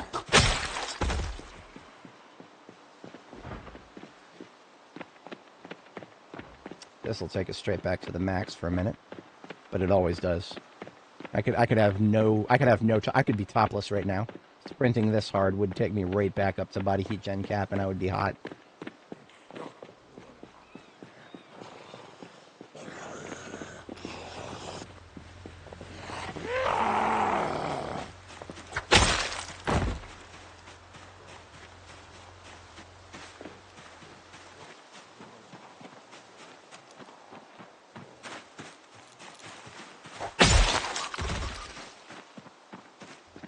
Yeah, I mean, okay. There are other ways to nerf fence fighting. That's too mean. Just making you randomly miss a ground hit for no real good reason. No, just no. Make it so that there's more than one animation they could do. If you get close to them while they're flipped over a fence. That's all you need. I mean, right now it's very easy to fix them because there's only one animation they could do. You're a little too close, they'll try to lunge. And the lunge animation, there's only one variant of it. If there were several variants of it, where maybe they lunge a little farther, maybe they don't lunge very far, add some variety to that, and suddenly it becomes a lot harder to effectively do fence fighting with melee. Trust me, that would become a lot harder, because it would add an element of unpredictability to it. If there's a possibility that they could, like, crawl 3 tiles over instead of just 2, yeah, you bet your sweet ass a lot of experienced players would stay very far away from fence fighting, even farther away than I normally do. But that requires adding something new to the game, and the devs are got their hands full a little bit when it comes to adding new shit to the game. I would much prefer they just fix existing shit. Okay, we are now close enough after Shawnee here to Bourbon. We're going to fire up the light bar to bring everybody else to the yard, but this is interesting. I'm going to, what did I call this maneuver? I had a name for it.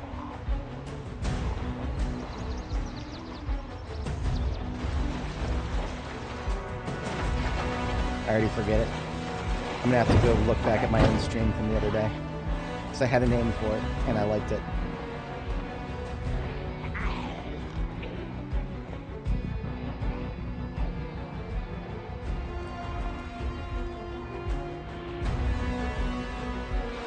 It's where I pull off the road and let them follow me off the road so that I can turn back and get on the road. It had something to do with driveways, but I already forget what it was.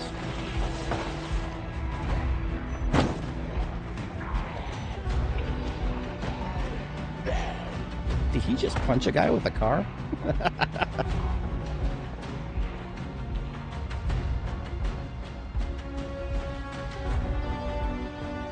Yeah, this is going to take a little while to get these guys. What we're going to do is after we get the bomb placed, we'll swing back up here and make sure these guys are still moving our way. At least the fast chamblers. I don't care about the slow ones. Well, no, I'm not with them, but I know exactly how they think at this point, or at least I want to say that I do. Yeah, see, right now we've turned the corner. We've lost all line of sight. Those guys are going to stop following us now, no matter what we do.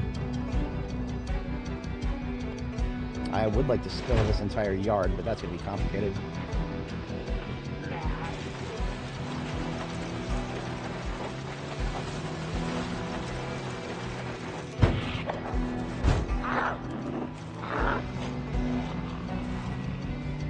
Yeah, I don't think I'll ever be able to spill that entire yard, thanks to that fence right there.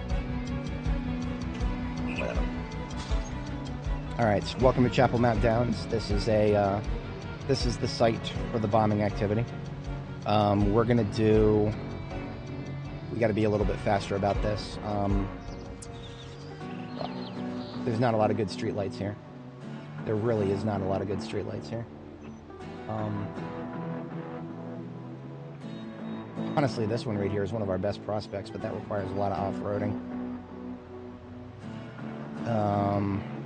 The further this way we go, the less likely we are to be able to get those guys from the north. At least within any reasonable time frame. Now remember, the ones out here in the parking lot are a tiny fraction of the ones we want to deal with.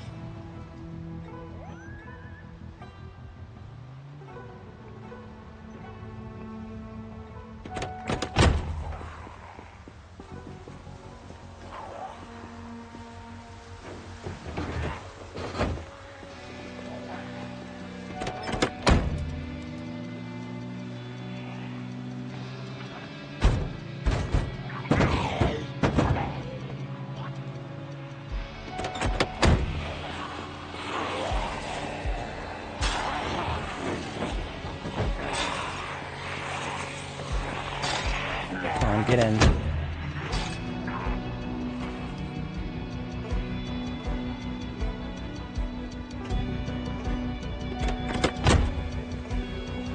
This street light to the north of me right here, this one, that's our target. So I'm getting obstructions out of the way here. But every time I start towing the vehicle, I'm going to get more and more attention on me. Towing is a very loud activity. You know what? Oh, that was a big mistake. Didn't realize that there'd be a bunch of fast shamblers in that group. Should have predicted that. Still do it a little bit.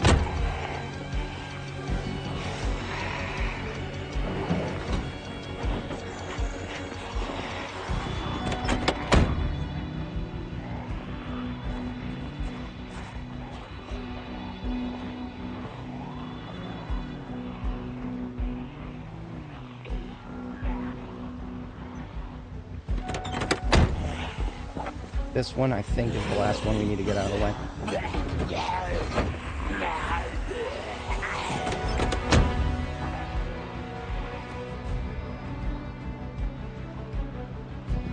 Then I just need to get the remaining zombies out of the way so I can actually plant the bomb.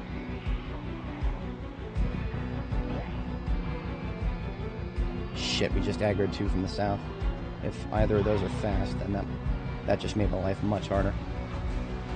I might just kill all these. Nah, I can't. I was just about to say I might kill them, but no, we just got fatigued. Fuck. Fuck everything right now. I may have slightly overextended myself here. I'm carrying a lot of stuff with me in the fire truck, but it does not include caffeine at the moment. Let me go ahead and get the, as soon as I finish eating this, I'm going to get the bomb out of the trunk and pair it up.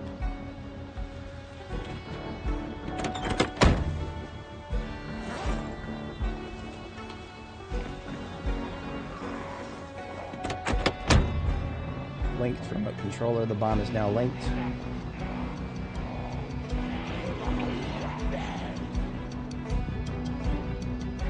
Okay, there's only the one guy. We can deal with this guy. We have the technology.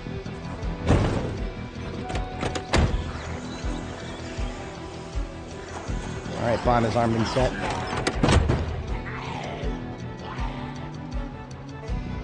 Okay, bomb is armed and set. We're getting ready to go loud here. And now it is time to spawn in Chapel Mount Downs.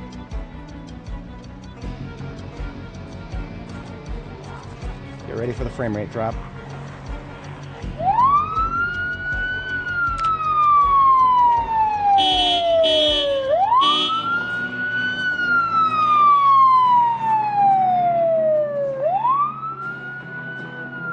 Those are a lot of pretty flowers right there.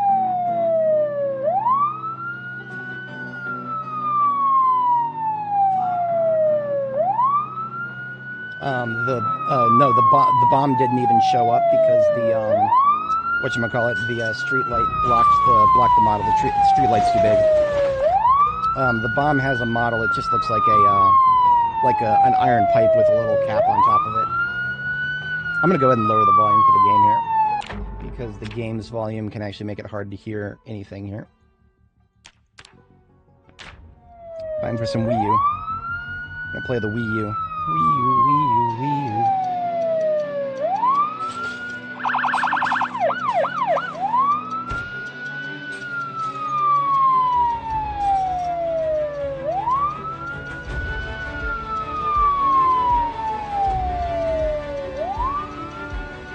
I have one pipe bomb left. I'm going to get as much out of it as humanly possible here.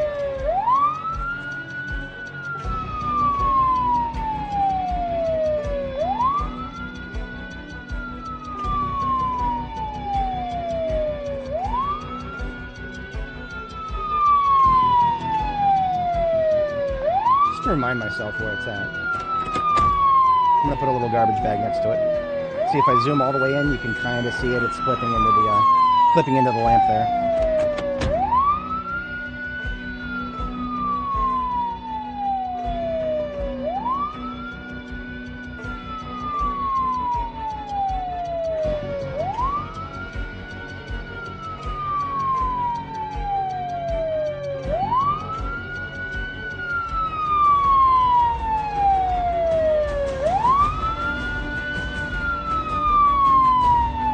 Where are they all at?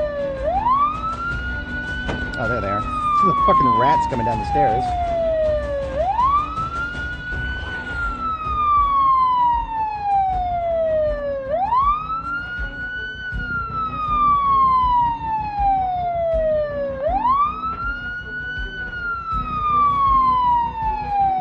There you are.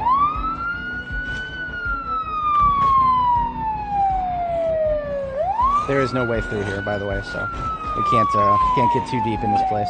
I've already taken a bit more of a risk than I should have by going in there, but that will help make sure that we're actually spilling the interior.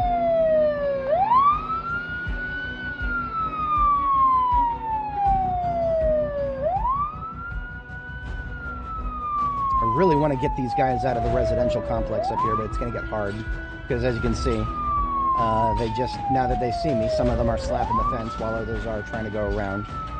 If I can just get to that sweet spot where I'm like a little too far for them to directly see me, but still close enough that they can hear me, then instead of slapping the fence, they'll go around the fence, like I wish they would just do in the first place. But we can also make use of these trees a little bit.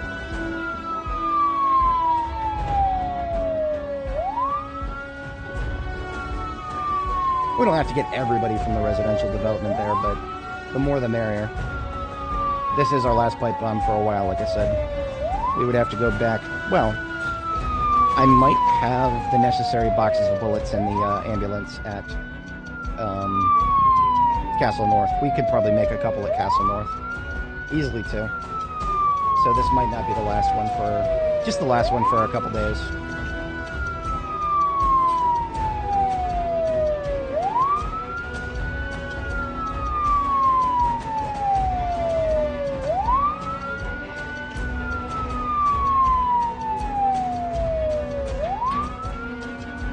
Well, okay, so if you use a gun that close to Chapel Mount Downs, yeah, if we had pulled out a shotgun or something up there, that would have pulled the entire parking lot. We would not have been able to land the pipe bomb at an ideal spot. They would have been crawling all over us when we went down there to try to clear the parking lot for the cars that were in the way.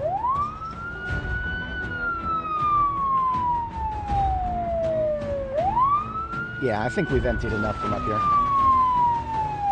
Now, I'm just going to do a quick turn around this corner up here to see how many of them we can pull from up here. Like I said before, this is probably too far.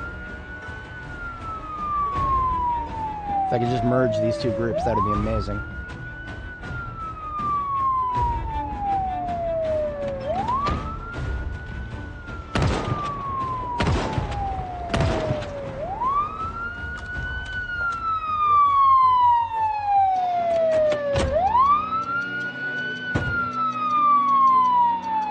I'm going to mosey down this road at 5 miles an hour, and we'll see just how many of them actually make it in our direction.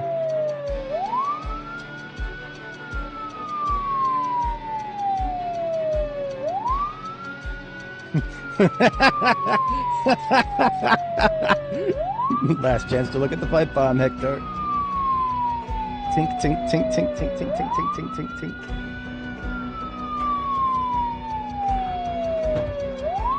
See, when we go 5 miles an hour like this, we are actually managing to make sure that the fast shamblers will keep up with us.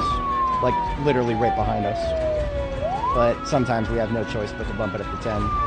Because I gotta do some maneuvers. I gotta lift lazily to the left a little bit.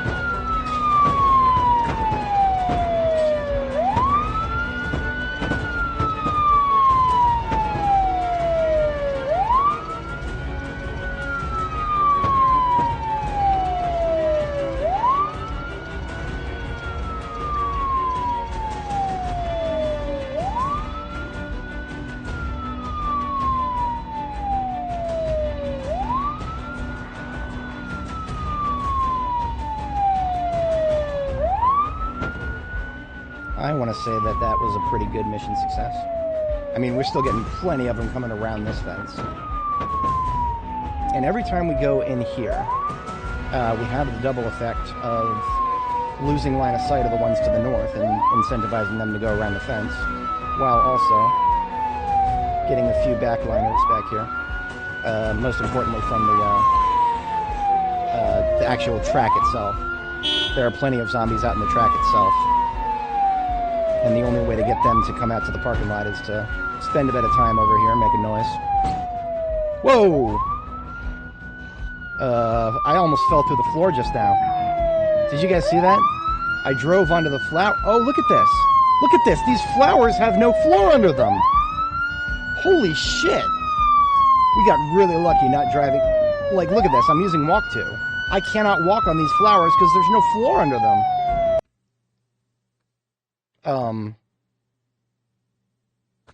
That was a crash to desktop. I guess the game couldn't handle the zombies walking over it. Fuck. God damn it. Okay, so what happens when the game crashes to desktop like that? We're gonna have to find out. Shit. We're gonna have to find out, because sometimes when it crashes to desktop like that, when you reload, I don't think that corrupted the save, I don't think. But that might end up in all the zombies around us being removed. I don't know. Let's load it back up and find out. Wow. Yeah, I guess the game couldn't handle the fact that zombies were floating over terrain that had no floor underneath it.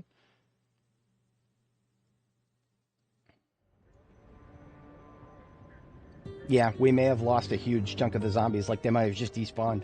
I mean, okay. If we had blown the pipe bomb, then they would have disappeared and not given us kill credit anyway, but I was doing something there. I was having fun. Let's see what happens. I do believe we'll still be inside the vehicle, at least. Now, in the past, a crash to desktop like that would have been a death sentence for the current save. We would have had to roll back, and that would have been fucking tragic. But the game has gotten a lot better about that over the course of B42. So, here goes nothing. Yeah, we deleted almost all the Zeds. What is that, like 40 tiles away? Hang on. Yeah, so we deleted all Zeds within like 40 tiles, maybe? Which is definitely not all of them, but, okay, no. We had a massive chain of... It might have been all the Zeds that were aggroed onto us at the time. In which case... Wow. I mean, you know, am I that upset about the fact that it crashed to desktop and deleted a bunch of Zeds? Not really. I mean, we're far beyond the point where I really cared about most of the loot in these guys. But on the principle of the thing. I set the bomb. I want to blow it. God damn it. Okay, well, there's still plenty out here, at least. I'll check around the corner, too. We're going to keep our distance from those flowers. At least these ones are surrounded by fences, so they're a little less likely to, at least for us to accidentally drive into.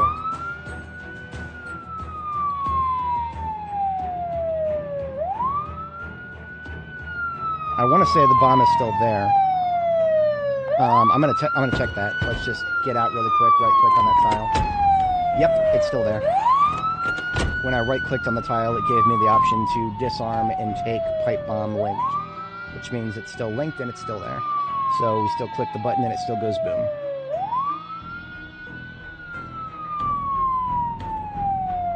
Yeah, we're definitely not going to get to the no texture threshold, given that. Sadly. You know what? Okay, you know what? I have an idea. I'm going to do something a little risky here. No, I'm not. I'm not getting near those flowers again. Fuck no. Back up. I was going to do a thing, but no. I look at the flowers and I'm like, fuck no, let's get out of here. Glitch flowers go flag tight.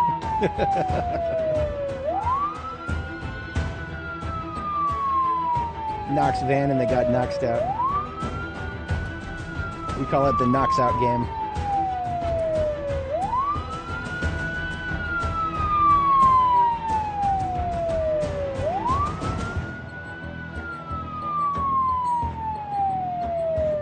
We got lots of dudes on the other side of the fence here. This fence is way too long. This fence is way too long. It's going to be very difficult to get them out of this. And I don't have a sledgehammer on me.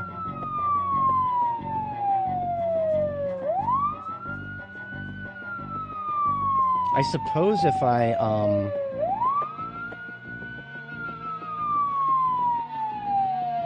what if I line of sight myself right here? If I line of sight myself here and just chill for a second, I'm curious to see how many of them will actually be... Ooh, look at that, look at that. They're all going around. They're not stuck slapping. So that's the trick. We got to line of sight ourselves, and that will help them go around. I may have been off, KTO. We might still get to no texture threshold. We might get our no draw zombies.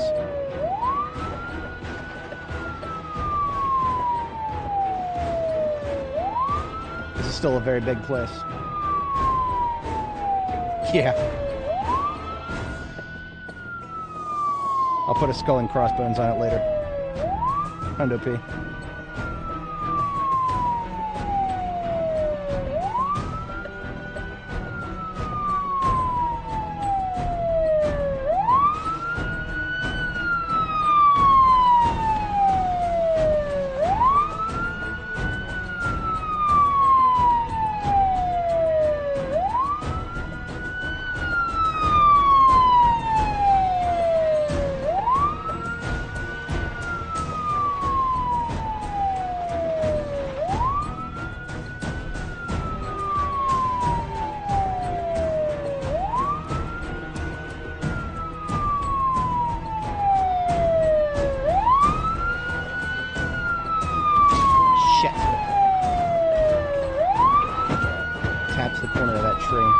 Now we've got hood damage. I'm gonna probably do a hood swap. I think I've repaired this one once already. I'll do a hood swap after this bombing activity. Oh yeah, look at that. We might be getting the edge of the hospital crowd here. Let me set a 5 mile an hour real quick. Yeah, 5 mile an hour cruise. We can check the map real quick. No, we're not. Okay, we're nowhere near close to the hospital. My brain meat got thrown off a little bit there. There's just a lot of zombies in this area. Okay, if it's not the hospital, there's an L-shaped commercial district down here. Light bar damage? Oh, so we can get light bar damage if the hood is crumpled? Interesting. I don't want to lose the light bar on this thing. It was really good condition. So I'm going to have to be a little more careful then.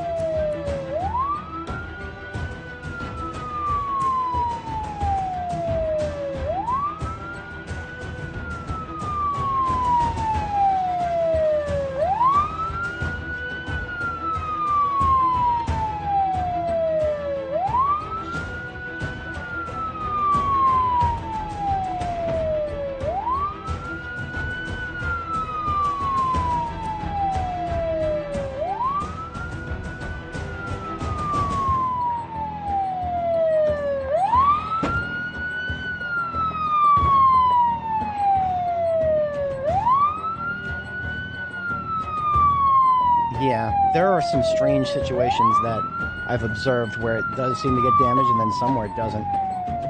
In fact, one of the strangest things I've ever done with a light bar is I had an ambulance, a throwaway ambulance, that I took all the parts off of. So, like, no doors, no windows, nothing. And I just left a battery and a light bar in it. And I came back and the light bar took no damage from the whole ordeal. We ended up blowing a pipe bomb underneath that ambulance.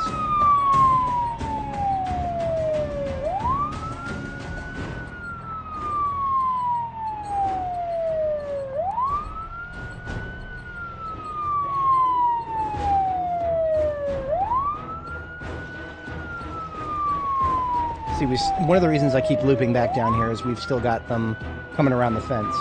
So by coming down here, this probably provides one of the strongest incentives for them to go around the fence in this direction.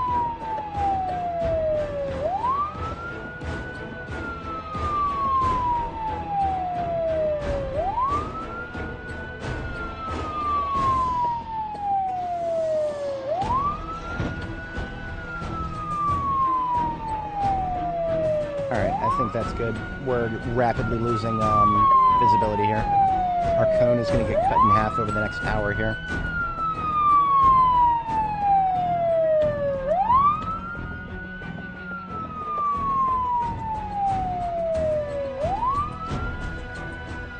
But look at that. Look at how many of them we managed to convince to come around the fence. That is a very, very nice vast majority. I'm happy about it.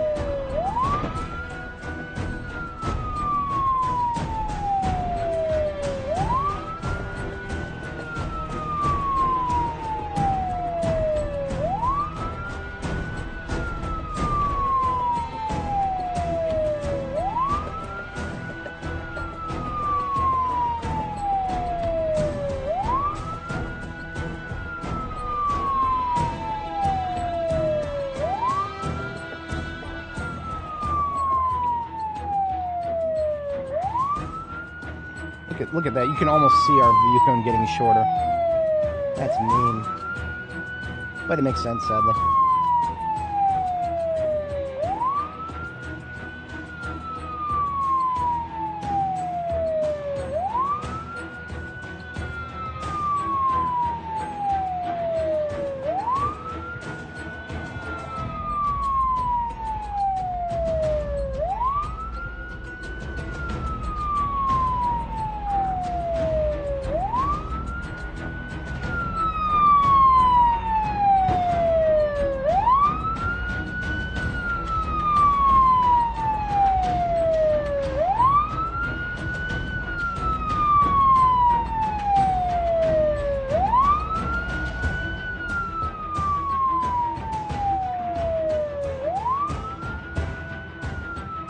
It's also going to be even harder to get void Zeds now that it's dark. Because we won't be able to see as many at once. I think you have to be able to actually see them.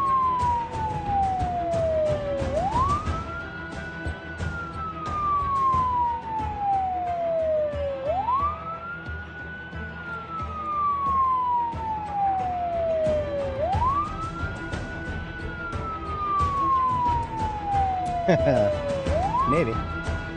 I don't know. Remember, backing up saves is that's a 10-minute endeavor. I'm not doing that. That's a 10-minute endeavor. Because I'd have to sit there and make everybody wait 10 minutes before I tried.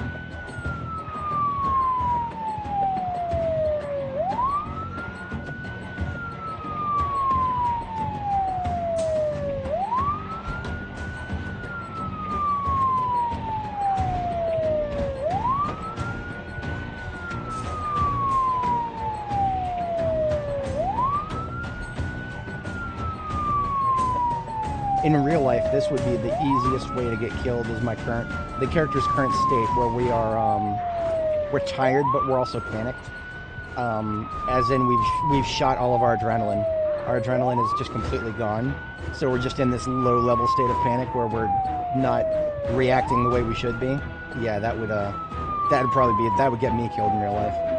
I've been in a state like that, you know, where I'm just like on the edge, but I don't have any adrenaline left to burn. I've been in that state. It's not a good state to be in. You make mistakes. Yeah, you know the place, I think. Chapel Mountain Down's pretty easy to spot on the map.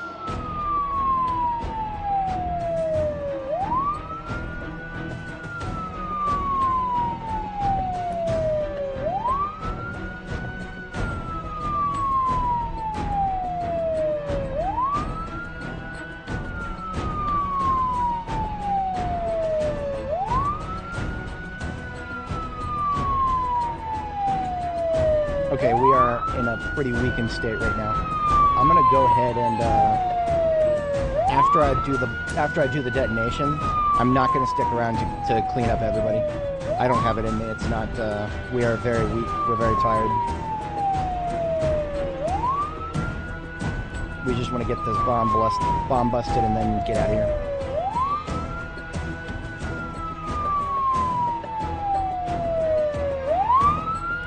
Close to critical mass. Frickin' slow ones at the far back.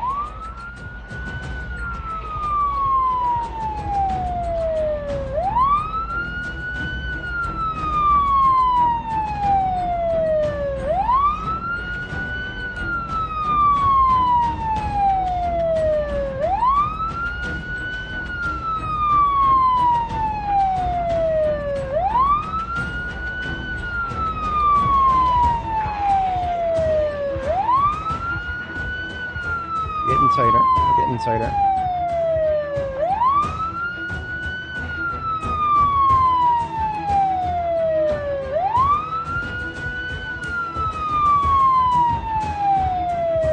I'm gonna do something extremely risky.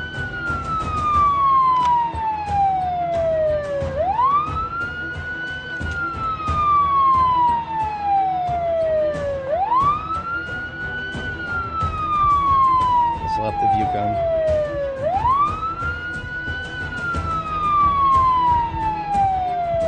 Almost there.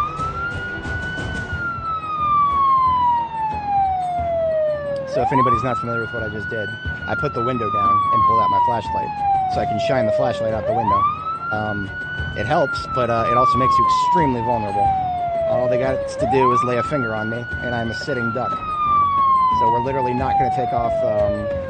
I am not taking cruise control off until we have blown the bomb and rolled the window up. Almost there.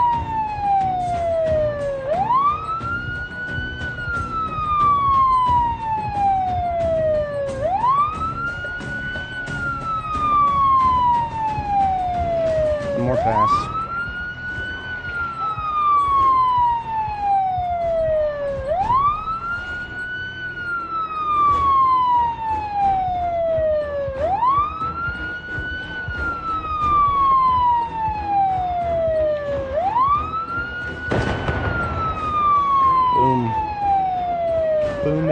Boom, we got almost all of them. Hell yeah. Regretfully, I did not get to actually look at the ragdoll, and that is partially because of how dark it is that annihilated our view cone. Alright, so we're actually going back to Jericho tonight. Jericho's closer than North Castle. North Star. North Star Base, that's what it is, yeah.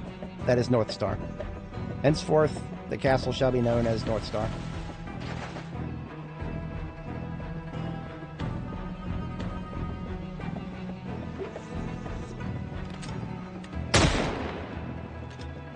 Yeah, that's right. That's right. I made him scatter.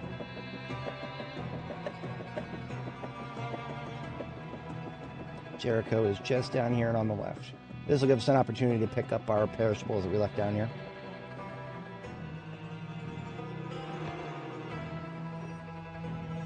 We'll have to clear out the highway again. I mean, that'll be a great activity for tomorrow morning once we wake up.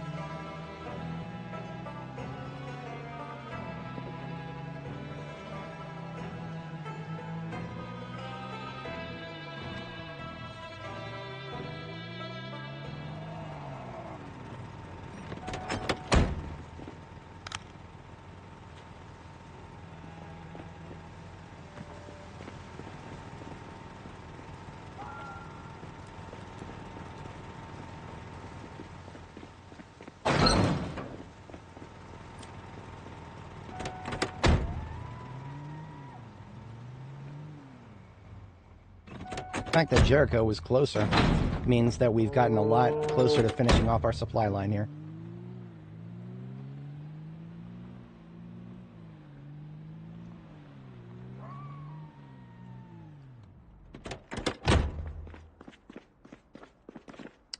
We're going to feed her before bed. She's absolutely earned it. I could feed her some alcohol. She's absolutely earned that too. But, nah, I take care of my girl here. We're going to do a chocolate bar. That'll work. Quick and easy. And delicious.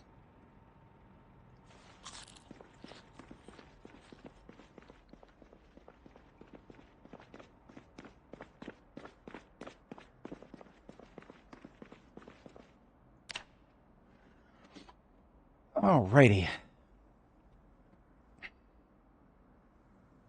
So what is that? 3 pipe bombings in one stream? I think I lived up to my my stream title for the day. I don't think that was too false of advertising. I mean, you know, standard ratio of content on this channel is closer to about, I don't know, 80% logistics and 20% combat at best. Probably a little bit less than that in practice. It's okay.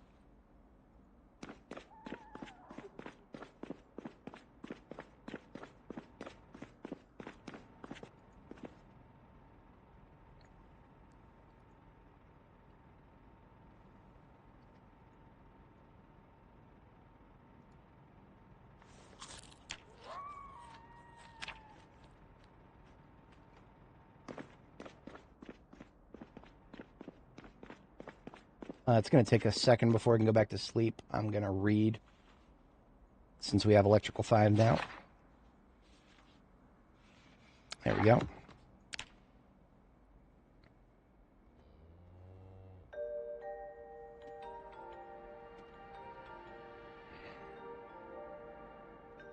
Okay, I need to step away briefly, IRL. Gotta get some more water, and I gotta turn the AC on. Northern Virginia, this time of year, still doesn't know if it wants to be hot or cold. So, alright, I'll be right back, folks. I will have our girl continue to read for a moment while I'm away. Oops, read. There we go. BRB.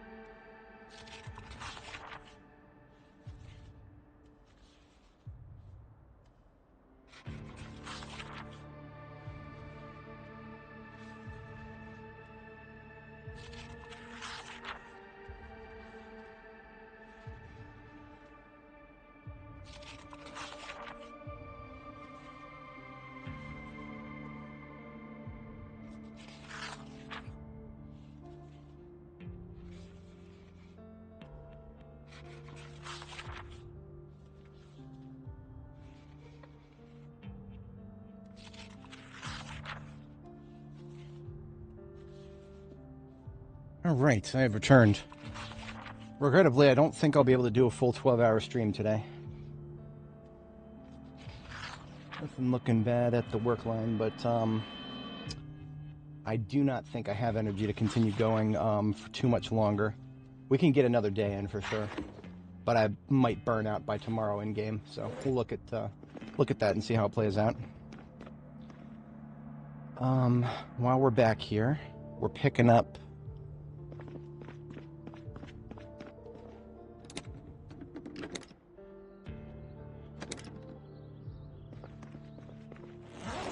Carton of 45 ACP. That would be the mitigating factor for me to make a whole lot more armor. Or, I'm sorry, bombs. A whole lot more bombs.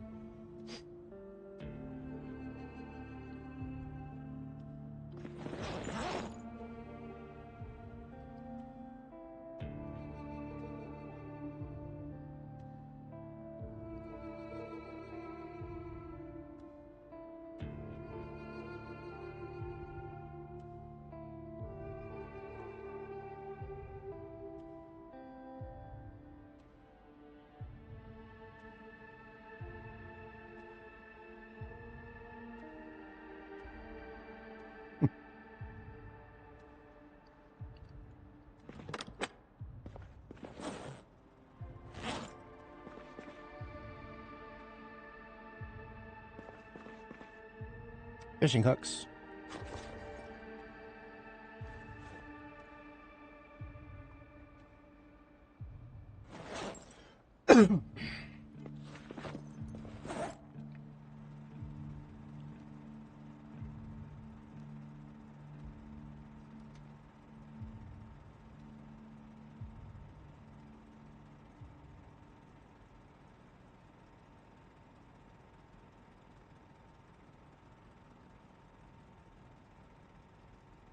Okay, so I just picked up this JS14 the other day, and I don't yet know.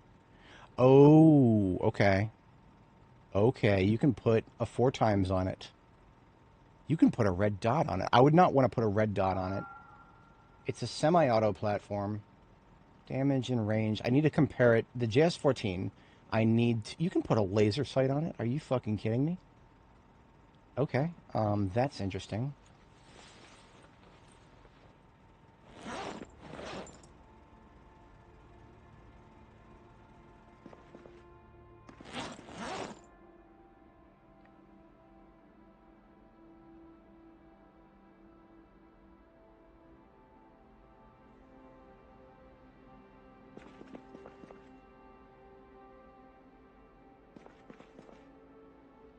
Oh, right. We can turn the game's volume back up now. The siren time is over. I always try to turn that down a little bit when the sirens are blaring. It is quite obnoxious. And the yap is hard to hear.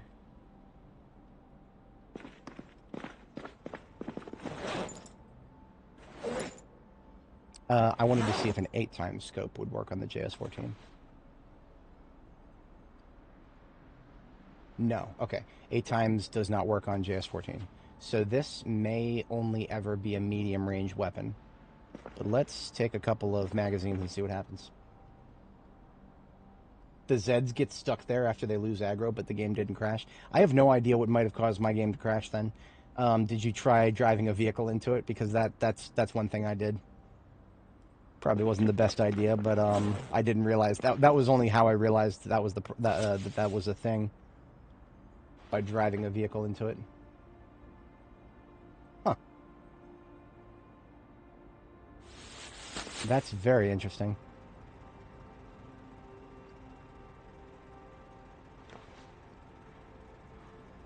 So yeah, I'm going to take one of each of those that can fit on the JS14. And I think that's it. Quick sweep of the other attachments. Can I put that?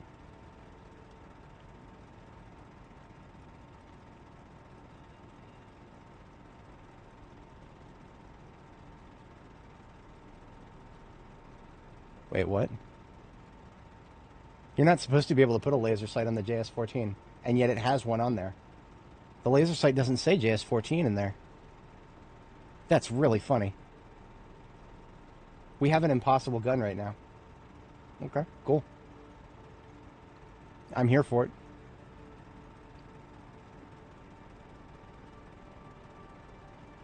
Can we even put a recoil pad on it? No. Why can't we put a recoil pad on a JS14 rifle? It's like you can put it on all the other rifles, but whatever.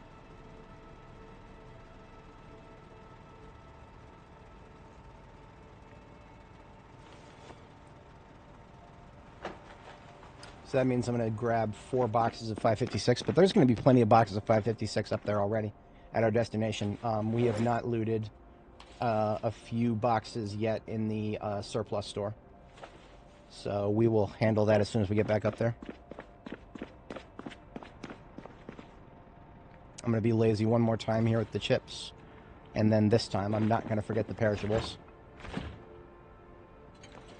This is what I was supposed to bring up with me last time. That's okay.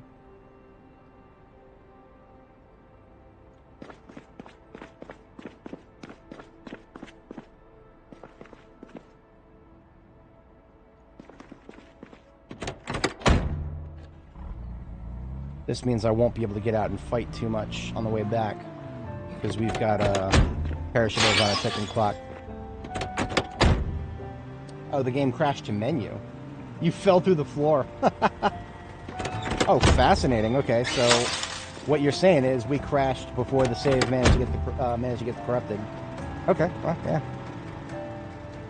I would say that is a perfect chance for me to put in a bug report, but like I said, the devs don't pay attention to my bug reports. I think I'm blacklisted.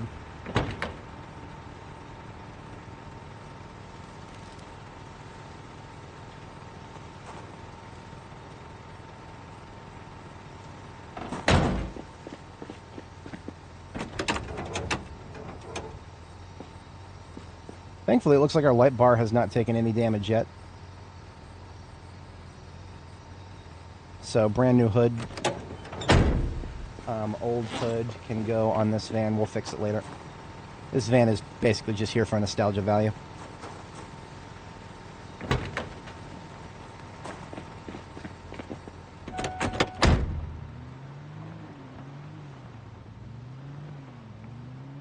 Maybe it's just because we managed to get out fast enough. Like, I saw half of my wheels go underground, and I was like, oh fuck, I hit reverse, and we managed to get out somehow. Part of me is wondering if I should have topped up the generators, but it's only been a few days. Let me double check that.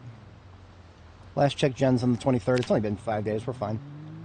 We can guarantee that the generators are going to be fine for at least 15 days. What the fuck? Bullshit ass trees. Bullshit fucking horseradish trees. There were 2 of them here. I hate hitting zombies with my cars. I just replaced this fucking hood. These fucking assholes.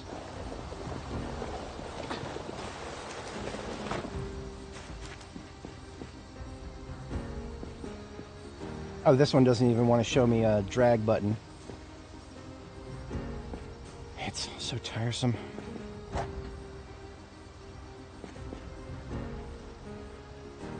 Oh yeah, don't try that. That doesn't work.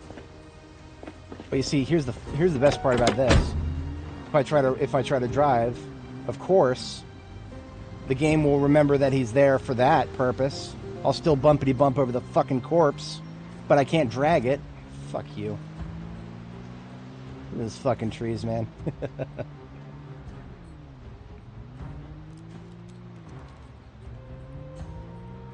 Alright, so we can start exploring our theory here. Using Chapel Mount Downs parking lot as a route back. That's basically what we're doing at this point, minus this part. Hang on a second, we're still a little ways out. Yeah, we've got a lot down here, actually. I might just kill all these guys with hand weapons. Ooh, maybe not. That's a lot of dudes. I could kill them with hand weapons, but that would blow up every shotgun shell I have right now. Easily. That looks like another pipe bomb waiting to happen right there.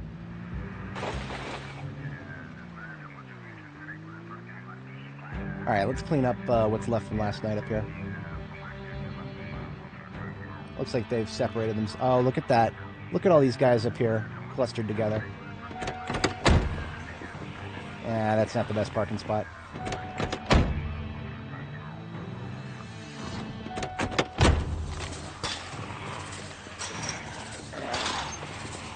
This is where the JS2000 and its superior range would be very helpful.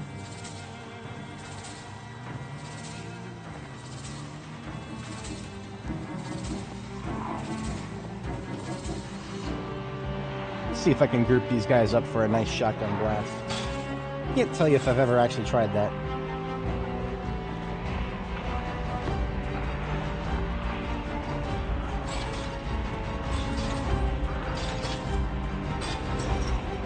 That's a good question.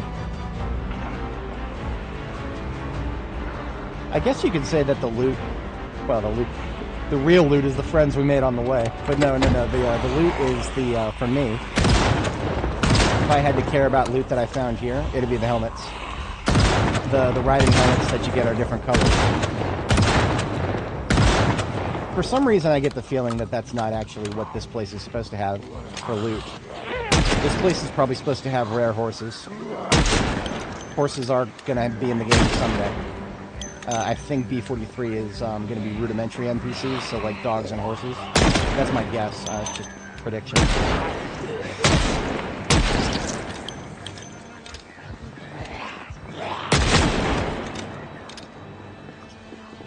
They managed to change the name of the M36, but they did manage to make it stop occasionally double firing. Fucking... I didn't really want to fan the hammer. It's a revolver. Why would it double shoot?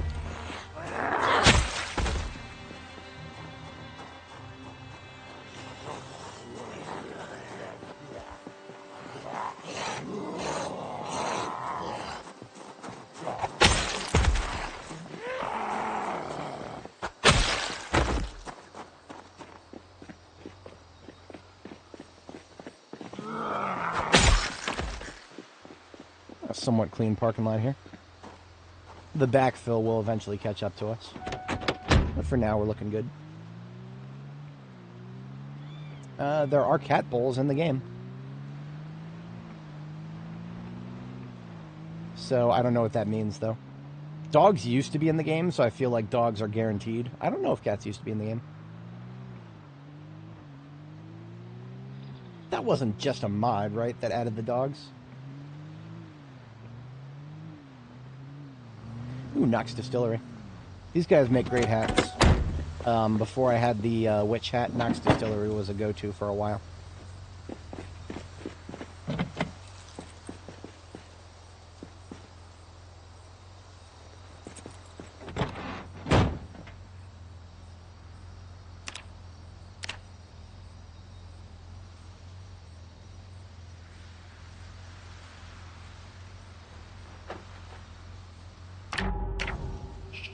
Don't want to equip the red pen, thank you very much.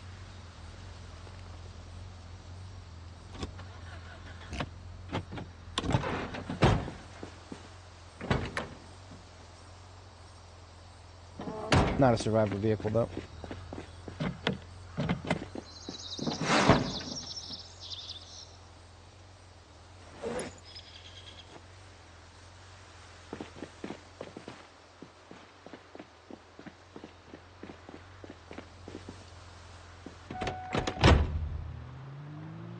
So I'm going to be very careful approaching this area, but I suppose as long as no zombies accidentally fall into the flower bed. We're going to call that the flower dead right there. That's the dead drop distance flower bed.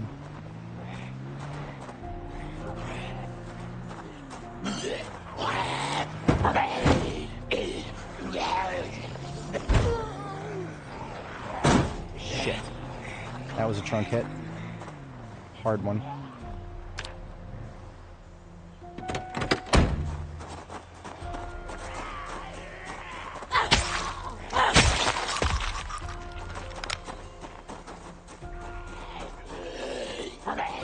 This way, buddy. Out of my quote-unquote road.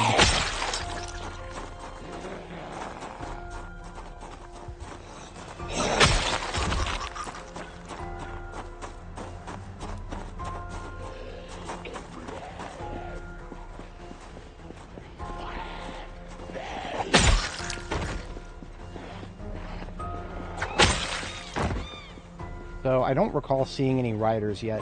They have very distinctive helmets. And there's 5. There's one right there. That one right there. He's got the red helmet. I think red is number 1. I can't remember. They have numbers on them, so we'll see. Ah, number 2. Okay. Come on over, number 2. Jockey helmet number 2. This is better than riding helmets. They've buffed them. Holy shit. Okay. Thank you, Waldo Feldman.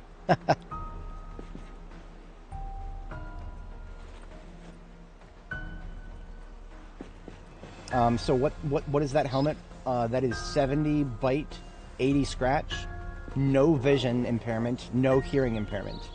This is the best helmet in the game, bar none. The only penalty is discomfort. So we're gonna find a good color and we're gonna put that in our permanent kit. Come on.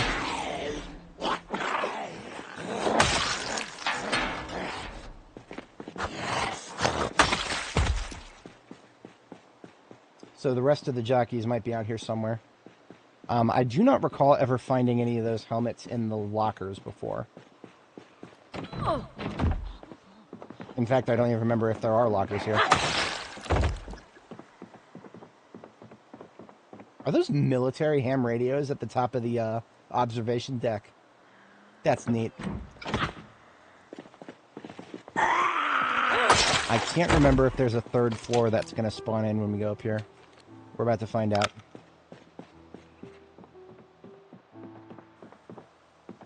See, there is a 3rd floor. I just don't know what kind of population it's going to have.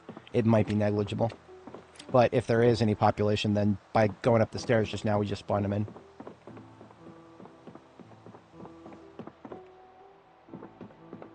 Same with the 4th floor. But I don't see literally anybody, so I think we're fine.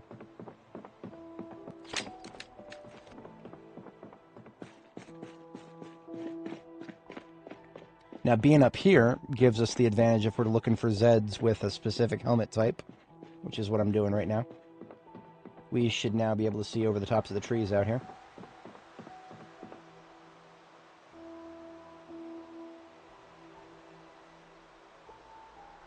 I might be wrong about the fact that we can see zombies behind trees from this height.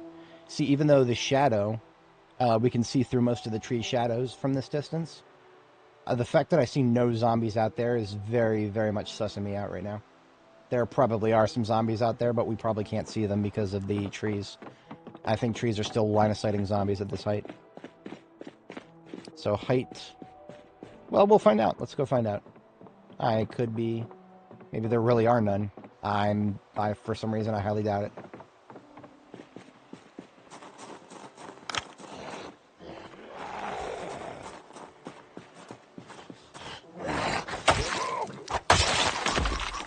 I'm going to go ahead and cut the light bar. There's no need to keep it running.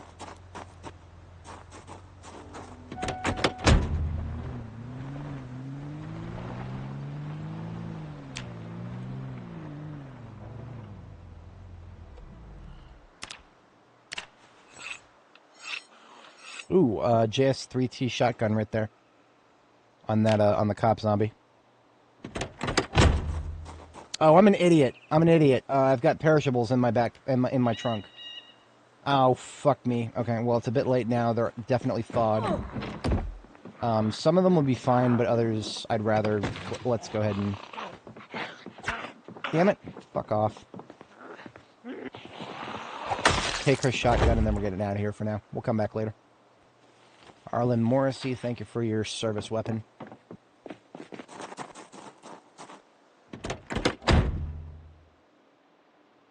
Yeah, there's still plenty of zombies out there. We'll find them.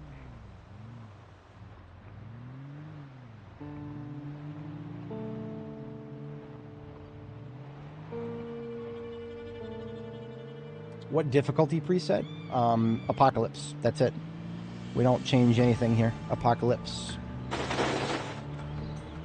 is the, whatchamacallit? Lore canon. Apocalypse is now officially lore canon. We play lore canon or not at all.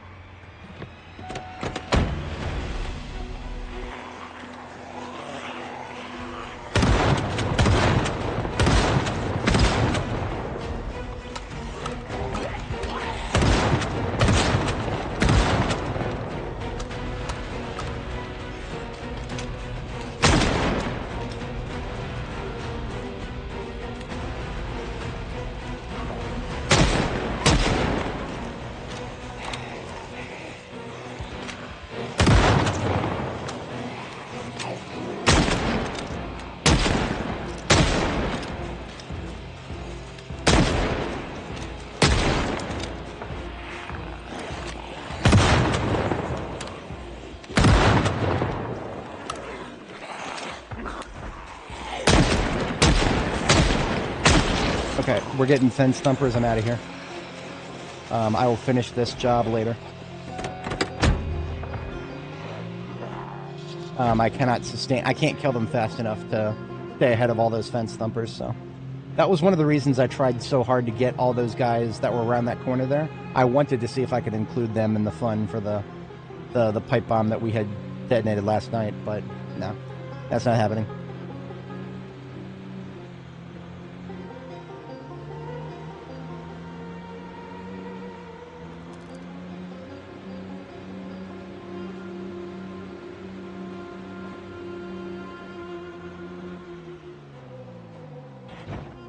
Hey, look, closing and reopening the game fixed the frag dolls.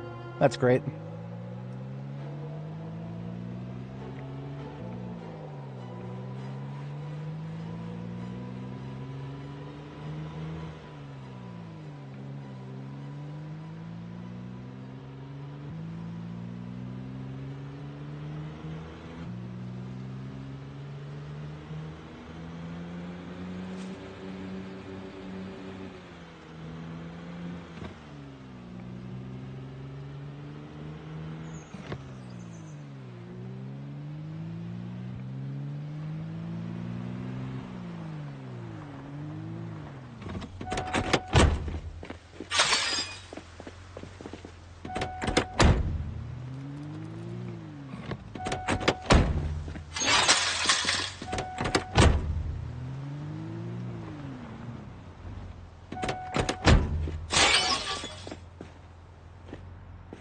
I need another, what's it called? I need another, bucket down here. I used the one that I had conveniently left out there. I used it for, the, whatchamacallit. I used it for, mopping bucket over here. Alright, so here's one of our jockey helmets. And, I think jockey silks come in, color combos for each of them. I don't know if I care about the silks. The helmets are one of each color. Alright, so the cabbage went stale. That was predictable. It was basically guaranteed to go stale as soon as it thawed, but nothing else seems to have gone stale yet. It definitely wasn't good to keep it thawed for as long as it's been thawed, but fine, we're good. Alright, time to do some cooking. We've put that off for a merry long time here.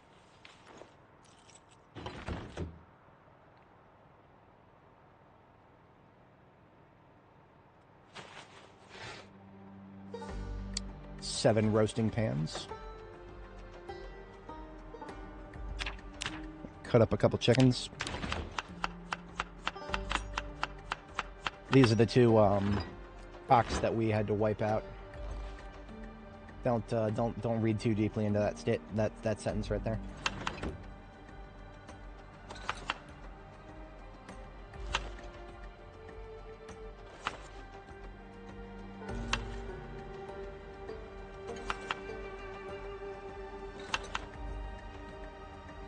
We've got 2 pumpkins. We're gonna slice one. Actually, we're gonna slice both. We have enough variety of ingredients that cutting them into slices is the best. Slices gets you 10 different slices for each pumpkin.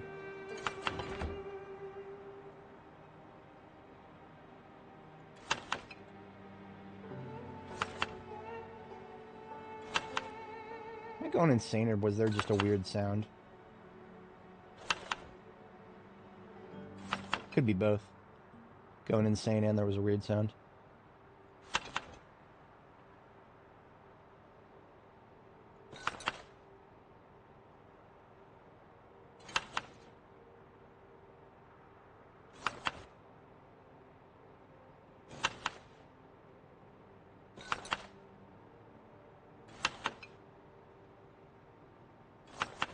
Oops. Fuck, I accidentally added a second pumpkin slice to that one. Oops. I'll survive, I guess.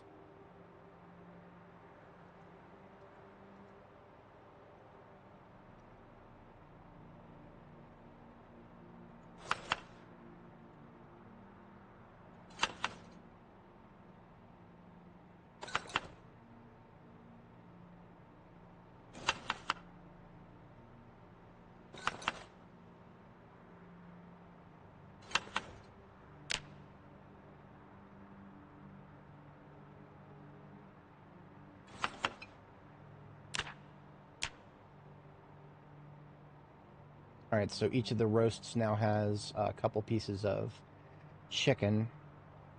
Let's get wings in each of them.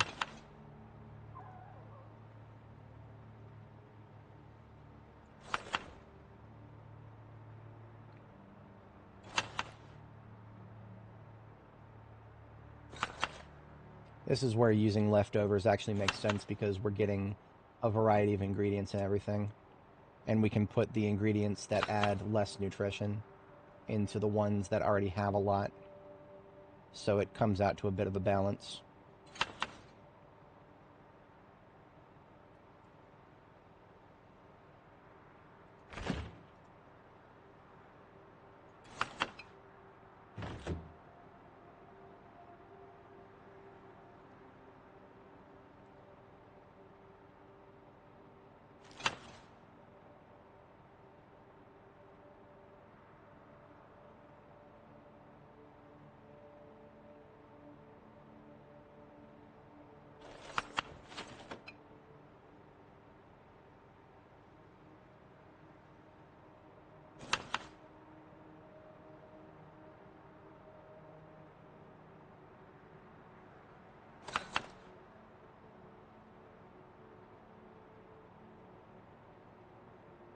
Okay. primary ingredients in all of them now. So now we can garlic them up.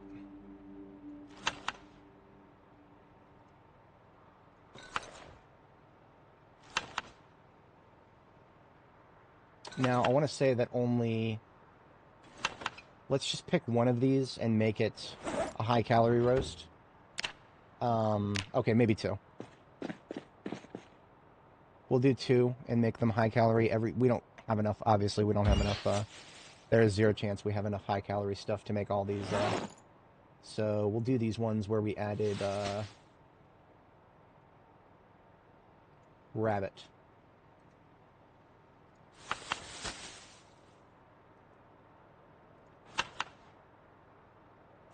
I mean, we used up all of our butter and margarine anyway. So all we have left is olive oil. Or veggie oil, rather. That's alright, I suppose.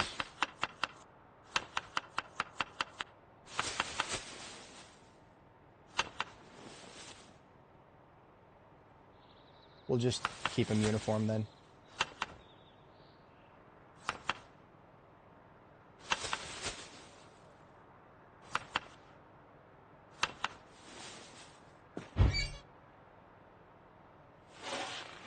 Get all those cooking, and in the meantime I'll make another, since we don't have a lot of calorie bomb options left, I will make one more of those bean soups.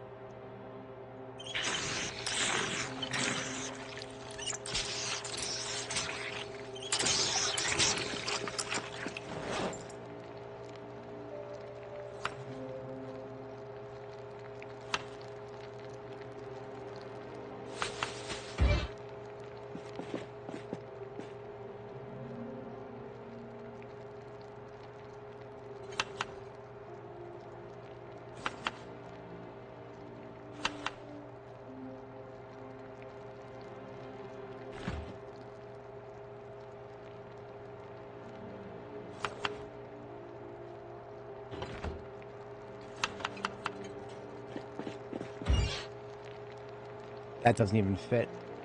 That's how much we're cooking right now.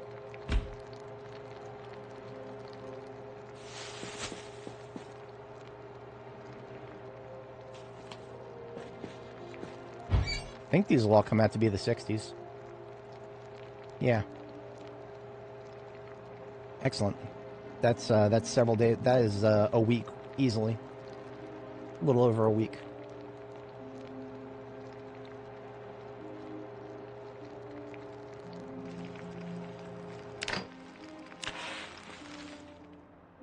Yep, right around 60.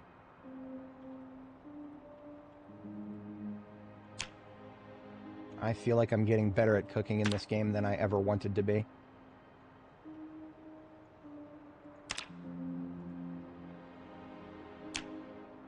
So the biggest one came out to be about 68. The smallest one came out to be about 50, 50-something.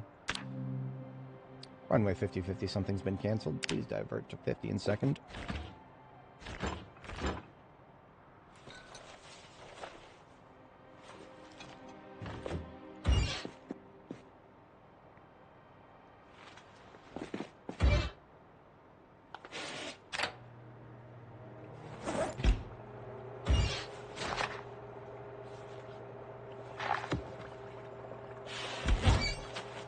How's cooking IRL?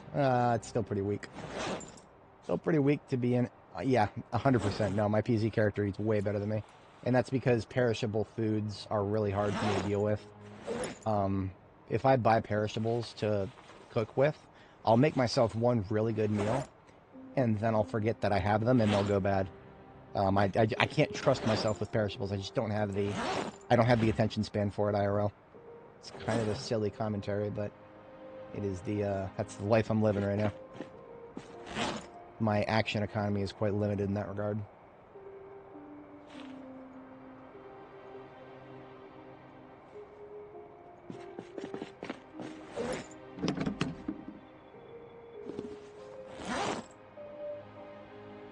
Alright, I'm going to remove the bait from this fishing rod, and then I'm going to change its...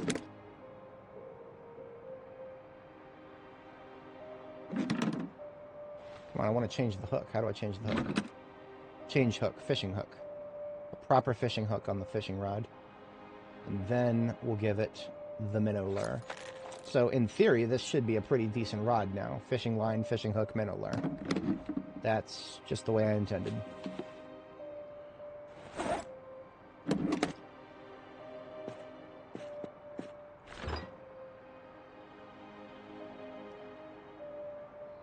See, remember, freezing the leftovers doesn't work for me in real life because, again, I forget that they're there. And that is the biggest problem. Maybe if I got, like, one of those magnet whiteboards and put it on the front of my fridge, I probably should try that. Because, honestly, like, the fact that I don't open my fridge unless I'm ready to make a meal, that's part of the problem right there. I literally don't even open my fridge until it's mealtime, so... I'm not the kind of guy who will just go downstairs and open the fridge just to browse it because I'm there. I know a lot of people do that.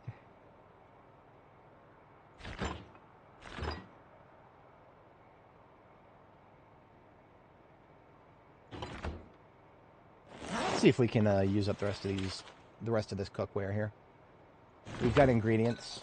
We might as well put food into those, or put those ingredients into something here.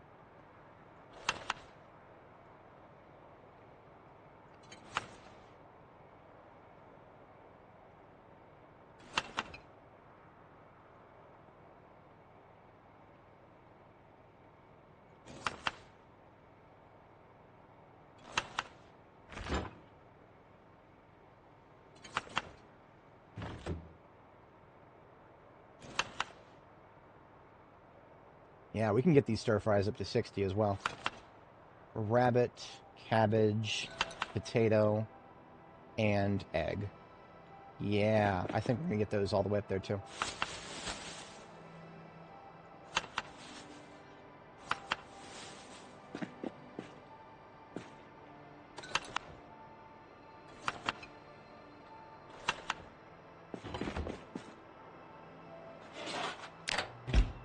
And while that's cooking, we'll use these bowls to make some cabbage salads. Get rid of the rest of the cabbage.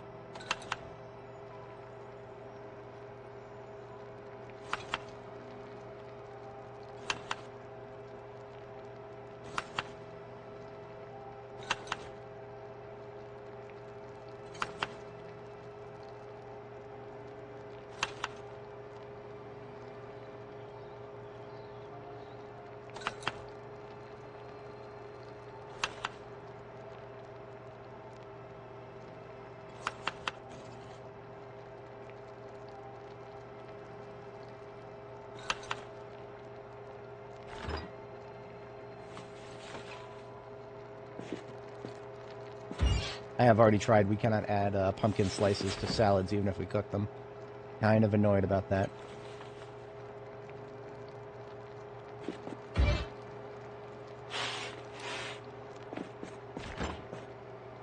Get rid of the leftover cabbage now. There's basically none left. Good riddance, TIS shirt.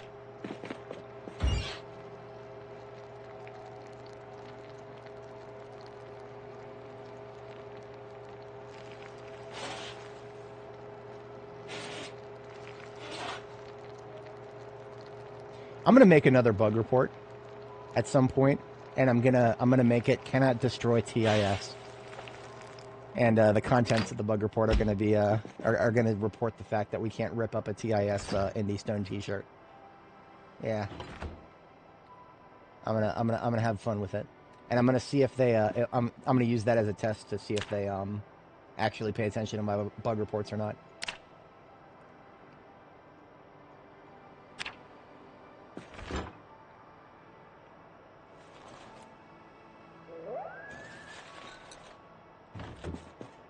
Alright, that is most all of the ingredients we brought with us. The remaining ingredients, these eggs, garlic, potato, pumpkin, and... yeah, none of those are at risk of going bad too quickly. And rabbit meat, you couldn't pay me to care about rabbit meat at this point, because if it goes bad, I'll just go run over some more rabbits. It's fine. Hello. Eat the soup.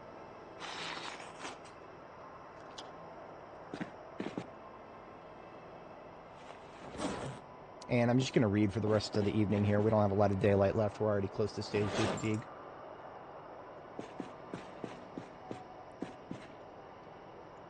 Oh, you know what I am going to do? I'm going to go get some more counters. Just 2 more counters. We can put down this toaster and coffee.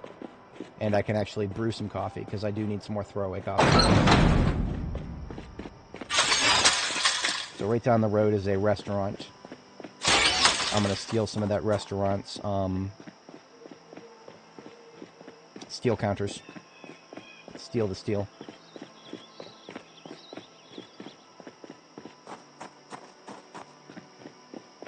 What's up, Jay's Chicken?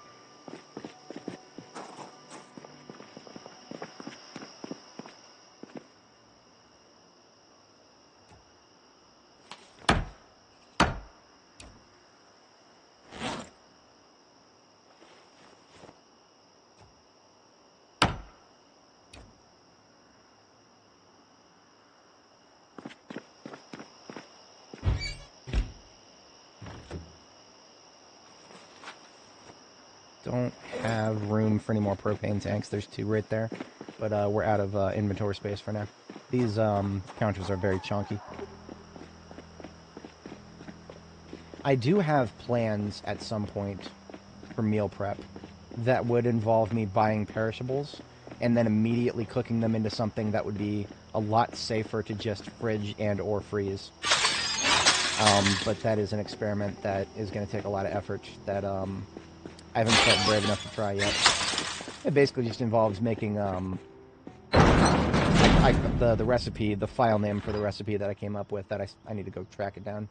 I call it Sunderschmarrn because it's like Kaiser Schmarrn, but like with a big bomb of meat and cheese instead of your standard veggie ingredients and whatnot.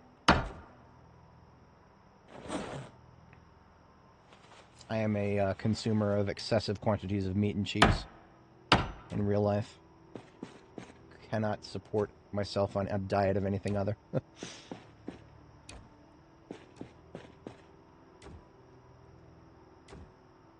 I gotta do something about these shelves. Let's put some shelves elsewhere, shall we?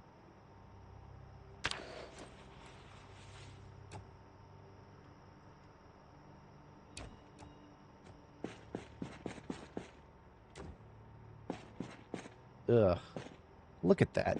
That stupid little grease stain on the wall just blocks everything. Literally everything. That's sad.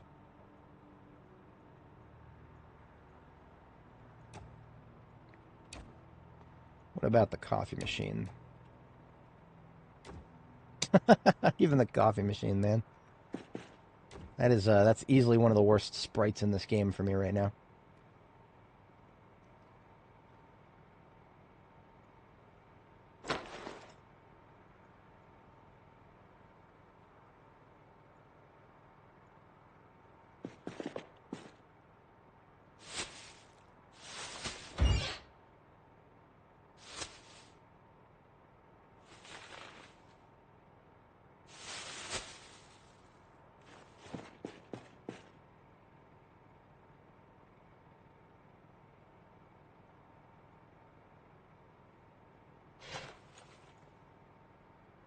It's like it can't just block one side. It's got to block both sides.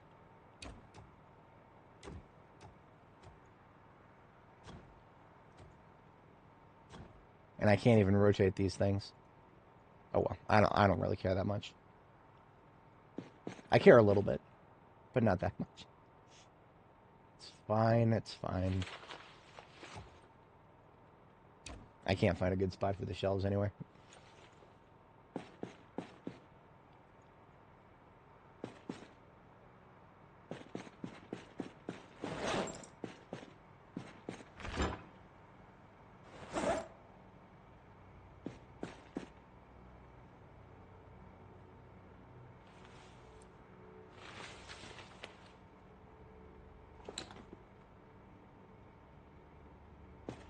Alright, bedtime, we read over through the night, and then we'll see if we can get some more, a couple more pipe bombs put together tomorrow.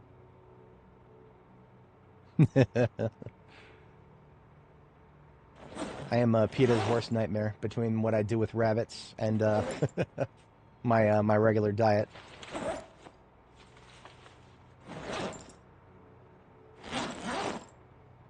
All right, so we have in our backpack 2 broken iron pipes. We can harvest some bullets for their gunpowder and turn that into 2.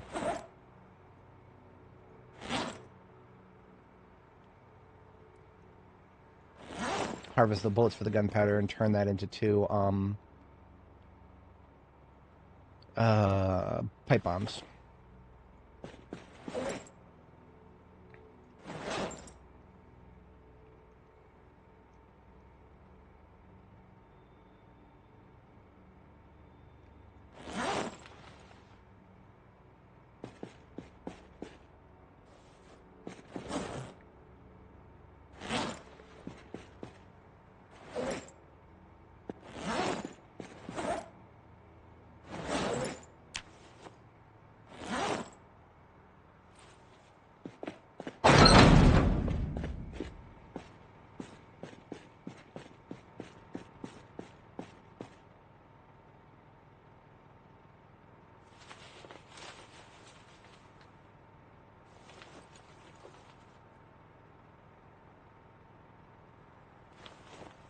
We have almost a full Santa outfit.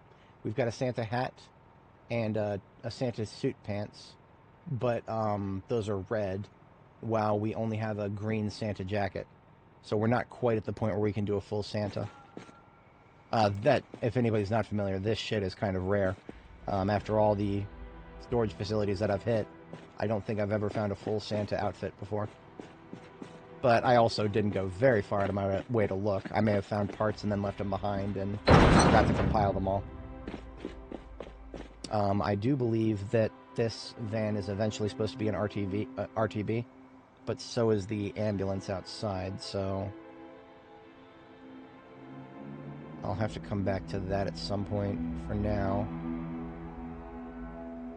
there's a reason that I hadn't been emptying this distillery truck. There's a lot of stuff in it. Ooh, can I even get out of there? I think I can get out of there. This is still a tight fit.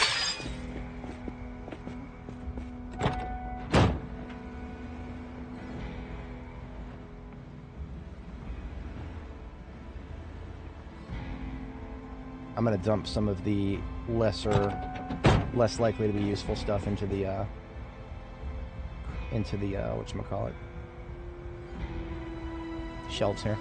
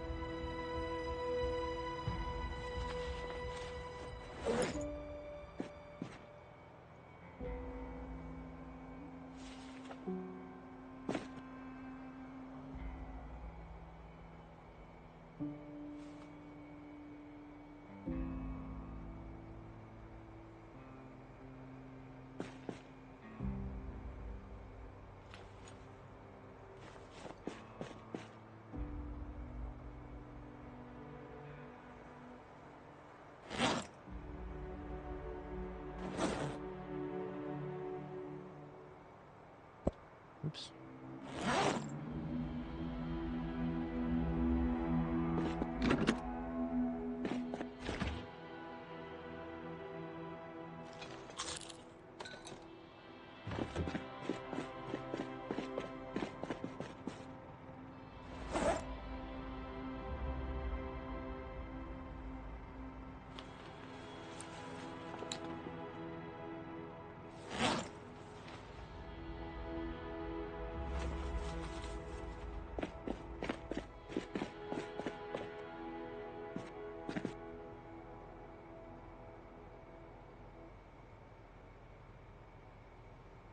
We've got almost 40 encumbrance of booze out there. That's probably all just going to go back to Jericho, so we don't have to unload it.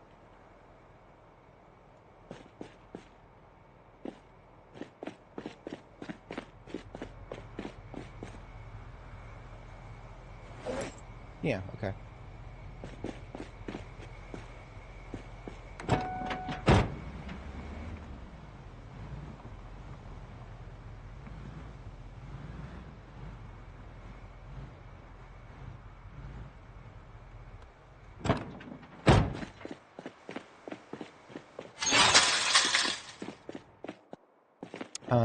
Up to the roof I go to get one of those buckets.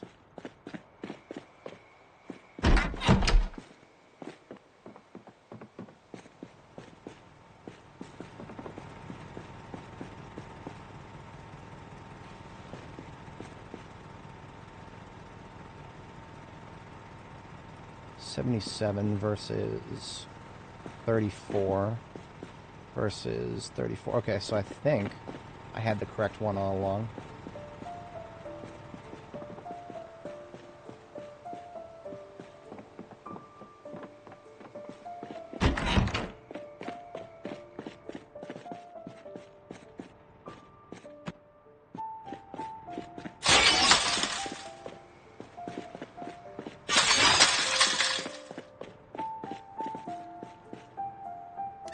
Yes, I did. Okay.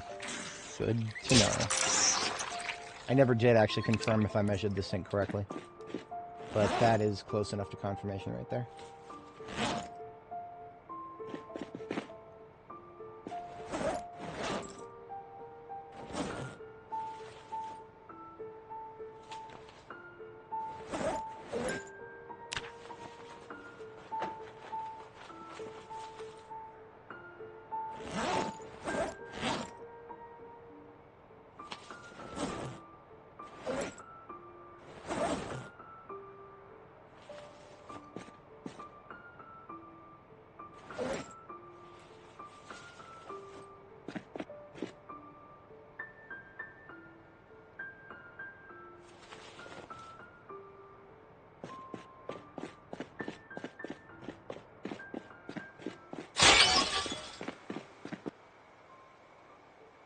And now the entire bar that we looted at the airport, not a single one of them actually had a tap.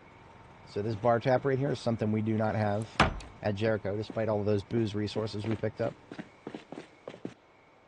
Truly one of the situations of all time right there.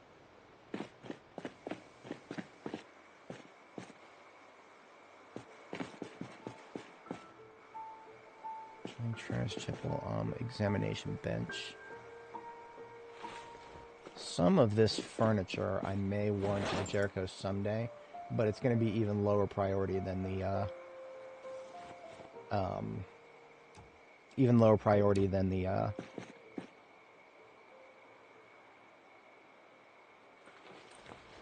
what the hell is it? The orange sofas.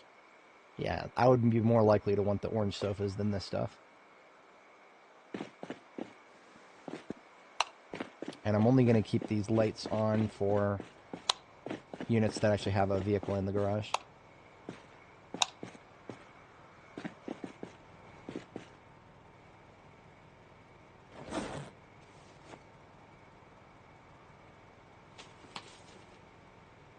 I think the fact, so that's a sewing pattern right there that we found in that box. I think the fact that it says unread is a false positive or false negative based on how you interpret that, because I know we can make a wool hat. Yeah, we can knit a wool hat, but for some reason the game thinks we haven't read that recipe before. Not sure how that works, but okay.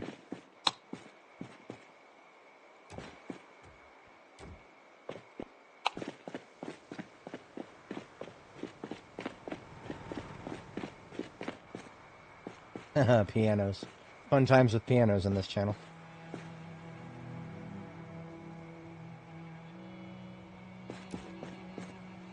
Just started playing PZ. Oh, hey. Hopefully we've been useful.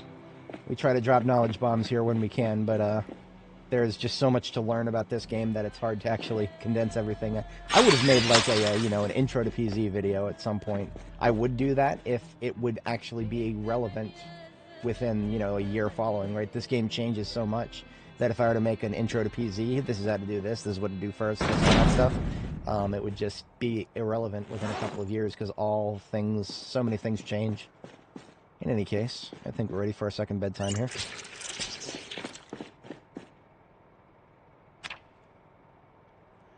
But yeah, glad to catch somebody who is in the, in the ranks of those who catch my videos after they've aired. Shout out to everybody else who does that. Appreciate you guys just as much as the live viewers. Let's see what the weather's like today. It's looking like it's going to be alright.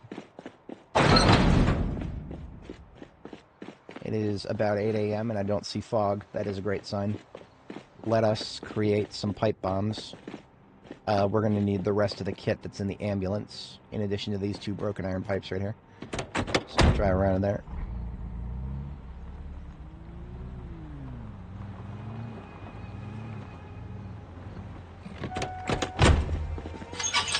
Ah, close. Just got to clear the yellow line.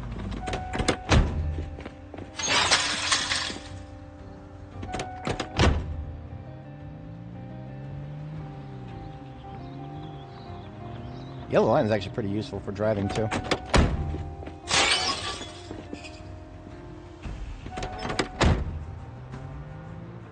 So we want to make a pipe bomb. We're going to need to kill those zombies up there because they're ugly and I don't like them. Then we can move on to the next stage. That's step 1. But a critical tool is going to be duffel bag boom kit.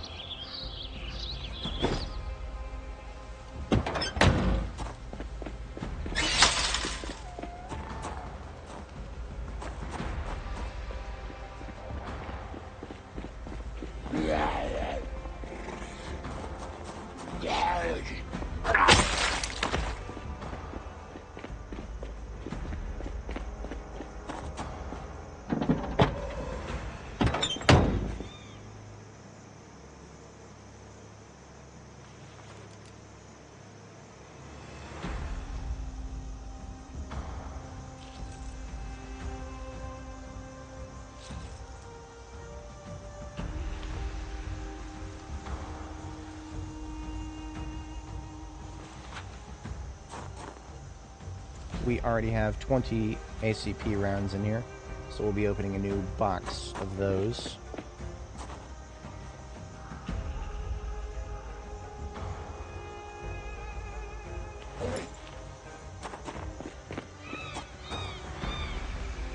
The box is still... Actually, it's right here.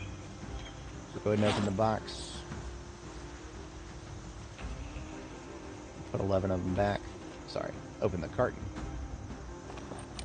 So we now have a total of 70 ACP rounds. And because we only have 2 broken iron pipes, that's as far as we can go with bomb construction. I will not be allocating real iron pipes, only broken ones. Iron pipes are enough of a sticking point for now. Everything else we need should already be in the bag here.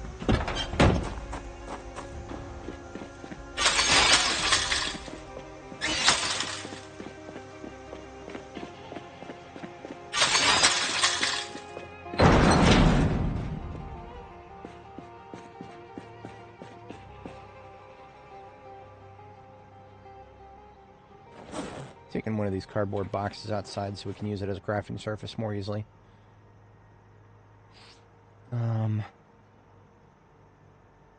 Why is there a teddy bear in here and not on my bed? That is cursed. Teddy bear goes on the bed. Perfect. I came in here to drop off the clothing I picked up, along with this reading material. And the dye needs to get dropped off in the RTB van.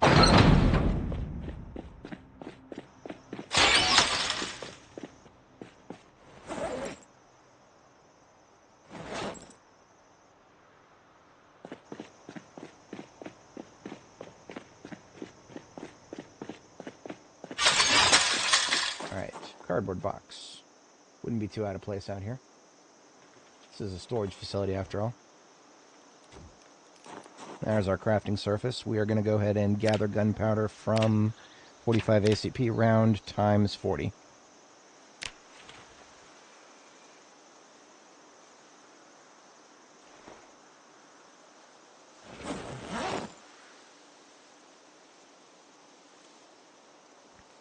Now we are going to make pipe bomb times 2.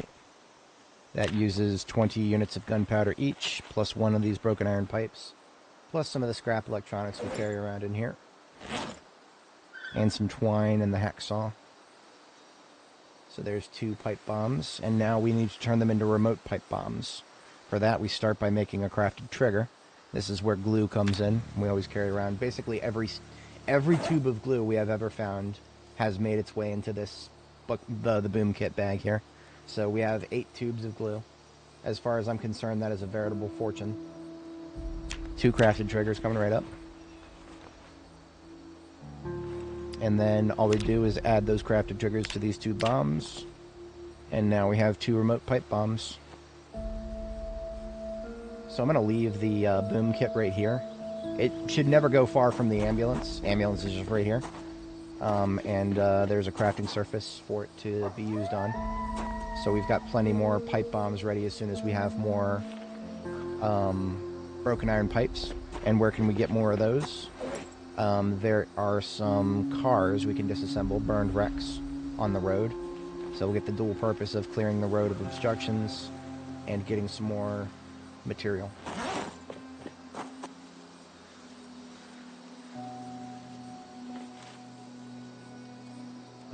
JS-14s.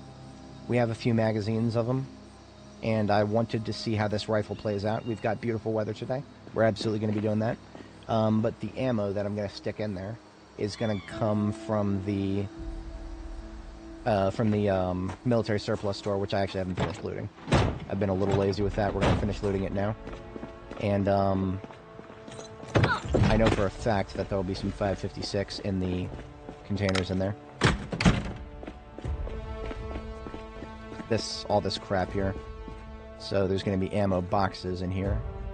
And in each of the ammo boxes, an unknown number of 5.56 boxes. For the JS-14, it looks like the ratio is 1 box for a full magazine. So we'll have no problem getting enough to fill all those magazines. We only had a few. At least the ratio is easier to deal with. I still don't like it. I really wish these boxes of 7.62 and 5.56, I really wish they were just 50 bullets to a box like everything else.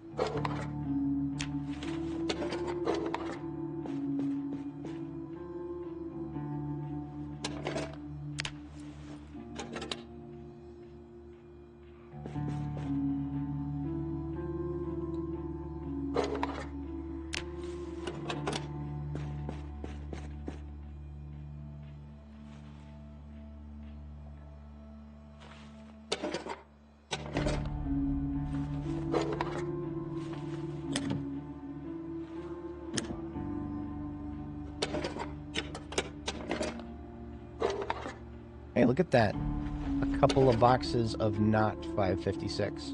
Only a couple. But the lion's share of everything here was 556.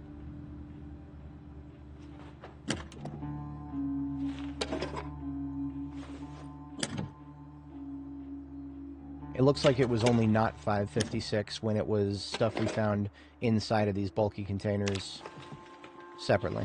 So that's cool.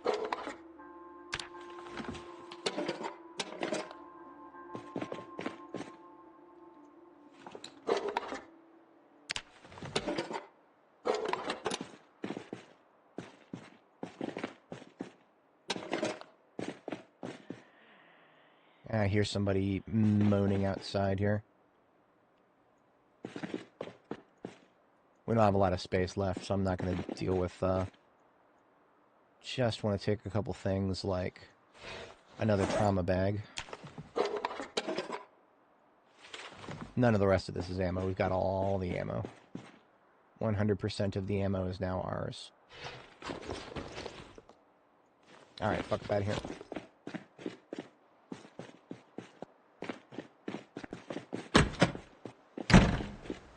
Who's making noise out here?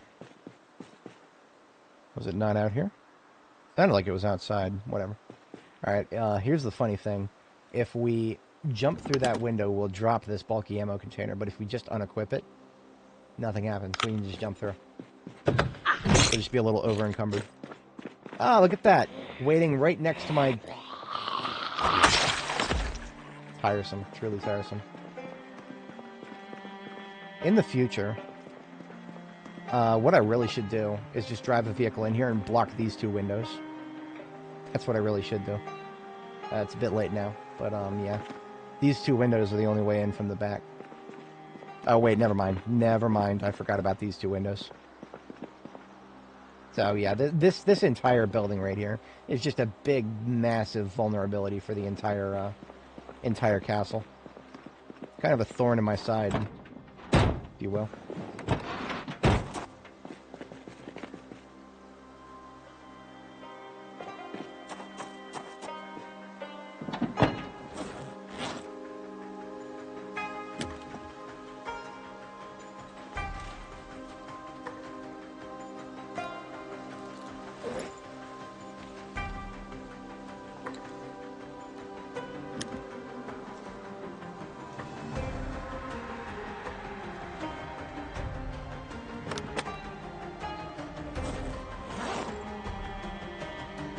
You know what? I think this bulky ammo container is going to be my new boom kit. It doesn't weigh too much more than the duffel bag. In fact, it's the exact same weight. So despite the name...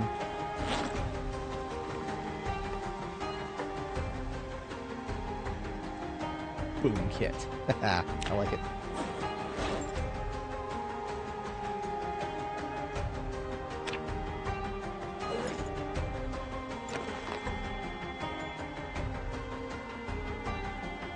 Makes sense to carry around bomb-making materials in a more sturdy bag. Alright, so we came out of there with a ton of, a literal ton of 556. I'm going to pack 2 of it into cartons. Probably 3 of it into cartons, now that I think about it.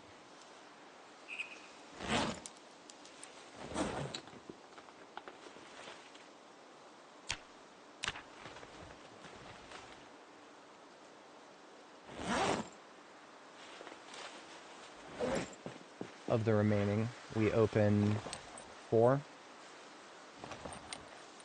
And then we've got enough left over to reload 2 magazines of the JS-14 if we actually really like it. And if we don't, then that's it. Look at how slow this is. This is the character who has fired a gun hundreds and hundreds and hundreds of times. Reloaded guns hundreds and hundreds and hundreds of times. Her aiming skill, her reloading skill is level 6. And yet this is like 1 second in between bullets. I could do this faster in real life. And I have never fired a magazine-fed weapon in my entire life. I've only ever fed, or like all the guns I've ever shot have not been magazine-fed guns. And even I could do this faster. Whatever. I'm a little bit mad about it.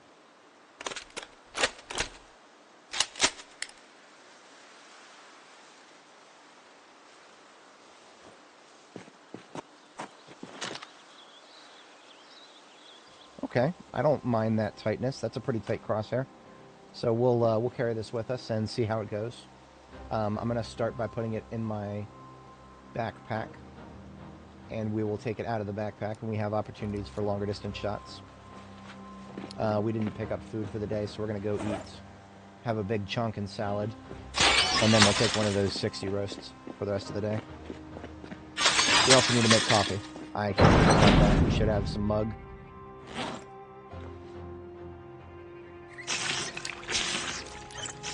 That'll keep us combat effective for the rest of the evening if I get a throwaway coffee going here. We've got a bullet of coffee. Let's take that out. This is now our active bullet. That in here with the rest of the caffeine stuffs. Brew coffee. Into the backpack with that.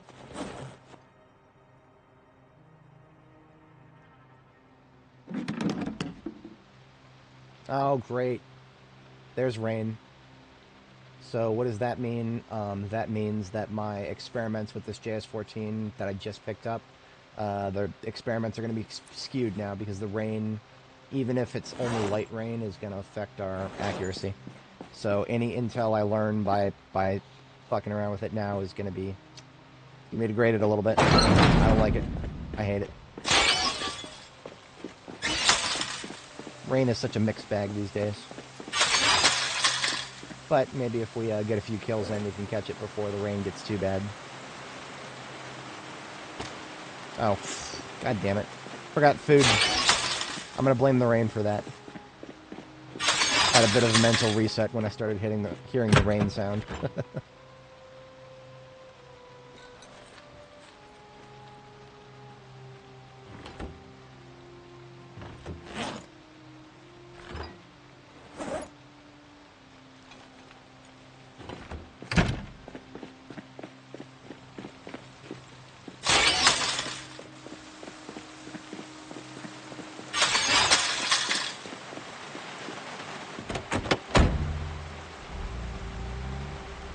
Alrighty, off we go.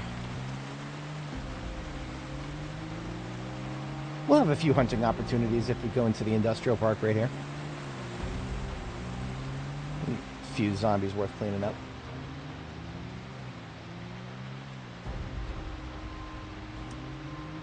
We have already been close to Gas to Go once, so we should have spawned in the lower floors, but we have not spawned in the upper floors yet. I'm not worried about that. It's a corporate headquarters. I don't expect there to be a lot of... what, are we going to find gas in the Gas to Go corporate headquarters? Probably not.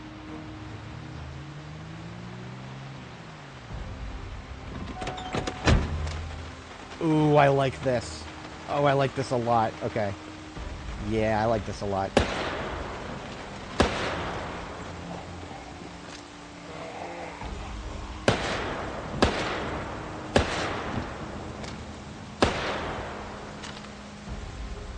We're getting fewer one-shots than I would with a bolt action, though. At least that's what it feels like.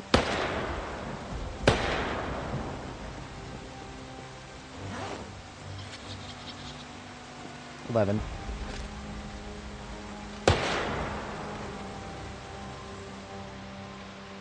I don't have very strong feelings about this. Because I could have killed all those just as quickly. Well, not just as quickly, but probably with fewer bullets. I probably could have killed all those guys with fewer bullets if I had the, if I just had the MSR 700 instead of the, I'd be shooting the same bullets, right?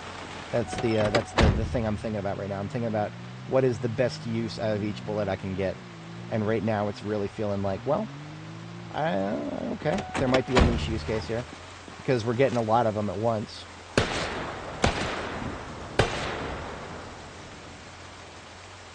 Yeah, okay. We'll see how we can sustain this, if we can sustain this. 5 rounds in the current mag.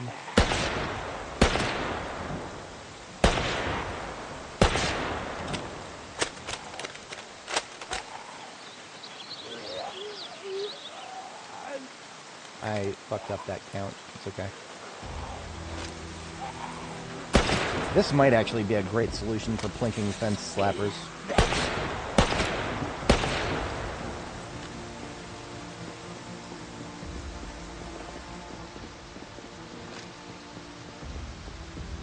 Now, that being said, I have no idea whether this is actually going to be...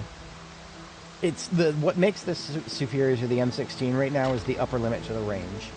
I do think we'll get some much longer distance kills with this than we ever could with the M16. So this might actually be better for most use cases for me. This might actually be better than the M16. It shoots the same bullets, so I have to make that comparison. There is no comparison without considering the other ways to shoot these bullets.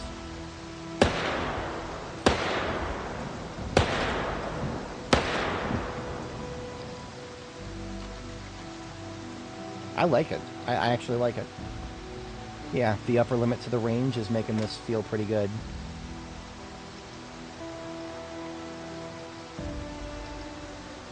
Current magazine is 10 rounds.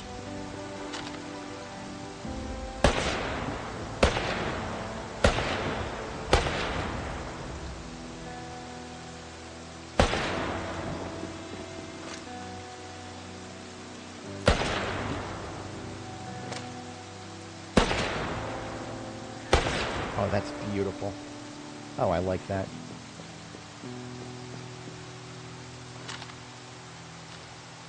I think we got a new, yeah, we got a new regular carry, boys. Easily. Friendship ended with M16. JS14 is my friend now. I have a feeling this is subject to balance. This gun was just added. So the devs might nerf this. Or maybe they'll buff it. I don't know. All I know is it was just added as of 42.15. And we are on 42.15.3 right now. Guns are useless in Project Zomboid.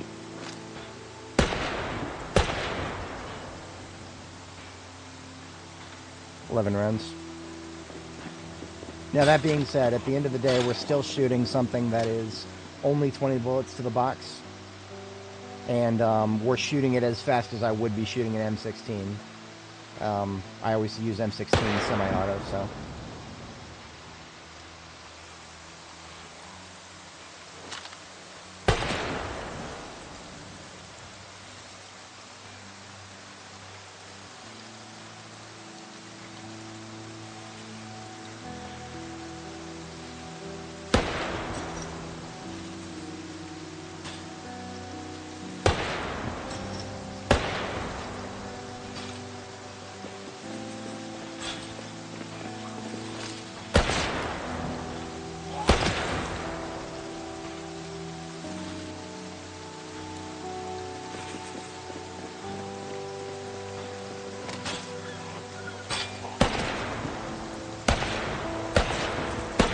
Oh, yes, I like this a lot. I know I'm glazing this thing a little bit, but I mean, I could never make shots like that with the M16. Because you can't put scopes on the M16, all you get is the red dot sight.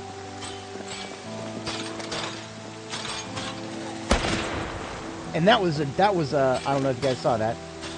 That was a double kill. Holy shit. Holy shit, we got a double kill.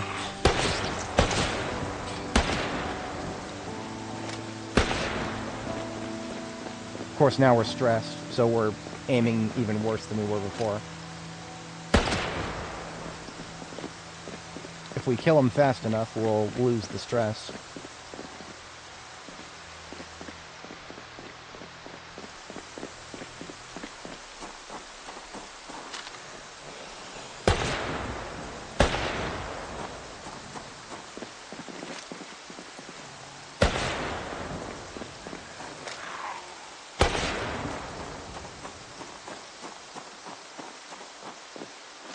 Now this is Fossil headquarters. The suspicious lack of ground level windows being broken, that tells me we probably have not spilled this building yet. 10 rounds in the current mag. How many mags left? One at, wait, no. We have no mags left after this. We've been having too much fun. I mean, this is great as far as 5.56 goes.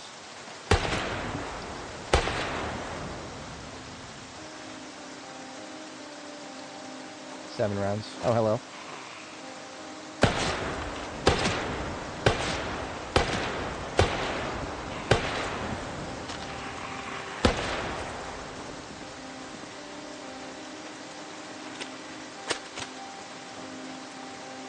Into the backpack it goes. A very lovely weapon. I enjoyed every minute of that. Despite being stressed and in the rain, it still performed pretty well in these last guys.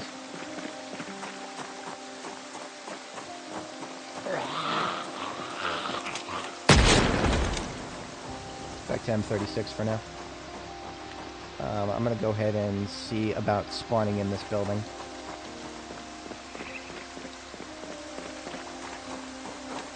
Okay. If there were a bunch of Zeds waiting to spawn in, we would have seen them by now.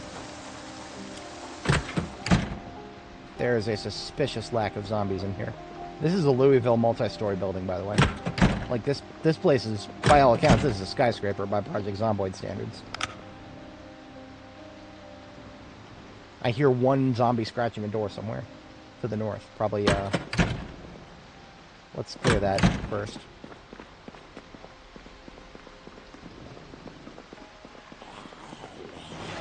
What's up, Karen? I wonder if she's got keys to the joint. Nope.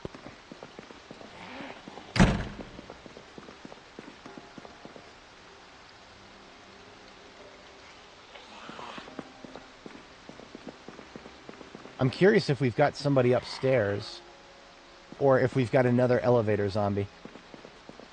We have seen, if anybody wasn't here, we have seen it before.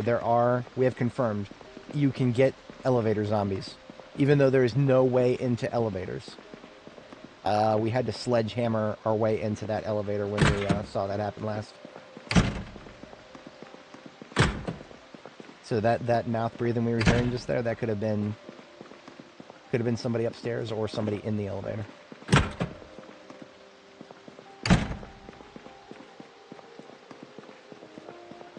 I am very sussed out about this place. Another staircase identified. Standard procedure for Louisville skyscrapers is to obviously clear the first floor first by bringing everybody outside. And then we start going up the stairs, pop our way up to the second floor, shoot a gun or something, lure everybody back down from the second and third floor to the first floor, and fight them outdoors where we have the advantage instead of the other way around.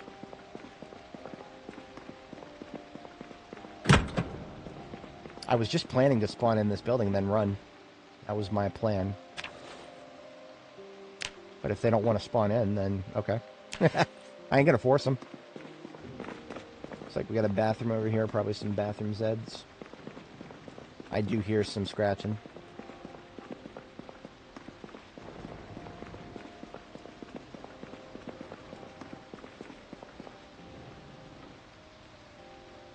This door.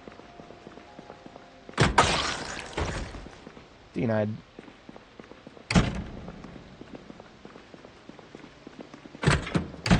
Security room with one locker. What do we got?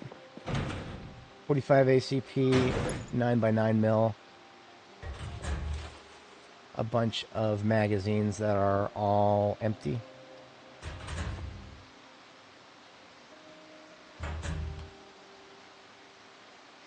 $1911. Boy, do I wish I could use those and have them not be absolute dog water.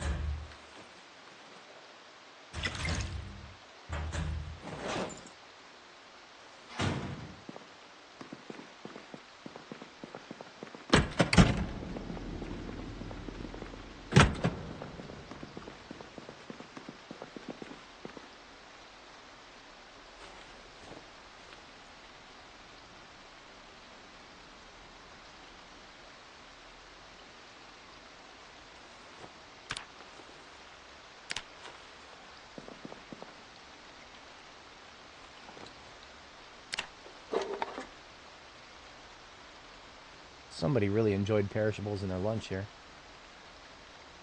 All we could find in this was a Slim Jim.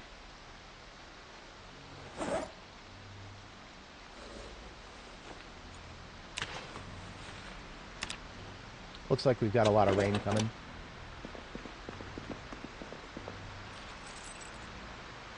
I can hear it picking up.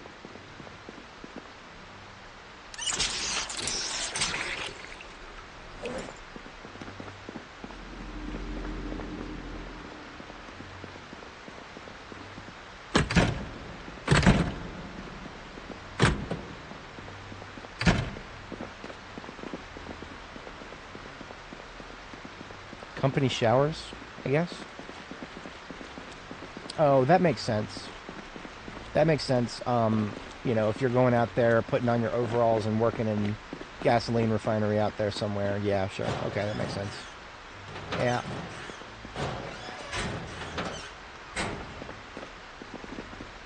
Let me tell you where it doesn't make sense. In a federal building where everybody is a fucking desk worker. That's where I work right now. I work in a federal building where everybody is a fucking desk worker.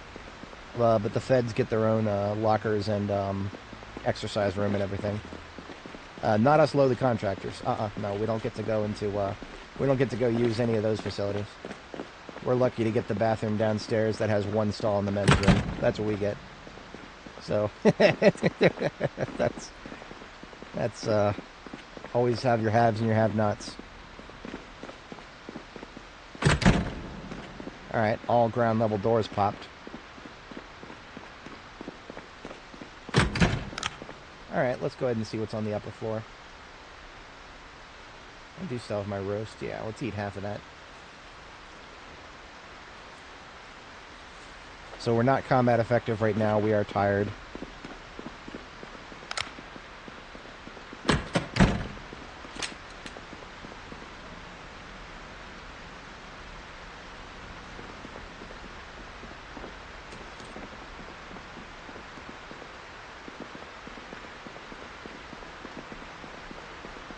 Whoever was making noise, I don't hear them anymore.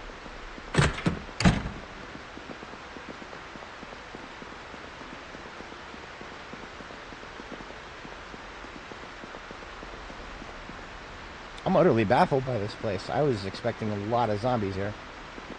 I mean, just, you know, based on the real estate. But we do have Karen over here at least. Hello, Karen. Your shift is over. You can go home now. Karen here does not have a key to the joint. I keep expecting we're going to see a security door somewhere. Ah, give me some coffee. We're in the break room. That means coffee, right? Hey, got some coffee.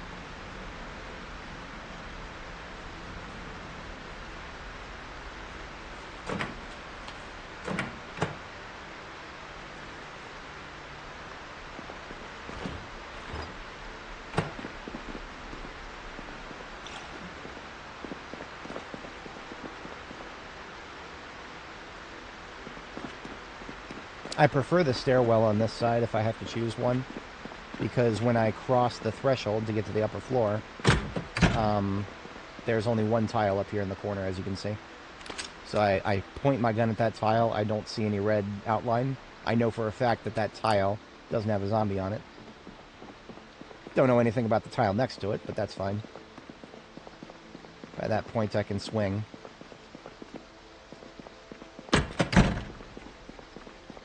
You could not have made me guess. I would have put money against.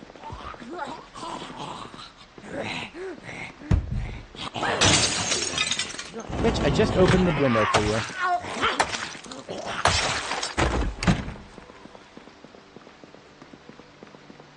So much for this place having the entire, What just... where? We just had a window break, but where? It could have been above us. I don't see any exterior windows broken, but yeah.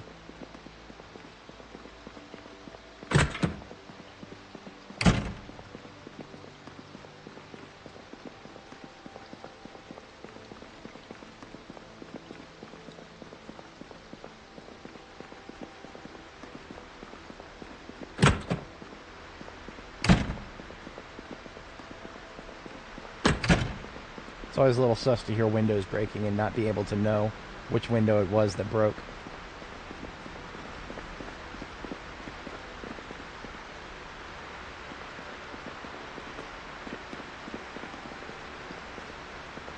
Alright, my money's on upper floor.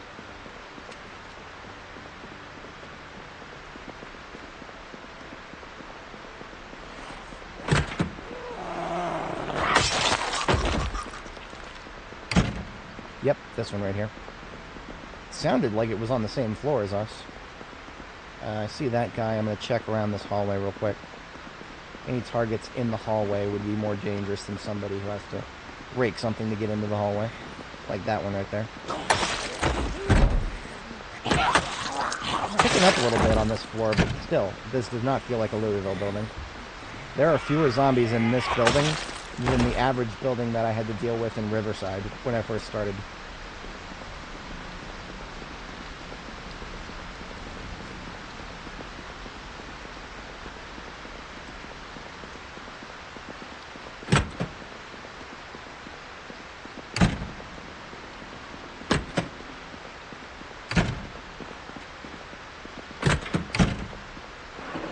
Executive here, Nathan Johnson. Was Nathan the purse-bearing type? Because Nathan had 2 purses in his desk. What's going on there? What's going on there, Nathan? Why do you have Keisha Andrews' purse? Why do you have Sybil Merrick's purse in your desk, Andrew? What's going on, Andrew? What have you been doing on that desk, Andrew? I don't think we're going to be able to find out. I think Andrew is a zombie that was wandering around out there, as are both of his mistresses.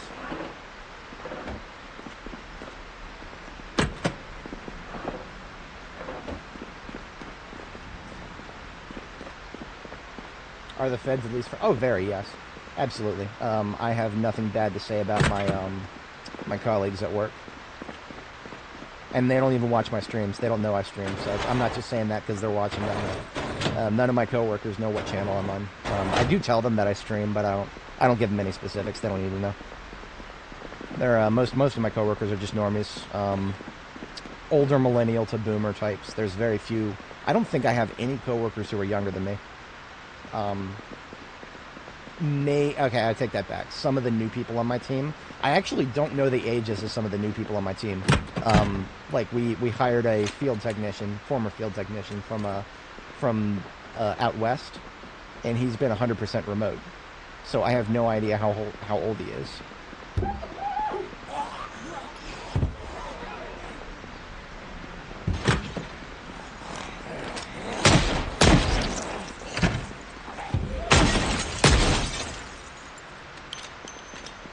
If there's like 500 of them up here, and me discharging the firearm right there turns out to be a mistake, then I'm going to live with that, because that would just be an interesting change of pace if that was the case.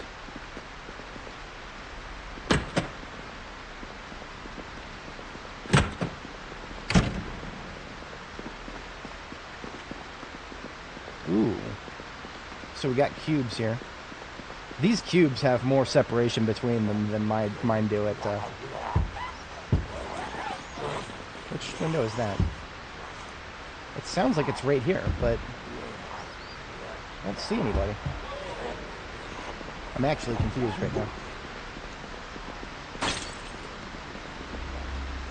That sounded like it was on the same floor as me, but that might have been another case of somebody who was actually above us.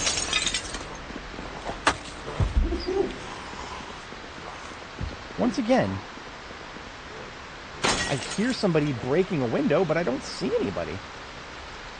And it sounds really close. Zombies are fucking with me right now, guys. It's got to be above. It's got to be above us. Or maybe further down the hall.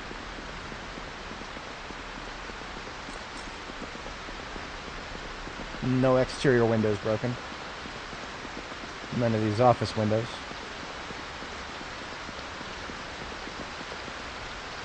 Nothing in the meeting room here.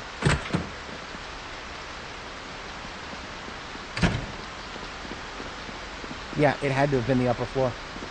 That sounds like there's no separation between floors, but whatever. He's not in the corner. Yep, yep. What's up, loser?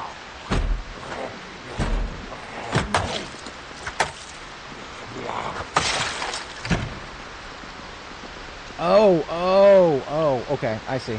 There literally was no separation between floors. Yeah, we've got an overlook here. You can look down on the peons at their desk down there. I see. Okay, yeah. Cool. This must be the floor where upper management works. If they got this little walkway where they can look down and see over the shoulders of the peons down there. Is this one of them right here? Was this one of the upper managers? I can't tell.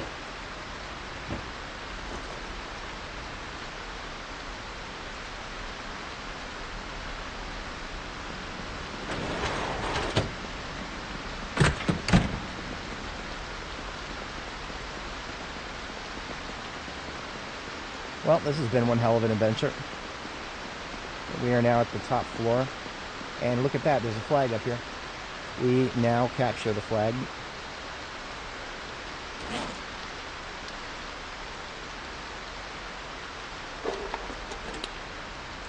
Sadly, I cannot put this flag into the lunchbox.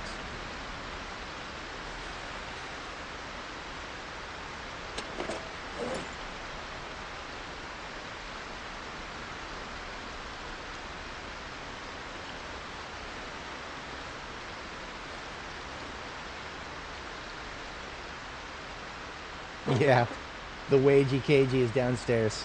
I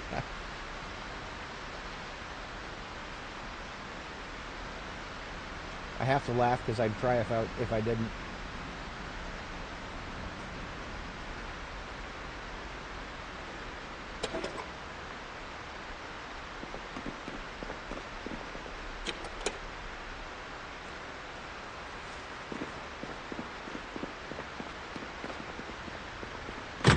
So that must mean this is roof access.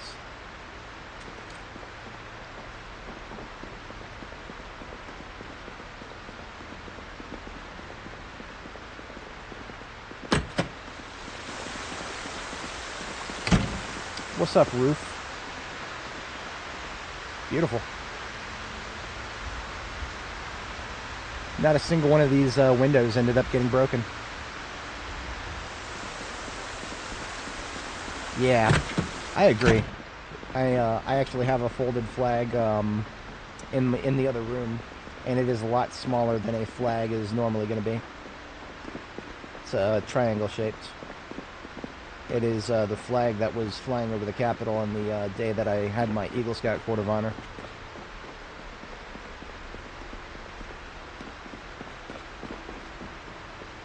Very successful trip, though.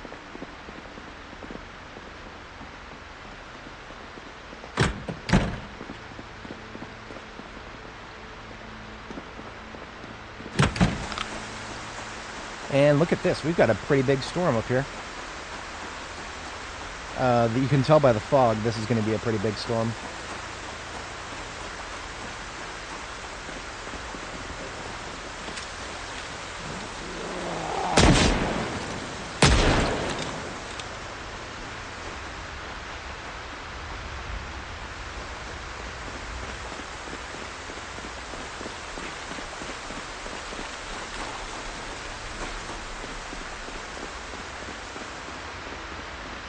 I probably left the truck running this whole time. I'm not mad if I did, but it's a habit that I'd rather kick if I could. We are absolutely going to be reloading all 4 of these magazines, though. Absolutely we are. This was a lovely weapon. I'm very happy to have found it.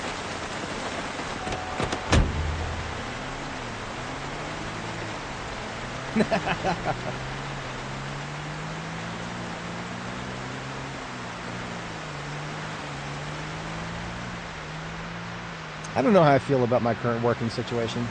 There's ups and downs to it compared to when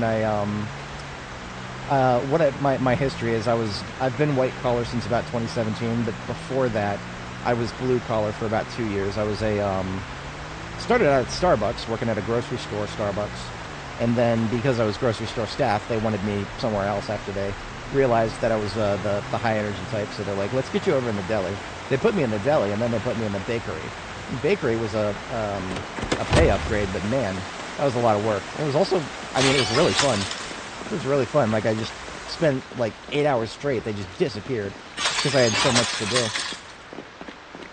But it was kind of at that point that I realized that the reason I had so much to do was because I was a one-person bakery staff that was kind of for a department that should have been staffed by 3 or 4 people. So basically I was just being taken advantage of. They had the budget for more than me, but they just hired me, and I didn't get the budget of all the people that should have been working with me. And I'm very glad to have left that behind.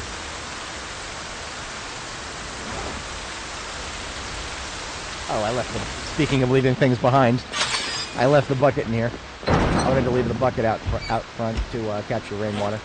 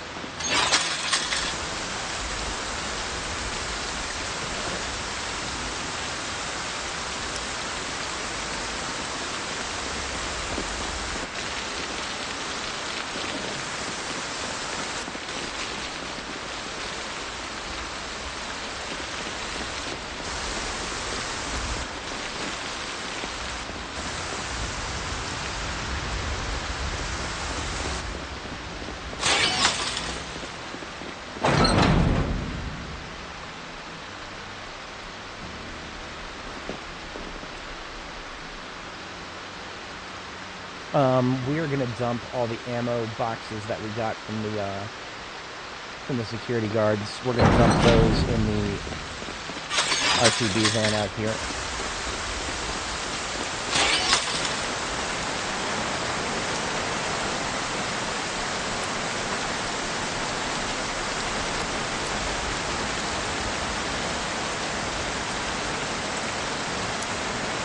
Ah, I see.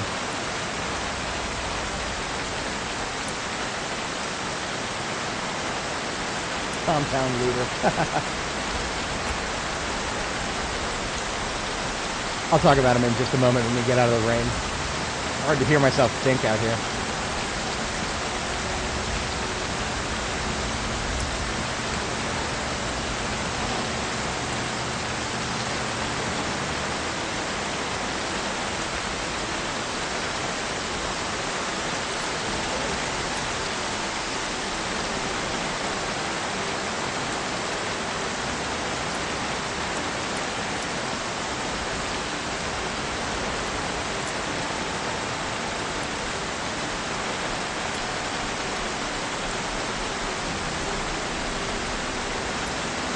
There we are, done with these two. Okay.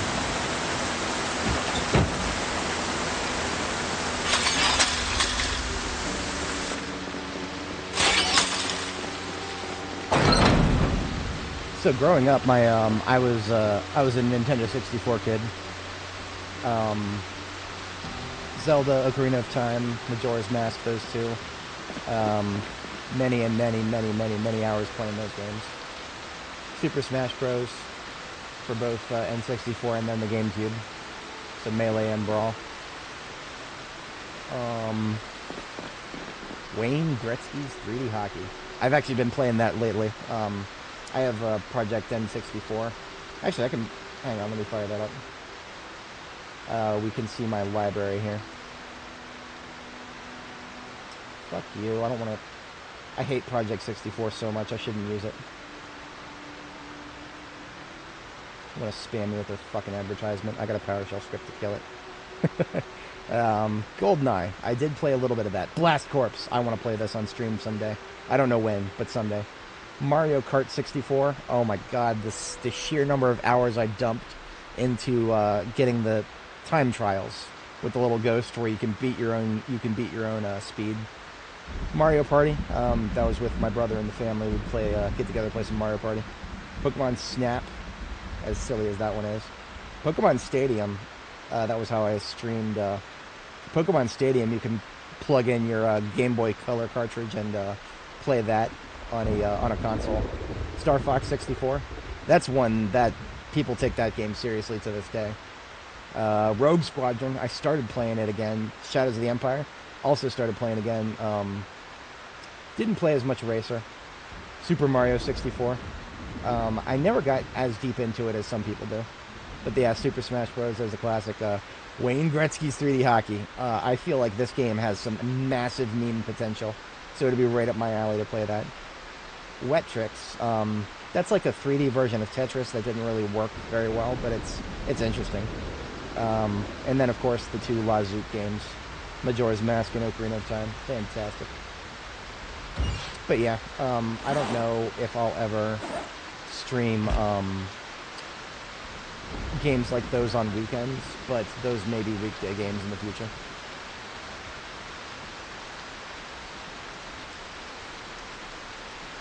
Oh man, that sucks.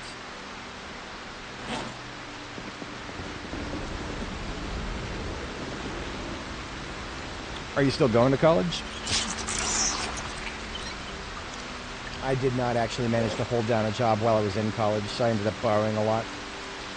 I don't necessarily regret that, because what I did is as soon as I got out of, well, as soon as I got my life in order, I had a bit of an issue after college. I was jobless for about 5 years myself, from 2012 to 2016. Yeah, something right around there. Yeah.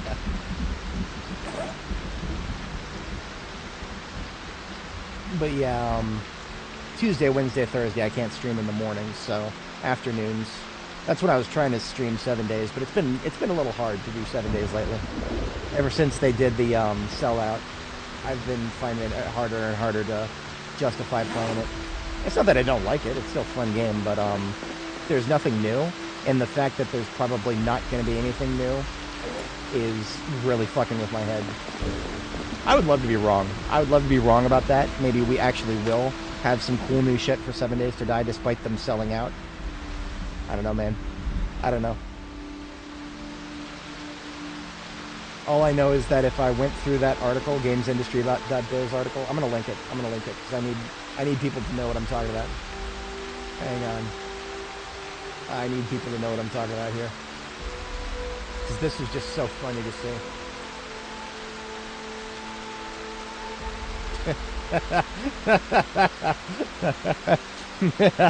Well, I'm trying to track it down.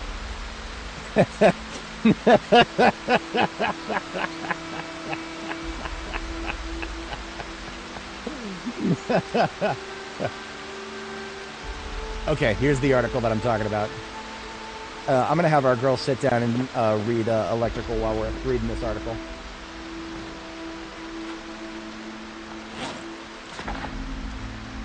Dead by Daylight maker Behavior has bought the studio behind 7 Days to Die to create a portfolio of horror IP. Right, so I was thinking about making a separate video where I take a shot every time they say the word IP in this article. Because I would be fucking wasted by the end. In an exclusive interview, the heads of Behavior and the Fun Prince explain their plan to grow within the thriving horror genre. Oh my god. These guys are so fucking out of touch. It's sad. Behavior's CEO Remy Racine says it will help achieve its aim of creating a profile horror of IP in the game space. There's my second shot right there. Zombie survival game 7 Days to Die, meanwhile, launched into early access back in 2013, and to date has sold more than 20 million copies over its lifetime. That's an incredible achievement. What's even more impressive is the level of player engagement, and the fact that the game has shown consistent growth over such a long period of time. In today's market, the competition for attention is extremely high. Oh my god, these fucking... 7 Days to Die is recommended in the market as a stable IP. The fan base has been steadily growing since day one. We're buying something that people in the horror space really like. Basically, we're betting on improving this IP, but fundamentally, we're buying something that we think has a great foundation. God damn, man. Reading that really fucking ruined me. Reading that really fucking ruined me. I'll link it in chat if anybody actually wants to, read the whole thing. I might do a standalone video where I read the whole thing and actually take a shot every time. Because it's just that bad in my mind. It really is. It's just nothing but, and that's who owns the game now, is people who talk like that. That's who fucking owns the game now. I have never felt more saddened over the future of a game. All I can say is that if they decide to fuck with it, if they go the Conan Exiles route and just shove as much purchasable DLC in there as possible, at the very least we'll have older versions of the game to pirate. Or, I'm sorry, I do not advocate piracy. Do not pirate video games. That's illegal. Do not do illegal things.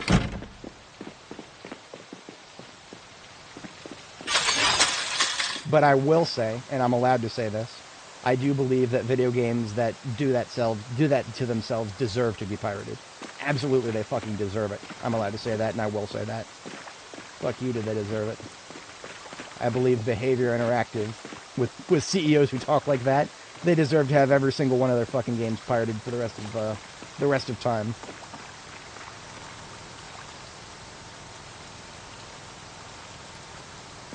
How out of touch, indeed. I mean, it's just, you know, and what the thing is I could forgive this if they didn't already have precedent, right? I can understand somebody being an out of touch corpo fuck. But look at what happened last time 7 Days to Die did an IP, you know, where they thought they were more than just a single video game that a lot of people liked. This is what happened. This right here. 7 Days Blood Moons. This is what happened. 7% of the Steam reviews in the past 30 days have been positive. Total reviews, less than 500. I can't stress this enough. 7 Days to Die is not an IP. It's a single video game. That's it. That's all it's ever going to be. It's not Minecraft. You're not going to get your chicken jockey from this shit. You're not going to get 500,000 Zoomers going to a movie theater just so they can scream like an autistic moron. It's not going to happen. But I don't know. I don't know. Maybe I'm wrong. Maybe I'm out of touch. I don't know. I'm just some guy who played the game for a couple thousand hours. What do I know, right?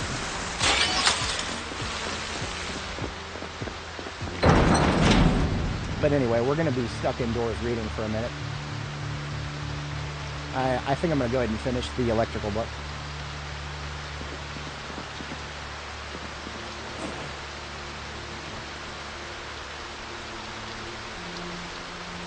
We are going to need something to eat for today.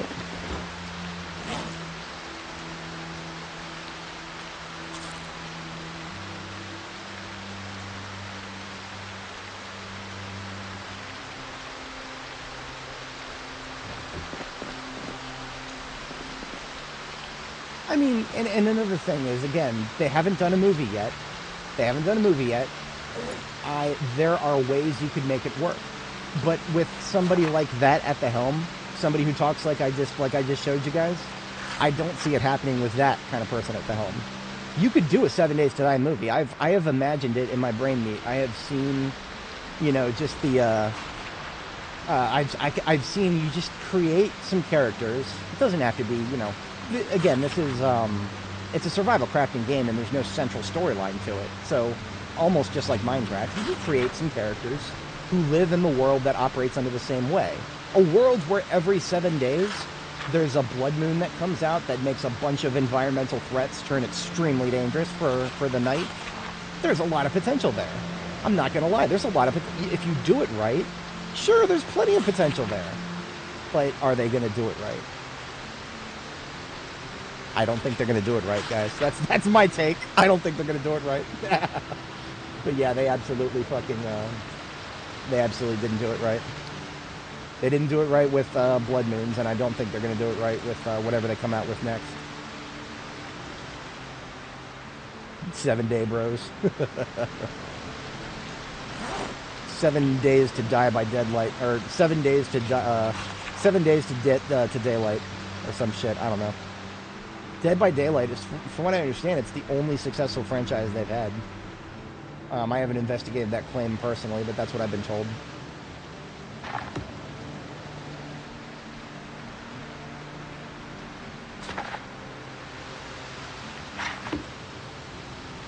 Alright, we have read Electrical 5.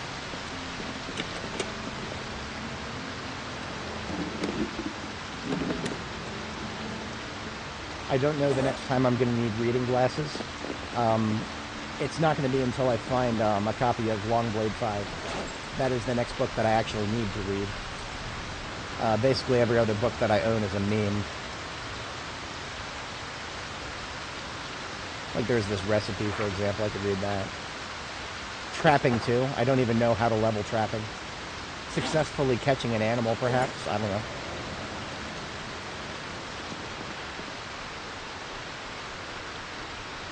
I'm gonna do some workouts. This is what we have the workout stuff for.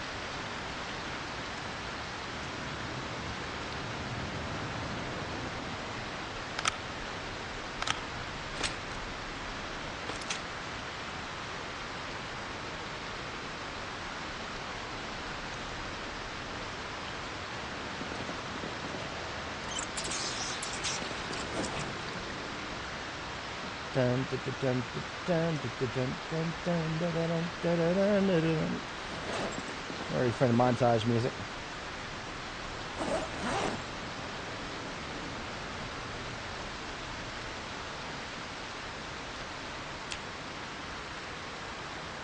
So, bicep curls first. We've lost all the regularity we got, by the way.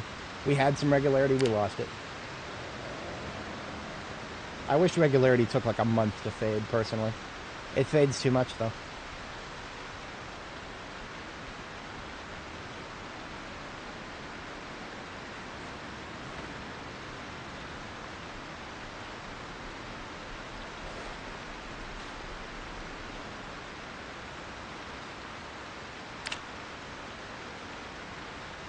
Now, here's the thing about tomorrow. If it's still raining, then we'll sleep through it.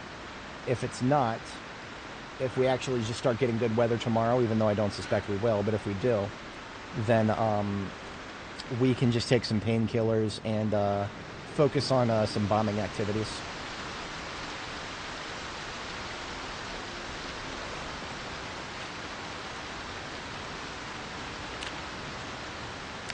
Oops.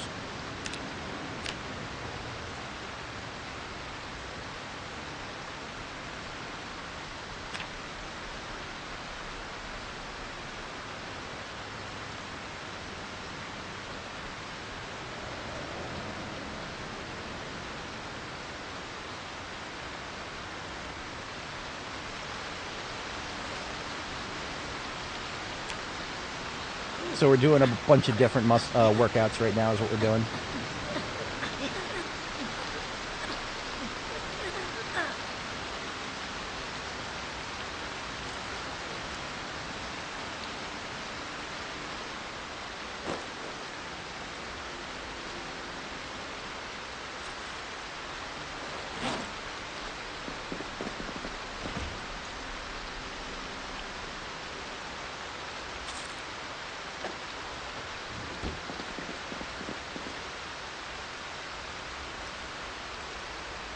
Burpees, that's the last one.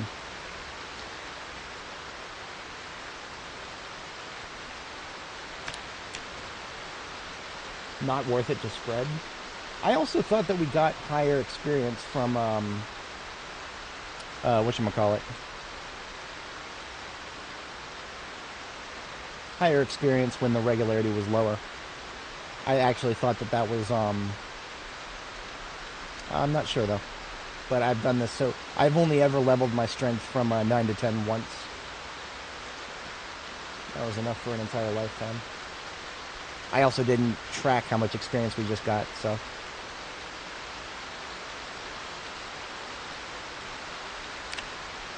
I suppose I could do another set.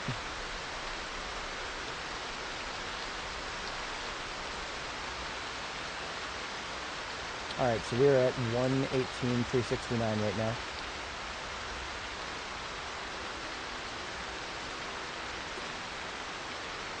And let's do another full set.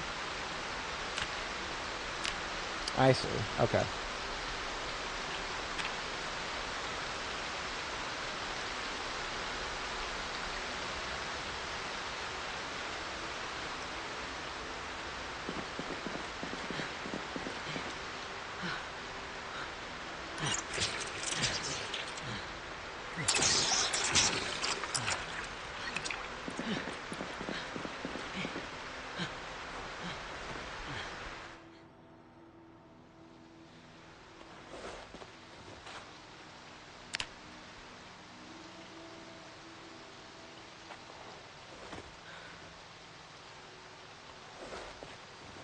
No, I do believe that if we're tired, and I remember seeing this happen when I was testing strength experience. This is a long time ago on Annie Mae. When you're tired, you do not get as much strength experience. I don't know if that's specific to strength or that might just be everything, but I know for a fact that tiredness fucks you up, so I'm gonna go ahead and sleep.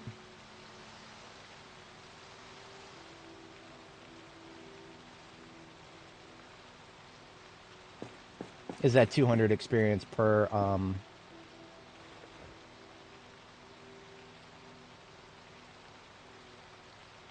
67 per, yeah. There is absolutely zero chance that we could ever manage our proteins without the stat bar mod, but I can tell you for 100% certainty that we are way above 300 proteins right now because of all the rabbit meat we've been just consuming all the time in our diet.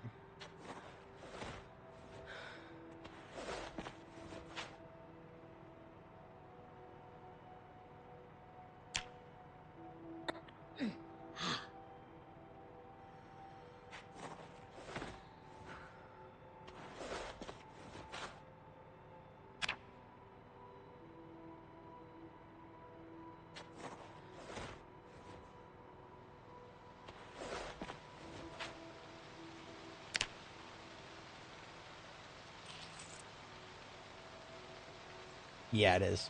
That was a full-time job when we were on Annie. Okay, so we've done one of every type of exercise since we last checked our experience. I think that was about 1,000, but let's double check. So it's 118, 369, what we were at before. Now we're at 119, 510. Right, so we by doing one of each type of exercise, that's about 1,100 experience in strength. And 150,000 is the target minus where we're at right now, 119, 510. So we would have to do that 27 more times. This is why I gave up last time. I saw the number and I gave up. But we should just do curls. That's it. We should just do curls and nothing else. So we get our regularity up.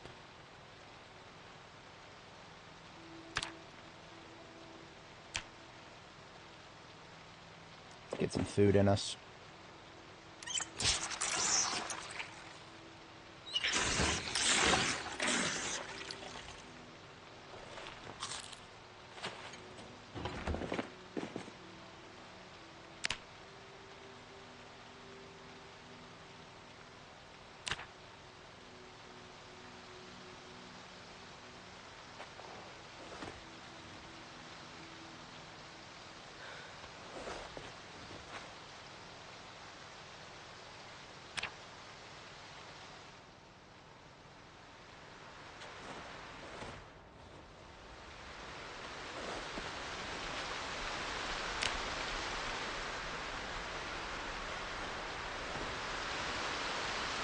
And there's starts the muscle strain.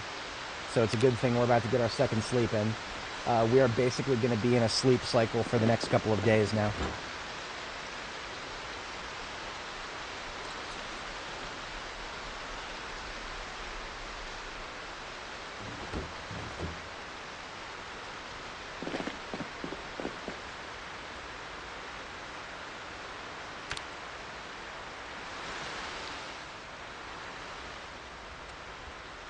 She is going to be absolutely miserable for the next couple of days, and I apologize to our girl for that.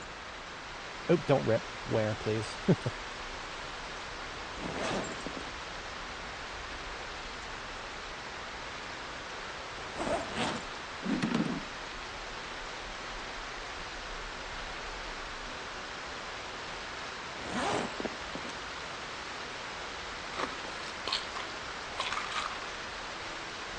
So we can't exercise while we're in muscle strain, or actually we can't exercise because we're in pain. But if you take painkillers, does it let you exercise more?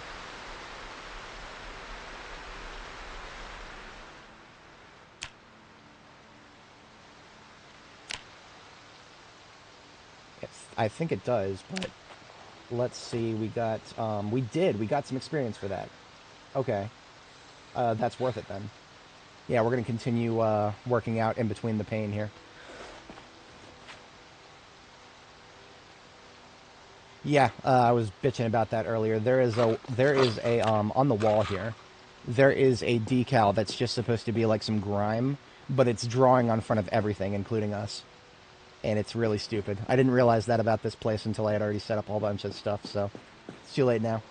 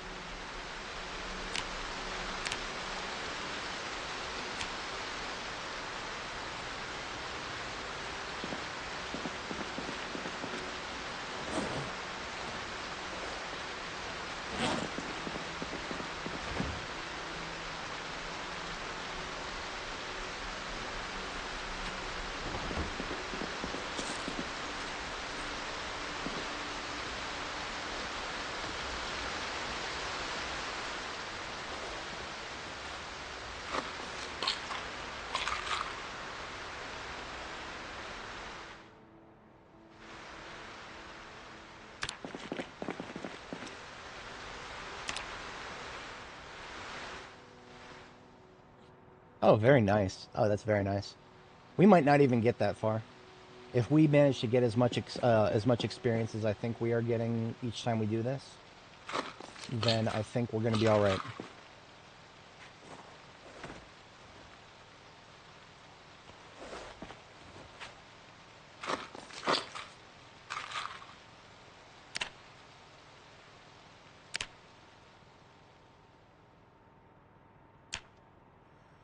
Gates put the wrong way at the entrance to the mansion. Oh yeah, I could see that. Yep.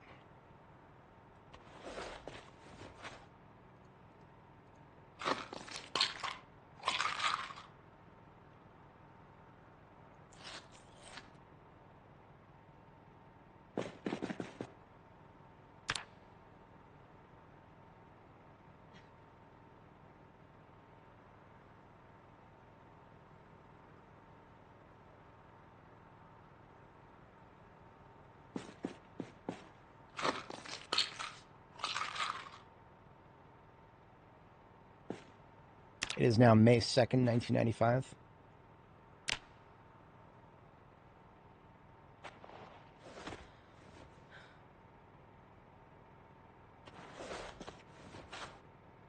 And I think the rain is finally done.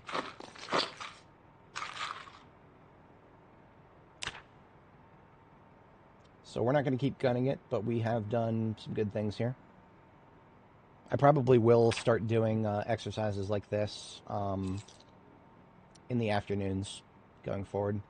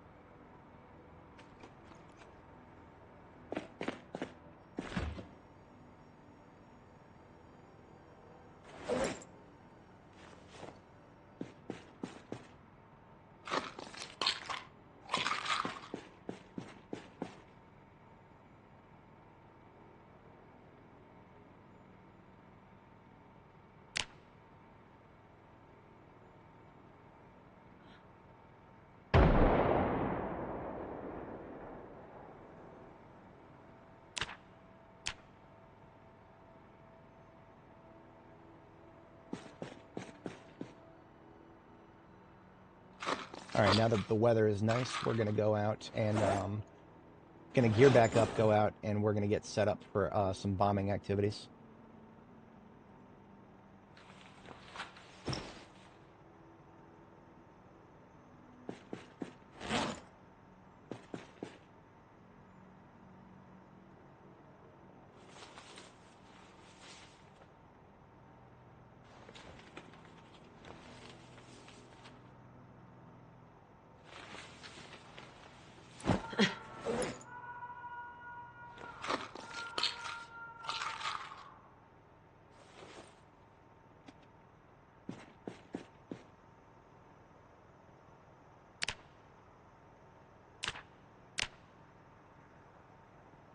Dumbbell presses is where it's at for now. In real life, I prefer to do double curls. So I've got a, whatchamacallit. I think I talked about this before, but my routine was high reps, low weight. So I would do like only 5 pounds, but I would do 100 reps. And then I would switch between different types of... So it would start with just bicep curls. And then I would do wings, where you straighten out your arms and lift. And then I would do kickbacks, which is kind of hard to... I literally can't simulate it while sitting down. You're supposed to stand up straight, then lean forward so that you're kind of at a 90-degree angle, and then hang your arms so that you're kind of like working it backwards. It's really... You would have to look up a video of somebody doing double kickbacks. But that's what I would do. Double curls, double wings, double kickbacks. 100 each. Just because it's only 5 pounds, do not underestimate that. It will fucking wreck you the first couple times you do it. I eventually got into the swing of it, though. None of this bullshit of muscle strain hitting me 8 hours later, though. None of that bullshit happens in real life. You would feel it, but it would not be like... it would not be this debilitating. This game, the way it portrays it, is a fucking meme.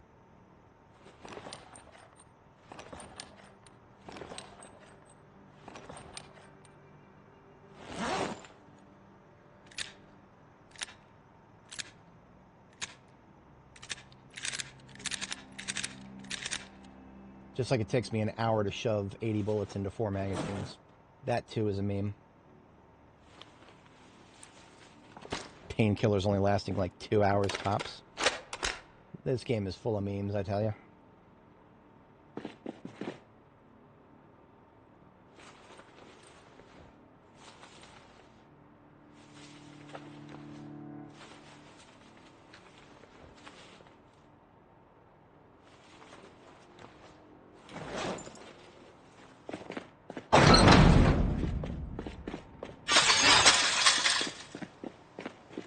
Now, here's the worst part. I can't remember if I took painkillers this before deploying just now. Ay, Dios míos. Let's go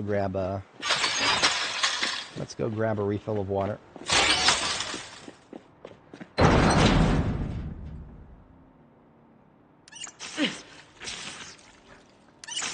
Yeah, no, definitely didn't take any painkillers before. We'll take them again.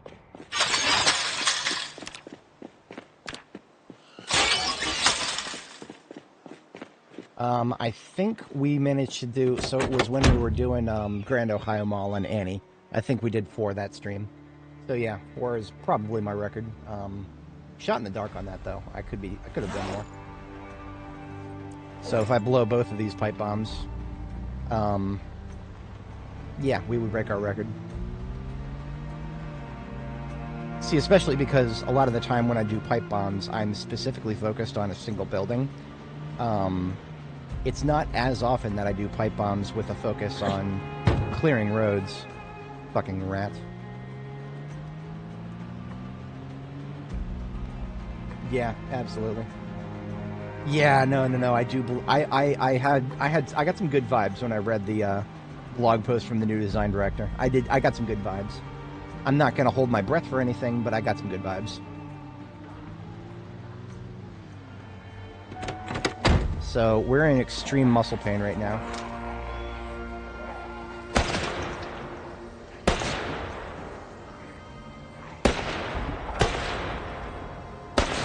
And we're still doing okay with this rifle. We could be doing better, probably. Oh yeah, absolutely. The pain is annihilating us.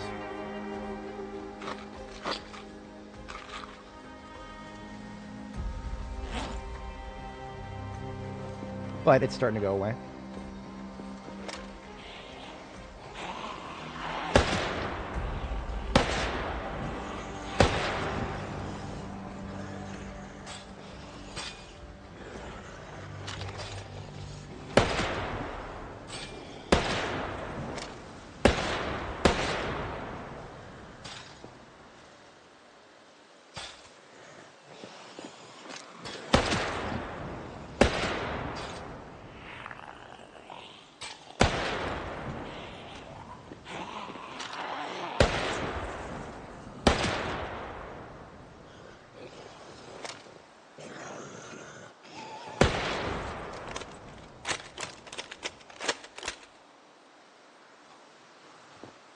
3 magazines left.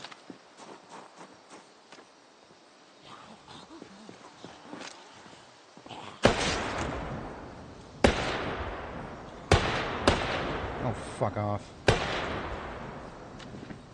I hate it when they fall at an angle that I can't hit their head. Yeah, the muscle strain is annihilating our aiming. We're just wasting bullets at this point. Oh, well.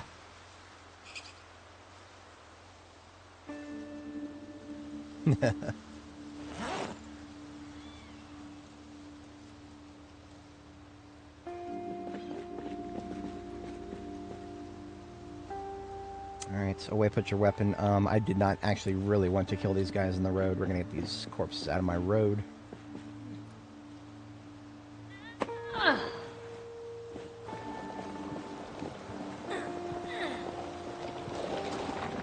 Oh, wow, that is, yeah, no, you don't have to be Delta Force to use guns, and that's the silliest argument ever.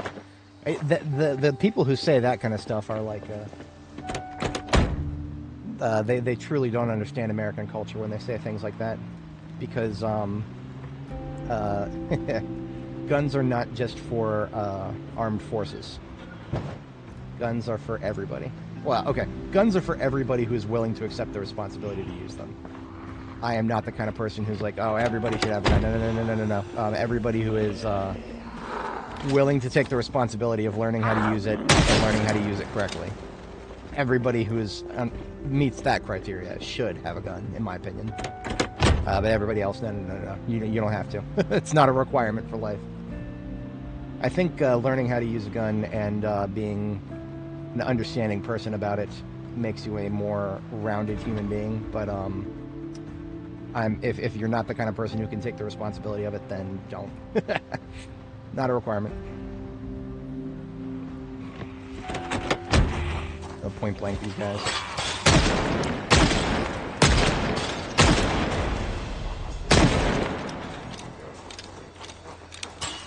That's all I can do sometimes.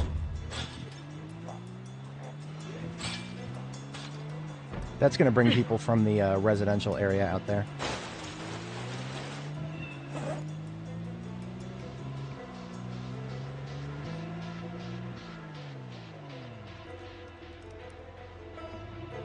Yeah, I mean, well, okay, so Walmarts don't carry AR-15s anymore, but if they ever did, I don't think they do anymore. The AR-15 is also a name brand that you're going to be paying a lot of money for. Just like Remington. I want to buy a bolt-action rifle, personally. But I don't... I'd rather buy the one that the local gunsmith can do. There's a gunsmith who operates about 600 feet from where I live. And they make a custom bolt-action. And I'd much rather buy that. Wow.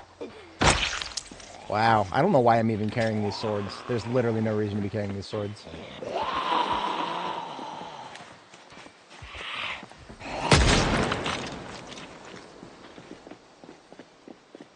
That's alright. I want this road to be clear. That's the, what chair do I use? This is a, whatchamacallit, this is a, Lazy Boy.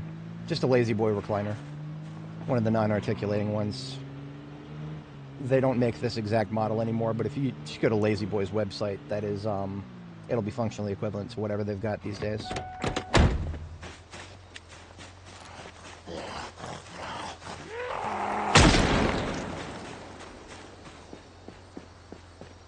But yeah, Walmart is definitively they only sell stuff that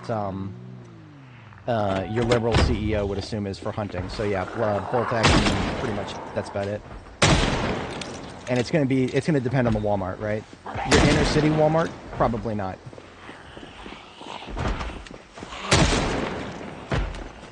Rural Walmarts, sure.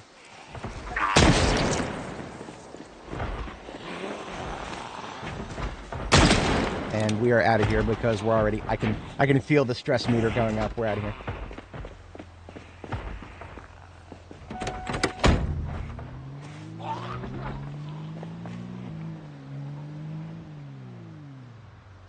if there's one silver lining to these double high fences on this road, I can at least go past them pretty fast once I've killed everybody who's not in the road.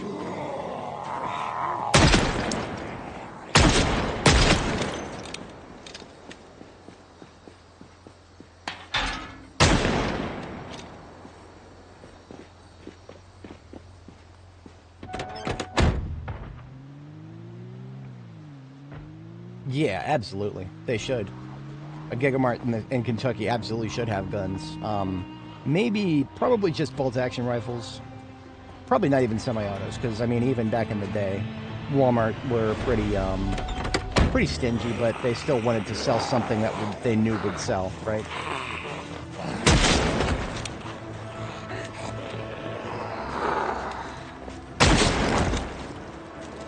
You also got to keep in mind that 1993 was pre-Columbine, so the notion of just, you know, any old store just selling guns to whoever, that was a far less controversial thing in 1993.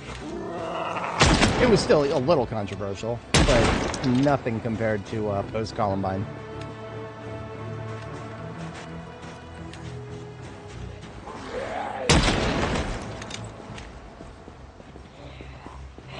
Yeah. I'm not the kind of guy who's like, oh man, your country is gonna suck if you don't have gun ownership. That's not necessarily true. The Poles didn't have very much gun ownership when Nazi Germany occupied them, but they very quickly made some pipe guns. They very quickly made some pipe guns and fought to the last man with them, and they were pretty effective. So it's not like gun ownership really makes you that powerful of a country. America's, you know, its resources, land, power, and resources, and the impossibility to invade us. That's the only reason we're powerful as a country. It's almost physically impossible to be invaded. I think it's still not going to be worth it to try to pipe bomb these guys, even though there's more than I really want to deal with. If I can get them to start coming around the corner here. We got the shotgun on us.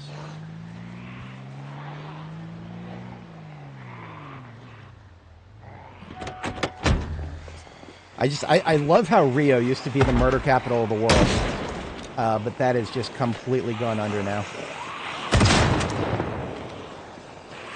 Fast shambler there. I'm not chancing that. Leave his corpse in the middle of the road.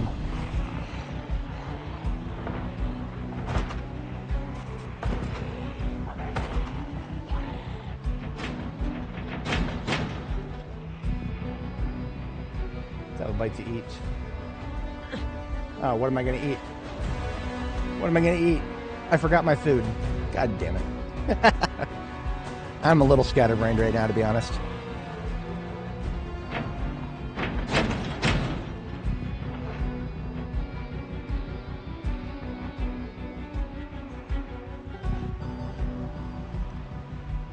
I don't think there's going to be any getting these guys to line up for a shotgun blast. Especially not if I can't have a clean 6. All these guys back here are going to continue to fill in. Yeah, this part of the road is just not secure yet. We're going to have to get out when we're effective with hand weapons and deal with them. I suppose I could do a bombing north of Chapel Mount Downs from the school or the LSU area.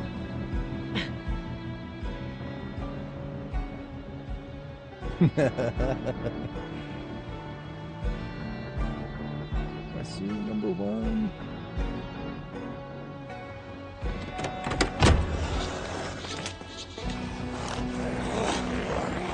I'd always like to be able to say that this gas station is secure. After the bombing we did to the north here.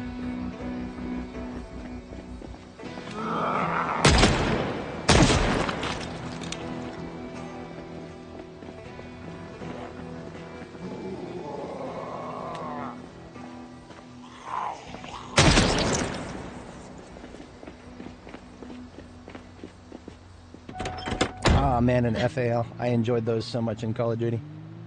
Just a solid semi-auto rifle. I have nothing bad to say about it. I'm sure in real life it probably has problems that the video game didn't come out with, but Everything about semi-auto rifles are congenial to my interests. I've always felt that automatic fire was really just only useful for suppressing targets. Or when you literally can't be accurate, like for strafing runs and whatnot. Of course, if you are shooting down, or, you know, if you're in a tank, sometimes, you know, you want to just get enough fire downfield. But handheld automatic weapons have always felt a bit like a meme.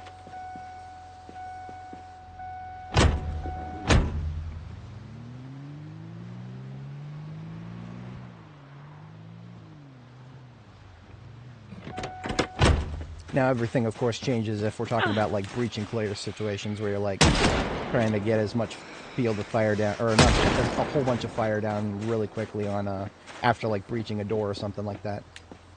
But even then, that starts to sound like shotgun stuff to me. But I ain't no SWAT. I don't know nothing about that. I'm just speculating. Nice. Ooh, speaking of guns, another copper with a JS3T here. I am very happy about how common these are. Come on, give me a corpse. There we go. Mitch Mayhew, thank you for your service weapon.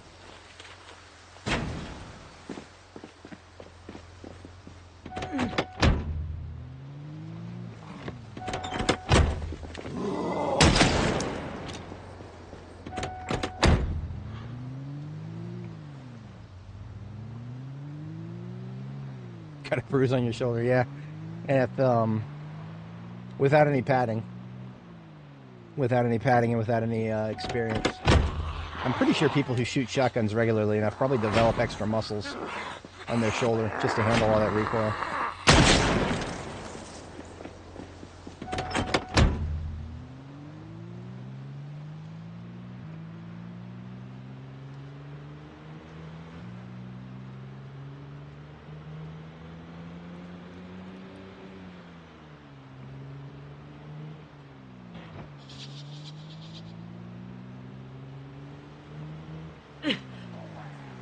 So how far did we get? 121, 472. So being laid out on our ass for a few days still doesn't feel worth it, but if I can maintain the strain, or maintain the regularity.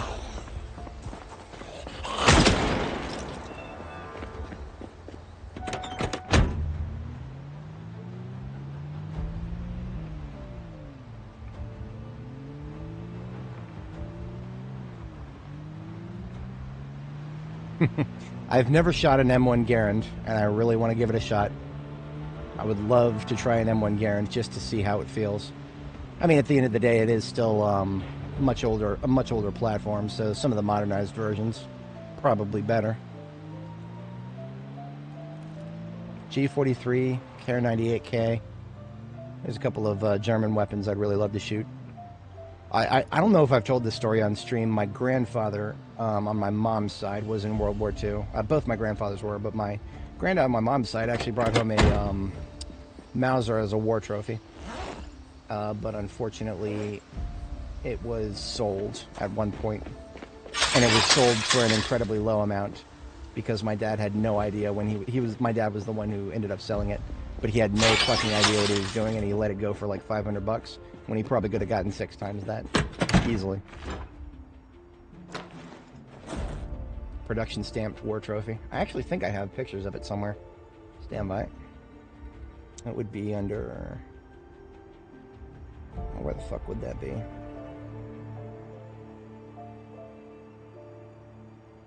That would be an SS860, I think.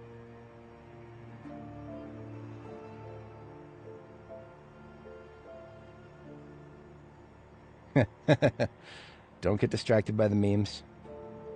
Some of this might be not safe for work. Put that on the other screen for a moment. That's not it. No, I have it. But finding out exactly where it is, that's always the question mark, isn't it?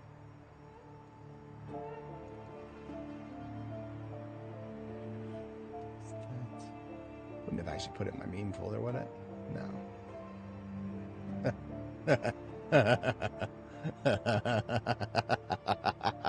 I know I have some IT admins in my audience. You might understand this one.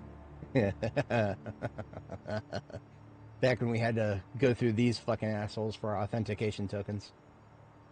Ah, man, thank God for Okta in that regard. Okta probably is more expensive than RSA at the end of the day, but at least Okta provides a service that's worth it. One of these days I'll get all of my pictures sorted out here. Today is probably not that day. Nor will it be tomorrow. It might not even be the next day. Ooh, oh, hang on a second. Hang on a second. Okay, this is not what I was looking for. But I was talking about this yesterday. Or the other day. Someday. I was talking about this the other day. I have the receipt now. I spent 0.2670 bitcoins on a World of Warcraft subscription.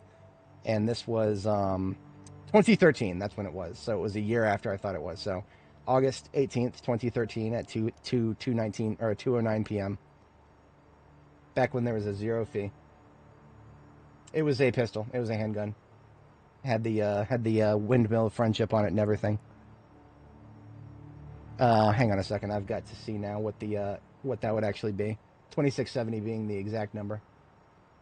Currently, BTC to USD is 66,303. Yeah, $66,303 for a Bitcoin right now. So a little bit of napkin math here.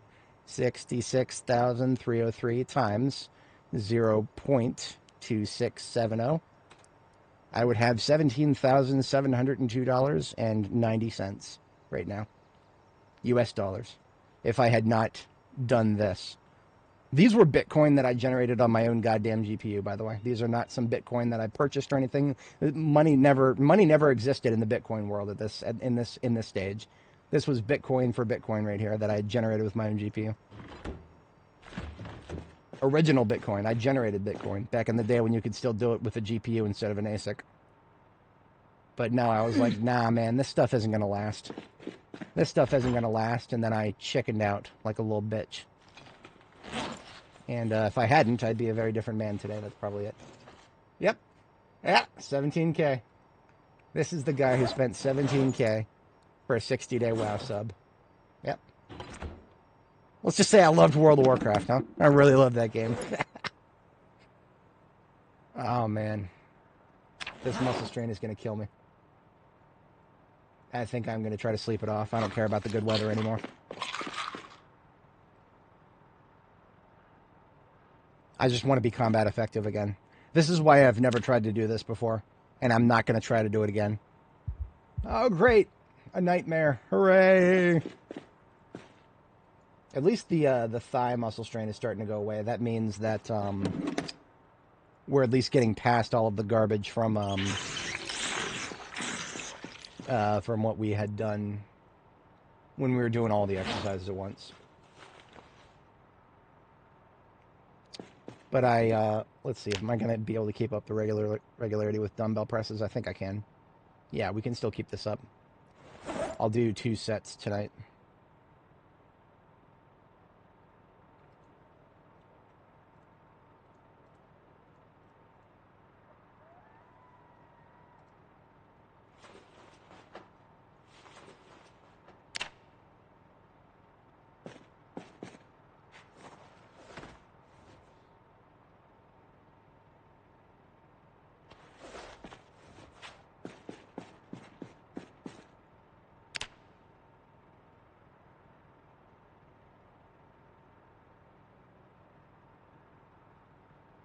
I'm sure the muscle strain will hit us again, but at least at this point we're away from it for a little while.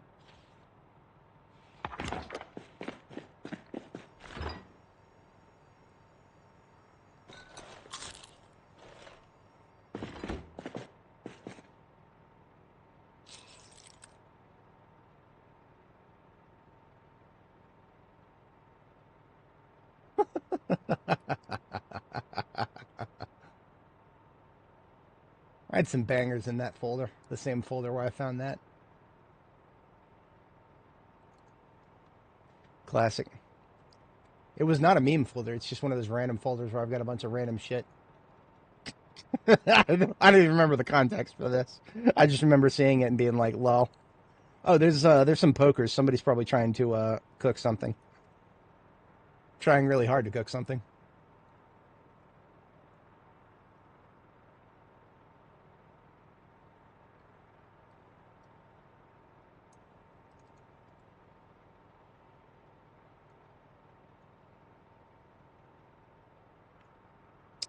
We might be doing another set. I'll understand why Zomboid decided to take over my face here. That always seems to happen after I open Image Glass. I'm going to blame Image Glass for that. There we go. Hit yellow for about 2 hours. So is that, I mean, we're only about 30%, it looks like, into the regularity here.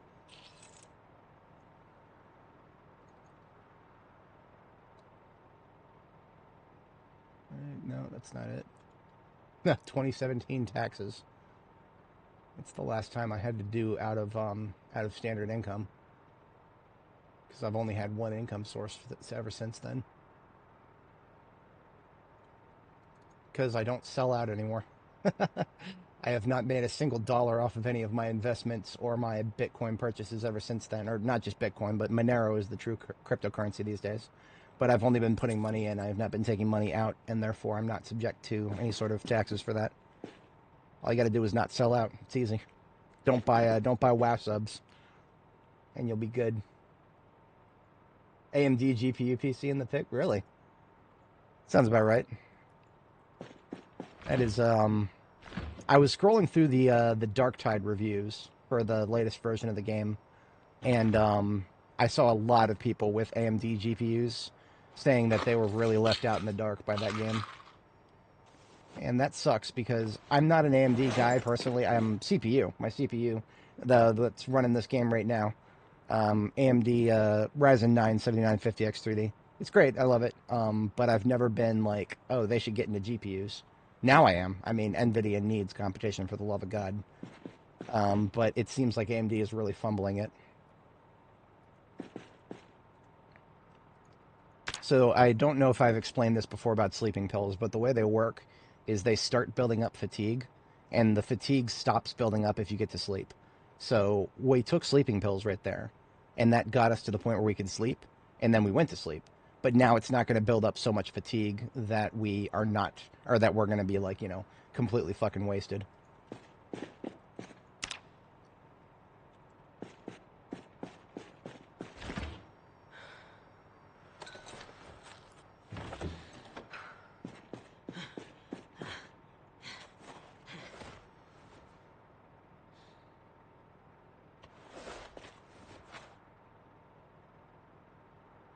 I'm going to do one more set before going to sleep.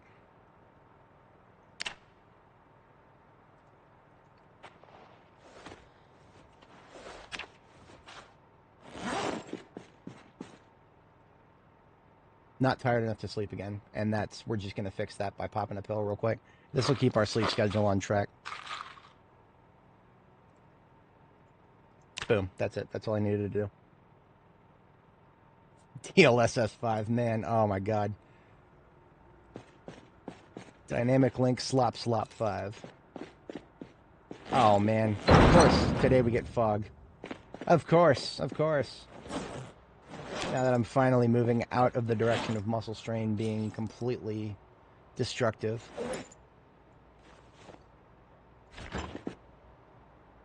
That's alright. We're not going to let this stop us. I'm going to go out and we're going to operate as normal now. We're just not going to be able to kill too many zombies with melee.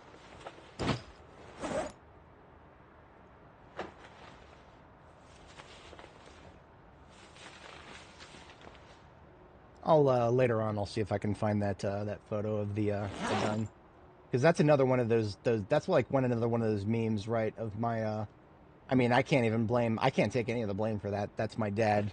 He made a very poor choice to sell that war trophy for only $500 when it could have came in for lots more than that. But you could just say that it runs in the family. It runs in the family. silly financial choices. It's not like we're, you know, it's not like none of us are bad with money. My credit rating is 800 and I have no debt. But I'm not exactly good with money either. Like I'm literally the definition of a midwit when it comes to money. I have a lot of good going for me and a lot of really not good.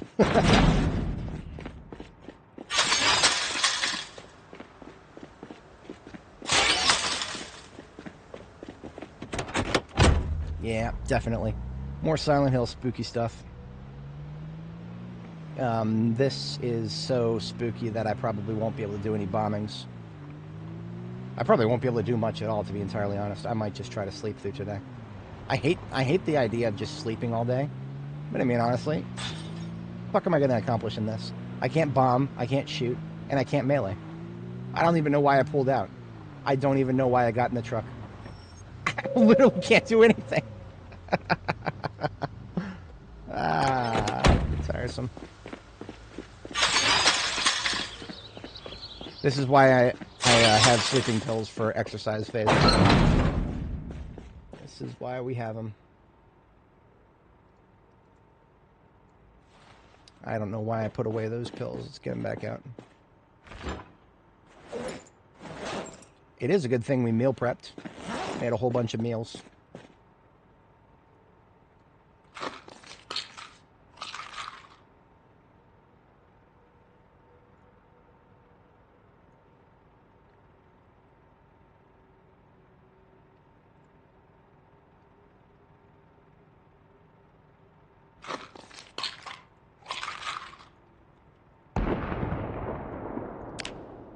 If this turns out just being morning fog, oh, fuck you. Goddamn fucking nightmares. They're really tiresome. It hits harder right now than normal. Because a nightmare just means I wasted the sleeping pill to get to sleep.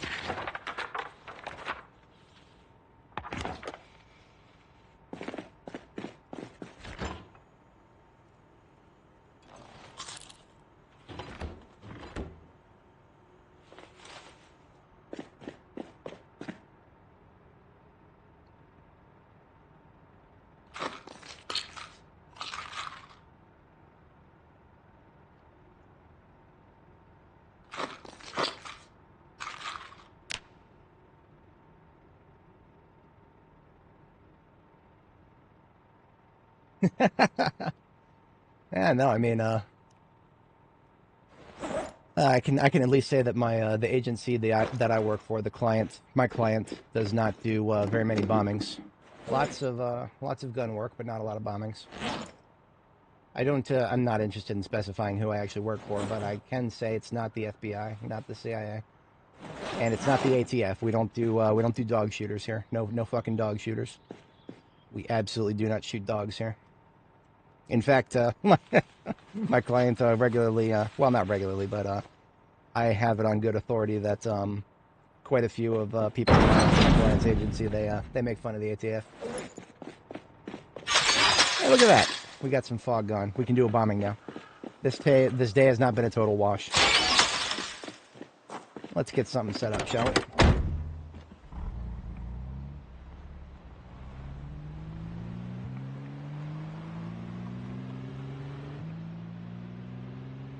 I mean, at the end of the day, this is Louisville. If I want to bomb a bunch of zombies, I just got to drive one block over.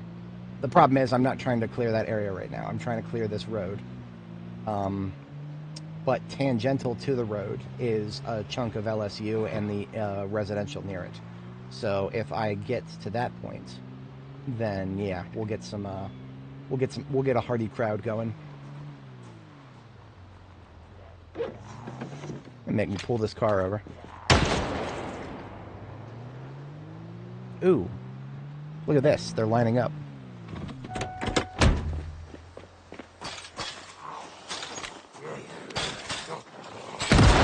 Triple kill. I don't feel very ineffective with guns at all right now. I think we're doing great. Both of those shots felt pretty good.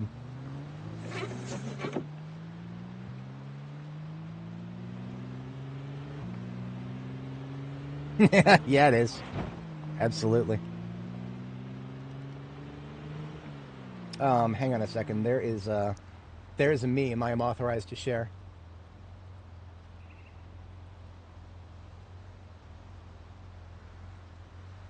Where is it?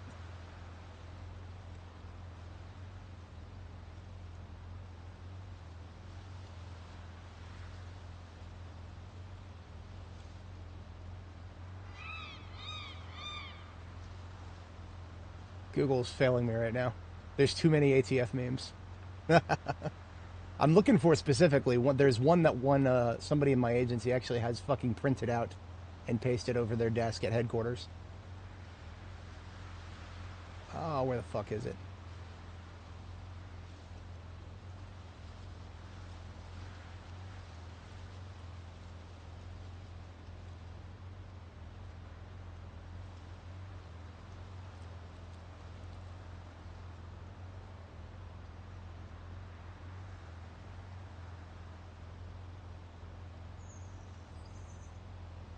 Damn it.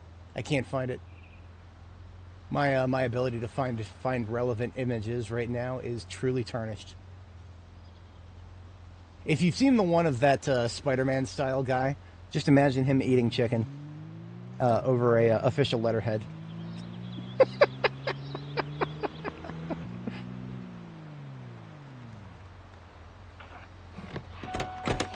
So as usual, this gas station is not secure.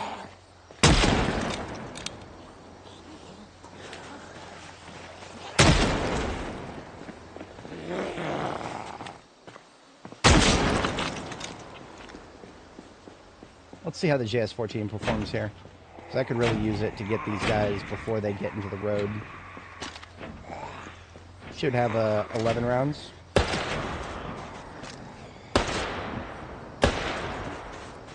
I've never tried point blanking it. Easy. Not that it's a good platform to point blank. These are rounds that have enough powder you should be shooting them long range, but yeah. Okay, that's pretty good. It's not perfect, but it's a lot better than it was the other day.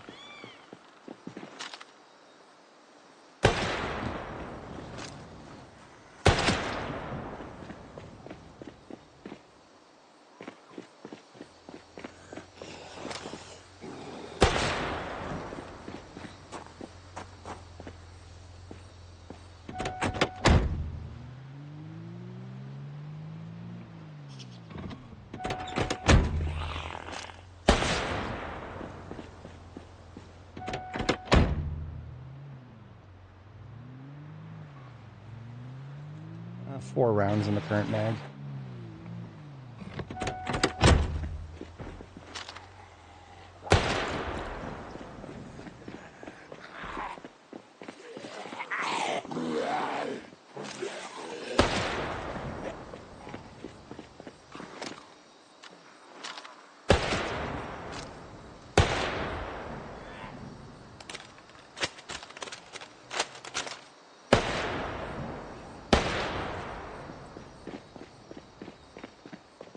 I think I was just using it a little too close. Yeah, this is a great, this is this is almost peak performance. I was just shooting a little too close. Skill issue. Oh, you're gonna make me break the window? You're gonna make me break the window? They're gonna make me break the window. It's always a shame when I have to do that, because these windows are not fixable.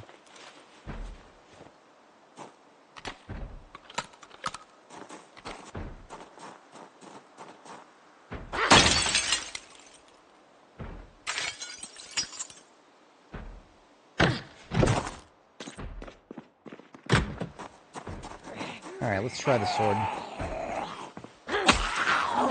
Nope. Garbage. Absolute garbage. We're not melee right now.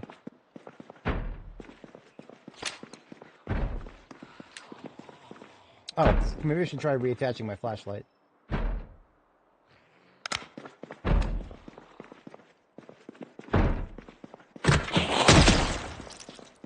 I don't usually like using handguns to breach like that, but sometimes you gotta. That's not good. Like I said, I don't like using handguns to breach. It's an imprecise science because you can't really, you know. Did you have to break the window just to break another one? Fuck you, if I gotta break the window anyway.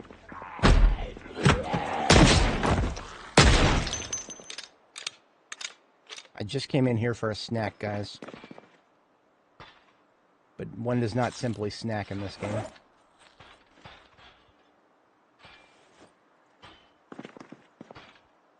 Alright, that'll hold us over till we get home.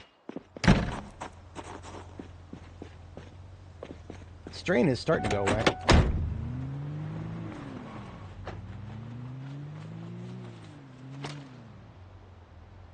What's going on here? These two guys. You got Tweedledee and Tweedledum up here. Ooh, double kill. Give me one. Ah. The bullet did stagger the guy behind him. But it wasn't a kill.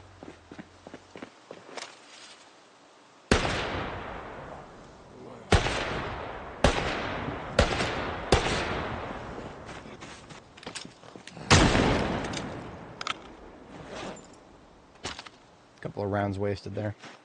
I'm starting to get a little sluggish, to be honest. Let's hurry up and get this bombing done so that I'm gonna go ahead and call it next tomorrow morning, because I am I can feel myself getting less and less effective at this game. It's not just the muscle strain. I can cope and seethe about the muscle strain, but at the end of the day, it is the end of the day.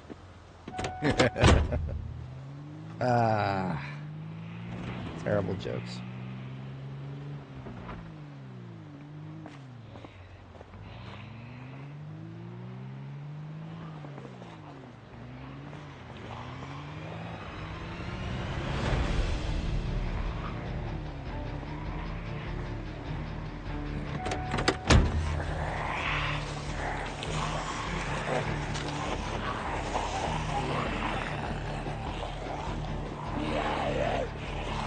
Somewhere a little wide open here.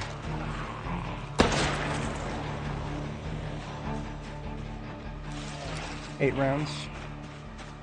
And I want to get to where these trees aren't creating a wall behind me. I don't think that's going to happen.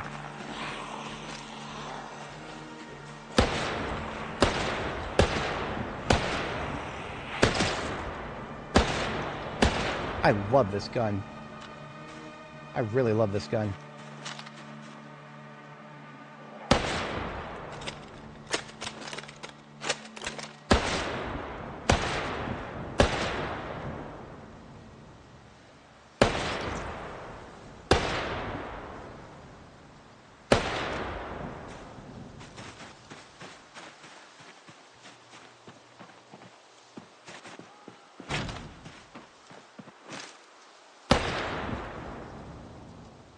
This is a fantastic... I can't glaze this gun enough. The JS-14 is a fantastic addition to the arsenal.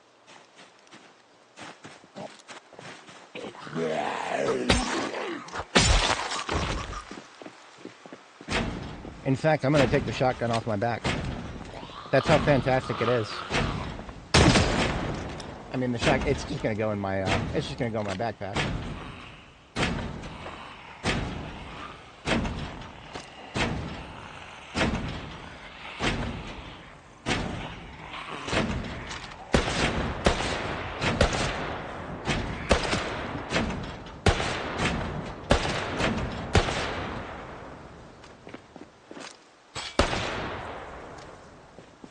Five rounds.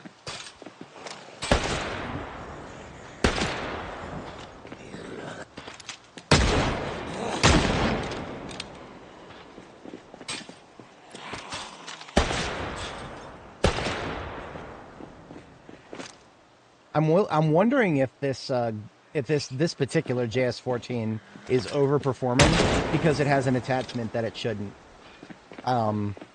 I don't know if everybody watching right now would have seen it earlier, but this JS-14 has a laser sight on it. It spawned with that on it. I didn't put it on there. I couldn't have put it on there because the laser sight is not a valid attachment. But it has a laser sight on it anyway. So there's an oversight of some kind there. Whether it's the laser attachment should be able to go on it, or it shouldn't, and it's on it anyway. I feel like the fact that there's a sprite for it, that we can actually visually see the laser sight, I feel like that wouldn't be there if it wasn't valid. So I think it's just the laser sight itself should be valid, but it's not. But that means that there may be people out there who get a JS14 and realize that they cannot, oh shit, we're down to our last bullet. Fuck. That's a damn shame. But yeah, there might be people out there who get a JS14 and don't realize you can put a laser sight on it and just write it off. Because trust me when I say, laser sight does make a difference.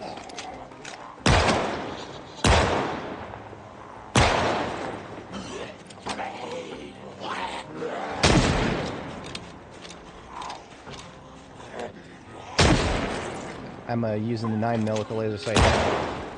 And the range and the snap is noticeably better than it ever was without.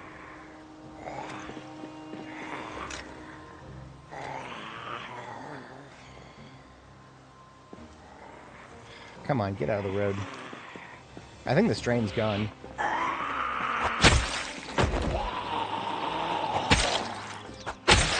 Yeah. Okay, we're more or less back to full strength then. I mean, this sword is half capacity, so that would explain why it takes a few extra hits. But yeah, I have nothing but good things to say about the JS14 now. That is another banger in our arsenal. It goes bang, and I love it. But we are now out of 556 again. It definitely pisses away the 556, because remember, every time we reload it, that is another box of 556 gone. So just because we found a lot of 556 in the army surplus, we're going to need every bit of it just to keep shooting this damn thing for a little bit longer.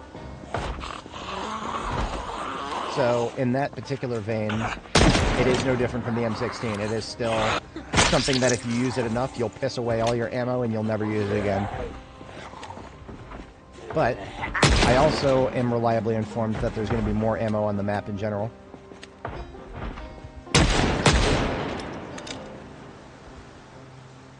So the amount of ammo that we found in our character's lifetime is probably going to be a lot less than we find in a future character's lifetime.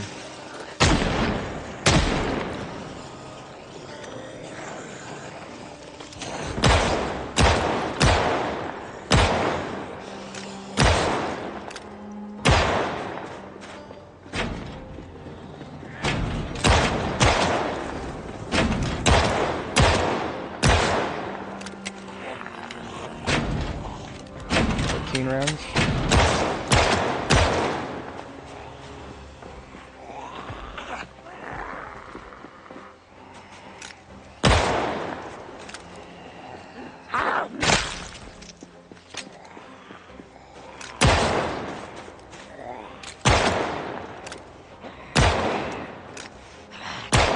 I hate this.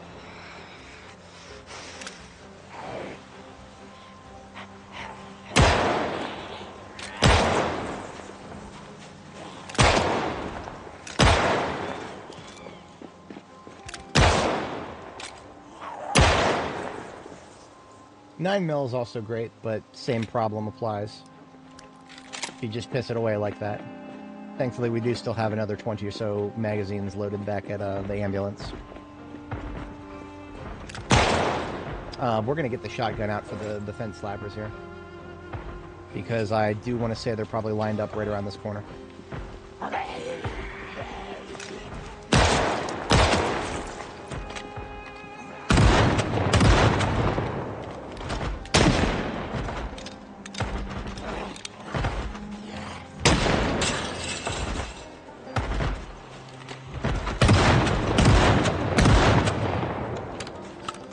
And that is the only reason we're not stressed to oblivion right now, because we were able to get those assholes on the fence. Oh, that is it for the, that's it for the M38. That is it for the SN38. That's one of the reasons I had a feeling that was coming. I had a feeling that was coming. That was actually why I switched to 9mm.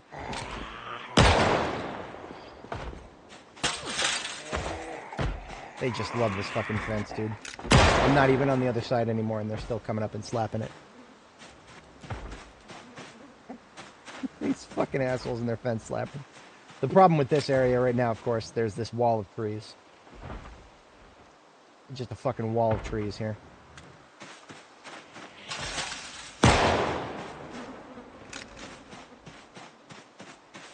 Hey, Charms Flowers right there. It's been a little while since I've had a good Charms Flowers truck. We passed an opportunity to take one a while back.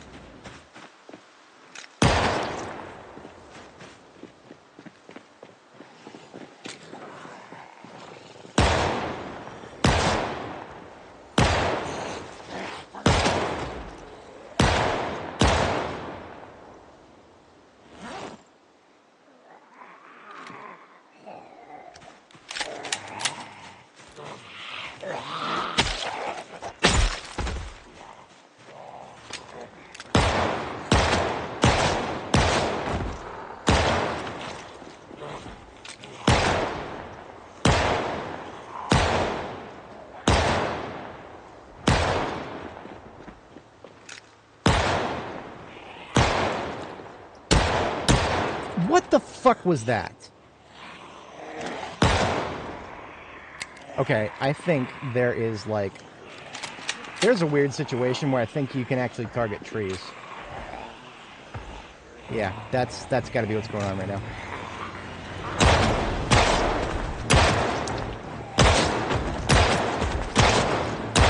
See, no trees, and suddenly we're not having problems. Well... Look at that. Her head was near a tree. Aw, man. Just yet another reason to hate trees. This is going to be our last magazine, I think. So I'm going to start moving in the general get the fuck out of here direction.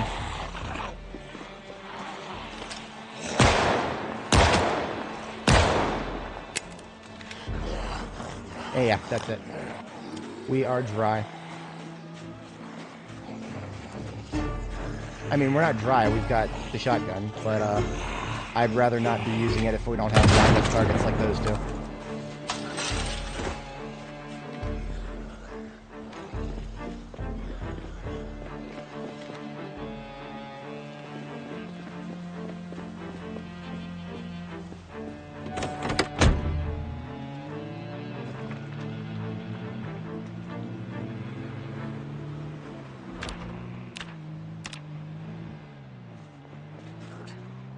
It never ends, does it?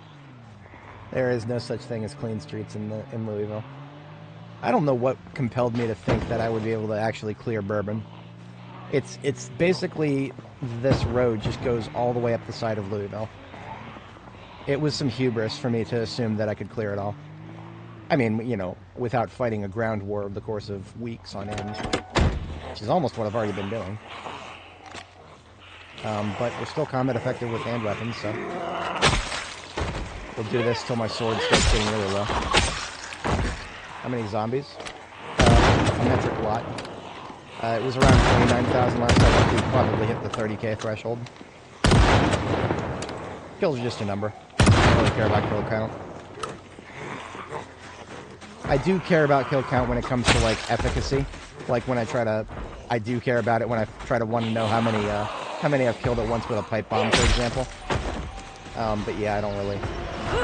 Overall, it's about the journey, not the destination. But yeah, let's take a look. 32,215.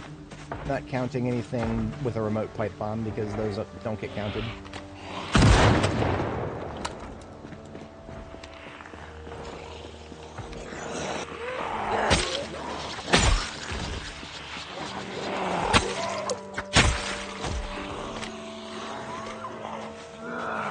I think that sword is done.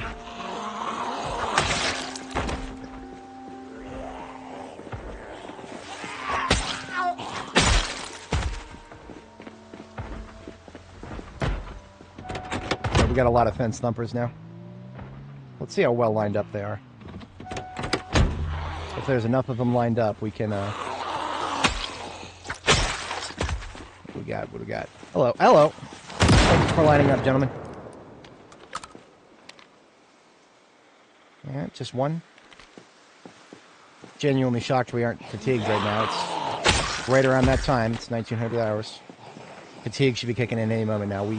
We did get to sleep on time today.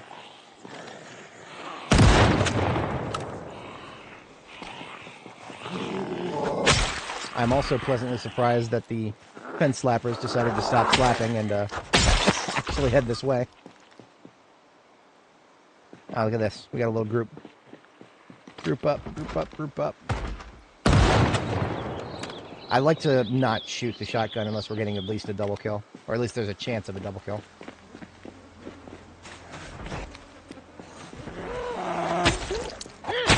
Yeah, I can feel it. This sword is about done. It's taking more than one hit to kill a zombie way too often at this point. What are we looking at? Yeah, down to the last 1/3 there.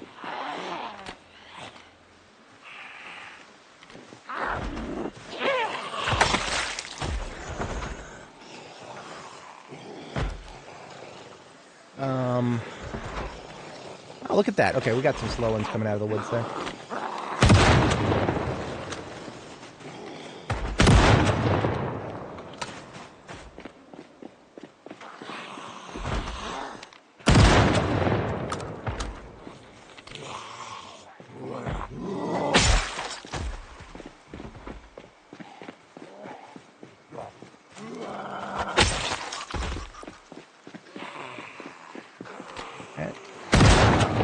Far away back. Well, hello.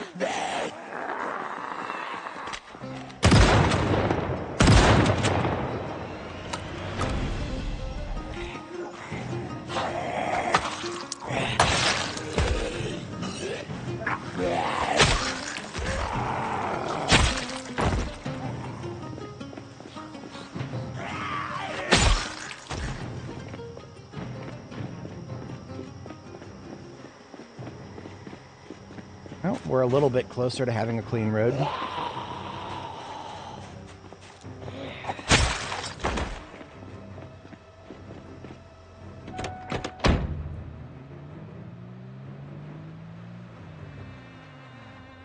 It's never ending.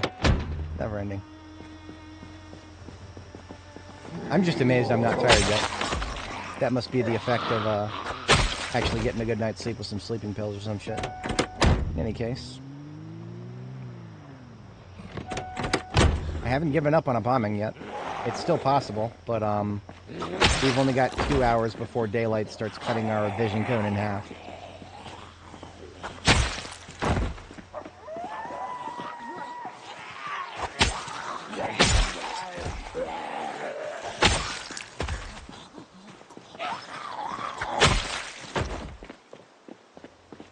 I wouldn't be opposed to it. Not at all. That's being as it's only a UI mod. I don't know how much... See, whenever, you know, obviously I've mentioned this for anybody who's not familiar with my modding policy. My hard stance on modding is I don't want anything that adds new data to the save file. I don't think... I mean, yeah, I think actually, technically speaking, it would add stuff to the to the save. But I don't think it would be like anything other than its own little file. I don't know that, but that's how I would do it if I was going to write a mod like that. I would just write the character's kill totals to a DB, separate from the rest of the save data. But just because that's how I would do it doesn't mean that's how everybody else would.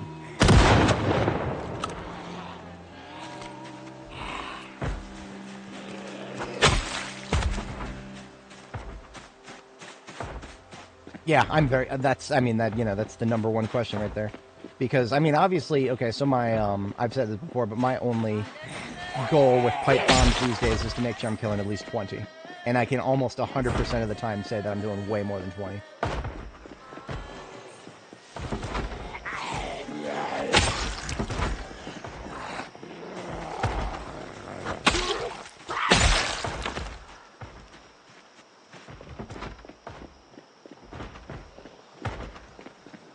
One there up against the fence. No movement in the trees from this side, so we're okay in the tree department immediately.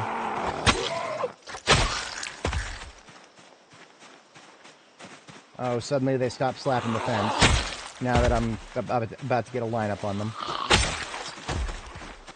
Alright, we're clear. For this tiny little section. I wonder if I can start putting green arrows down yet. If I can drive back and not be harassed by more than like 3 or 4 zombies, I'll put some green arrows on the map. I still don't think we're there yet, though.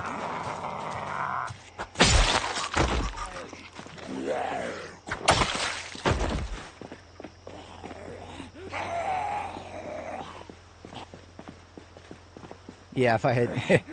Jackal Mount Downs could have been a 500 bomb if I had not crashed and deleted a bunch of zombies on accident.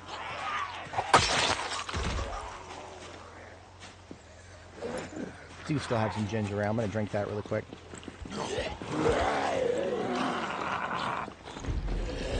Okay, this is what I was afraid of. We are now stage 2 wetness from wearing this military jacket. So even 45